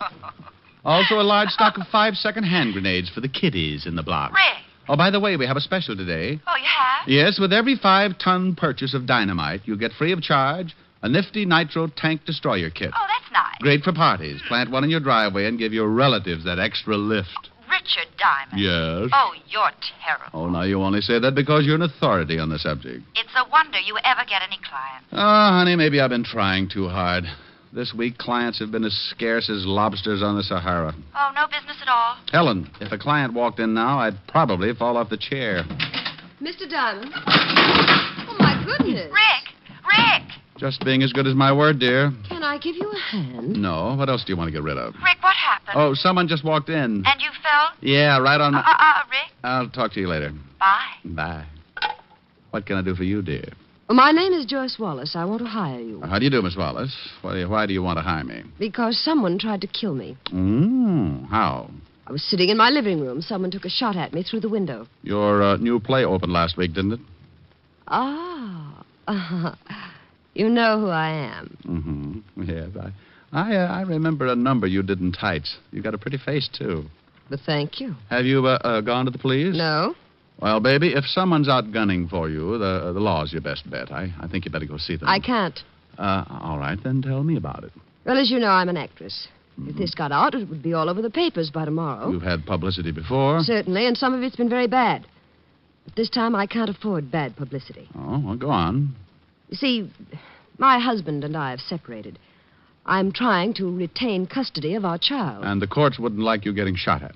Barton, it's my husband, will try just about anything to get the child away from me. You're married to Barton Webb. The playwright. Mm-hmm. Well, maybe he was the one who took the shot at you. I've thought about that, but it's a little hard to believe. Why? Well, we've had a fairly decent relationship up till 6 months ago. Honey, I've known guys who got mad and slit their wives' throats all in a matter of an hour or so. It doesn't take 6 months to build up to shooting. Well, that's why I want to hire you. I want you to find out. Can you think of anyone else who might like you better at the morgue? Well, I have people who don't like me, certainly. Certainly. Why do you agree so quickly? Sweetheart, look. It stands to reason that half the women who know you would dislike you just because, well, let's say your bathing suits have an advantage. Nice. What about the other half? Oh, probably like their husbands in a vault after 6 in the evening. Oh? Mm-hmm. Well, if you take the job, we'll probably spend a lot of time together. Dear, I've got claustrophobia. If I get nervous, I'll just run my head into a wall or something. You're hired. You're jumping the gun. I get $100 a day in expenses. I have a check. I'll take it. There you are. I certainly am. Well, let's go. Where to? Your apartment. I want to look for the bullet. Good. We can have a drink. Well, it's a little early, but I could use something cool.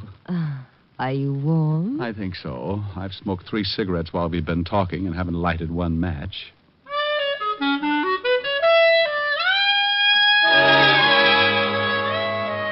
We left the office then with Joyce Wallace in the lead. I followed her down the hall, into the elevator, down to the first floor, where I bought some seasick pills and decided it was better to walk alongside of her. We grabbed a cab, and 20 minutes later, I was standing on a foot-thick carpet surrounded by a very cozy apartment. Cozy. That means $25,000 worth of furniture that you'd never look at when Joyce Wallace is in the room. You like it? Oh, but yes. Tell me, when did Mata Hari go in for decorating? Would you like to see where the bullet came through the window? Mm-hmm. Well, it's right over here. See? Yeah. Mr. Diamond. Oh, yeah. Well, the bullet. Right through the window. I was standing over there by the sofa when I heard the shot. Mm-hmm. What are you doing? Well, I'm looking for the bullet. It's got to be around here someplace, unless you've already found it. Oh, I know. I never even thought to look. Well, it should be in this wall somewhere. I'll fix us that drink while you're looking. Take your time. What do you like? Oh, any old thing with Hey, wait a minute. You don't know any midgets, do you? Whatever do you mean? Mind if I stand on this chair? Go ahead. Oh, I see it. The bullet up there by the ceiling. Yeah, that's what I meant about knowing a midget. Your window's right on the street. If an average man pointed the gun, he was either down on his knees or he was a pretty lousy shot. Can you pry it out? Yeah, I got it. Uh-huh. There you are. What are you going to do with it? I'll run it down to the 5th precinct and have ballistics check on it. That means you're going to see the police? Well, honey, what else can I do? I don't think the Boy Scouts are equipped for that sort of thing. I told you I don't want the police brought in on this. Oh, they won't be. I've got a few friends who'll do the job, and that's that. Oh. Well, how about that drink? Oh, I'll take a rain check for later. Well, it's 4:30 now. I'll be at the theater at 6. If I don't get back here to you, I'll see you at the theater. Well, it's the Strand. I'll leave word with the doorman. Tell me, dear, you don't do another number in tights, do you? Well, no. Why? Oh, it's just as well.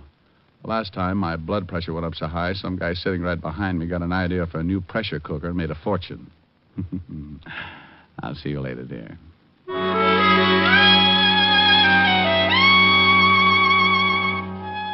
She walked me to the door and said something about all work and no play, and then she stood on her toes and kissed me on the forehead. The kiss was effective, all right. When I finally found my way down the hall, I knew just how the first cow in Texas felt right after being branded. I got out into the fresh air, gulped a couple of lungs full, grabbed a cab, and a few minutes later I was walking into the squad room of the 5th Precinct Police Station. Well, good afternoon, Sergeant. Oh, what do you want, Shamus? What do you want, Shamus? Oh, Otis. Oh, why don't you be happy? Conform. The worst has happened. They'll never send you back to the jungle. Ooh. The lieutenant in? Yeah, go ahead. Thanks, Sporty. No, Otis. Yeah, what is it? When are you going to get a haircut? What's the matter with my hair? Looks like a mountain lion's been sleeping in it. Hello, Walt. Why don't you leave him alone, Rick? He's used to it. It'd drive him out of his mind if I walked in someday and didn't say a word. It would? Probably. Why don't you try it? Oh, you're as bad as I am. That's a horrible thing to say to me. And by the way, what are you doing down here, Rick? What's going on? I want a ballistics check on this bullet. Oh, you do, huh? Where'd you get it? What? That bullet. Well, what do you want to know for? Because I think you're trying to hide something. Now, why would I do that, Walt? Because that's the way you operate. Now, where did you get that bullet? What bullet? Now, you stop that. That bullet you got in your hand, that one right there. This one? Yes, that one. What about it? Where'd it come from? You want to know? Of course I want to know. Well, who can tell you better about a bullet than ballistics? Yeah. Otis, Yeah, Lieutenant. get in here. What are you going to do? Find out about that bullet. You wanted me, Lieutenant? No. I just wondered if you guessed who it was on my private line. Take this bullet down to ballistics and bring me the report. Right. Thanks, Walt. I'll check with you later. Now, you wait a minute. There was something I was going to ask you. Yes? Well, I'll think of it later. Something about the bullet, Walt? Yeah, that was...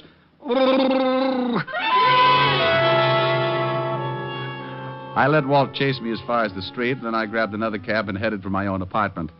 It was about 5 o'clock, so I cooked up a short meal, climbed into a shower, and my other suit. At 6 o'clock, I was at the Strand Theater talking with the doorman. Say, your name's Diamond? Yeah, that's right, Pop. Well, Miss Wallace said to show you right back, but I don't know whether this is a very good time or not. Well, she said 6 o'clock. It's 6 now, Pop. Yeah, but she's got a visitor. Oh. Well, come on, I'll show you anyway. Her dressing room is right down this way. I'm not going to give her up. Well, my dear, you may just have to anyway. Oh, You see what I mean? Husband?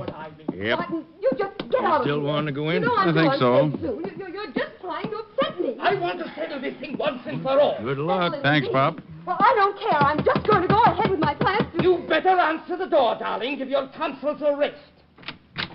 Hello, Joyce. Oh, come in, Mr. Diamond. Oh, he's a new one, isn't he? This is Mr. Diamond, and I have some business I want to talk over with him. Alone. Well, anyway, you look at him. It certainly would be foolish for me to argue the point. I suppose you chin yourself regularly, Mr. Diamond? Chins are a hobby with me, Mr. Webb. I've come in contact with several in the past. A wit.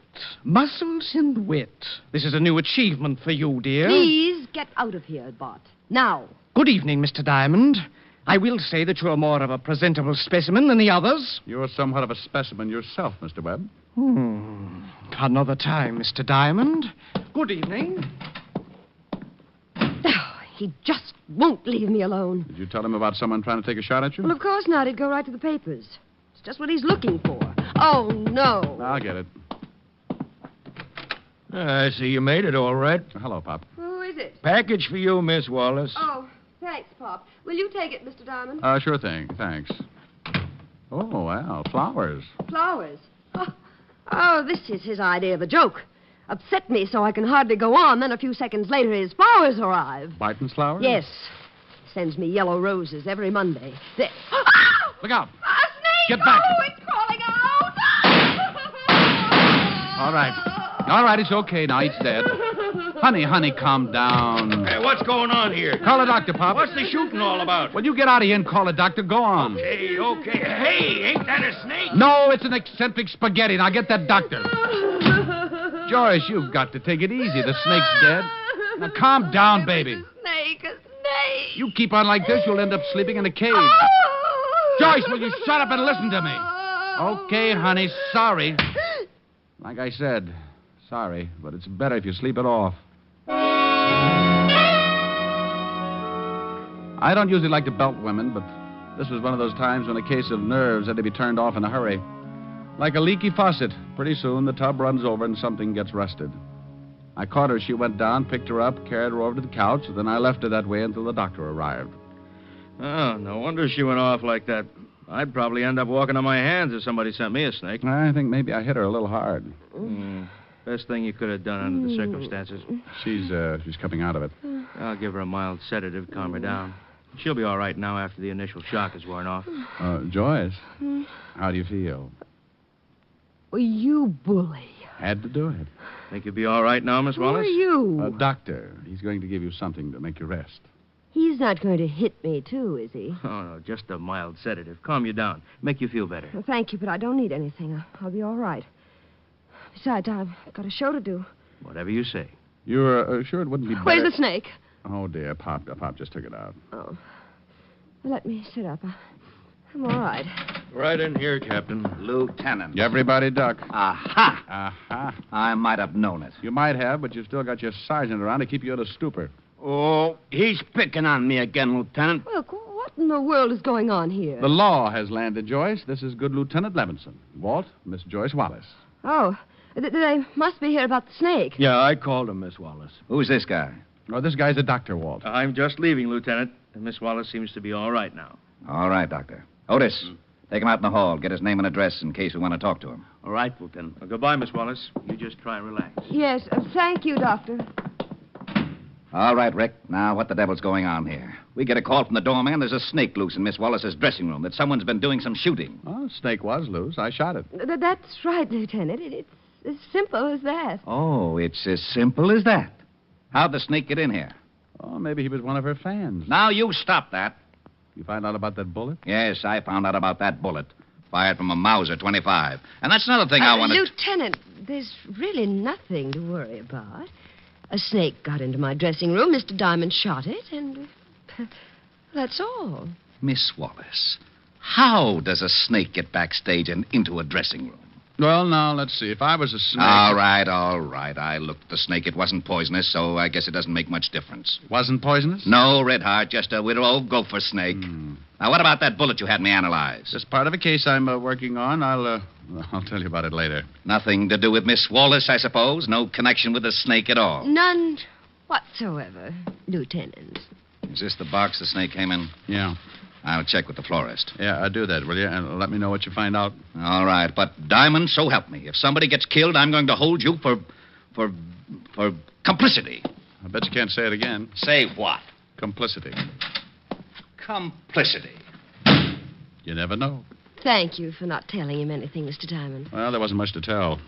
Maybe you'd better help me out, though. Any idea why someone would send you a non-poisonous snake? Well, certainly I have a deathly fear of them, any kind of snake. How many people know about this?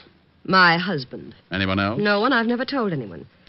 You see, I was bitten by a snake when I was a little girl in Wyoming. I never got over it. Well, someone must have known about it then. My family and a doctor, they're all dead now. All right. I'm going to leave for a while.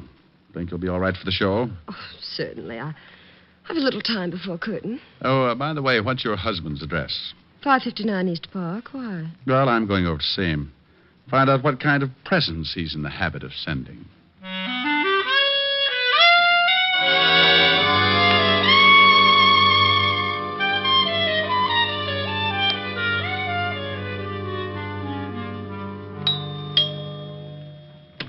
Yes? Oh. You should be in mourning, Mr. Webb. I just killed a friend of yours. What? Maybe you better let me in. Well, if you're running around exterminating my friends, maybe I'd just better call the police. Yeah, why don't you do that? Now I'm coming in. I hardly see... Oh, yes. Well, you're in. Can I get you a drink, Mr. Diamond? I haven't got much time. I want a few answers. Well, at least take your hat off. I don't like being intimidated, but if I must be subjected to your roughhouse tactics, I prefer you to be polite. If I get the right answers, I'll be so polite I'll even apologize when I break your leg. I really think I'd better call the police. Did you send your wife a snake? Has Joyce taken up the bottle? Which leg do you want me to start on? Now, don't be ridiculous. Of course, I didn't send my wife a snake. Did you send her flowers? Yellow roses. I have a standing order with the florist every Monday night. Well, this Monday there was a snake in them. You're serious? How do I look? Well, that is a very provocative question. Look, Buster, let's not... Good grief. If someone did send Joyce a snake, she must be in a complete state of hysterics. She hates them. Do you own a Mauser 25, Mr. Webb? Why, yes. How did you know that? I didn't. Can I see it? No, as a matter of fact, it disappeared a couple of days ago. That's a little thin. Mr. Diamond, I assure you that if I could show you the gun, I would be most happy to. Loaded and pointing right at your overdeveloped chest. You say it disappeared a couple of days ago, hmm? Sure about that? Of course. I kept it in my bureau drawer. When I got up in the morning, it was there, and that evening I went to get a handkerchief, and the gun was gone. Nothing else moved? No indication of robbery? No. Who has a key to the apartment besides yourself? Your wife? Mr. Diamond, a moment ago you told me someone had set my wife a snake. I mentioned that she must be in a complete state of hysterics. Then you start this ridiculous questioning about my missing gun. Now, if my wife was hysterical, by now she's probably looking for the top of her head. Now, get out of my way. Hey, where do you think you're going? My wife and I may have our differences, Mr. Diamond, but unfortunately for me, I still love her. Oh? And if you ever tell her I said so, muscles or no, I shall assert myself and beat your head off. Oh, relax. She's all right. She's probably doing her show right now. Nevertheless, I'll thank you to remove your oversized hulk and let me go to her. Someone also took a shot at her. What? Oh, now I am going to the police. She thinks you did it in order to gain custody of the child. Well, she certainly deserves to think so. I'm not exactly an easy person to live with. Now, please. If this gets to the papers, Mr. You Webb. have my word. Now, one more question. Did you ever tell anyone about your wife's fear of snakes? Positively not. Oh. Mind if I make a phone call? If you like. You admit sending your wife the yellow roses? I admit sending my wife some yellow roses. I deny having anything to do with the snake. Homicide, Lieutenant Levinson. What'd you find out about the flowers, Walt? Husband sent them, a Mr. Barton Webb. Oh? I'm with him right now. Good for you. But there's no possible way he could have gotten a snake in that box. The flowers were sent over by a messenger. The snake had to be put in between the stage door and her dressing room. Well, Pop, the doorman, brought him in. Maybe he did it. I'm going down to question him. Okay, Walt, okay. I'll keep in touch. Please do that. I couldn't stand it if everything suddenly started to work normally. Well, did you find out how I put the snake in the box, Mr. Diamond? No, but I'm still interested. I'll get it. Yes? Well, hello. Yes, dear. All right, I'll be right over. Leaving? Unless you'd care to wrestle. Stay as long as you like, though. Pour yourself a drink. The poison is in the red decanter.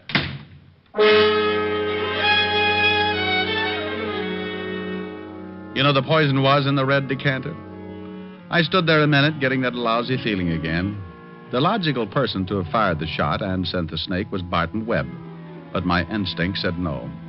I remembered Walt had said he was going over to question Pop, the doorman at the theater, so I took off fast in the hope of beating him there. The theater was only 4 blocks away, so I ran it. Well, hello there, Mr. Diamond. Hey, Pop, the law's on the way over here to pick you up. Yeah, for what? Well, they think maybe you put that snake in the box of flowers. Well, I didn't, and they're going to have a hard time proving anything else. Tell me, what did the guy look like who delivered the box? Young kid. Wearing a uniform? No, just looked like one of the kids in the block. Matter of fact, I thought it was kind of funny, a kid like that delivering for a fancy florist. The fellow who delivered the other box was all get up in a nice blue outfit. What other box? Came right after you left. Looked like it was from the same florist. Thanks, Pop. Is Miss Wallace on stage now? No. She ain't in her dressing room either. Her understudy take her place? Yep. Miss Wallace didn't think she could go on. How did you know that? I'll see you later, Pop. I want to know where... Oh, no. Hello, Walt. Oh, no. Bye, Walt. Oh, no. Well, I tore it right down the middle. I left the theater, headed across town in a hurry. I started adding things up. Webb owned a Mauser 25, but it was missing. A Mauser 25 had been used to take a shot at Joyce. Webb always sent yellow roses on Monday night.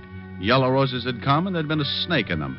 Something that Joyce had feared, and only one other living person besides herself supposedly knew about her fear. 2 boxes of flowers had arrived at the theater. Webb openly admitted sending 1 bunch. Suddenly, everything was tying together, even a motive. Thanks, Gabby. Keep the change. All right, thanks.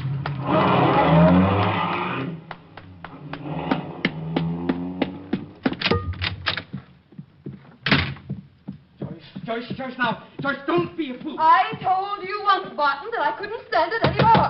Now get away from me. Get away. Help! Joyce, in the name... Stop! No, Come on, open up. Oh, shut up. Now, Joyce, for once, please try and use your head. Open it up or I bust it in. It won't do you any good. You can't intimidate me anymore. Okay, here he comes. Get away from me, Barton. Oh, good grief. All right, toss the gun over here. Over here.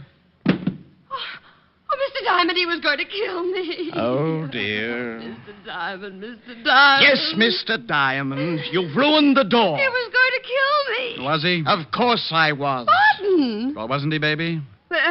Yes, of course. Of course. Good evening, Mr. Diamond. Looks to me like Joyce had the gun. Well, I was trying to protect myself. He threatened to kill me. It runs in the family. Instead of an anniversary, we have a funeral. The Webbs have always killed their wives. An old custom thought up by Barton! my great-grandfather. Barton, Lonesome Webb. shut up! This gun is a Mauser 25. What did you expect? A crossbow? Who does it belong to? Me. You told me your gun was swiped a couple of days ago, Barton. Once I explained to a drama critic that my only claim to fame was talent. Don't listen to him, Mr. Diamond. That's my gun. It's mine, and I can prove it. And you were the one who shot at Joyce from outside the window? Naturally. Which window did you shoot through? What? No, which? Which window? Quick. Why, well, how do I know which window? I did it in such a hurry. Where was Joyce standing? You must remember that. I refuse to answer you. These questions are completely ridiculous. Then if you did take a shot at her, you also scented the snake. Oh, stop it, both of you. Well, he did, didn't he? Of course I did. Barton, why in the world do you stand there and admit these things? Well, why not, my dear? I should think you might at least be grateful. Grateful? Oh, I know you better than that, Barton Webb. You've got some crummy scheme up your sleeve. Crummy? Oh, swell. Despicable. Despicable, that's what I meant. You had some Well, if you're going to be on, then at least read your line slowly. Slowly, do you hear? Slowly! Despicable! Both of you shut up. You admit sending the snake, Barton? Yes, I do. He does not. I most certainly do. You're a liar. What? Yes, he's a liar, Mr. Diamond. I'll tell you all about it. Joyce! No, I'll tell you. You came to me because you said someone was trying to kill you. Shot at you through a window. Maybe Barton. Of course, I told you. Oh, shut up. Then a snake arrives in a box of flowers. Looks like Barton sent that, too. I did? You did like the devil. 2 boxes of flowers came to the theater tonight. One of them was yours, Barton. The other one you sent yourself, Joyce. You put a snake in it and had some kid deliver it. I did? Yes, and another thing. Barton left me in his apartment a good 20 minutes ago. If he was going to kill you, he'd certainly have done it by now. The Webbs are naturally lazy. You took his gun a few days ago, Joyce. You called him and told him to meet you here, hoping I'd follow. Then you were going to make it look like he'd attempted to kill you. Oh. Joyce, darling. I swear, Diamond, that at the first opportunity, I'm going to start working out at a reputable gym, and eventually I shall engage you in physical combat. No, he's right. Mr. Diamond, you're right. Yes, and the motive. You were afraid he was going to take away the one thing you loved, your child. Barton, why didn't you just come right out and tell him? Why did you admit to something that wasn't at all so? My motive will not be discussed. Oh, the little brain was feeling a twinge of conscience. Pretty noble, too. He was willing to take the rap for all the trouble he'd given you in the past. But... Well, it was really nothing. He's still in love with you, Joyce. What? Yeah, and I think you two better sit down and talk it over. Believe me, you deserve each other. Oh. There, darling. There. No, you could get in a lot of trouble for this, but I'll straighten it out with the law. Oh, Mr. Diamond, how can I ever thank you? By George. You know, you're not such a bad fellow after all. Look, let's get something straight right now. I've been made a patsy and my feelings are hurt. I may not get over it until I get a big, fat bonus in the mail. No later than tomorrow. Muscular, witty, and to top it off, a businessman. Mr. Diamond, I think you have a future.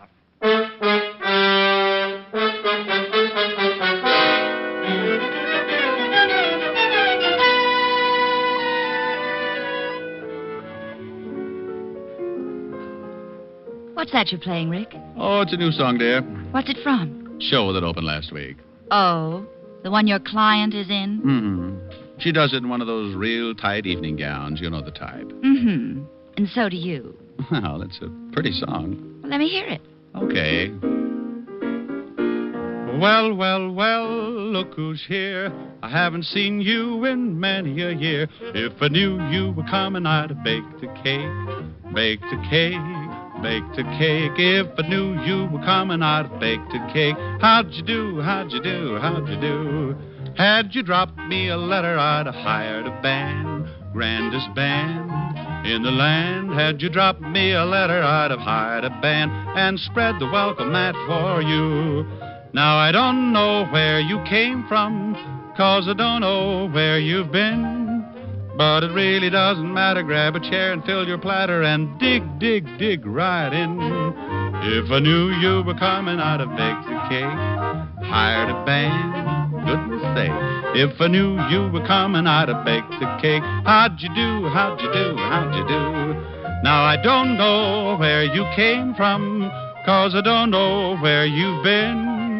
But it really doesn't matter. Grab a chair and fill your platter and dig right in. If I knew you'd have come and I'd have baked a cake, hired a band, goodness sake. If I knew you were coming, I'd have baked a cake. How'd you do, how'd you do, how'd you do? Oh, how'd you do, how'd you do, how'd you do?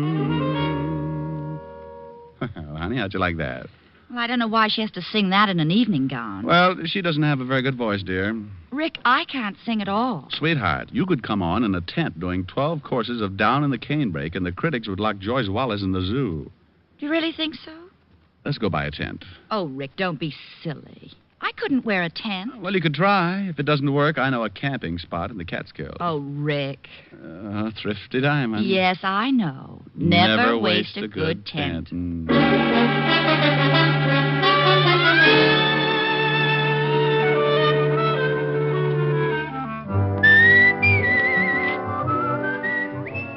You have just heard Richard Diamond, Private Detective, starring Dick Powell. Ed Begley played Lieutenant Walt Levinson. Also in the cast were Wilms Herbert, Francis Robinson, Clark Gordon, Joan Banks, Jack Crucian, and Charles Seal.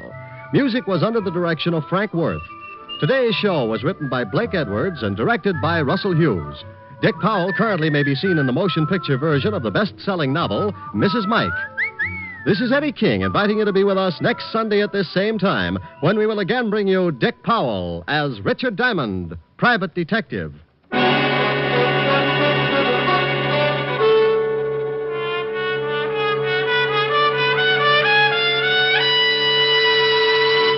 What's on NBC today? Later today, you'll hear Thornton Wilder's prize-winning play, Our Town, on Theater Guild on the Air. Today's Theater Guild production stars Elizabeth Taylor and Walter Houston. And for comedy, be sure to tune for the Phil Harris Alice Faye Show. Sunday on NBC is filled with entertainment, so keep tuned here. Next, hear James Melton and Harvest of Stars on NBC.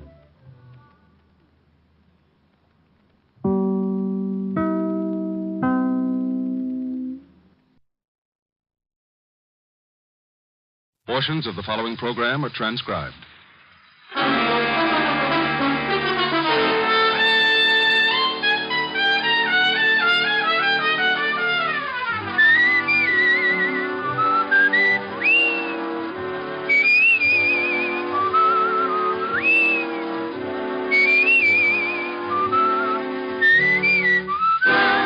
Here is Dick Powell as Richard Diamond, Private Detective.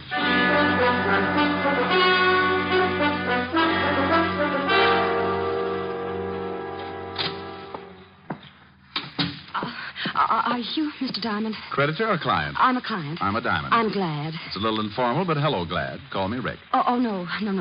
My name is Julia Bates. Mrs.? Yes, but you don't have to call me Mrs. Bates. I'm a widow, you see. Oh. In fact, it may help our relationship if you call me Julia. Oh, well, here we go again. All right, Julia, you can call me Rick. The fee's $100 a day in expenses. I want you to stay at my house tonight. I said $100 a day in expenses. Oh, the fee is all right, Mr. Rick. Money means nothing. Yeah. Well, you think your way, and I'll think mine. I'll make out a check right now. No hurry. Anytime in the next 10 seconds. Oh, there. Thanks. Now, about this assignment. Well, it may sound silly, but I'm afraid of the house I live in. Oh, dandy. I said it might sound silly, Mm-hmm. but it's deadly serious, I assure you. No, I'm sure it is. You see, my husband, Warner Bates, died 3 months ago. Hmm? He was a very strange man and believed devoutly in many forms of mysticism. Oh, yeah. Well, he built this house as a monument to his beliefs and filled it with secret passages and rooms and steps that lead nowhere. Why not move out? Well, I'll be perfectly honest. It's because of the money. Oh. In his will, Warner stipulated I was to live in the house for a period of 3 months following his death. 3 months is up tomorrow. And it doesn't help that Warner is buried in the basement vault. What's he doing? Watching Benny's money? Well, he had a crypt built in the cellar, and a key, the only key to it, was placed in his coffin. What's supposed to happen tonight? Well, let me tell you the whole story. A month ago, I began to hear the strangest things in the house at night, and I found food half eaten on the kitchen table. Ever try setting traps? Well, the worst shock came when I went to the cellar a few days ago. I found footprints in the dust, naked footprints, leading to and from the crypt. Maybe he had to take a shower. Oh, please let me finish. On his deathbed, Warner swore he'd visit me at the end of the 3rd month, and if he could, take me with him back to the spirit world. Oh, and tonight is the night. Yes. At first, I didn't think it would get me, but... Oh, no, I'm scared. Really scared. Yeah, well, now, look, baby. Let's get off this mystic kick. Who inherits if you don't live up to your requirements? Well, that's just it. No one. That is, no person. The money goes to charities and schools. Mm-hmm. Mr. Anderson, the executor of the estate, says the will is foolproof, legal, and binding. Either I live in the house until noon tomorrow or forfeit the inheritance. So what you wanted me to do is hang around tonight and see that hubby doesn't go death walking. Yes, that's right. You don't have to be there till dark, but, don't be any later than that. Say 6 o'clock? Excuse me. Diamond Detective Agency, freewheeling corpses. Ask the man who kills one. Red. When are you going to stop those awful slogans? Oh, hello, Helen, baby. Got to call you back. Got a client. Oh, all right. Is she pretty? I don't know. I'm parked behind a curve. What? Forget it. I'll call you back. Bye. Now, Julia, you better go on home. Where's your broom? Broom? Do you think I look like a witch? You don't look like one. More like the good fairy after she'd heard about men. Now, you fly on home, sweetheart, and I'll see you at 6. Don't be late. I'll be there with bones on.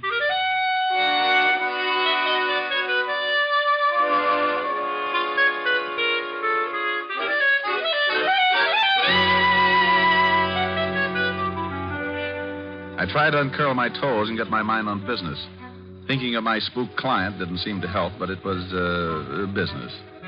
It was getting pretty late in the afternoon, so I put the office to bed for the night, picked up a bite to eat, and went over to the 5th Precinct to keep a coffee date with Lieutenant Levinson. When I walked into the squad room, I spotted Sergeant Otis with his nose in a book. Oh, hello, Otis. What's with the book? Don't tell me you're learning to read. Hey, hello, Shamus. How's tricks? The book, Sergeant. What's the book? What book? Lieutenant's inside. He said for you to go right in when you came. Otis, tell Uncle Richard about the book. Oh, it's just a book. Here, I was trying to improve myself. Well, don't feel ashamed, Otis. You've got reason to do that. Yeah, very funny. Let's see. The art of graceful dancing. Otis. Well, what's wrong with me dancing, Shamus? I don't want to be no social outcast. Dancing? Well, maybe. But graceful? Otis, you couldn't be graceful even if your feet did match. Tell you what, though, I'll give you a hand. Now, just open your arms and pretend you have a dame. Go on, I'll start you on a waltz. Well, okay. Da-da-dee-dee-dum. Tweet, tweet, tweet, tweet. Da-da. Oh, no, Otis. You look like an elephant with sprained ankles. Now try again and close your eyes. Ya-da-dum-dee-dee-dee-dee. Otis, where's the button? Otis, put me down. What? Oh, yeah, I'm sorry, Lieutenant. I thought you was a dame. You what? Oh. I mean, I had my eyes closed. I was dancing. Oh, Lieutenant, the shamus talked me into it. Rick, would you mind telling me what you were doing? Saving Arthur Murray ulcers. Yeah, well, come on in and get some coffee. And Otis. Yeah? Shut up. Shall I pour? Please do. You know how I like mine, Walt. Yeah, no cream, 12 lumps. Better change that. I would think so. Okay, how many? Make it 14. Your coffee's stronger than mine. It's not so strong, Rick. Here. Thanks. You better wipe that spot off the desk. The varnish is beginning to smoke. Your jokes aren't any better. Gonna stick around for the Hart game tonight? I can't, Walt. I've got a client with a house full of spirits. What? The dead kind. With you on the job, there'll be corpses jumping out of every window. Yeah. Well, if they start, I'll give you a call. I know. Why don't you give up being a detective, Rick? Play postman or something. Walt, you just don't seem to appreciate my favors. I'm getting late. It's nearly 6. It's a peaceful night, Rick. See if you can't keep it that way. Oh, sure, Walt, sure. This is one night you can take it easy. Give me 2 more lumps, please.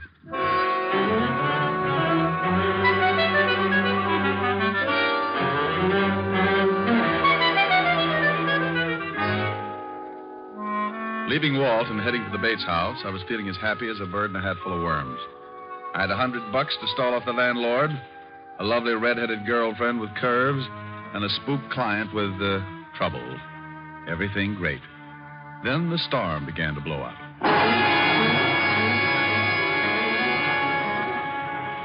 It had started to rain when I saw the Bates house on Temple Street. A big, ugly house straight out of a horror story, with gables and shuttered windows. And as if that wasn't enough, I was met at the door by a butler who was a tiny thing, about 7 feet tall and 300 pounds, with a face like the devil with a hangover. Come in. Oh, yeah, I wanted to see... Mrs. Bates, of course. You are Mr. Diamond. She left word with you? I need no word. I am the seventh son. Of a what? The seventh son. Of a... Oh, no, this could go on forever. Okay, lead on. The name is Kane. Yeah? How's your brother? What? Forget it.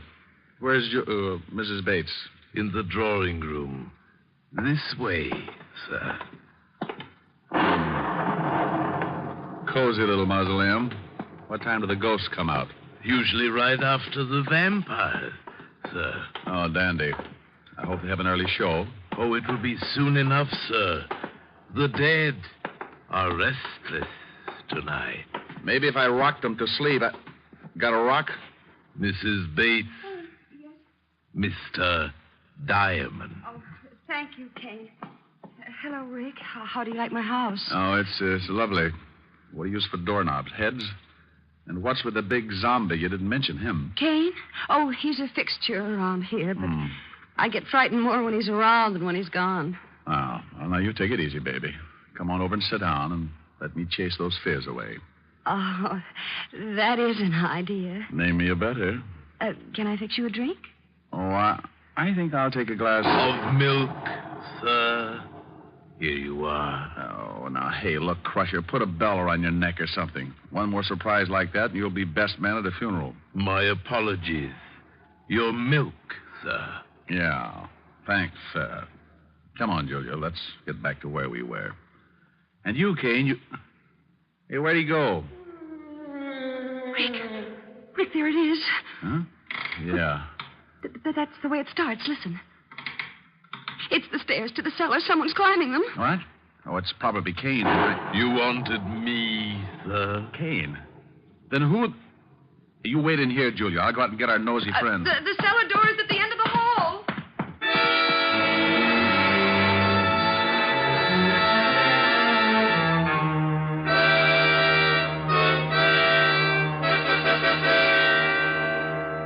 I left Julia looking as nervous as a one-legged man walking a tightrope and took off down the long hall.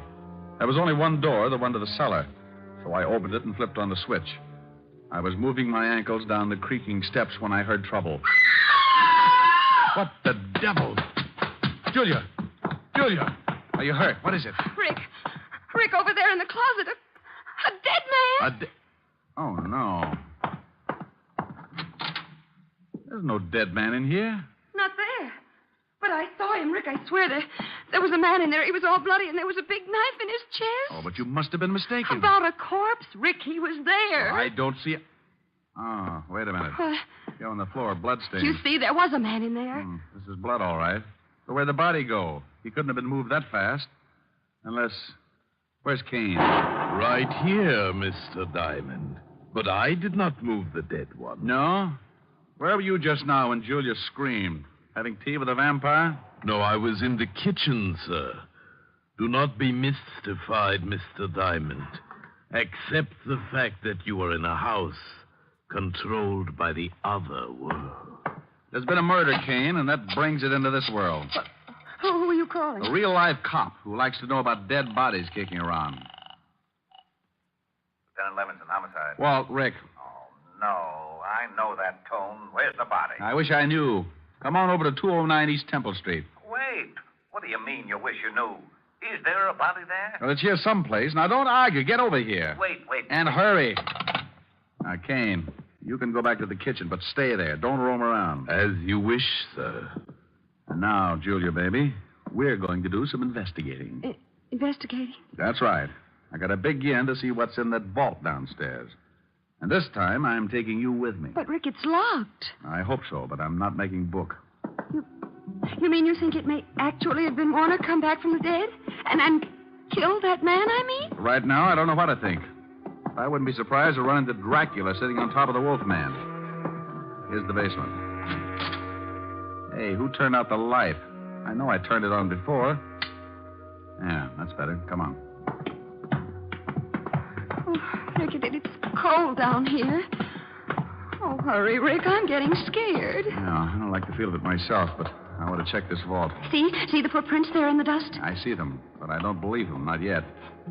Yeah, I'll try the door of the vault. Why, it's unlocked. Yeah, look what's inside. The coffin is empty. It's empty, all right, and it's open. Well, are you going inside? No. I think I'll stay out here. The light. Rick, who put out the light? It wasn't Edison, baby. We got company. I told you I'd come back for you. Warner? Hey, what is this? I am dead. Oh. You know who I am, don't you, Julia? Yes. Huh? Yes, I know it's you, Warner. I'm coming for you tonight, Julia. I will appear at 9 o'clock. I'd better set my watch. Be prepared to meet me, Julia, at 9 o'clock. No, Warner, no. Take it easy, baby. Rick, you down there? Oh, hallelujah. Yeah, Walt, turn on the lights. Sure. There, they're on. Rick, what are you doing? Oh, a blonde. I should have known. Well, do come upstairs and join me. We're coming, Walt. Now, what is this all about, Rick? Wait. In a minute, Walt. Otis, help Mrs. Bates into the living room. She's pretty shaken up. Sure, Shamus. Come on, lady. Now, what is all this about, Rick? Now, come on back downstairs with me, Walt, and get your gun out. Somewhere in this cellar is a dead man with a lousy sense of humor.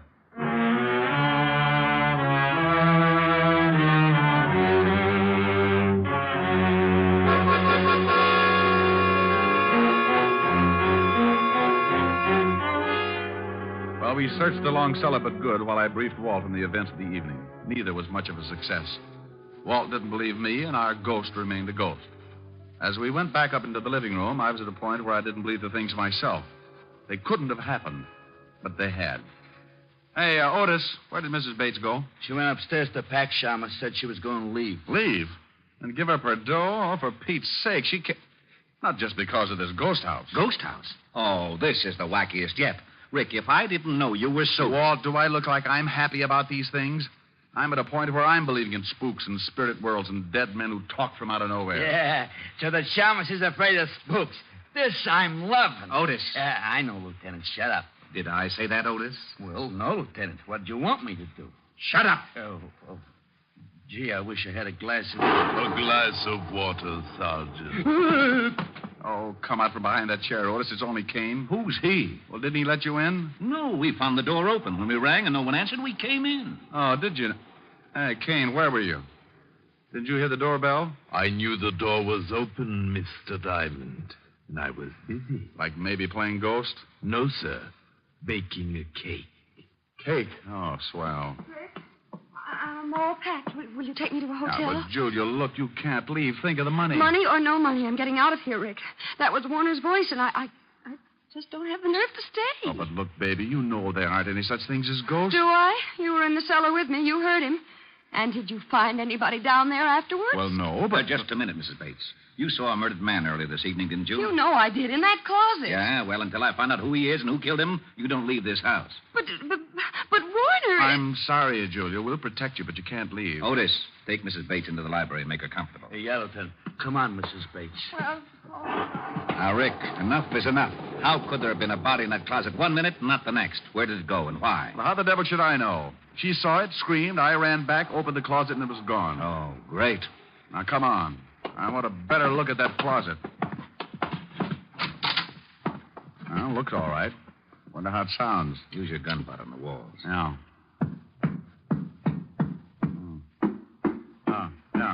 Yeah, this is it. Yeah, but where's the latch? Must be some way to open this section. Try those hooks. Yeah. No, not them. Maybe this rack. Hey, look. Secret room, just like in the movies. Oh, there he is. Yeah. We found the corpse, Walt. And how he disappeared so fast. Oh, some mess. Blood all over him. Walt, hey, this is no corpse. What? Oh, now, don't start that. No? Well, look at it closer, Walt. It's a dummy. Well, it is. A wax dummy with blood smeared on it. No wonder I wasn't meant to see it. Oh, this is it. I'm getting out of this crazy house. Corpses that talk, corpses that aren't corpses. I've had enough. This is just plain ridiculous. Now, wait, Walt. Someone planted this dummy, and someone is trying to scare Mrs. Bates out of this house. That same someone is in this house right now, and if he isn't stopped, it may mean her murder.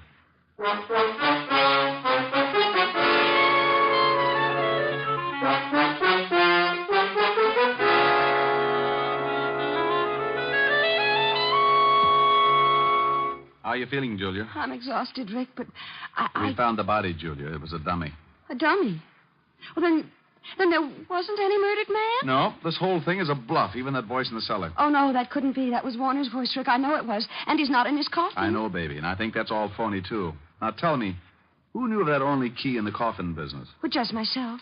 And Mr. Anderson. Anderson? Oh, that's right. You remember, he was Warner's lawyer. Oh, yeah. How about Kane? Did he know of the key? Well, I don't know, Rick. He may have. Warner confided in him a great deal. Rick, this isn't getting us any place. Come with me. Otis, you stay with Mrs. Bates. Yeah, Lieutenant.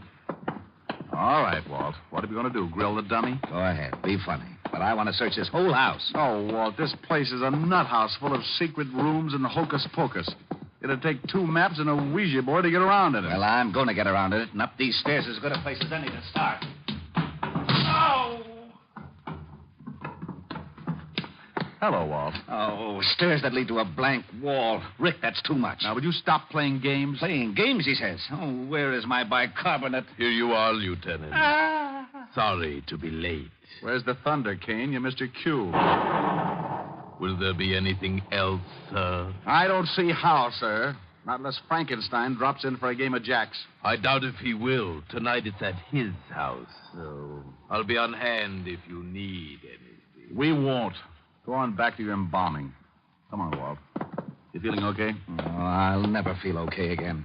Rick, I've stood for your getting me mixed up in some crazy cases, but this night I'll never forget. Oh, don't quit on me now, Walt. We still have to find that spook and keep Julia from being killed. How? Please, tell me how. Look, he said he was going to appear at 9 o'clock tonight to take her to the spirit world with him. Yeah, well, I'll get a squad down here to see that he doesn't. No, Walt, wait. He'll never show up if we're all hanging around, right? Well, yeah. The only way we can catch the ghost is for him to show up, right? Yeah, go on. So what do? So we pretend to leave, make a big fuss about giving the whole thing up. Then we sneak back in and hide. We wait and see if he shows up, and when he said he would, and if he does, we nab him.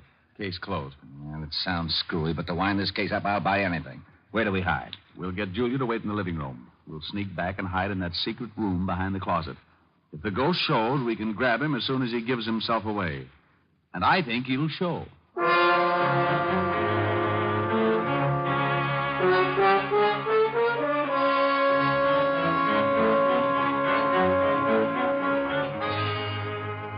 After getting Julia to agree to the idea, Walt, Otis, and I made a big thing about leaving the house. Then we sneaked back in and hid in the secret room back of the living room closet. The closet door was open enough so we could see Julia pretending to read on the couch. And for the next few centuries, we waited. Waited for a dead man to keep a date. What time is it, Rick? It's 2 minutes to 9. If he's going to show, it won't be long. Hey, you think a dead man really can come back to life? If you don't shut up, Otis, I'll give you a personal chance to try. I wish he'd hurry. Yeah. Well, it's just time now. I hope Julia plays her part okay. She looks pretty nervous. No, why would she be nervous? She's only waiting for a dead man. A phony dead man, Walt, I hope. Now, don't you start believing in ghosts. You know there aren't any such things. Rick, the lights went out. Shh, listen. I told you I would come for you, Julia. It is 9 o'clock. Oh, Warner, please don't take me. I don't want to die. Rick, that's him. Shh, wait a minute, Walt. I am the dead, Julia. I am your husband. Yes, I know you, Warner. You must leave this house, Julia. No. Come on, Walt. Right. And Otis, be quiet. Oh, I will. I know enough not to make any noise. What was that? Rick, hurry! Come on, let's grab him.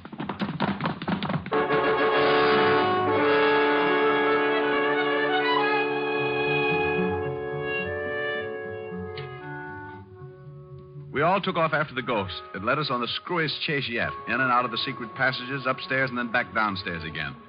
Trying to lay hands on him was like trying to swat a fly with a piece of string. He finally made a break for the outside door. Then, not to be outdone, I made like a big athlete.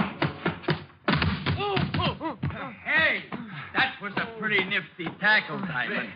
Rick, you okay? Yeah. As soon as I get this hood off, I'm going to have a few words with this spook. There. He's out cold. Otis, bring Mrs. Bates in here. Oh, okay. Come on, you. Wake up. Who is he? I don't know. Come on, wake up. Before I make a real ghost out of you. Okay, don't hit me anymore, please. Here she is, Lieutenant. Mrs. Bates, do you know who this man is? What? Why, it's Warner's lawyer, Mr. Anderson, the executor of the estate. Sure, baby, had to be.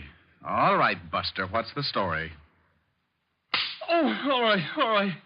It was the money. If I could get Julia to break the will, I had a dummy charity set up so I could get the estate. He's all yours, Walt. Wrap him up. It'll be a pleasure. Otis, put the cuffs on him. Take him out of here. Yeah, Lieutenant. Come on, Spooky. Well, that takes care of that. Hey, what about Kane? He must have known about all this. Of course I knew, Lieutenant, but I did not wish to intrude.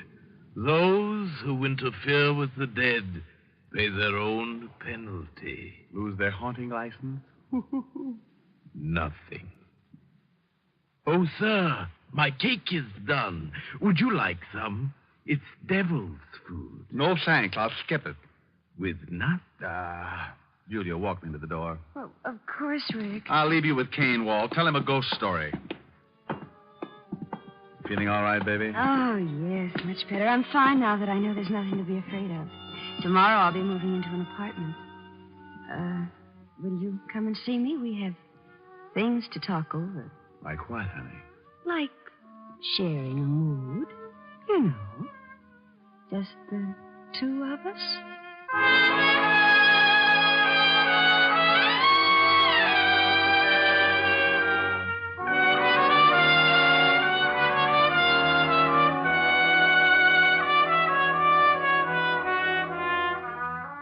With that, she reached up and showed me what she meant with a big smoochie. Oh, I'd have probably stuck around, but I was afraid the house would be too disturbing.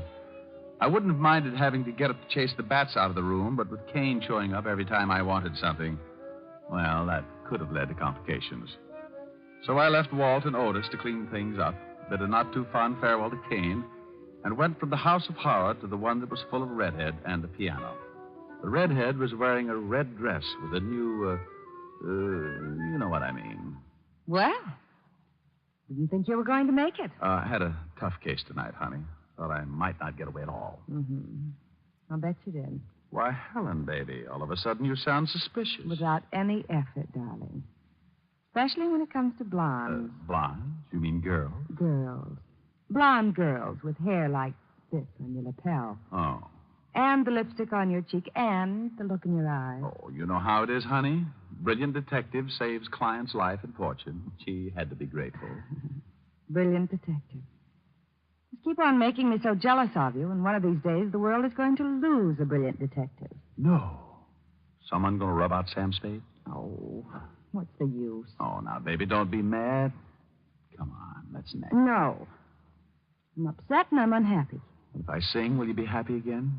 I don't know. Well, I'll try. I'll sing my widowed head off. I need your love so badly. I love you oh so madly. But I don't stand a ghost of a chance with you. I thought at last I'd found you, but other loves surround you, and I don't stand a ghost of a chance with you. Are you listening? If you'll surrender just for a tender kiss or two, you might discover that I'm the lover meant for you, and I'd be true. But what's the good of scheming? I know I must be dreaming, but I don't stand a ghost of a chance with you.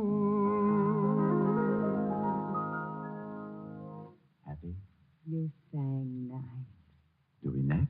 No. No, it's still early enough to catch a late show. Well, if I take you to the show. Okay. What's the show you want to see? Oh, it's a wonderful horror picture full of spooks. The ghost talk. Oh, no.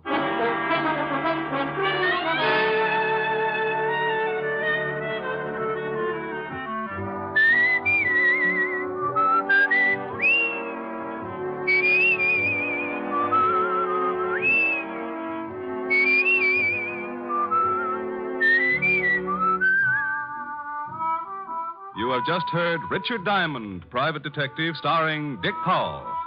Helen was played by Virginia Gregg, Lieutenant Levinson by Ed Begley. Also in our cast were Wilms Herbert, Joan Banks, Paul Frees, and Robert Clark. Music was under the direction of Frank Worth. Portions were transcribed. Tonight's story was written by Herb Purdom and edited and directed by Blake Edwards. Dick Powell soon will be seen in the screen version of the best-selling novel, Mrs. Mike. Now, this is Tal Avery, inviting you to be with us again at the same time next week when we will again bring you Dick Powell as Richard Diamond, Private Detective.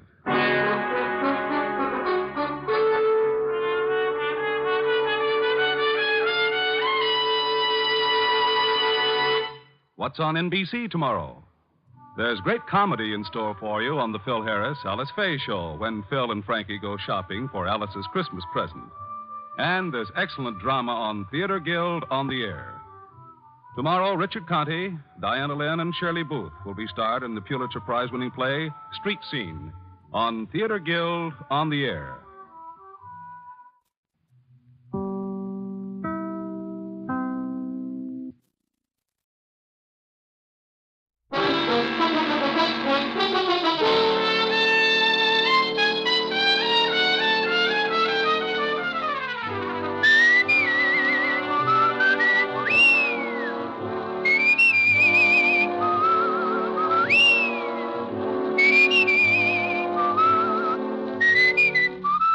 Here's Dick Powell as Richard Diamond, Private Detective.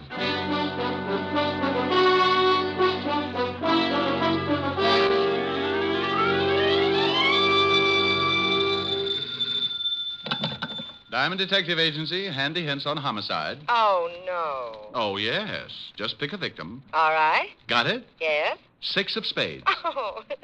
Hello, Helen. Hi. Am I going to see you tonight, Rick? Depends on how many lights you leave on in the study. But are you coming over? Wouldn't miss it. I've been puckered up since 8 o'clock this morning. Francis has the night off. I'll have dinner for you in by the fire. Well, take it easy. The last time you built a fire, it got so hot I had to keep basting myself for a week. Oh, Rick. Sure.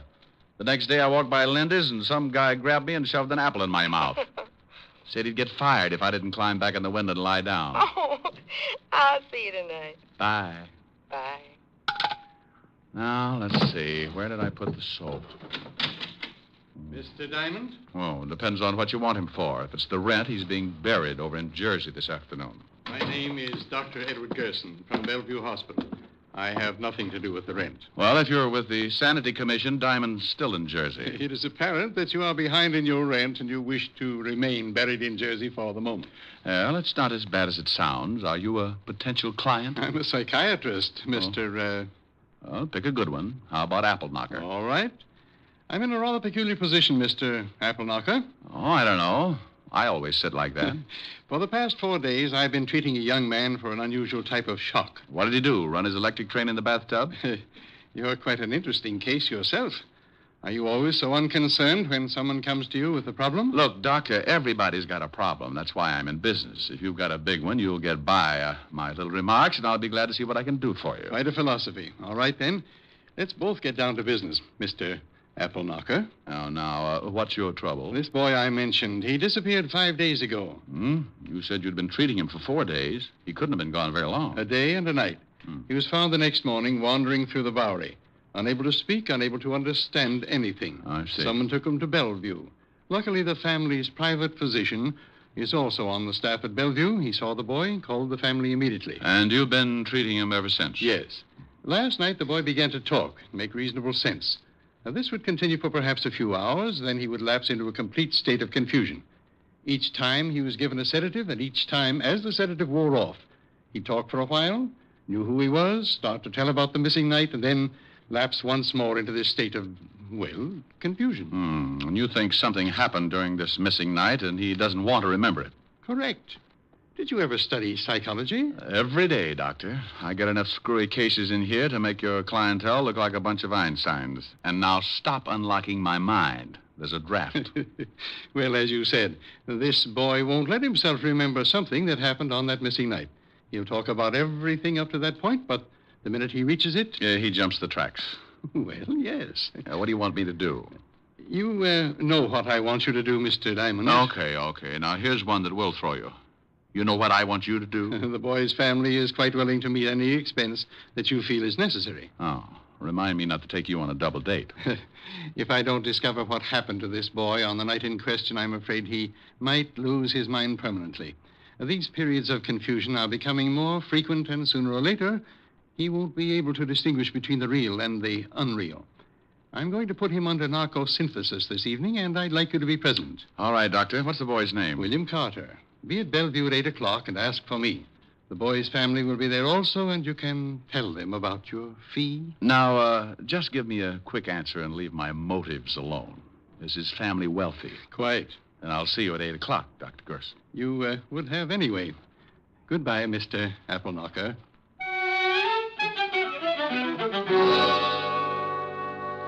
You know, you can feel pretty silly when a guy like that walks in and answers all your questions before you got time to think them up. Anyway, I remembered my dinner date with Helen and put in a fast call to the little redhead.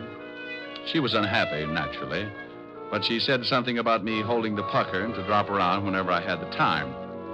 At 8 o'clock, I was standing in the long hall at the Bellevue Hospital. Dr. Murray, report to the second floor desk, please. Dr. Murray to the second floor desk. Good evening, Mr. Diamond. Oh, hello, Dr. Gerson. What's the matter? You look a little nervous. Well, hospitals bother me. That's very interesting. The family is at the end of the hall. Let's go down. Tell me, Doctor, just what exactly happens when you put William Carter under this narcosynthesis? It's an intravenous injection. It unlocks those little doors in the back of his mind. Gets him to talk. You'll see. It's really very amazing. Right here. Oh, good evening, Doctor. Mrs. Carter. How's the boy? Not much change. This is Mr. Diamond, Mr. and Mrs. Carter. How do you How do? do you do? How do you do? Mrs. Carter, Dr. Gerson wants me to find out what happened to your son the night he was missing. Have you any idea? He said he had a date, and when I asked him who it was, he wouldn't tell me. That's all we know. I think William will be able to recreate what happened for you, Mr. Diamond. Now, I'll leave you to discuss business. And when you are through, stop at the desk. They'll show you where I am. Well, I... Yes, Mr. Diamond. What is your fee? Oh, thank you. Believe me. 100 a day in expenses. And your retainer? 1 day's work. Mr. Diamond, can you help our boy? Mrs. Carter, I don't really know. I'll write you a check. Oh, thanks. Mrs. Carter, whatever it is that's strong enough to make your son lose his memory, it might be... Think maybe it's something bad? I know it's something bad. How bad, I've got to find out. I hope it's not more serious than I think. Oh, yes, I know. Here you are, Mr. Diamond. Oh, thanks. I'll keep in touch.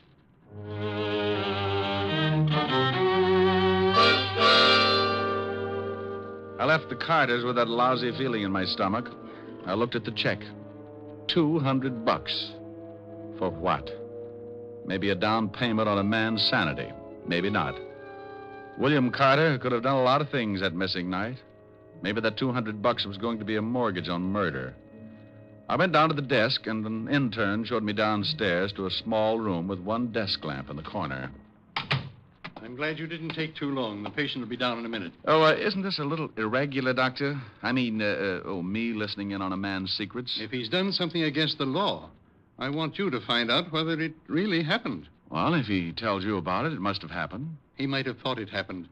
I can't take the chance. If he's committed some sort of a crime, I don't think I'll be able to do much for him. Now, I want you to sit behind that screen there and be perfectly quiet. Sure. Comfortable? Oh, yes, yes. The needle can't reach this far. This should be quite interesting for you, Diamond, particularly in your kind of work. You can find out about anything you want with this stuff, can't you, Doctor? If it's a recent shock, why? Oh, I was just thinking about a little blonde I know. Now, here he is. Roll him right over here. Now lift him over on the bed. It's all right, William. Everything's going fine. All right, thank you, nurse. How do you feel, William? Can you understand me? Say it again. Say it again. Can you understand me, William? Yes. Yes, but keep talking. Say anything. Just make my mind stop jumping around. Sure. It's nice in this hospital, isn't it? Huh? It's nice in this hospital. Yeah. Oh, what's the matter with me? Just be quiet. Think about lying in a boat under the warm sun. Lying in a boat. Lying in a boat. Lying in a boat. Uh-huh. Just lying in the sun, rocking back and forth. What are you going to do? This won't hurt. You're going to have a nice, long sleep. Oh, yeah, please, please. I want to sleep. There. Now start counting. Do what? Do what? Tell me again. Start counting. 1. 1. 2. 2. You're doing fine. Keep counting. 3. 4. 5. 6. 7. 8. 9.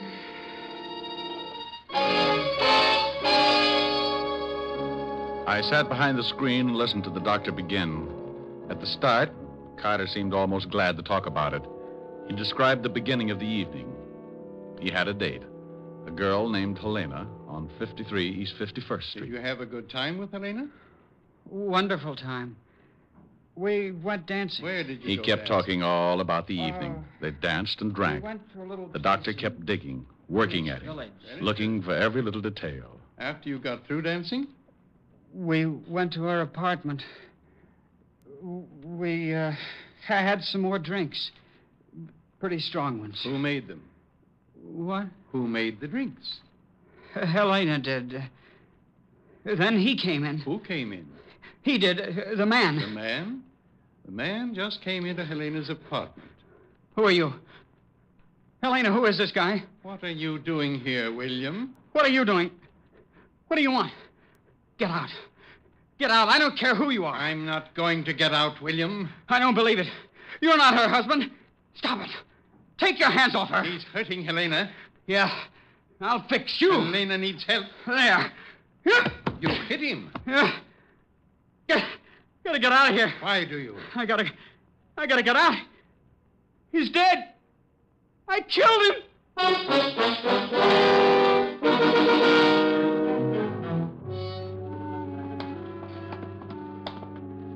Well, Diamond, did you hear enough? Yeah. It's up to you. Find out if he really did it. Okay. Thank you. For what? Well, according to William Carter, he'd gone to a girl's apartment. The husband had come in and he'd killed him. Cases like that don't make me a happy gumshoe, but I had a $200 retainer in my pocket, so I had to keep going. My first stop was the 5th Precinct Police Station and Lieutenant Walt Levinson. When I walked into the squad room, I spotted Sergeant Otis tying a square knot in his shoelace. I'll be right with you, Gumshoe. Hey, Otis, what happens when you break one of those shoelaces? Oh, what do you think happens? I get a new one. For those shoes? What do you use, the mooring liner for the Queen Mary? Oh, why don't you lay off?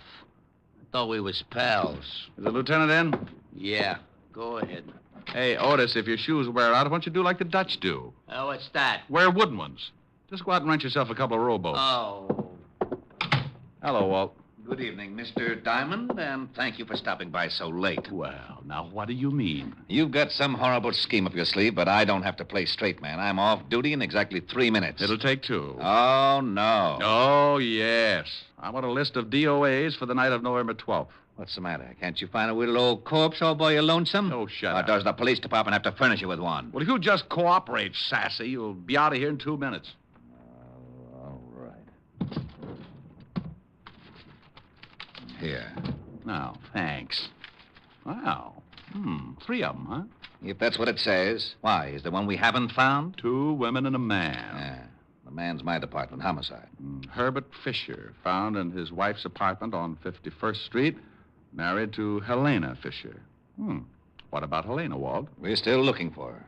Neighbors say she and her husband hadn't been living together for several months. The old boy must have come home, found her with another guy, and got heated up. Either the wife or the other guy killed him. Huh? How do you know there was another guy? Well, the neighbors say a young guy started seeing her about a week before. Came up with her that night. We haven't a line on him yet, but we're checking. What killed him? Poker from the fireplace, beaten over the head. Oh. No prints? Nope, clean as a whistle. Say, what's with you? What are you so interested in this killing for? Oh, I just like to hear about crimes. Oh, now stop that. If you know something. I do know something, Walt. Yeah, what? One word. Will it help me solve this case? I don't know. Well, what is it? Bye. I left the precinct and headed back to Bellevue and Dr. Gerson. I had a hunch that was growing roots, and if William Carter's sanity was going to be saved, it would have to be done in a hurry.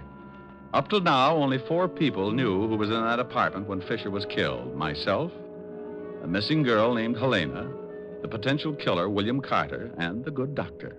The girl hasn't gone to the police? Why, if William Carter did it? Well, that's what I've been asking myself all the way down here, Doctor. Unless she wants to protect him. That's the only one I could come up with. I want to ask you 2 questions, Doctor. First, do you think William Carter would pick up a poker and beat a man on the head? That's hard to say. He might. Would he then wipe his fingerprints off? According to what he told me, he killed the man and rushed immediately from the apartment. I'd say no to the fingerprints. That's what I'd say. He suffered the shock immediately after he killed the man. He knew he had to get out, but after that, he can't remember a thing. May I use your phone? Certainly. Doctor, how could Carter be sure that he'd killed the man? Why, I don't know. If you remember, he didn't say. He just said he'd killed him. Homicide, Lieutenant Levinson. I thought you were going home. I gotta sit up with a headache. Oh, well, I want some information. Where did the murdered man live if he wasn't staying with his wife? Oh, now, wait a minute. We know who did it. You do? Sure, some guy named Carter, William Carter. I sent some of the boys over to his house 10 minutes ago. Well, how do you know he did it? Because Helena Fisher walked into the station and told us so. You got the girl? Yeah, we're holding her till we pick up the Carter guy. Seems Carter was in her apartment with her. I know the story. You do? You do? I'll be right down. Well, they've got Helena, Doctor. She says William Carter killed her husband. Yes, I heard. Well, I'm afraid I can't do much for him now. I think you can. There's one thing that smells too rotten to make sense. Why did William Carter take enough time to wipe off those fingerprints? Because he didn't want to be discovered. Well, if he didn't want anyone to know he did it, why didn't he kill the girl? Oh, good Lord, I never thought of that. I got an idea. And it may mean you bending the law a little, Doctor, but it might save William Carter. What do you want me to do, Mr. Diamond? Is there any way you can find out from Carter exactly what he did after he struck the man? Of course. When he comes out of his sleep, he'll be able to talk about it. Can he be moved? Well, yes, if it's necessary. Then get him out of here. Take him somewhere. Even if his family covers for him, it's just a matter of time until Lieutenant Levinson finds out he was picked up and put in here. Oh, this is extremely dangerous. Look, if he believes he killed this guy, the girl's story will hold water. The only way that I can see to make him snap out of it is to prove to him that he really didn't kill anybody. That's right. Don't you think he did kill that man? Maybe, but I doubt it. Can he walk? Yes. Good. Take him down to my office. Here's the key. Stay there until you hear from me. You know, I like you, Diamond, and I respect you, but this is... You want to save the boy's life? Of course. Then get him down to my office.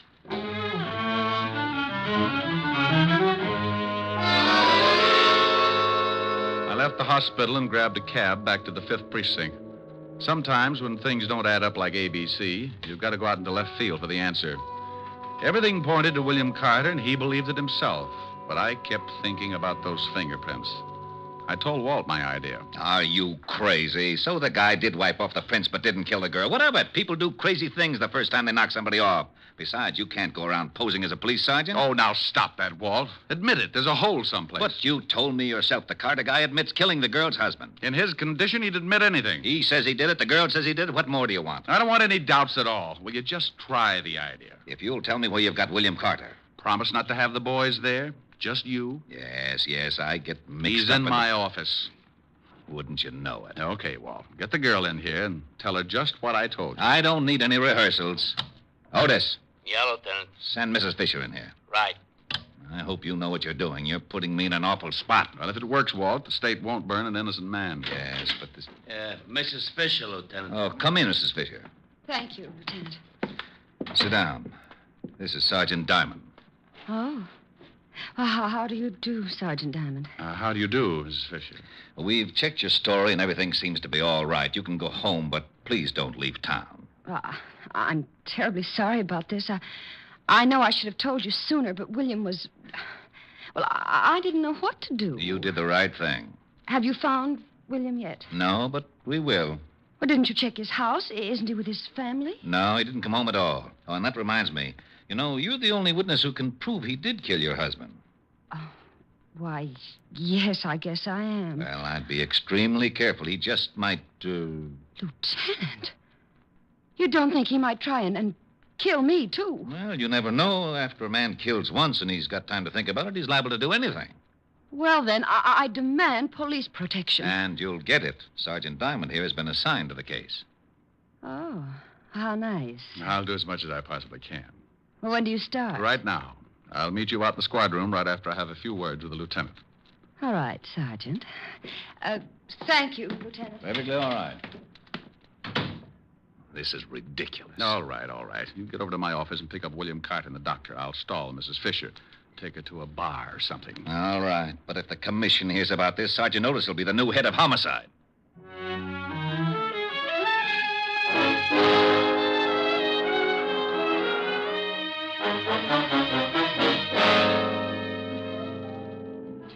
Oh, this is nice, Sergeant Diamond. Do you always guard people like this? Just the pretty ones. Oh, thank you. If you really think William might try to harm me, you'll have to stick pretty close, won't you? Mm-hmm. Do you mind? Not at all. What time is it? 11:30. Getting tired? Yes, a little. It's been a hard day. I'll bet it has. What if William comes to my place in the middle of the night? Where will you be? Watching the front door, baby. He won't get in. Watching the door from inside or outside? Outside, baby. Sorry. Oh. Yes, so am I.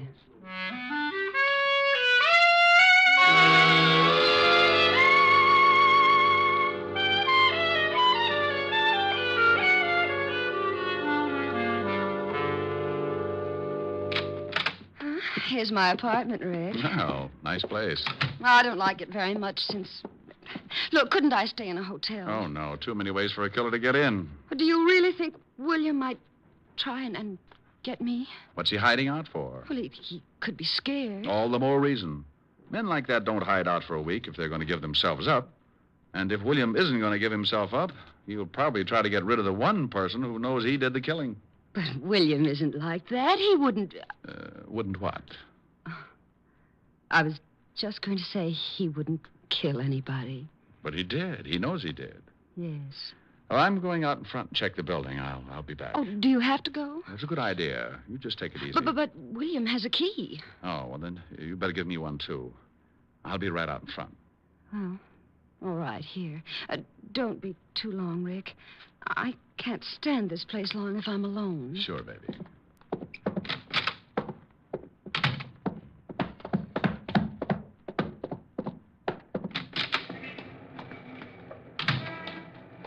Over here, Rick. Yeah, I spotted you when you drove up. Hello, Doctor. I hope your plan works, Diamond. Yeah. Hello, William. He can't hear you. I put him into a deep sleep. He'll only answer my voice. There's only one way that we can get him into that apartment. Well, let's go. Mrs. Fisher is scared stiff. William? Yes? Get out of the car. Come on, Walt. You got to be there to hear it. If we solve this one, I'll never tell anyone how. Let's go. Come with me, William. Now, William, remember, you are to go up to Helena's apartment and go in. Here's a key, Doctor. Do you understand, William? I am to go up to Helena's apartment and go in. Here's the key. Use the key to let yourself in. The key to let myself in. When you're in, close the door and stand in front of it. And that's all. All right, Mr. Diamond. Here we go. The four of us went in through the front door, and Dr. Gerson briefed William once more. Then we led him up the stairs and up to Helena Fisher's apartment. I could hear her humming as soon as William tried the key. We all ducked. Who's there? Rick? Answer me. Who's there? William. What do you want? William, what are you doing here? William, say something. Don't just stand there. Oh, you've got to get out. The police are looking for you. There's one downstairs right now. Well, say something. Stop staring. William, get away from that door. Please, William, please, please. I know what you want, William. I won't tell anyone. William, say something. Don't look at me like that. You're going to kill me, aren't you? Look, William, you didn't do it. I killed him. I just told you he was dead after you hit him. When you left, I killed him with a poker. William, please! All right, Helena. Craig. Oh, he was going to kill me. Oh, sure. Like he killed your husband. How's William, Doctor? I'll wake him up when he gets back to the hospital.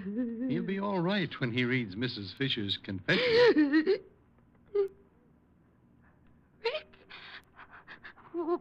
What's going on here? You better go along with the lieutenant, baby.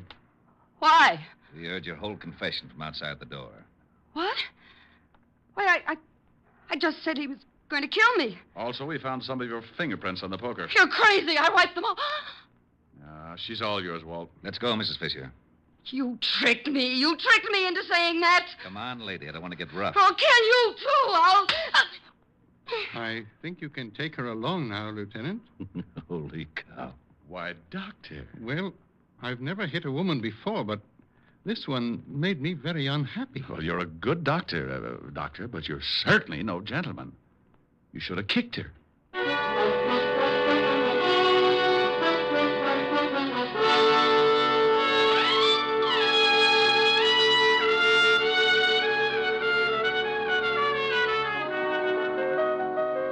Rick, what kept you out so late? It's after midnight. Oh, I had to stick around and watch Otis turn into a pumpkin. Now, that's Cinderella. Yeah. Can you imagine Sergeant Otis as Cinderella? The good prince would slip his sacrum trying to haul his slipper around. Tell me a fairy story, Rick. Well, once upon a time, there were two idiots. Rick. And they lived happily ever after. Sing. Don't like it? Sing. I liked it. Sing. I'll do as I please. Rick? I love those dear hearts and gentle people who live in my hometown, because those dear hearts and gentle people will never ever let you down. They read the good book from Friday till Monday. That's how the weekend goes. I've got a dream house I'll build there one day with picket fence and rambling rose. I feel so welcome each time that I return that my happy little heart keeps laughing like a clown. I love the dear hearts and gentle people who live and love in my hometown. Well, how was that, honey? Well, Harold Appleknocker, where'd you pick up that there song? Well, my hometown, Mountain View, back up in the hills of Arkansas. Oh, that sure was mighty fine. Well, Little Belle, I'm glad you liked it. Mind if I bust you up with another 8-bar? Nope. Bust away. I love the dear heart and gentle people who live and love in my hometown. Da-da-da-dee. Well. Yeah, I think I did pretty fine that air song. Oh, yes, sir. You done busted me up right proper. Oh, you ought to come over to Mountain View sometime, Little Belle. Got dear hearts and gentle people all over the place. Oh, I'd like to make the trip. Oh, you'd love the people. You'd love to see them, love to greet them. How would you greet them, Lula Belle? How would you greet them? What would you say? Howdy. Oh, they'll love you, Lula Belle.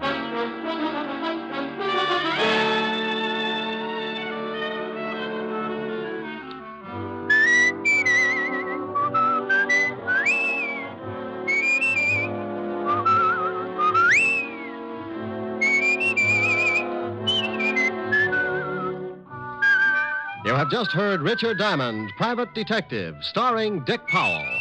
Helen was played by Virginia Gregg, Lieutenant Levinson by Ed Begley. Also in our cast were Wilms Herbert, Joan Banks, Sam Edwards, and Norman Field. Music was under the direction of Frank Worth.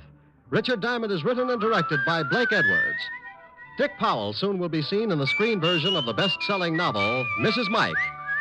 Now, this is Eddie King inviting you to be with us again at the same time next week, when we will again bring you Dick Powell as Richard Diamond, Private Detective.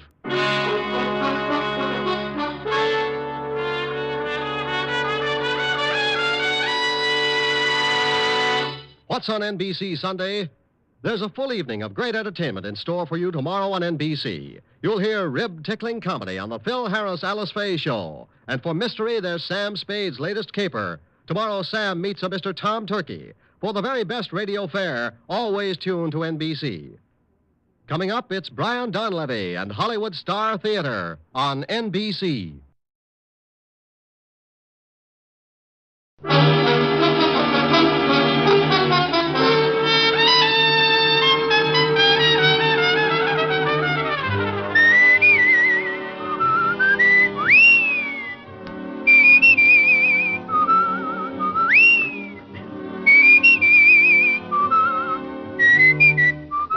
The National Broadcasting Company presents Dick Powell as Richard Diamond, Private Detective.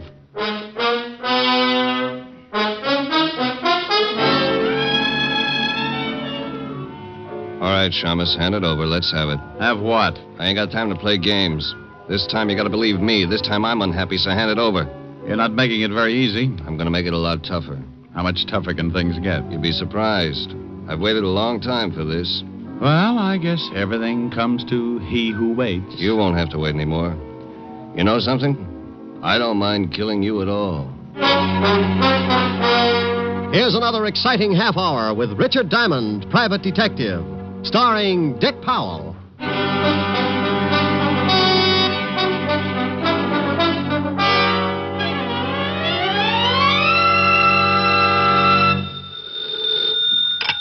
Diamond Detective Agency, homicide made easy. With us, it's the corpse that counts. Oh, I just don't think I'll ever get used to it. Hi, Helen. Hi. What are you doing? Right now, nothing. But I've been considering a few push-ups or something just to keep my heart going. I've been sitting behind this desk so long my blood doesn't circulate anymore. It just lies around in puddles. Oh, Rick. Morning, Mr. Diamond. Oh, hold it a second, honey. Morning, Phil. Who's Phil? The postman. Oh. Special delivery for you. Return receipt on it. Here, sign right here. Sure. Okay, there you are, Phil. Okay. See you later, Mr. Diamond. Yeah. Rick? Yeah, yes, dear? Well, what is it? Hmm? Well, what did the postman want? Oh, wanted to give me a letter. Oh? Special delivery. From the City Hall. Oh, must be important. What does it say? Let's see. It says, Mr. Richard Diamond, address, so on and so forth. Here.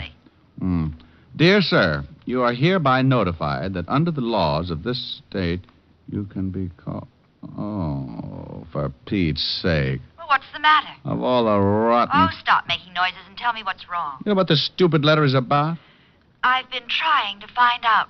I, honey, have got to report to the police commission and get examined. Oh, Rick, have you caught something? Dear, in this state, the commission can call in any private detective and give him a test to find out whether or not he can still qualify to keep on operating. You mean they give you a test like in school? You're darn right. Oh, and it says here I've got to appear today. Well, what if you don't? Well, I lose the bond I had to post when I took out my license. Oh, Rick, you better get right down there. Oh, and here's something else that's real cute. Guess where I have to take the test? Walt's precinct. Has to be. Yeah, aren't they the little devils? Report to Lieutenant Walter Levinson, 5th Precinct, homicide. What time, Rick? Time? 10 minutes ago. Oh, bye, Rick. It was 10 after 11 when I hung up on Helen. It was 12 after when I hit the street.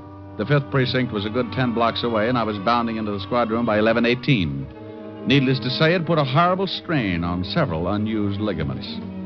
4 or 5 boys in my charming profession were there ahead of me. Well, boys, it looks like the commission's serious this time. When they start dragging in their pets, namely one Richard Diamond, you can bet the heads are going to start rolling. What if the heads do start rolling, Romero? You got a spare? Ah, that's very... Hey, Shamus, you're late. Well, Sergeant Otis, do you need a shave, or you been sleeping with your head on a porcupine? I ain't got no time for your crummy jokes, Diamond. Take a seat and wait your turn. Thank you, Otis. By the by, you're the last on the list. That figured. Yeah, take a seat, Diamond. Last on the list, huh? Looks like you don't swing as much weight as you thought you did. At least now I can understand the reason for this examination. Oh, you can, eh? Sure. Guys like you, Romero, would make it necessary to clean up any organization. Oh, I take it you don't think I'm a credit to the profession, huh, Diamond? Take it any way you like, but stick with the first guess. Oh, what's the matter, Rick? Maybe I'm taking some of your business away, huh? Look, Romero, the kind of business you handle would keep me buying too much disinfectant. And as long as you're asking what's wrong, I'll tell you. 2 things. Yeah? You're a lousy detective, and you'd burn your grandmother if there was enough money in it. Oh, okay, what's the second beef, Ricky? You just said it. You want to talk to me, it's Mr. Diamond.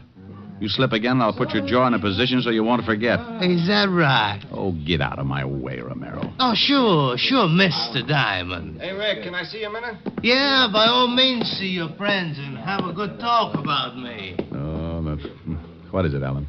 I just thought you might be more comfortable over here. I would have called you sooner. I was kind of hoping you might lay one on Romero. Oh, I'd love to bust his face up. There's just no excuse for him. Okay, so we all got our bonds to worry about. Relax, you got a long wait.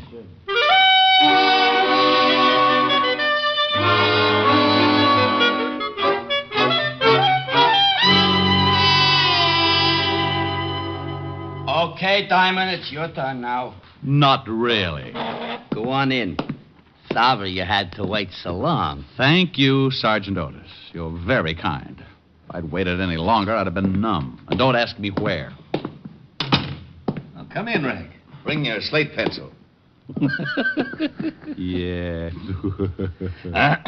Sit down, Mr. Diamond. In a nice, soft chair? Oh, I'm afraid I couldn't do that, Lieutenant. I've gotten so used to that bench outside, sort of grown to fit it, you might say. Oh, now, Rick, I'm sorry, but there was nothing I could do about it. Mr. Diamond, Lieutenant. Huh? Oh, yeah. I hear you've been giving that to a lot of people lately. Otis tells me you and Pat Romero had some kind of discussion along those lines. Why doesn't the government stick Otis out on the beach somewhere and use him for radar? Let him look for flying saucers. Rick, there's no sense in acting like a child. The name is Diamond. Since when? Since 2 hours of solid sitting, Lieutenant. Okay, Mr. Diamond. Unfortunately, the commission set this thing up, Mr. Diamond. I had nothing to do with it, Mr. Diamond. As for your waiting, there's enough hard feelings about your relations with this department. If I put you at the head of the list, Mr. Diamond... shut up. Lieutenant. Lieutenant. Mr. Diamond. Mr. Diamond. That's better. It certainly is. Here's the first half of the examination paper. You'll get the second half later. Write the answers to these questions. How long have I got? Take your time. Still mad? Yeah. Oh. So for the next 30 minutes, I wrote. I wrote, and Walt stewed. It was something I could always count on with Walt, and being my best friend, he never had been able to get used to it. I looked up and caught him a couple of times, looking out of the corner of his eye to make sure I was getting them right. Don't misunderstand, Walt would never give me the answers. He'd just cough or blow his nose or something to show me I wasn't on the right track. Oh.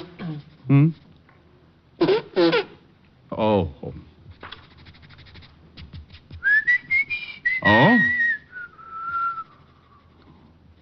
Oh. There you are, Lieutenant. Thank you, Mr. Diamond. Am I finished? You most certainly are not. Like the others before you, Mr. Diamond, you will have to solve, to my complete satisfaction, a hypothetical case of homicide. And then come back here and fill in the second half of the examination. Oh, for Pete's sake, Walt. I did that in police school. It's for Pete's sake, Lieutenant. Oh, all right. One moment, Mr. Diamond. I'll get the man who's going to give you the test. Otis. Yeah, Lieutenant? Oh, no. Would you mind coming in here and taking Mr. Diamond down to the basement? He's ready for the test, huh? Yes, Sergeant. He's ready.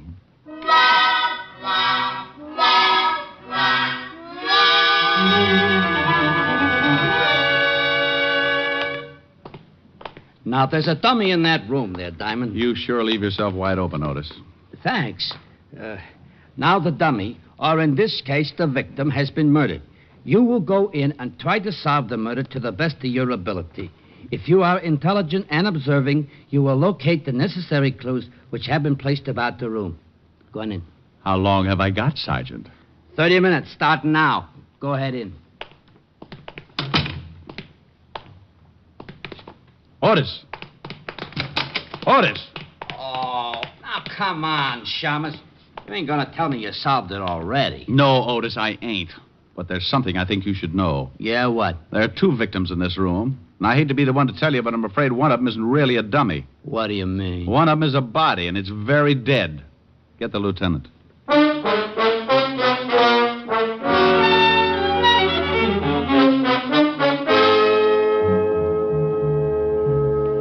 Well, there you are, Walt. Pat Romero, shot through the head. Oh, no. Shut the door, Otis. Yeah. And lock it. Stand in front of it. Don't let anybody in. How did this happen? How did Romero get shot in my department? Oh, what'll the commissioners say? Lieutenant... You shut up. Walt, relax. Will you take it easy now? Oh, sure. Relax. Take it easy. When the commissioner hears about this, I'll have a lot of time to relax on a beat in Flatbush. Look, Walt... And the newspapers. What's going to happen when they get wind of this? Listen, Walt... Private detective shot in lab room of 5th Precinct. Homicide. Relax. Take it easy. Sure. Well, at least shut up long enough to hear what I've got to say. Rick, what am I going to do? Well, now listen to me. If we can solve this thing before anyone gets wind of it, maybe it won't be so bad. You're right. Maybe it won't. And we'll keep this room closed up as long as possible. Otis, if you let anyone in here, I'll personally see that you never... Where are you going, Diamond? I'm going to Romero's office. I'll call you from there. Make a check on his body and have all the dope ready for me. Oh, don't you worry about the dope, Rick. I've got more dope in this department than any other in the whole world. I've got the biggest. Otis. Yeah, Lieutenant? Walt chased Otis up the wall, and I headed for Pat Romero's office. Everything was happening so fast, I didn't take time to think much past the fact that the private detective profession had taken a step in the right direction when someone retired Romero. But Walt was in a spot, and someone had broken the law, so it looked like it was up to me to try and tie things together. I got to Romero's building, went up to the 8th floor, tripped over a couple of rats having a nervous breakdown because they couldn't find their way out, found his office, opened the door, and started feeling sorry for myself right away. Oh. I never saw him. All I remember is something black and shiny in front of my face just as I hit the floor. When I tried to take a better look, the bright, shiny something kissed me right in the mouth, and I went to sleep the hard way. When I finally came around, it was like trying to tiptoe through an acre of beach balls. I stumbled a couple of times, spit out a little blood. Very little, because the way I felt, there couldn't have been too much left. When I finally got around to a normal way of thinking, I perceived 2 things. It was still daytime, and the office of one Mr. Pat Romero, deceased, was a wreck.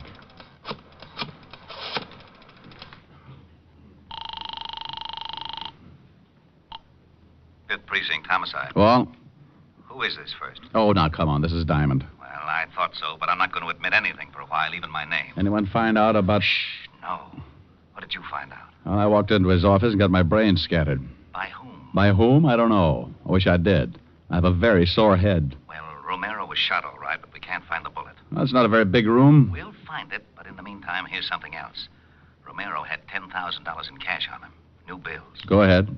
That's all we've come up with so far. We'll have more to go on when we find that bullet. Well, maybe it's still in him. Went clean through. Messed up his pretty patent leather haircut. What? What do you mean, what? I said the bullet... Oh, never mind, Walt. Bless your little pointed head. You just gave me an idea. About what? About the guy who worked me over a little while ago. Okay. Anything else? Yeah. Hurry up and find that missing bullet.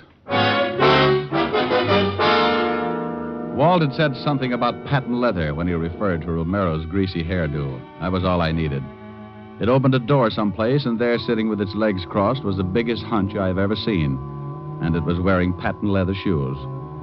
The only guy I could think of who would know a man like Romero and still wear patent leather shoes in the afternoon was a local gambler with a reputation as a fashion plate, monocle, striped trousers, and always the patent leather shoes.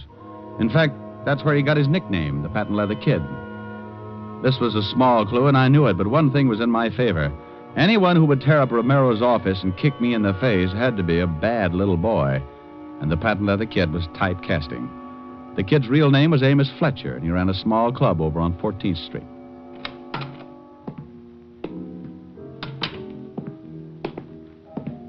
Oh, I'm sorry, my friend, but the... Well... Hello, Fletcher.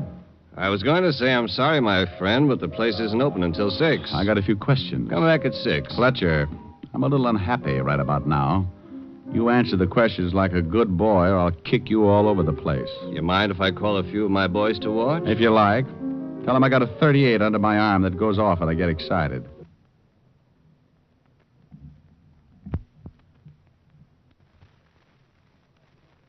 Got a few questions. Come back at 6. Fletcher, I'm a little unhappy right about now. You answer the questions like a good boy, or I'll kick you all over the place. You mind if I call a few of my boys to watch? If you like. Tell them I got a .38 under my arm that goes off when I get excited. Tell them I sort of lose my head when I get kicked in the mouth and don't get the answers I want. I think you better believe me. So you got kicked in the mouth? Yeah, by a pair of patent leather shoes, just like yours. I had nothing to do with it. You know a guy named Romero? Romero?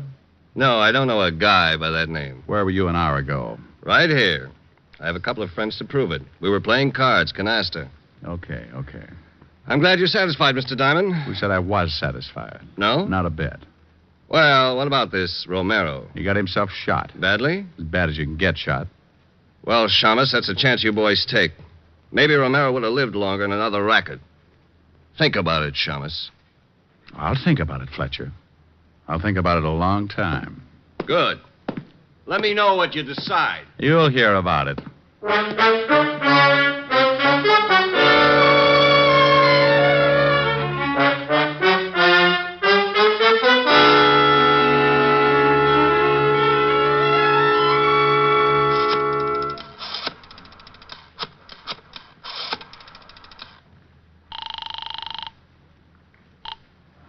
Homicide, 5th Precinct. Walt, check and find out where Amos Fletcher does his banking. See if he's made any big withdrawals lately. The patent leather kid? What's he got to do with it? Just check. Okay. Now, what about the bullet? Have you found that yet? No. Oh, swell. Did you find anything else? A bunch of stuff in Romero's wallet. What? Oh, driver's license, social security number, some business cards. Card from a real estate office that might be important. Why should it be? A notation on the back. Says call Miss Crockett about new lease. Date after that. Yesterday. New lease? Romero has an office. Wonder what this new lease is. Why don't you check? Crockett Real Estate, Lexington Avenue. Bye. Au revoir. What?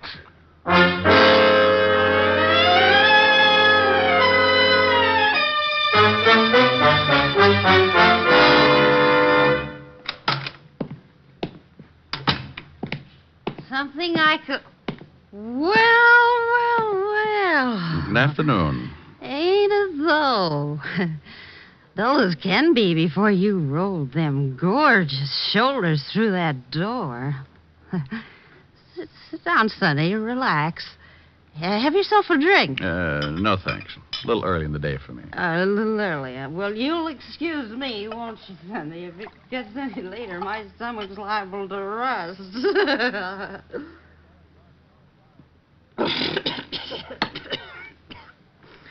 Get it? Yeah, all over me. What's your name, Sonny? Gotta know, if I'm going to sell you some real estate. Play football in school, Sonny? Figures. Oh, look at them shoulders. Look, sweetheart. Huh? What did you say? I said, look, sweetheart. Oh. Why? No sense in raising all these goosebumps for nothing. Sweetheart, huh? Well, what can I do for you, Sonny? You want Madison Avenue at 50 cents a front foot? Hey, that's pretty good. You won't have a drink, Sonny? No, thanks. I'd just like to ask you one question. Go right ahead, Sonny. You know, I may not look it, but I'm considered one of the best real estate agents in this state. Do you know a man named Romero? Sure, I know him. Did you just rent him some offices? Yep. Signed the lease yesterday. A whole new suit of offices over on 46th Street. 46th Street? Where on 46? Oh, right there. Say, are you a cop? What makes you think that? Oh, I don't know. Romero's offices are right across from the police station. The 5th Precinct. Sonny, you bother me. You're too nervous. Now, why don't you just sit down and get comfortable and we'll What talk... building are the offices in? Carson building on the 4th floor, but why don't you just take it easy, Sonny? Thanks, sweetheart. Oh, you devil, you.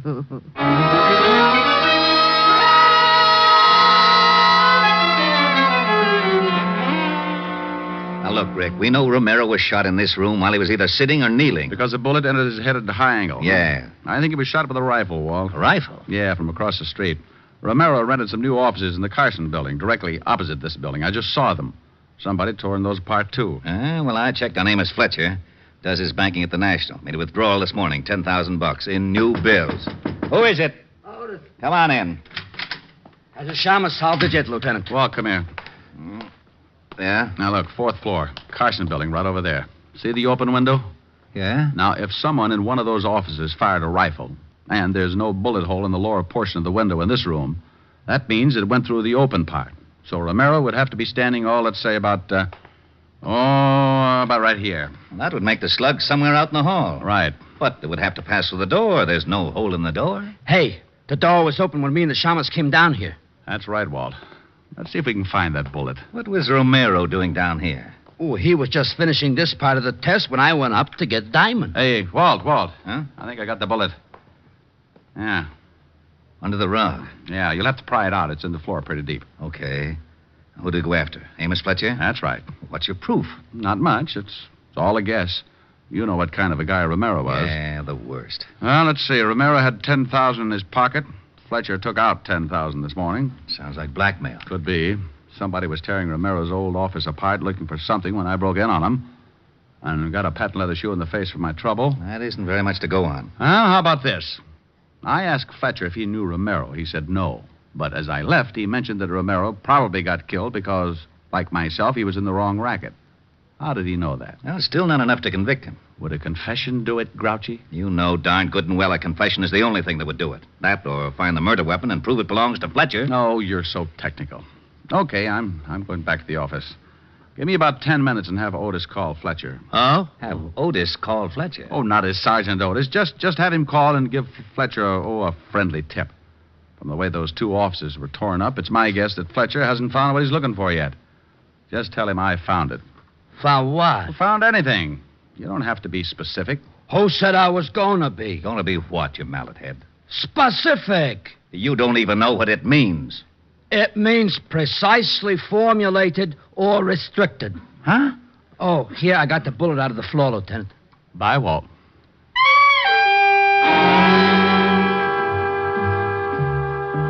I left the precinct and headed back for Broadway in my office on the corner of 53rd. I knew that Amos Fletcher, the patent leather kid, was the boy we wanted. But whether or not he'd fall for the gag was a matter of luck. Luck is a big part of my business. So I went to my office and sat down behind my desk to wait. In case Amos Fletcher showed up, I wanted to be sure to be able to hold up my end of the conversation. So I took out my .38 and put it across my knees. Diamond Detective Agency. If you've slaughtered a dozen, no difference to me. 1 or 50, it's the same old fee. What kind of a remark is that, Shamus? What kind of remark did it sound like, Sergeant? I ain't got time to answer that. I called Fletcher. Good. What did you tell him?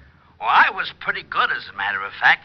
I disguised my voice like this, and I says, Amos Fletcher, and he says, yeah.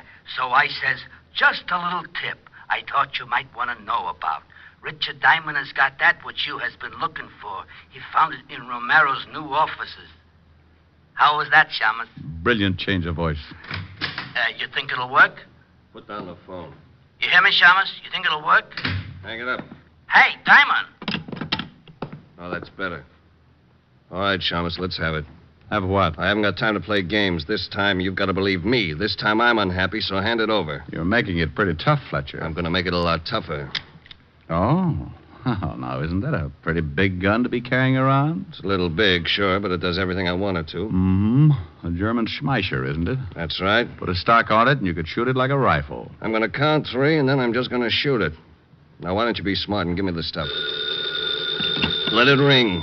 Well, it might be a paying client. It might. Let it ring. You shot Pat Romero from his new offices across the street from the 5th Precinct, didn't you, Fletcher? Is that what you say? Yeah. What was he doing, blackmailing you? You gave him $10,000 sometime today. You know, you're talking yourself right into a long box. Why did you shoot him in a police station? I paid him the $10,000, and he handed me the stuff, and I thought it was a McCoy. I went back to my office and started checking through this stuff. That phone's gonna bother me! There. You checked the stuff back in your office, and you found out it was phony. You got worried, went back to Romero's offices. He wasn't there. He was across the street in the 5th Precinct. You spotted him through the window and shot him. That's right, Shamus. I saw him talking to a cop and figured he might be spilling his guts. I waited until the cop left, and I nailed him. Now, give me the stuff. You'll have to believe me, Fletcher. I haven't got it. Don't give me that. I got a tip. Sure you did. That was Sergeant Otis from Homicide. You're crazy. Am I? He said, "Just a little tip I thought maybe you might want to know about. Richard Diamond has got that which you has been looking for." What did Romero have on you? Some records. You know something, Diamond? I don't mind killing you at all. Drop it, Fletcher. What? I got Walt. Fletcher. How is he, Walt? Pretty bad. I didn't know you had a gun, Rick. Neither did Fletcher. Diamond, Yeah? phone for a doctor. Hurry. I'll do it, Rick. Hey, who tore this phone out of the wall? Fletcher got tired of hearing it ring.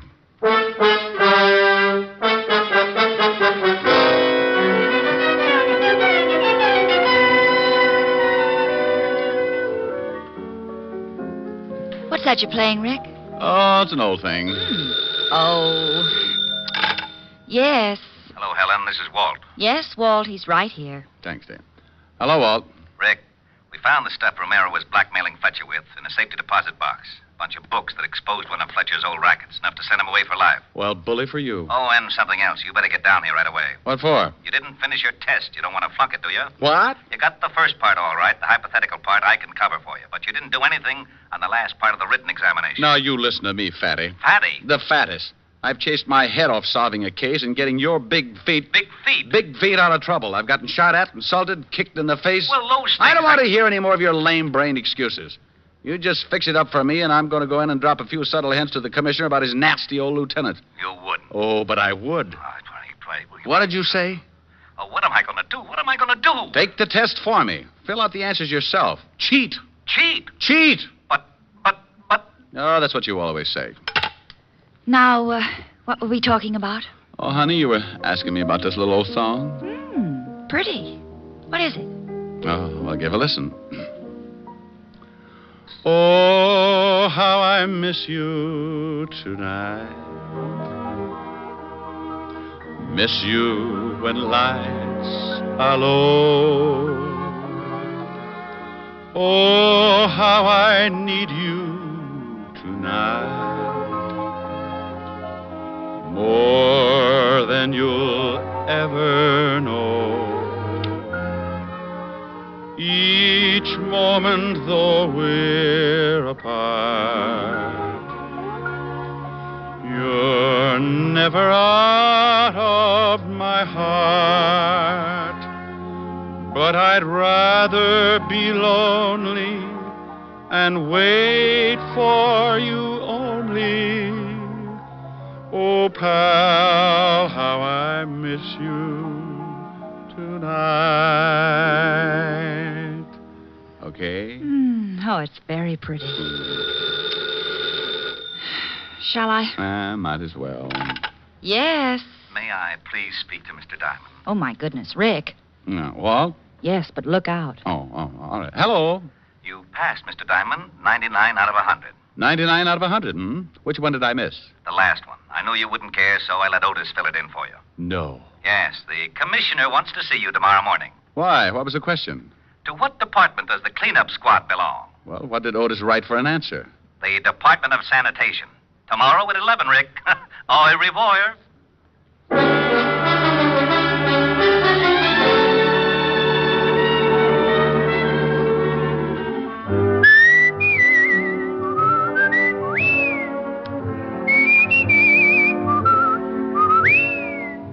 You have just heard Richard Diamond, Private Detective, starring Dick Powell. Ed Begley played Lieutenant Walt Levinson. Also in the cast were Wilms Herbert, Francis Robinson, Don Diamond, Ann Morrison, and Paul Dubov. Music was under the direction of Frank Worth. Today's show was written by Blake Edwards and directed by Russell Hughes. Dick Powell currently may be seen in the motion picture version of the best-selling novel, Mrs. Mike. This is Eddie King inviting you to be with us next Sunday at this same time when we will again bring you Dick Powell as Richard Diamond, Private Detective.